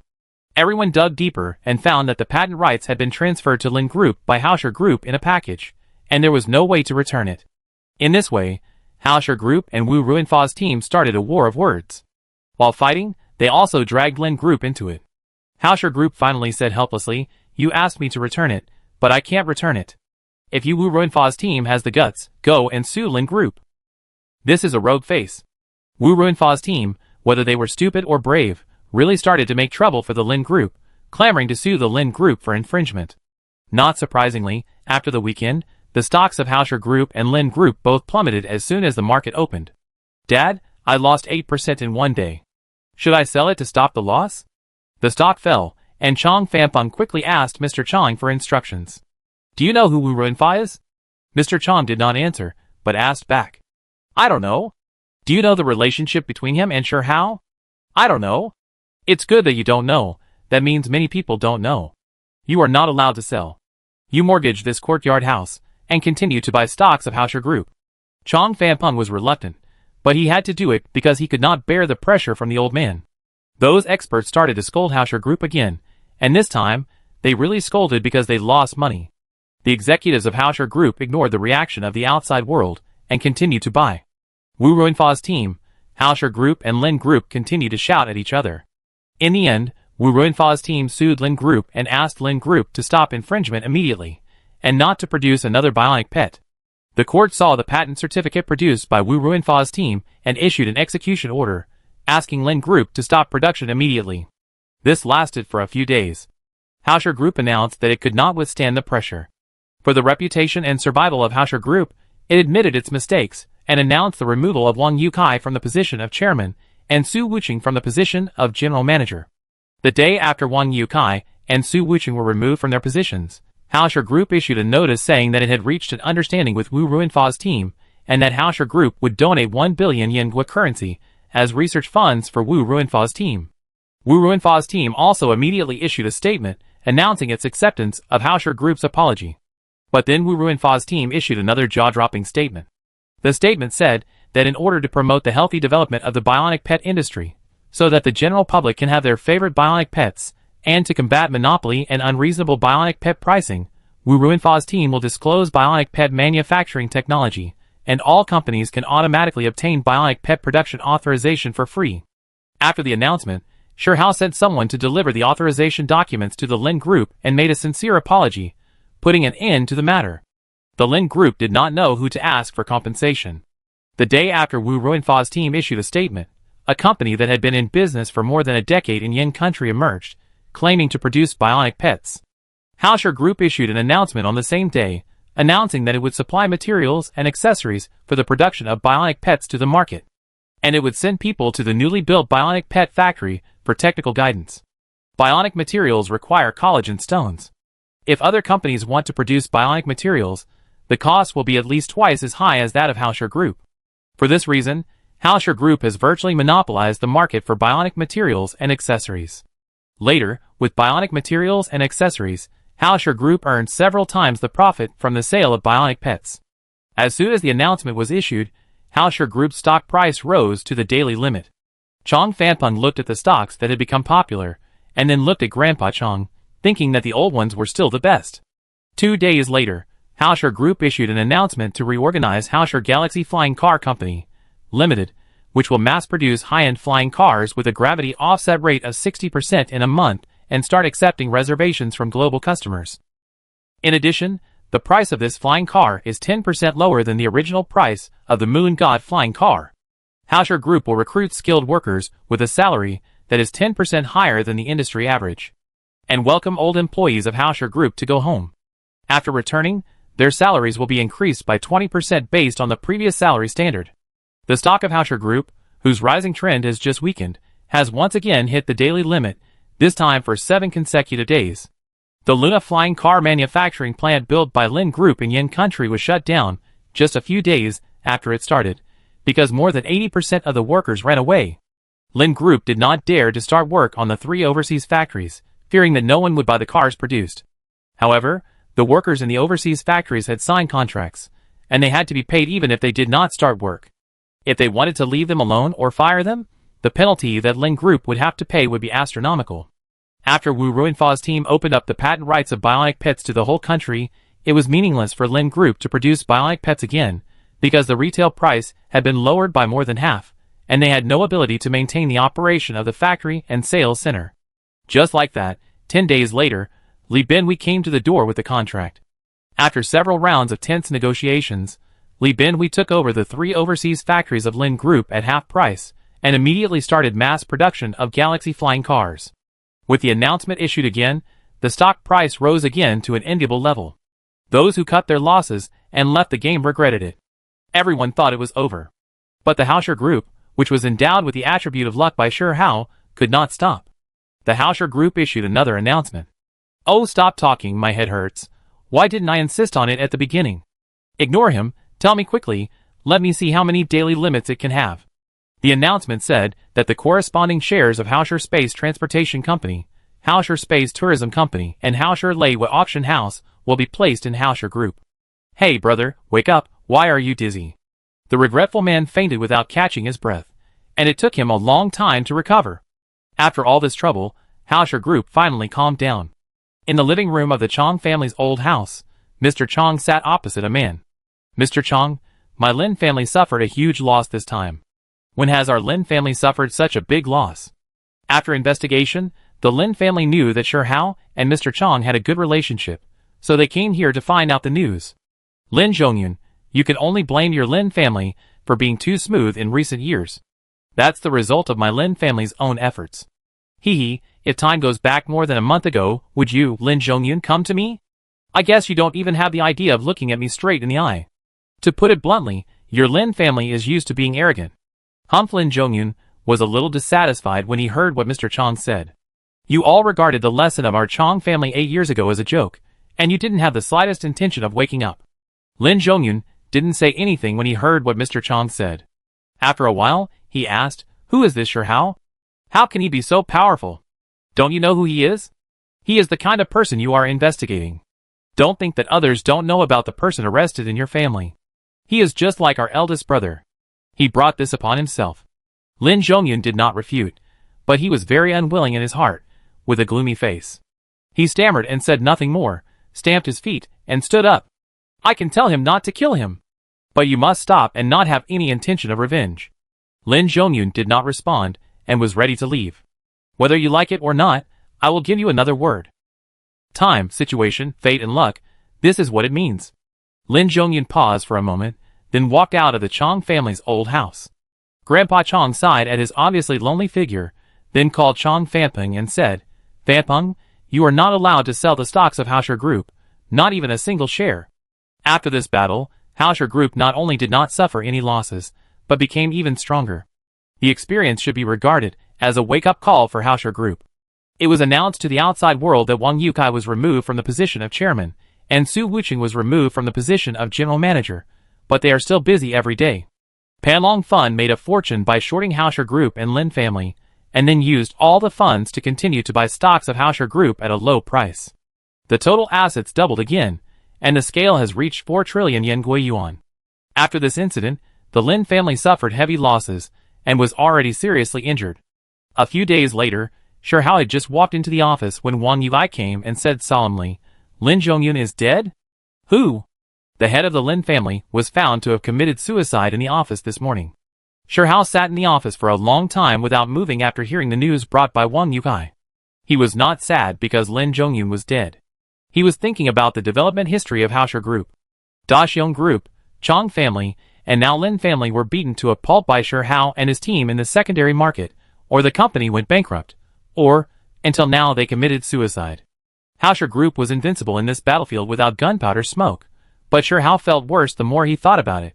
He was thinking that if Hausher Group continued to act in this style, there would be a day when it would be swallowed by others. Thinking of this, he couldn't sit still, so he called Wang Yukai, Su Wuqing, Li Binhui and Liang Wenhui over. Sure Hao told him his thoughts and concerns. This time, Li Binhui changed his usual behavior and spoke first. It is not difficult to solve this problem. First of all, we should divert our attention from the secondary market and not focus on the stock price of Hausher Group. We should focus on the value of stocks. Liang Wenhui continued Li Binhui's words. Oh, tell me. Li Binhui gestured for Liang Wenhui to speak. The price of stocks is easily manipulated, and focusing on price speculation is no different from gambling. If we focus on value, then we must focus on the company's main business and operations. As long as the company is well managed, the market will naturally give a fair stock price. Wang Yukai heard this and asked, what if someone maliciously shorts or goes long? Let him blow the wind and rain, I will remain unmoved. Li Binhui answered philosophically. If we have enough stocks, we still have control over the company. They can go short or long, and it won't affect our company's operations. If you run well, the stock price will naturally rise back to a reasonable range after a fall. If you run poorly, the stock price will naturally fall back to a reasonable range after a while after a rise. Li Binhui was responsible for pointing out the truth, and Liang Wenhui was responsible for professional explanation. The two cooperated very well. As long as we don't sell the chips in our hands casually, it's fine. Su Wuqing suddenly realized after listening and added, it's not that we don't buy or sell at all, but we need to have a magic needle to stabilize the sea.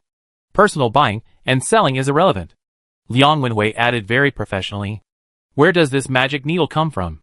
Sure Hao asked. The shares held by Hausher Group itself, the shares of major shareholders, and the shares held by Panlong Fund are all fine. Well, let's lock up a part of the shares of Hausher Group, my shares, and the shares held by Panlong Fund for a long time as the magic needle. After listening to Liang Wenhui's speech, Sure Hao immediately made a decision. Mr. Sure, in this case, I suggest that Panlong Fund simply focus on the primary market and give up the secondary market. What do you think? Liang Wenhui made a suggestion after weighing the pros and cons. I think it's good. Li Binhui is still very interested in reducing the risks of Hausher Group. Okay, let's do it this way. Sure Hao still understands this and agrees with Liang Wenhui's proposal. If he leaves the earth, he still hopes that Hausher Group can be steady and live longer. In addition, I will inform you in advance that the Chong family, Ilef and Katerina will send people to the board of directors. This is what I have communicated with them. The board of directors must reach the full quota of 13 people and set up a board of supervisors. I will ask Su Yan to serve as our external supervisor and select another employee representative and a middle-level management representative. Sure Hao wants to improve the upper structure as soon as possible and then concentrate on preparing for entering space again. Mr. Wang, then you should prepare for the meeting of the board of directors. It will be arranged in 10 days. What do you think? The preliminary members of the board of directors are Wang Yukai, Li Binhui, Su Wuqing, Liang Wenhui, Shi Xiaorui, Lin Yushan, Su Yuan, Katerina, Ilef, Chong Fanpeng, Yang Mingyu, Zhou Xueyu and me. If you have no objection, follow this. In addition to Su Yan, you can see if Sun Qian can do it on the board of supervisors. In addition, let Zhou Xueyu, Lin Yunshan and Shi Xiaorui co-chair and elect a worker representative. Everyone agreed. After finishing the work here, Sure Hao took Tian Ying, Miki and the pigeon to fly to Kyoto City on a flying disc. He is currently serving as the deputy commander of the elimination of mutant beasts, and he cannot sit idly by. When he arrived at Wang Guiyong's office, he found that he was not there. After answering the phone, Wang Guiyong said, if you come later, you won't be able to see me. No way, Lao Wan, what danger have you encountered again? Can you hope for me to be well? I mean, if you call me later, I will leave the earth and go to outer space. Wang Guiyong said loudly on the phone. If you are okay, come with me. What are you going to do? Test the super laser cannon. Wait for me, at the Starship base, right? I'll be there soon.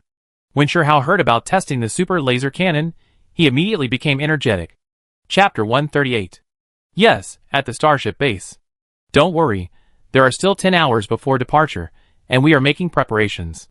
I was just about to call you, and you called me. Wang Guiyong stopped joking and told Sure Hao the exact departure time. Then I go back to Los Angeles to prepare a little.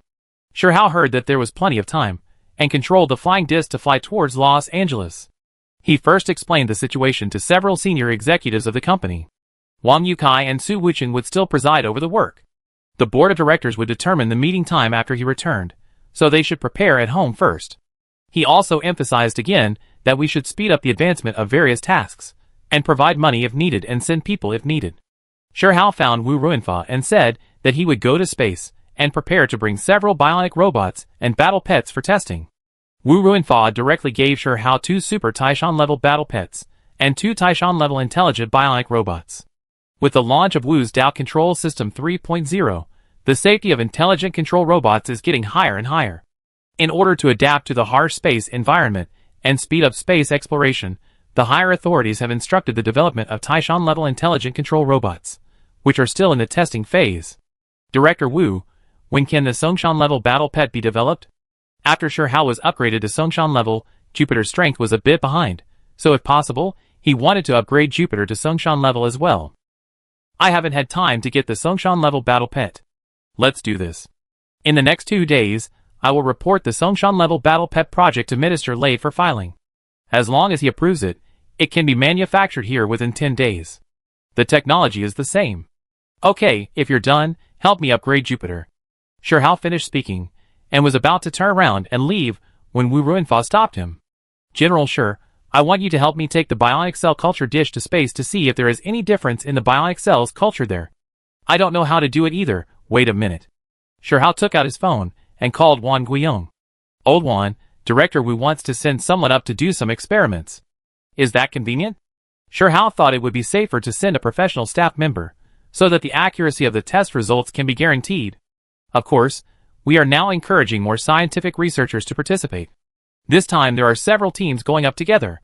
Wan Guiyong agreed very readily. Director Wu, send someone to follow me and bring things. Sure Hao hung up the phone and said directly to Wu Ruinfa, I go with you.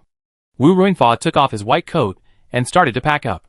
In fact, Sure Hao didn't want Wu Ruinfa to go with him. He was a national treasure. If he got into danger, it would be troublesome. But after thinking about it, he didn't stop it. It must be the general trend to conduct experiments in space in the future. They will have to go up sooner or later. It would be safer to have him around to protect them. Thinking of this, he called Mickey indirectly and asked him to help Wu Ruinfa pack up, and told Mickey to pay attention to Wu Ruinfa's safety. Tianning, you take these 2 battle pets with you. When the new battle pet is manufactured, I will customize one for you.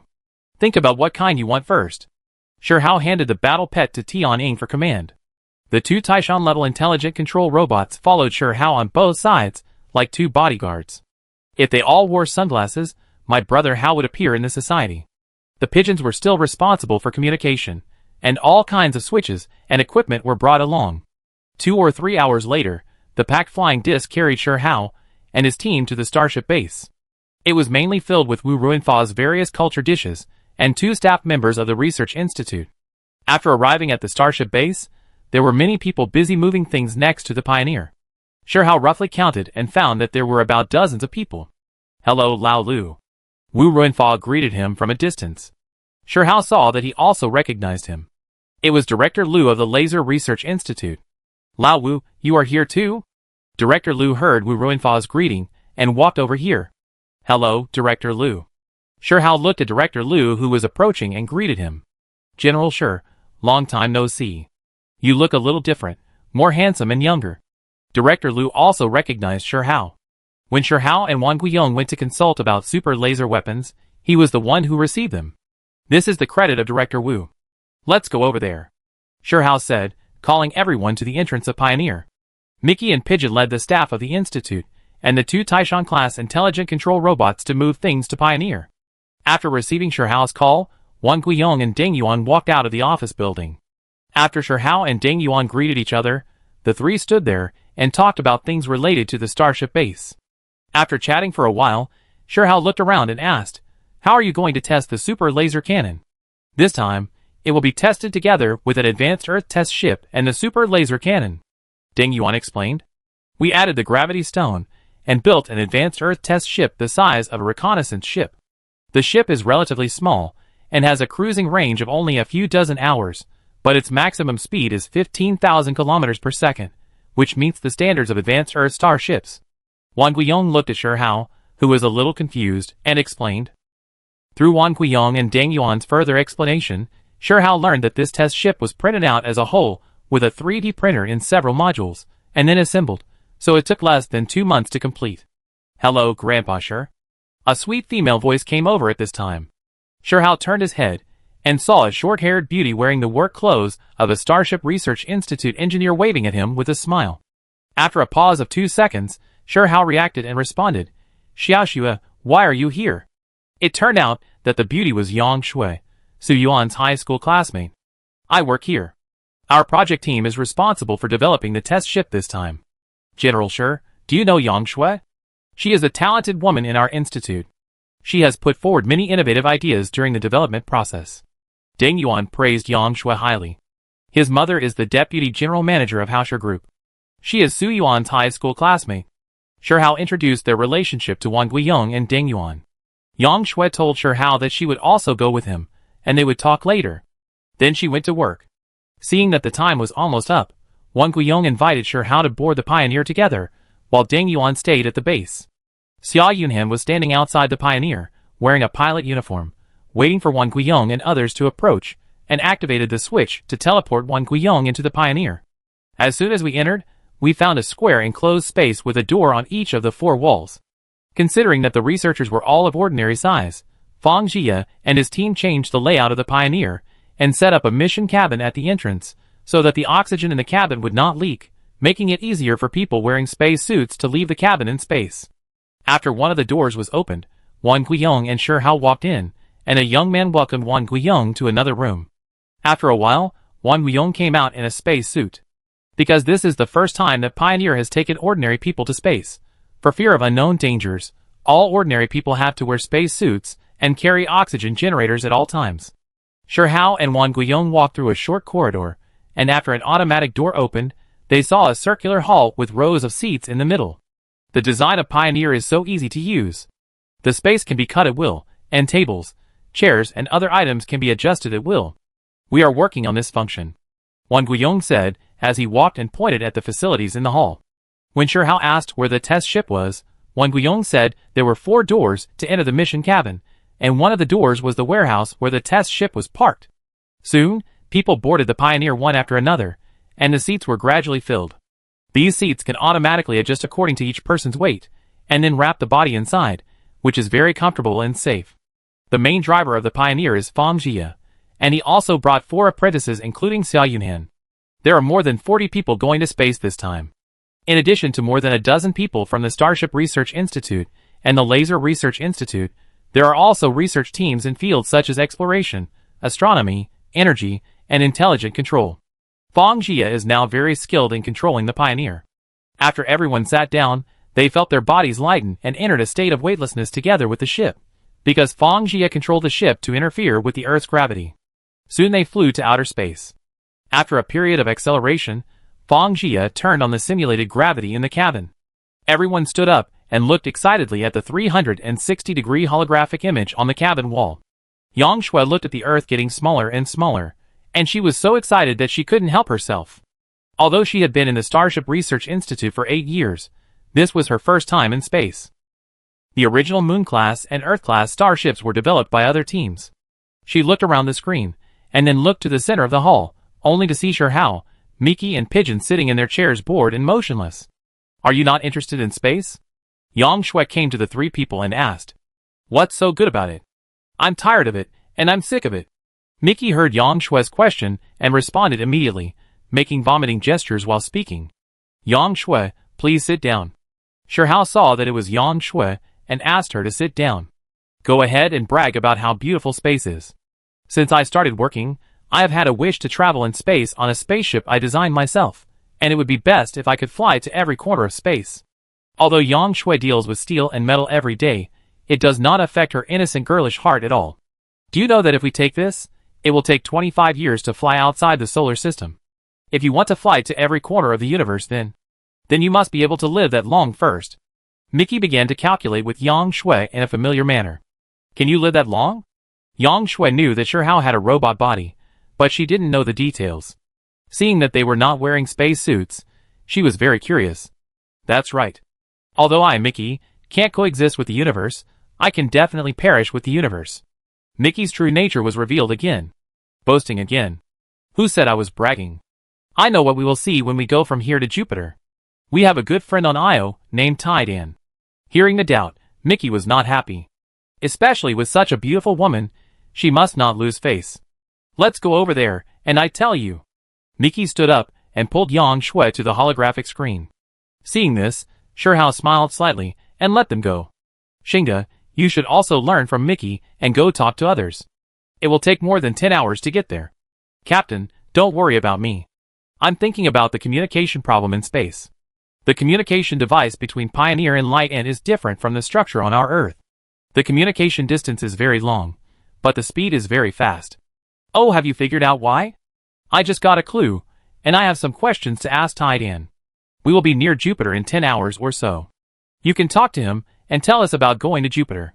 We have to buy some gravity stones from him this time. Also, tell him that we are going to test the super laser cannon on Europa, and he can watch it. After listening to Shihao, Xingda stood up and went to find Fang Jia. At this time, half of the people in the cabin were gone. After they got over their excitement, they began to do research and observation in the experimental cabin. The experimental cabin is exactly the same as the space environment, and you have to enter from the mission cabin. Wu Ruinfa had already pulled 2 staff members over to place the culture dish and observe the cell growth through a microscope. This real space environment cannot be simulated on Earth. Tidan, it's me, the pigeon. Fang Jia turned on the communication system of the Pioneer and quickly connected to Tian's hunter. Oh, pigeon, are you on Earth? Tian's muffled voice came out. We have been on Earth for more than 2 months, and now we are preparing to go to Jupiter again. Oh, I just took a hot spring here, and you are back. You Earthlings are too diligent. Hot spring? Where is the hot spring? It's on Io. Oh, you call it magma, although it's a little hot, but it's still quite comfortable. Fuck. The pigeon couldn't help but swear when he heard Tian's words. But thinking about it, he was relieved. Tidan had collected energy on the sun, although it was on the periphery of the sun. Then you didn't refine the gravity stone? Gravity stone? Tidan didn't understand. It's the silvery white powder that you told us can detect gravity. We named it gravity stone. The pigeon explained. Oh, that one. We refined a lot? At least we can make 5 hunters. The content here is too high. Tidan was very excited when talking about gravity stone. On the planet of Stone Tartar, it is a hard currency. Our captain wants to buy some more. In addition, we are going to test the super laser cannon on Europa. Our captain invites you to come and watch. Okay, that super laser gun is so powerful, I am still looking forward to the laser cannon. Then, the two confirmed the arrival time and the test location. After the call, the pigeon came to report to Shihao. At this time, Wang Guiyong had already sat back in his seat and was chatting with Shihao. When the pigeon said that Tidan had asked the hunter to automatically refine gravity stones for the past 2 months, and then he had been soaking in a hot spring in the magma, Wang Guiyong was stunned, thinking that this alien was too amazing, soaking in a hot spring in the magma. In fact, it is understandable. Tidan can collect energy outside the sun. The temperature outside the sun is about 6,000 degrees. He is inside the hunter, and the temperature is estimated to reach 1 or 2,000 degrees. We have not measured the volcanic magma on Io, so we don't know the exact temperature. But compared with the Earth, we know that the volcanic magma on the Earth is about 1,000 degrees, which is much lower than the surface temperature of the sun. Shihao saw Wang Guiyong's look and gave a detailed explanation. If I wear protective clothing and don't let the magma burn my body directly, I think I can stay in the magma for a few minutes. Shihao is very confident in his current body. It seems that he has only added a silicon element, but it has brought about complex changes in the entire molecular structure. To be honest, the more Wang Guiyong understands Shihao's current physical condition, the more jealous he is. This is a superhuman existence in the eyes of ordinary people. While they were chatting, they were interrupted by 2 voices. Really? Then I really have to go and see it when the time comes. Okay, I take you there when the time comes. At this time, Yang Shui and Mickey walked back while chatting. Where are you two going on a date? Shihao joked as he saw the handsome man and beautiful woman in front of him, who looked very well matched. Yang Shui blushed when she heard this, and quickly changed the subject. Mickey said you found a large piece of sapphire in the asteroid belt. I go see it when the time comes. Women are naturally not resistant to gemstones and jewelry. Mickey, don't you have a large piece? You can ask Yang Minyu to help you find someone to design it, make it into sapphire jewelry, and then give it to Yang Shui. Since Shihao's body was upgraded to Songhan level, his thoughts have also changed. He no longer rejects love between men and women, and he began to worry about Mickey and Xingde. From his heart, Mickey and Xingde will sooner or later be upgraded to Songhan level. It's no problem for them to have a girlfriend, fall in love, and then get married and start a family. This is the joy of family. With his generation, he would not make fun of Yang Shui for no reason. He felt that if Yang Shui wanted to devote herself to the space industry, she would have to change her body sooner or later, thus greatly extending her lifespan. In this case, it would be great if she could become a couple with Mickey. Mickey was very ignorant about human love, but he didn't expect it to be so deep. After hearing Shihao's suggestion, he immediately said excitedly, "Yes, I will make one for you when I go back this time." "Mickey, make a pair." The pigeon assisted from the side. "You guys talk about that. I have to go see if there is anything to deal with." After Yang Shui finished speaking, she quickly ran away with a red face. Mickey stood there with a confused face, not understanding what the pigeon meant, and said to himself, "Why did you run away without answering?" "Okay, sit down. You understand when you grow up." When Shihao said the word grow up, he deliberately emphasized it. Mickey scratched his head and sat down in a daze. More than 10 hours passed quickly for Shihao and his friends. When they came near Jupiter, everyone except Shihao was deeply attracted by the magnificent Jupiter, and stood there for a long time. Mickey stood with Yang Shui again without knowing when. There is a sea of liquid hydrogen and helium below. Mickey pointed at Jupiter and introduced it to Yang Shui. "It seems like you have been there." "I really went there. Taidan took us there." "I don't believe it." "You believe it when I take you to see Taidan." The two started bickering and chatting like a couple. Shihao listened to their words, and couldn't help laughing when he saw Mickey's embarrassing look. Suddenly, he remembered something and immediately called the carrier pigeon over. "Tell Taidan to watch from the dark, and not get too close to us." Shihao felt that Taidan's existence could not be exposed to the public. There were too many people, and they would spread rumors. He didn't know how the news would spread after he returned. The Pioneer flew directly towards Europa, slowing down as it flew. When it reached the outer space of Europa, it gradually slowed down to zero, stayed in Europa's synchronous orbit, and rotated with it. Taidan had already landed on the ice surface of Europa's south pole in the Hunter. The carrier pigeon told him that it would take 3 or 4 hours of preparation before the super laser cannon could be tested. "Then I'm going to take a shower. There's water under the ice." After hearing what Taidan said, the carrier pigeon understood how he could float in space for a century, which was 10,000 years in the Earth calendar, because he was so good at having fun. After the communication was cut off, Taidan flew towards the equator of Europa and stopped at a relatively thin ice surface. He made a slightly raised position on the surface of Light and faced downward, facing the ice surface. After a while, Light N began to rotate at high speed and fell downward. The entire Light N was like a drill, drilling a big hole in the ice surface. Light N did not fall down with a plop as expected, but was pushed higher and higher by the gushing water column, and finally formed a balance and slowly rotated on it. After a while, the impact of the water column weakened, and Taidan controlled Light N to fall down and drilled into the hole. There was water all under the ice surface, and Light N was hollow, so it had to increase the local gravity to sink. Just as Taidan was driving Light N to swim in the water, he suddenly felt hit by something, and Light N retreated rapidly. Taidan was dizzy inside. When he tried to adjust the direction, he was hit again. He panicked a little now, and tried to adjust the direction again, and quickly observed the situation outside. He saw a big monster swimming towards this side in the distance. The head of the monster was not smaller than the Hunter Tan, and there were countless tentacles waving around its body.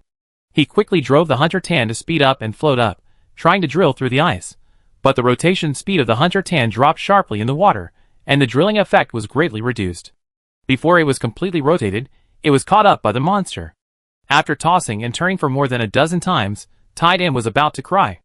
At this time, he remembered that Shihao and the others were up there, and quickly called the Pioneer. As soon as Fang Jie connected the system, he heard Taidan shouting, "Help! Help!" Fang Jie quickly sent a carrier pigeon to call Shihao over. "Taidan, what's going on? I'm being chased by a monster, please save me." Taidan sent the image of the monster over. Shihao and the others saw that the monster looked similar to an octopus, with a similar head and tentacles.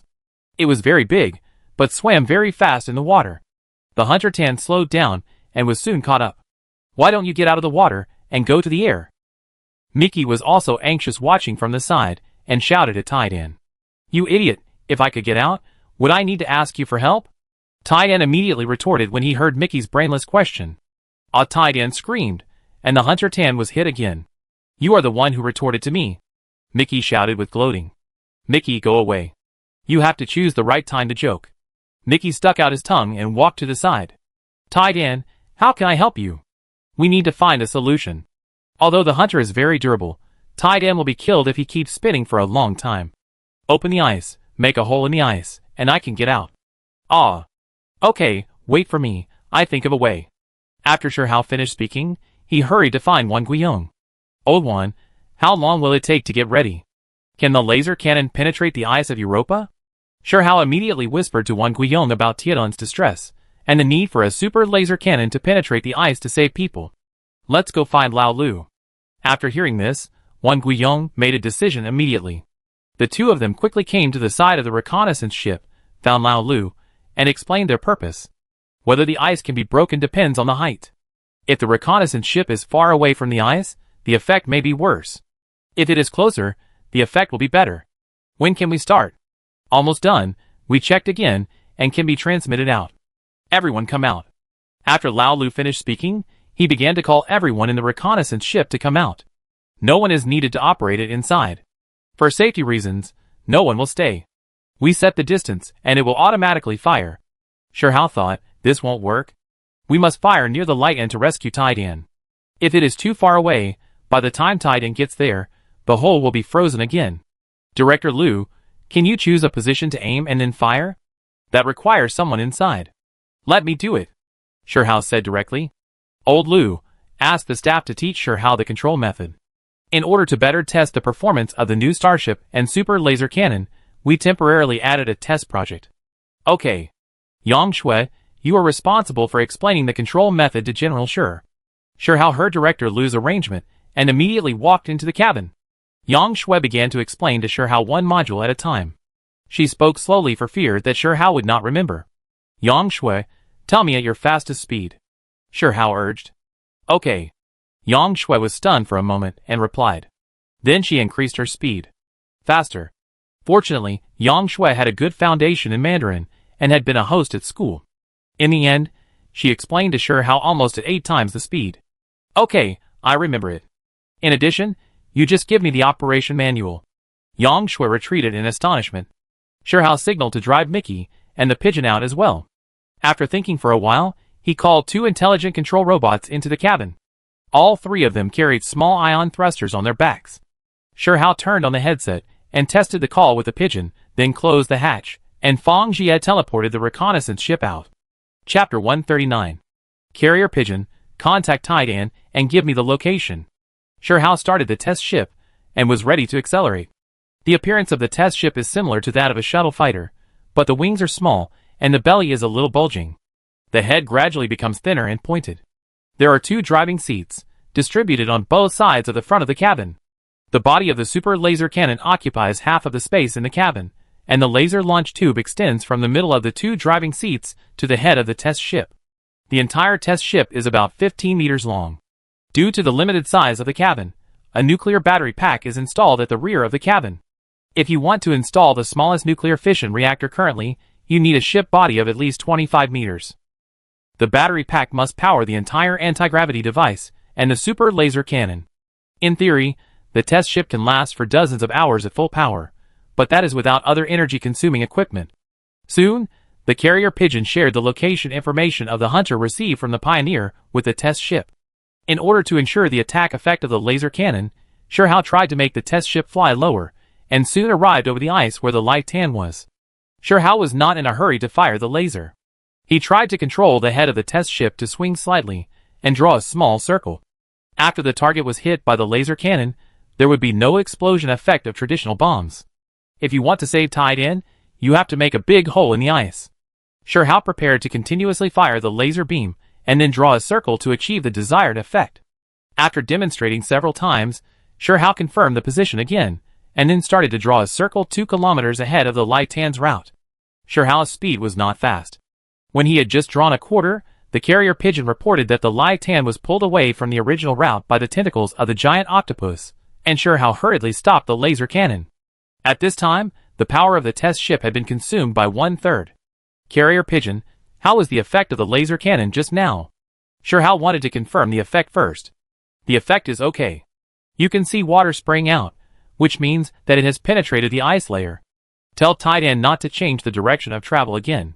Fly out immediately after the ice surface breaks, without any delay. Sure Hao instructed, and then started the test ship again and flew towards the current direction of Lai Tan. This time Sure Hao seized the opportunity and started to open the laser cannon 1 kilometer ahead of Lai Tan. Then he drew a circle with a larger diameter, roughly estimated to be more than 10 kilometers in diameter. With the operating experience, Sure Hao was very fast this time. He drew the circle while staring at the position of Lai Tan. When it was about to close, an alarm sounded in the test ship cabin. Low power, please pay attention. Low power, please pay attention. Sure Hao sped up and aimed at the position of Lai Tan. At this time, Lai Tan was already under the round ice block, and the big octopus also chased after it. Sure Hao increased his speed, closed the circle, and stopped the laser beam at the closed position for a while before shutting down the laser cannon.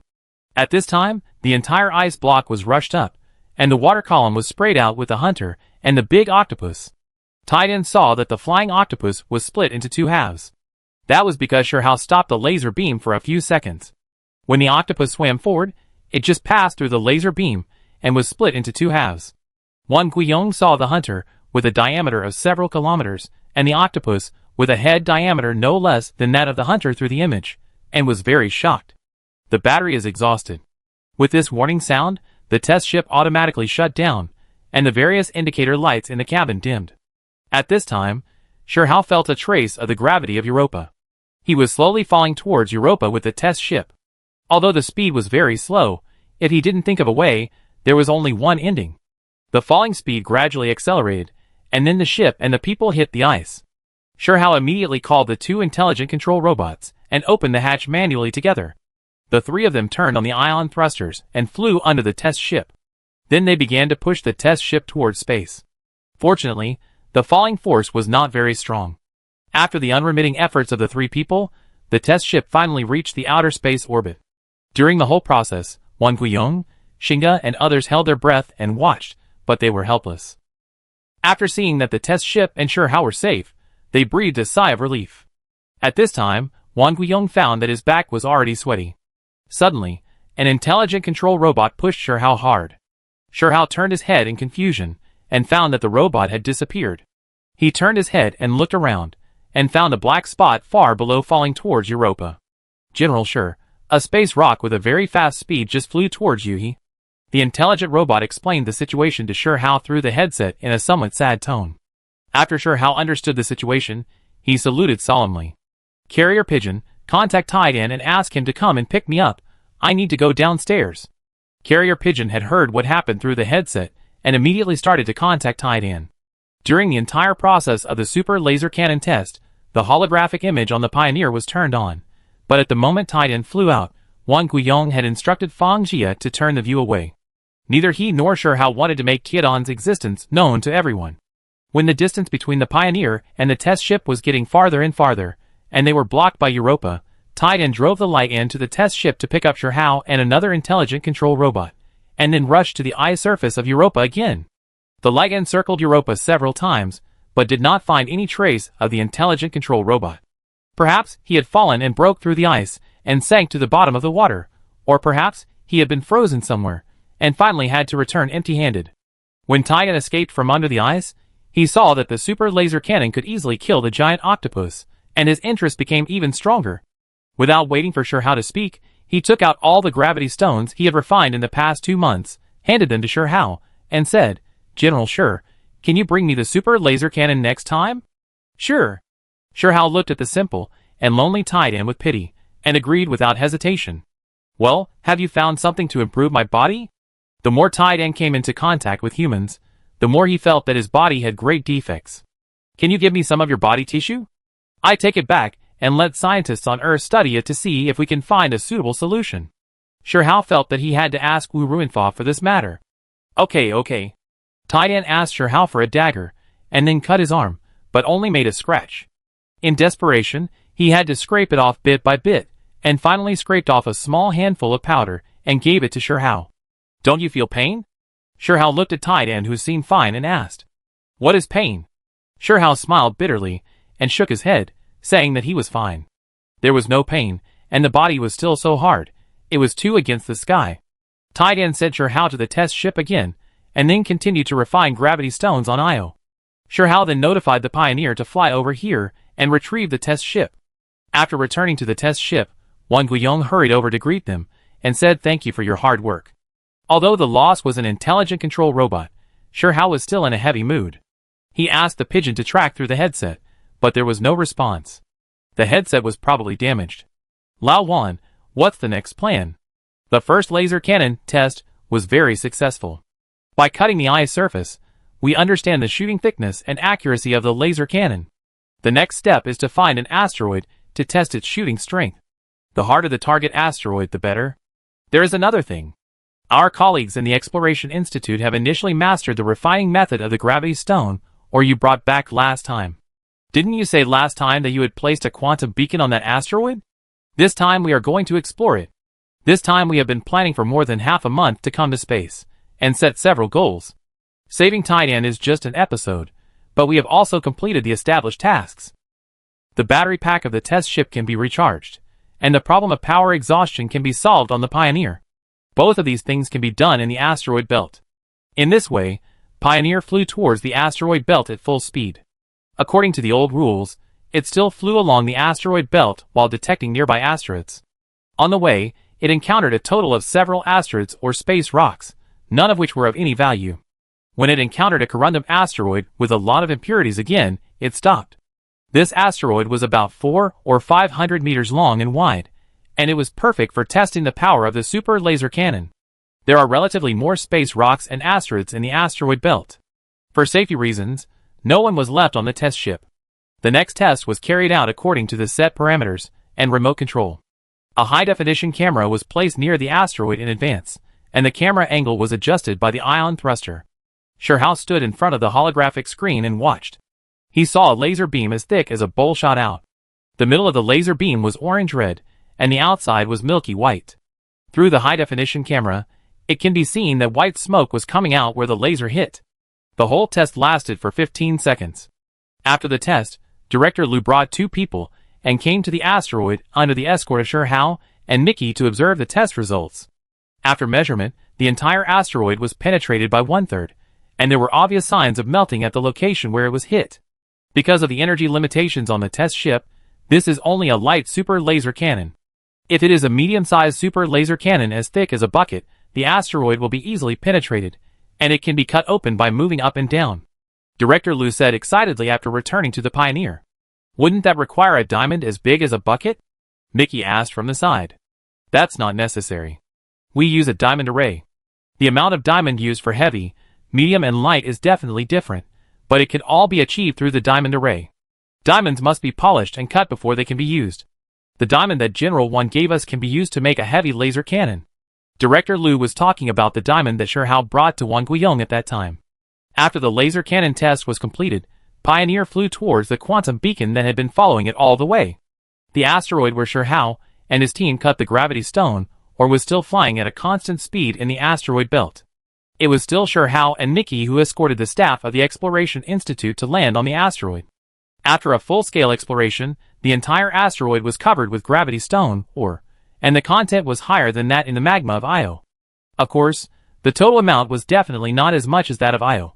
After returning to the Pioneer, the pigeon handed the tracking frequency of the quantum beacon to Wang Guiyong, who had arranged for Zhang Pingcheng to bring people to cut the asteroid after returning. After Deng Yuan was transferred, the lunar starship base was completely managed by Zhang Pingcheng. At that time, Zhang Pingcheng would lead people to sweep the asteroid belt, and would definitely reap a lot of rewards. All things had been completed, and the Pioneer turned around and prepared to return to the moon.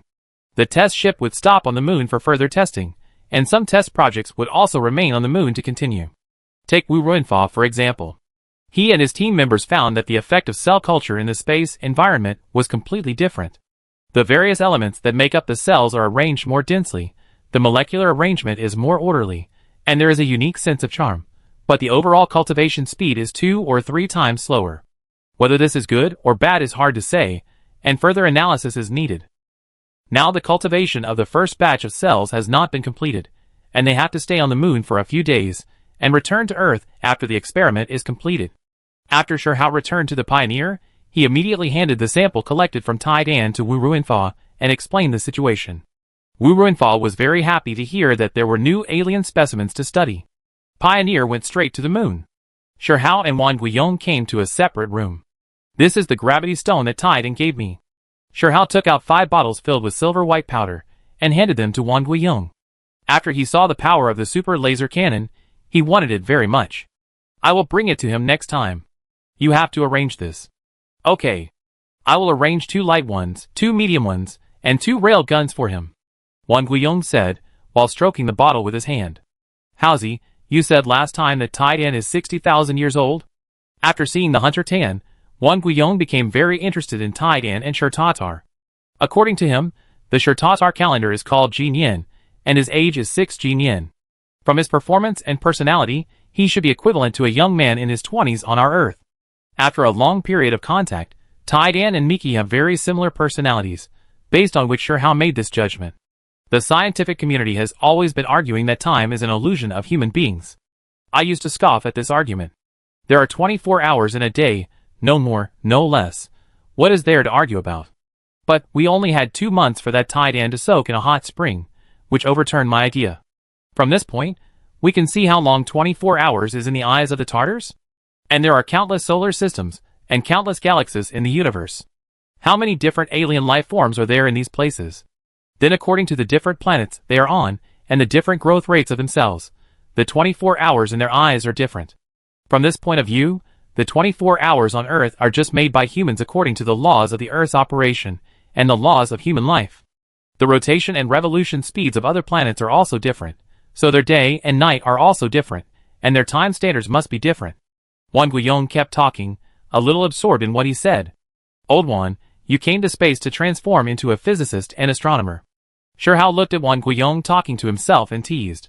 Wang Guiyong ignored him and asked, if the origin of mankind is not on the Earth, but on the moon, then what is the timekeeping method? Sherhao understood what Wang Guiyong meant. 1 day and night on the moon is equivalent to 28 days and nights on Earth. If 1 day is determined by 1 rotation, it must be different from the Earth. What do you mean? I think the time in our cognition is a ruler. I wonder if this ruler is unified in the universe. Wang Guiyong looked at Sherhao and said seriously, okay, let's not talk about this. It's a headache to calculate. No matter how we divide time, we should live the way we should live. Birth, aging, sickness, and death will not change. Sherhao was ready to change the topic. The more questions he had, the more tired he would be. He didn't want to discuss these unanswered questions. No, birth, aging, sickness, and death will change. Aren't you a living example? Look, with the development of technology, I have been genetically modified, my lifespan has been extended, and cell aging has slowed down. You are more extreme, you don't get sick, and you live much longer than a turtle, and you can go to places that humans couldn't go before. Wang Guiyong became more and more excited as he spoke. I have to apply for it when I go back this time, otherwise it will be too cramped in space. I can't easily leave the cabin, and can't go to many places. What application? Sherhao asked. I also want to upgrade to Sanzhan level. Wang Guiyong's eyes were unusually firm. I support this. If humans want to conquer space, they need more power and stronger power to appear. The more time Sherhao came to space, the smaller he felt. If more people came to space, the power would be greater, and it would be more lively, and he would feel more secure. So the formulation of space strategy must be ahead of time. Before we went to the moon, we thought it was enough to extend our tentacles to the moon, and at most to Mars. Now we have established bases on both the moon and Mars. In a few years, it is estimated that the mineral resources in the asteroid belt will be plundered. At that time, our eyes must look outside the solar system. Sherhao is more concerned about the overall development of the Earth, because he is afraid of gaps, talent gaps, and resource gaps. When he saw the pile of starships outside the solar system, he realized that the resources of the solar system were not enough.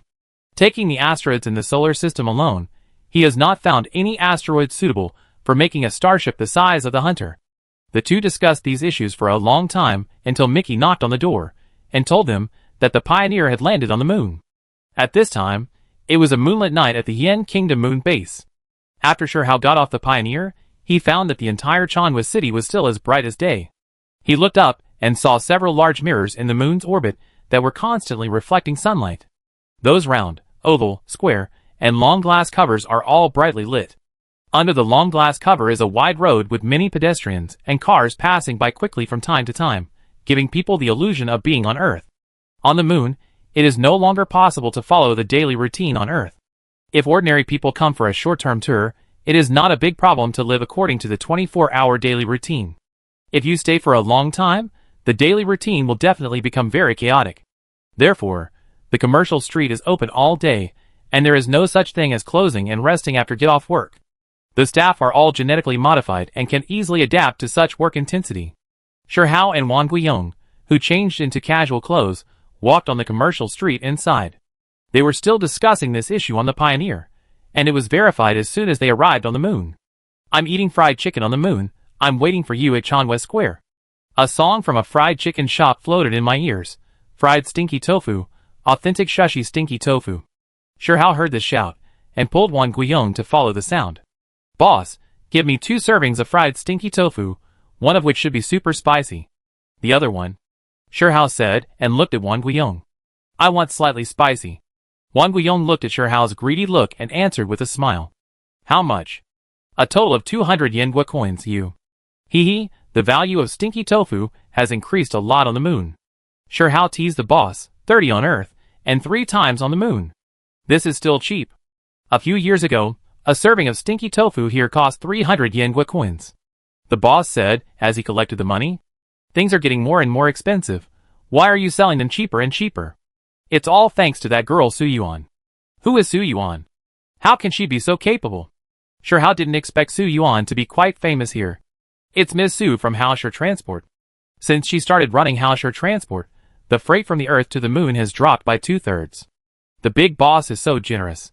Even though we are small vendors, we can't mess around, right?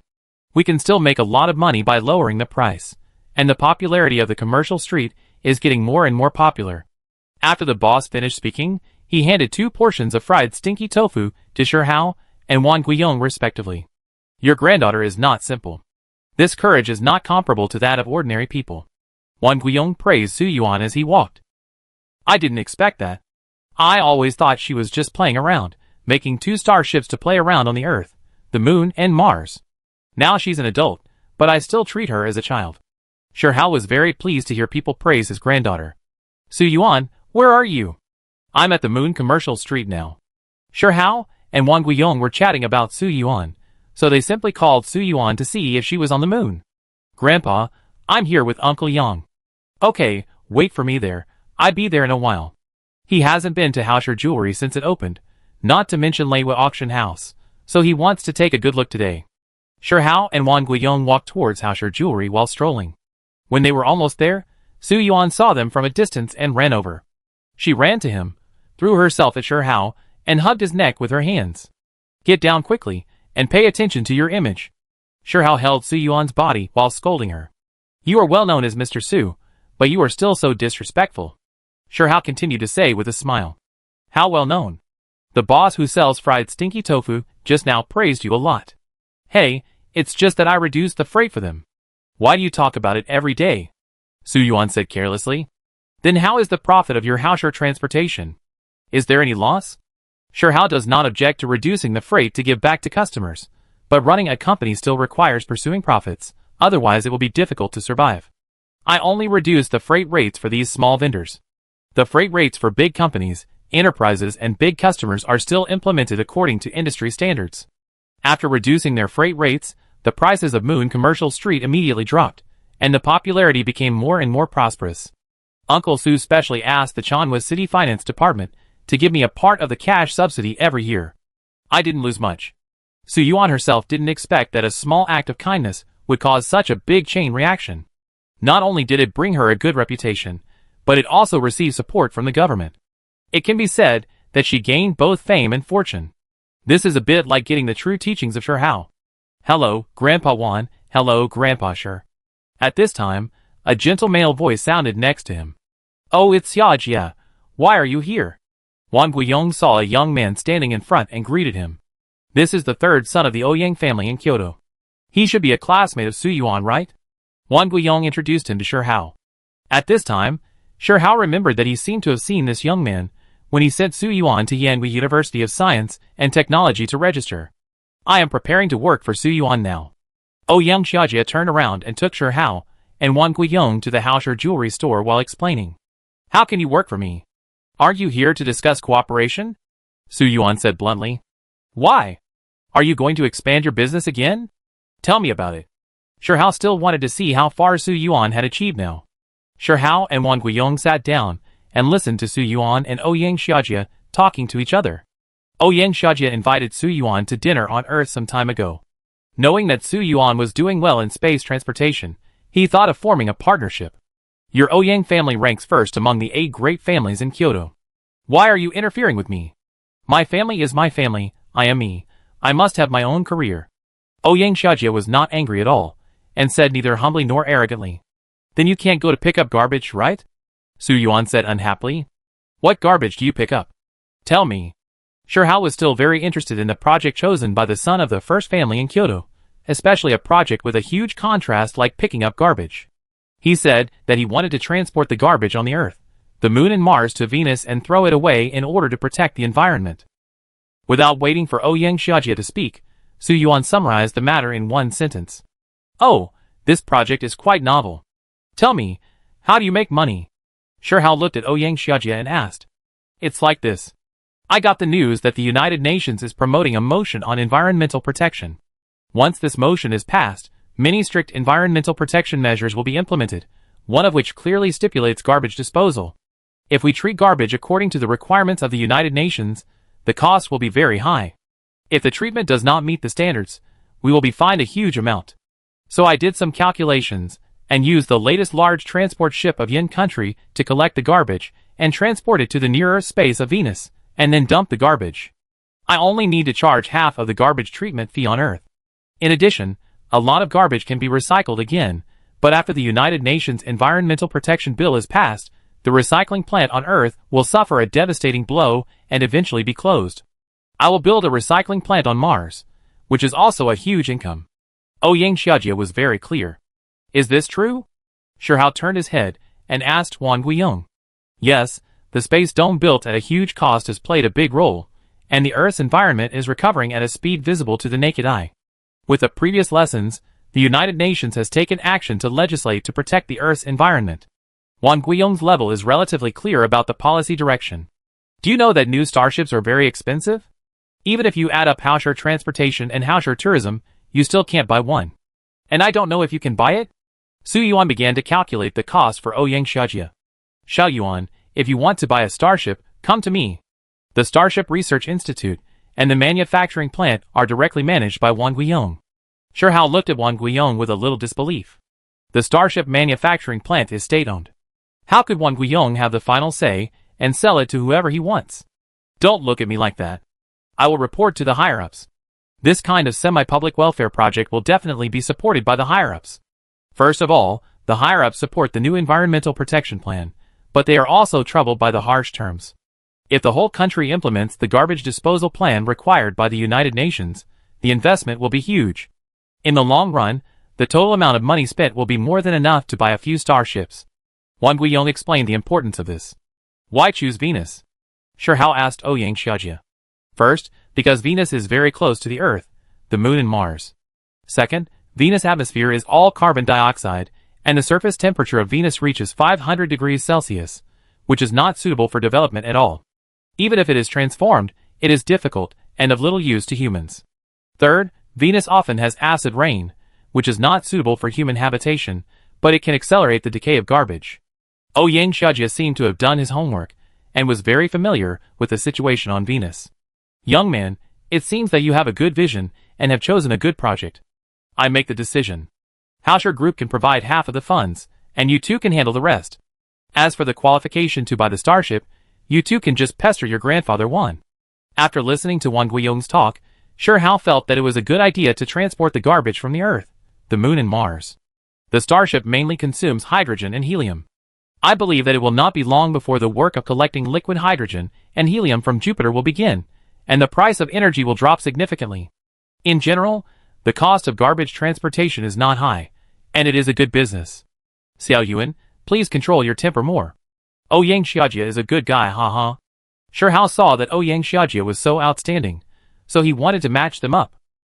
Grandpa, what are you talking about? Hey, Uncle Yang, this way. As she was talking, Su Yuan waved and shouted to the door. Everyone looked in the direction Su Yuan greeted, and saw Yang Mingyu trotting in from the door. Bosher, General Wan, I've kept you waiting for a long time. I received a customer over there, and just sent him off. Yang Mingyu wiped the sweat off his face, and it was obvious that he was in a hurry to get here. You're welcome, sit down.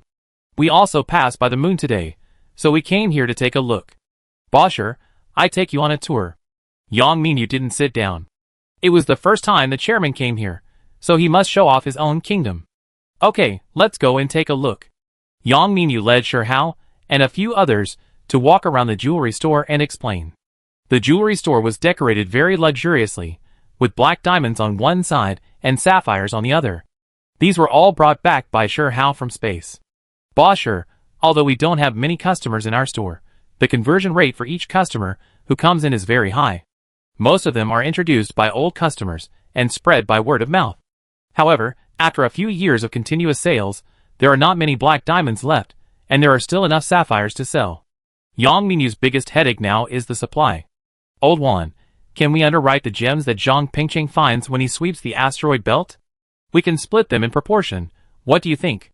Shi Hao remembered that Wan Guiyong was about to arrange for Zhang Pingcheng to split the asteroid rich in gravity stone mines. Then the exploration of the asteroid belt will definitely follow.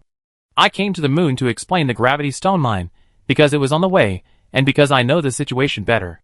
The specific decision is not up to me. Zhang Pingcheng is under Lao Wu's management. If I'm not mistaken, the ore should be under the management of Yan Guo Lunar Mining. You have to go find Su Yin. Wan Guiyong sorted out the relationships here for Shi Hao. I was in a hurry and forgot about it. Shi Hao slapped his head and laughed at himself. I go find Su Yin later. Shi Hao continued. Yang Mingyu was very happy to see Shi Hao helping to solve the problem of supply, and he introduced it more vigorously. After visiting Haoshi Jewelry, he took Shi Hao to visit the auction hall of Leiwa Auction House. Yang Mingyu said that the 1,000-carat sapphire jewelry auction will be held in a month, and he wants to invite Shi Hao to participate. Shi Hao waved his hand and said, I'm not very interested in this kind of auction. You can ask Mr. Wang, Wu Cheng and others to come and watch. I will tell them about this later. Mingyu, I have seen your changes from beginning to end. Keep working hard. Maybe you will really go to the universe, and become the first auctioneer in the universe. Shi Hao looked at Yang Mingyu, who was a little disappointed, and patted his shoulder to encourage him. Hearing Shi Hao's encouragement, Yang Mingyu's eyes regained their spirit. In his heart, he has always regarded Shi Hao as an idol. Shi Hao explained some things to Su Yuan and Yang Mingyu and left with Wan Guiyong. Wu Yi's office at the Yin Kingdom Lunar Space Command. Old One, your test ship is too small. It can't be used in actual combat. Wu Yi started to complain as soon as Shi Hao and Wan Guiyong sat down. That's just a semi-finished product. It was made to verify the real effect of the gravity stone, and also to test the improved super laser cannon. Wan Guiyong explained seriously, when he saw that his achievements were being questioned. Just tell me, when can you provide me with a new type of warship that can be used in actual combat? When can that heavy super laser cannon be equipped? Wu Yi, the chief commander of the Space Command, has a strong sense of crisis.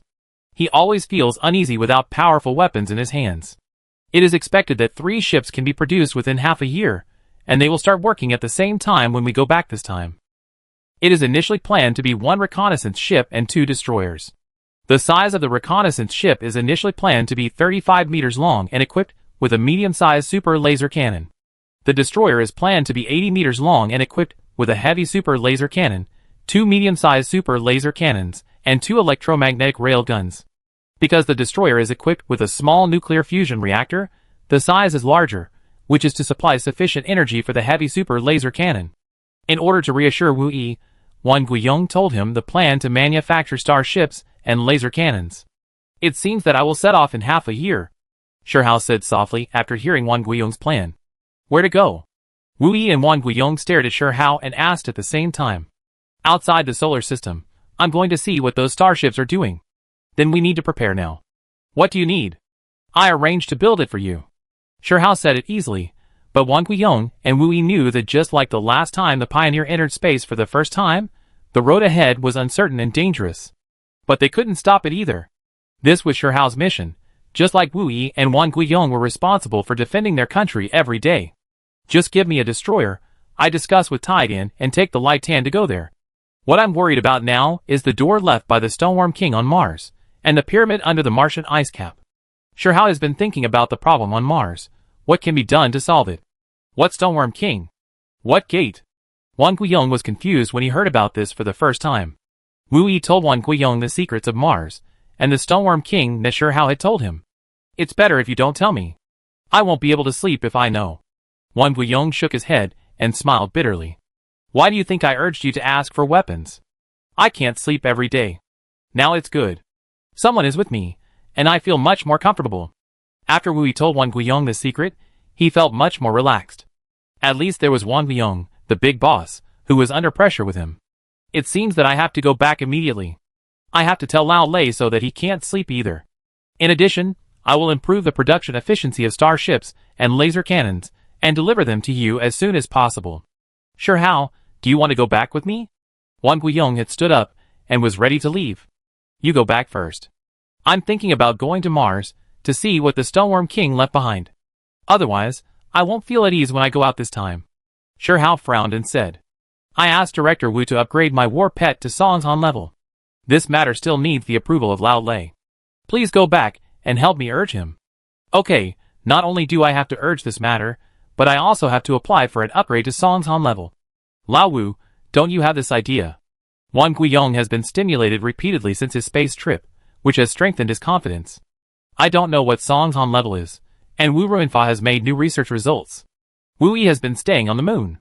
Shihao's upgrade was approved by Lei Shiyu and Wang Guiyong, so he didn't know about it. At that moment, Shihao told him about his upgrade to Songhan level and his feelings after upgrading to Songhan level. Wu Yi was immediately moved. He immediately expressed his desire to apply with Wang Guiyong. Chapter 140. When Wang Guiyong was about to step out of the door, Shihao remembered something and immediately stopped him. Old Wan, can the Laser Research Institute develop a super laser sword? That day, Taidan took Shihao's special dagger and cut his arm hard, but there was no damage, which made Shihao lose confidence in the lethality of the dagger. If he faced an enemy with the same physical fitness as Taidan, it would be difficult for Shihao to find a suitable weapon to fight the enemy in close combat. He recalled that Taidan could be injured by the super laser gun, so he thought of Katarina's laser sword.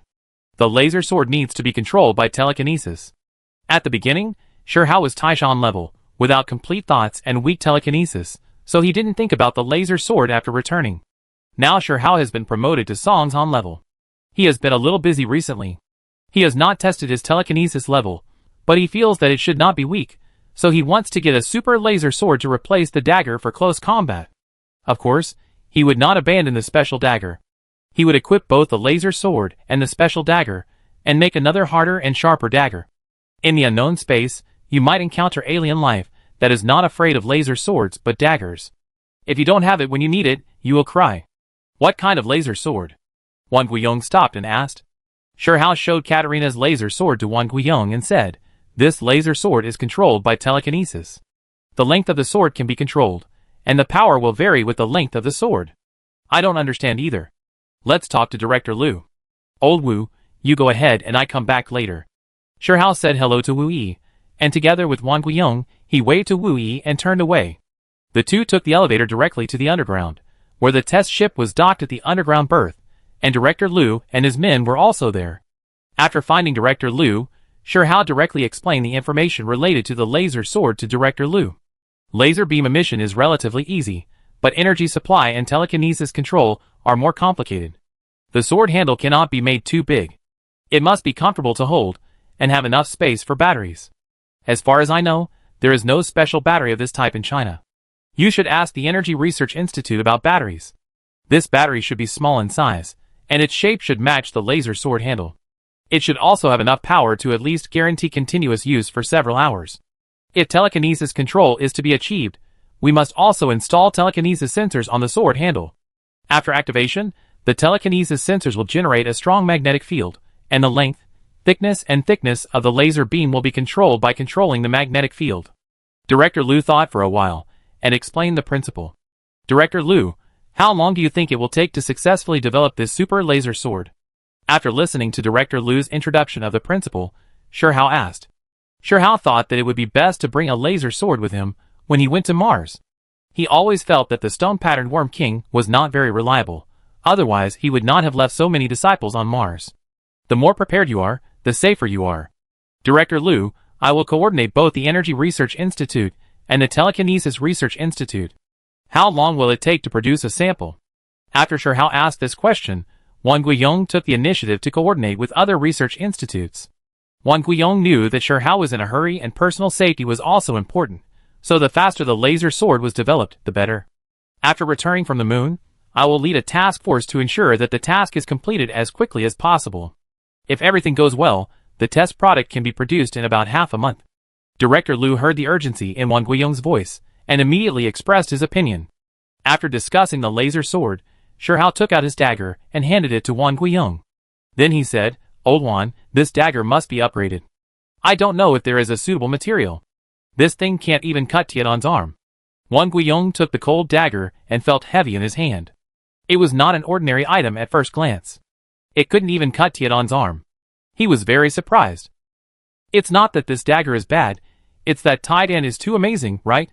Maybe there are even more amazing beings in the universe. Time is running out. We must hurry up and research more weapons suitable for space. Let's go. There are colleagues from the Materials Research Institute over there. Let's talk to them. Finally, the researchers from the Materials Research Institute promised Shihao to help him upgrade the dagger, and they would send it to Wang Guiyong after it was done. Shihao left his dagger to them for reference. When are you going to Mars? Wang Guiyong asked Shihao as he was about to leave for Earth. I always feel that the door that the stone-patterned Worm King mentioned is not simple.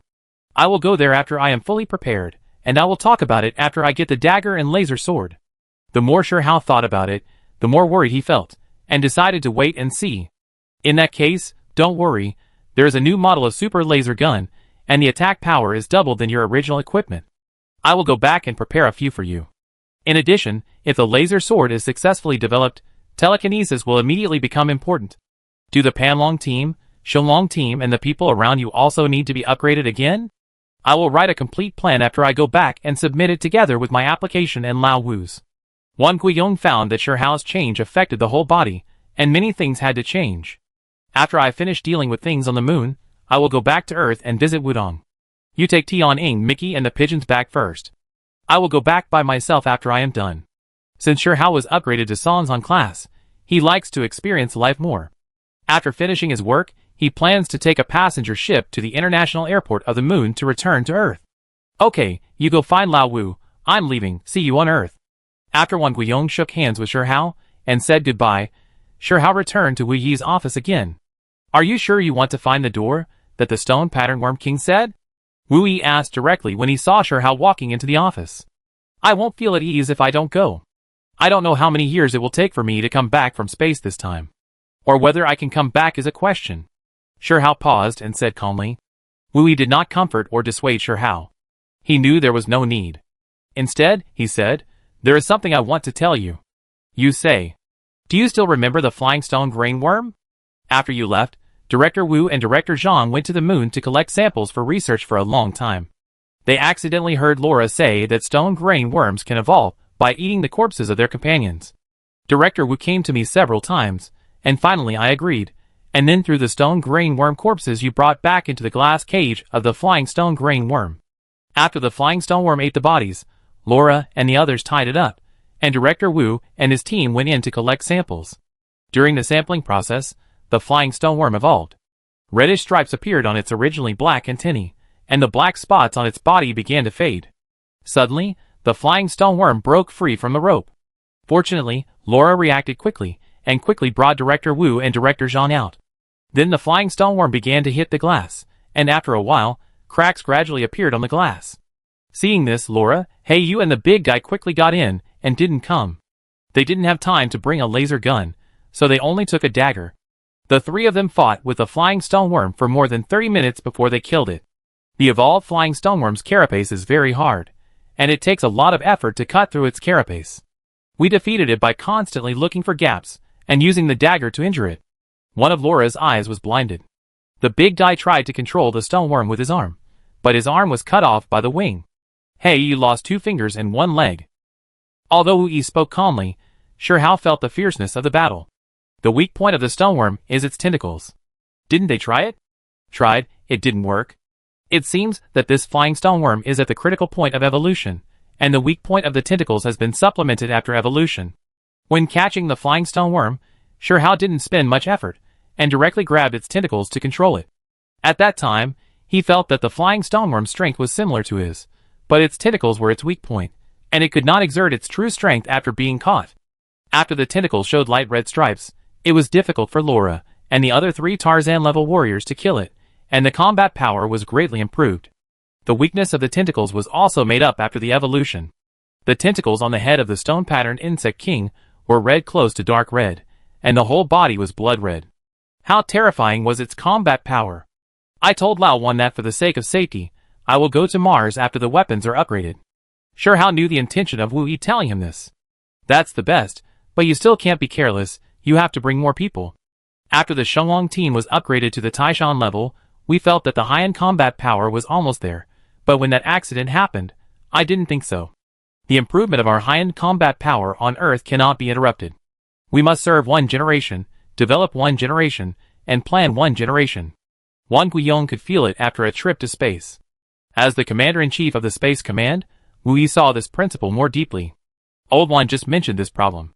He is going to write a plan and submit it. I think you can hold a meeting to study this problem and formulate a sustainable and feasible strategic plan as soon as possible.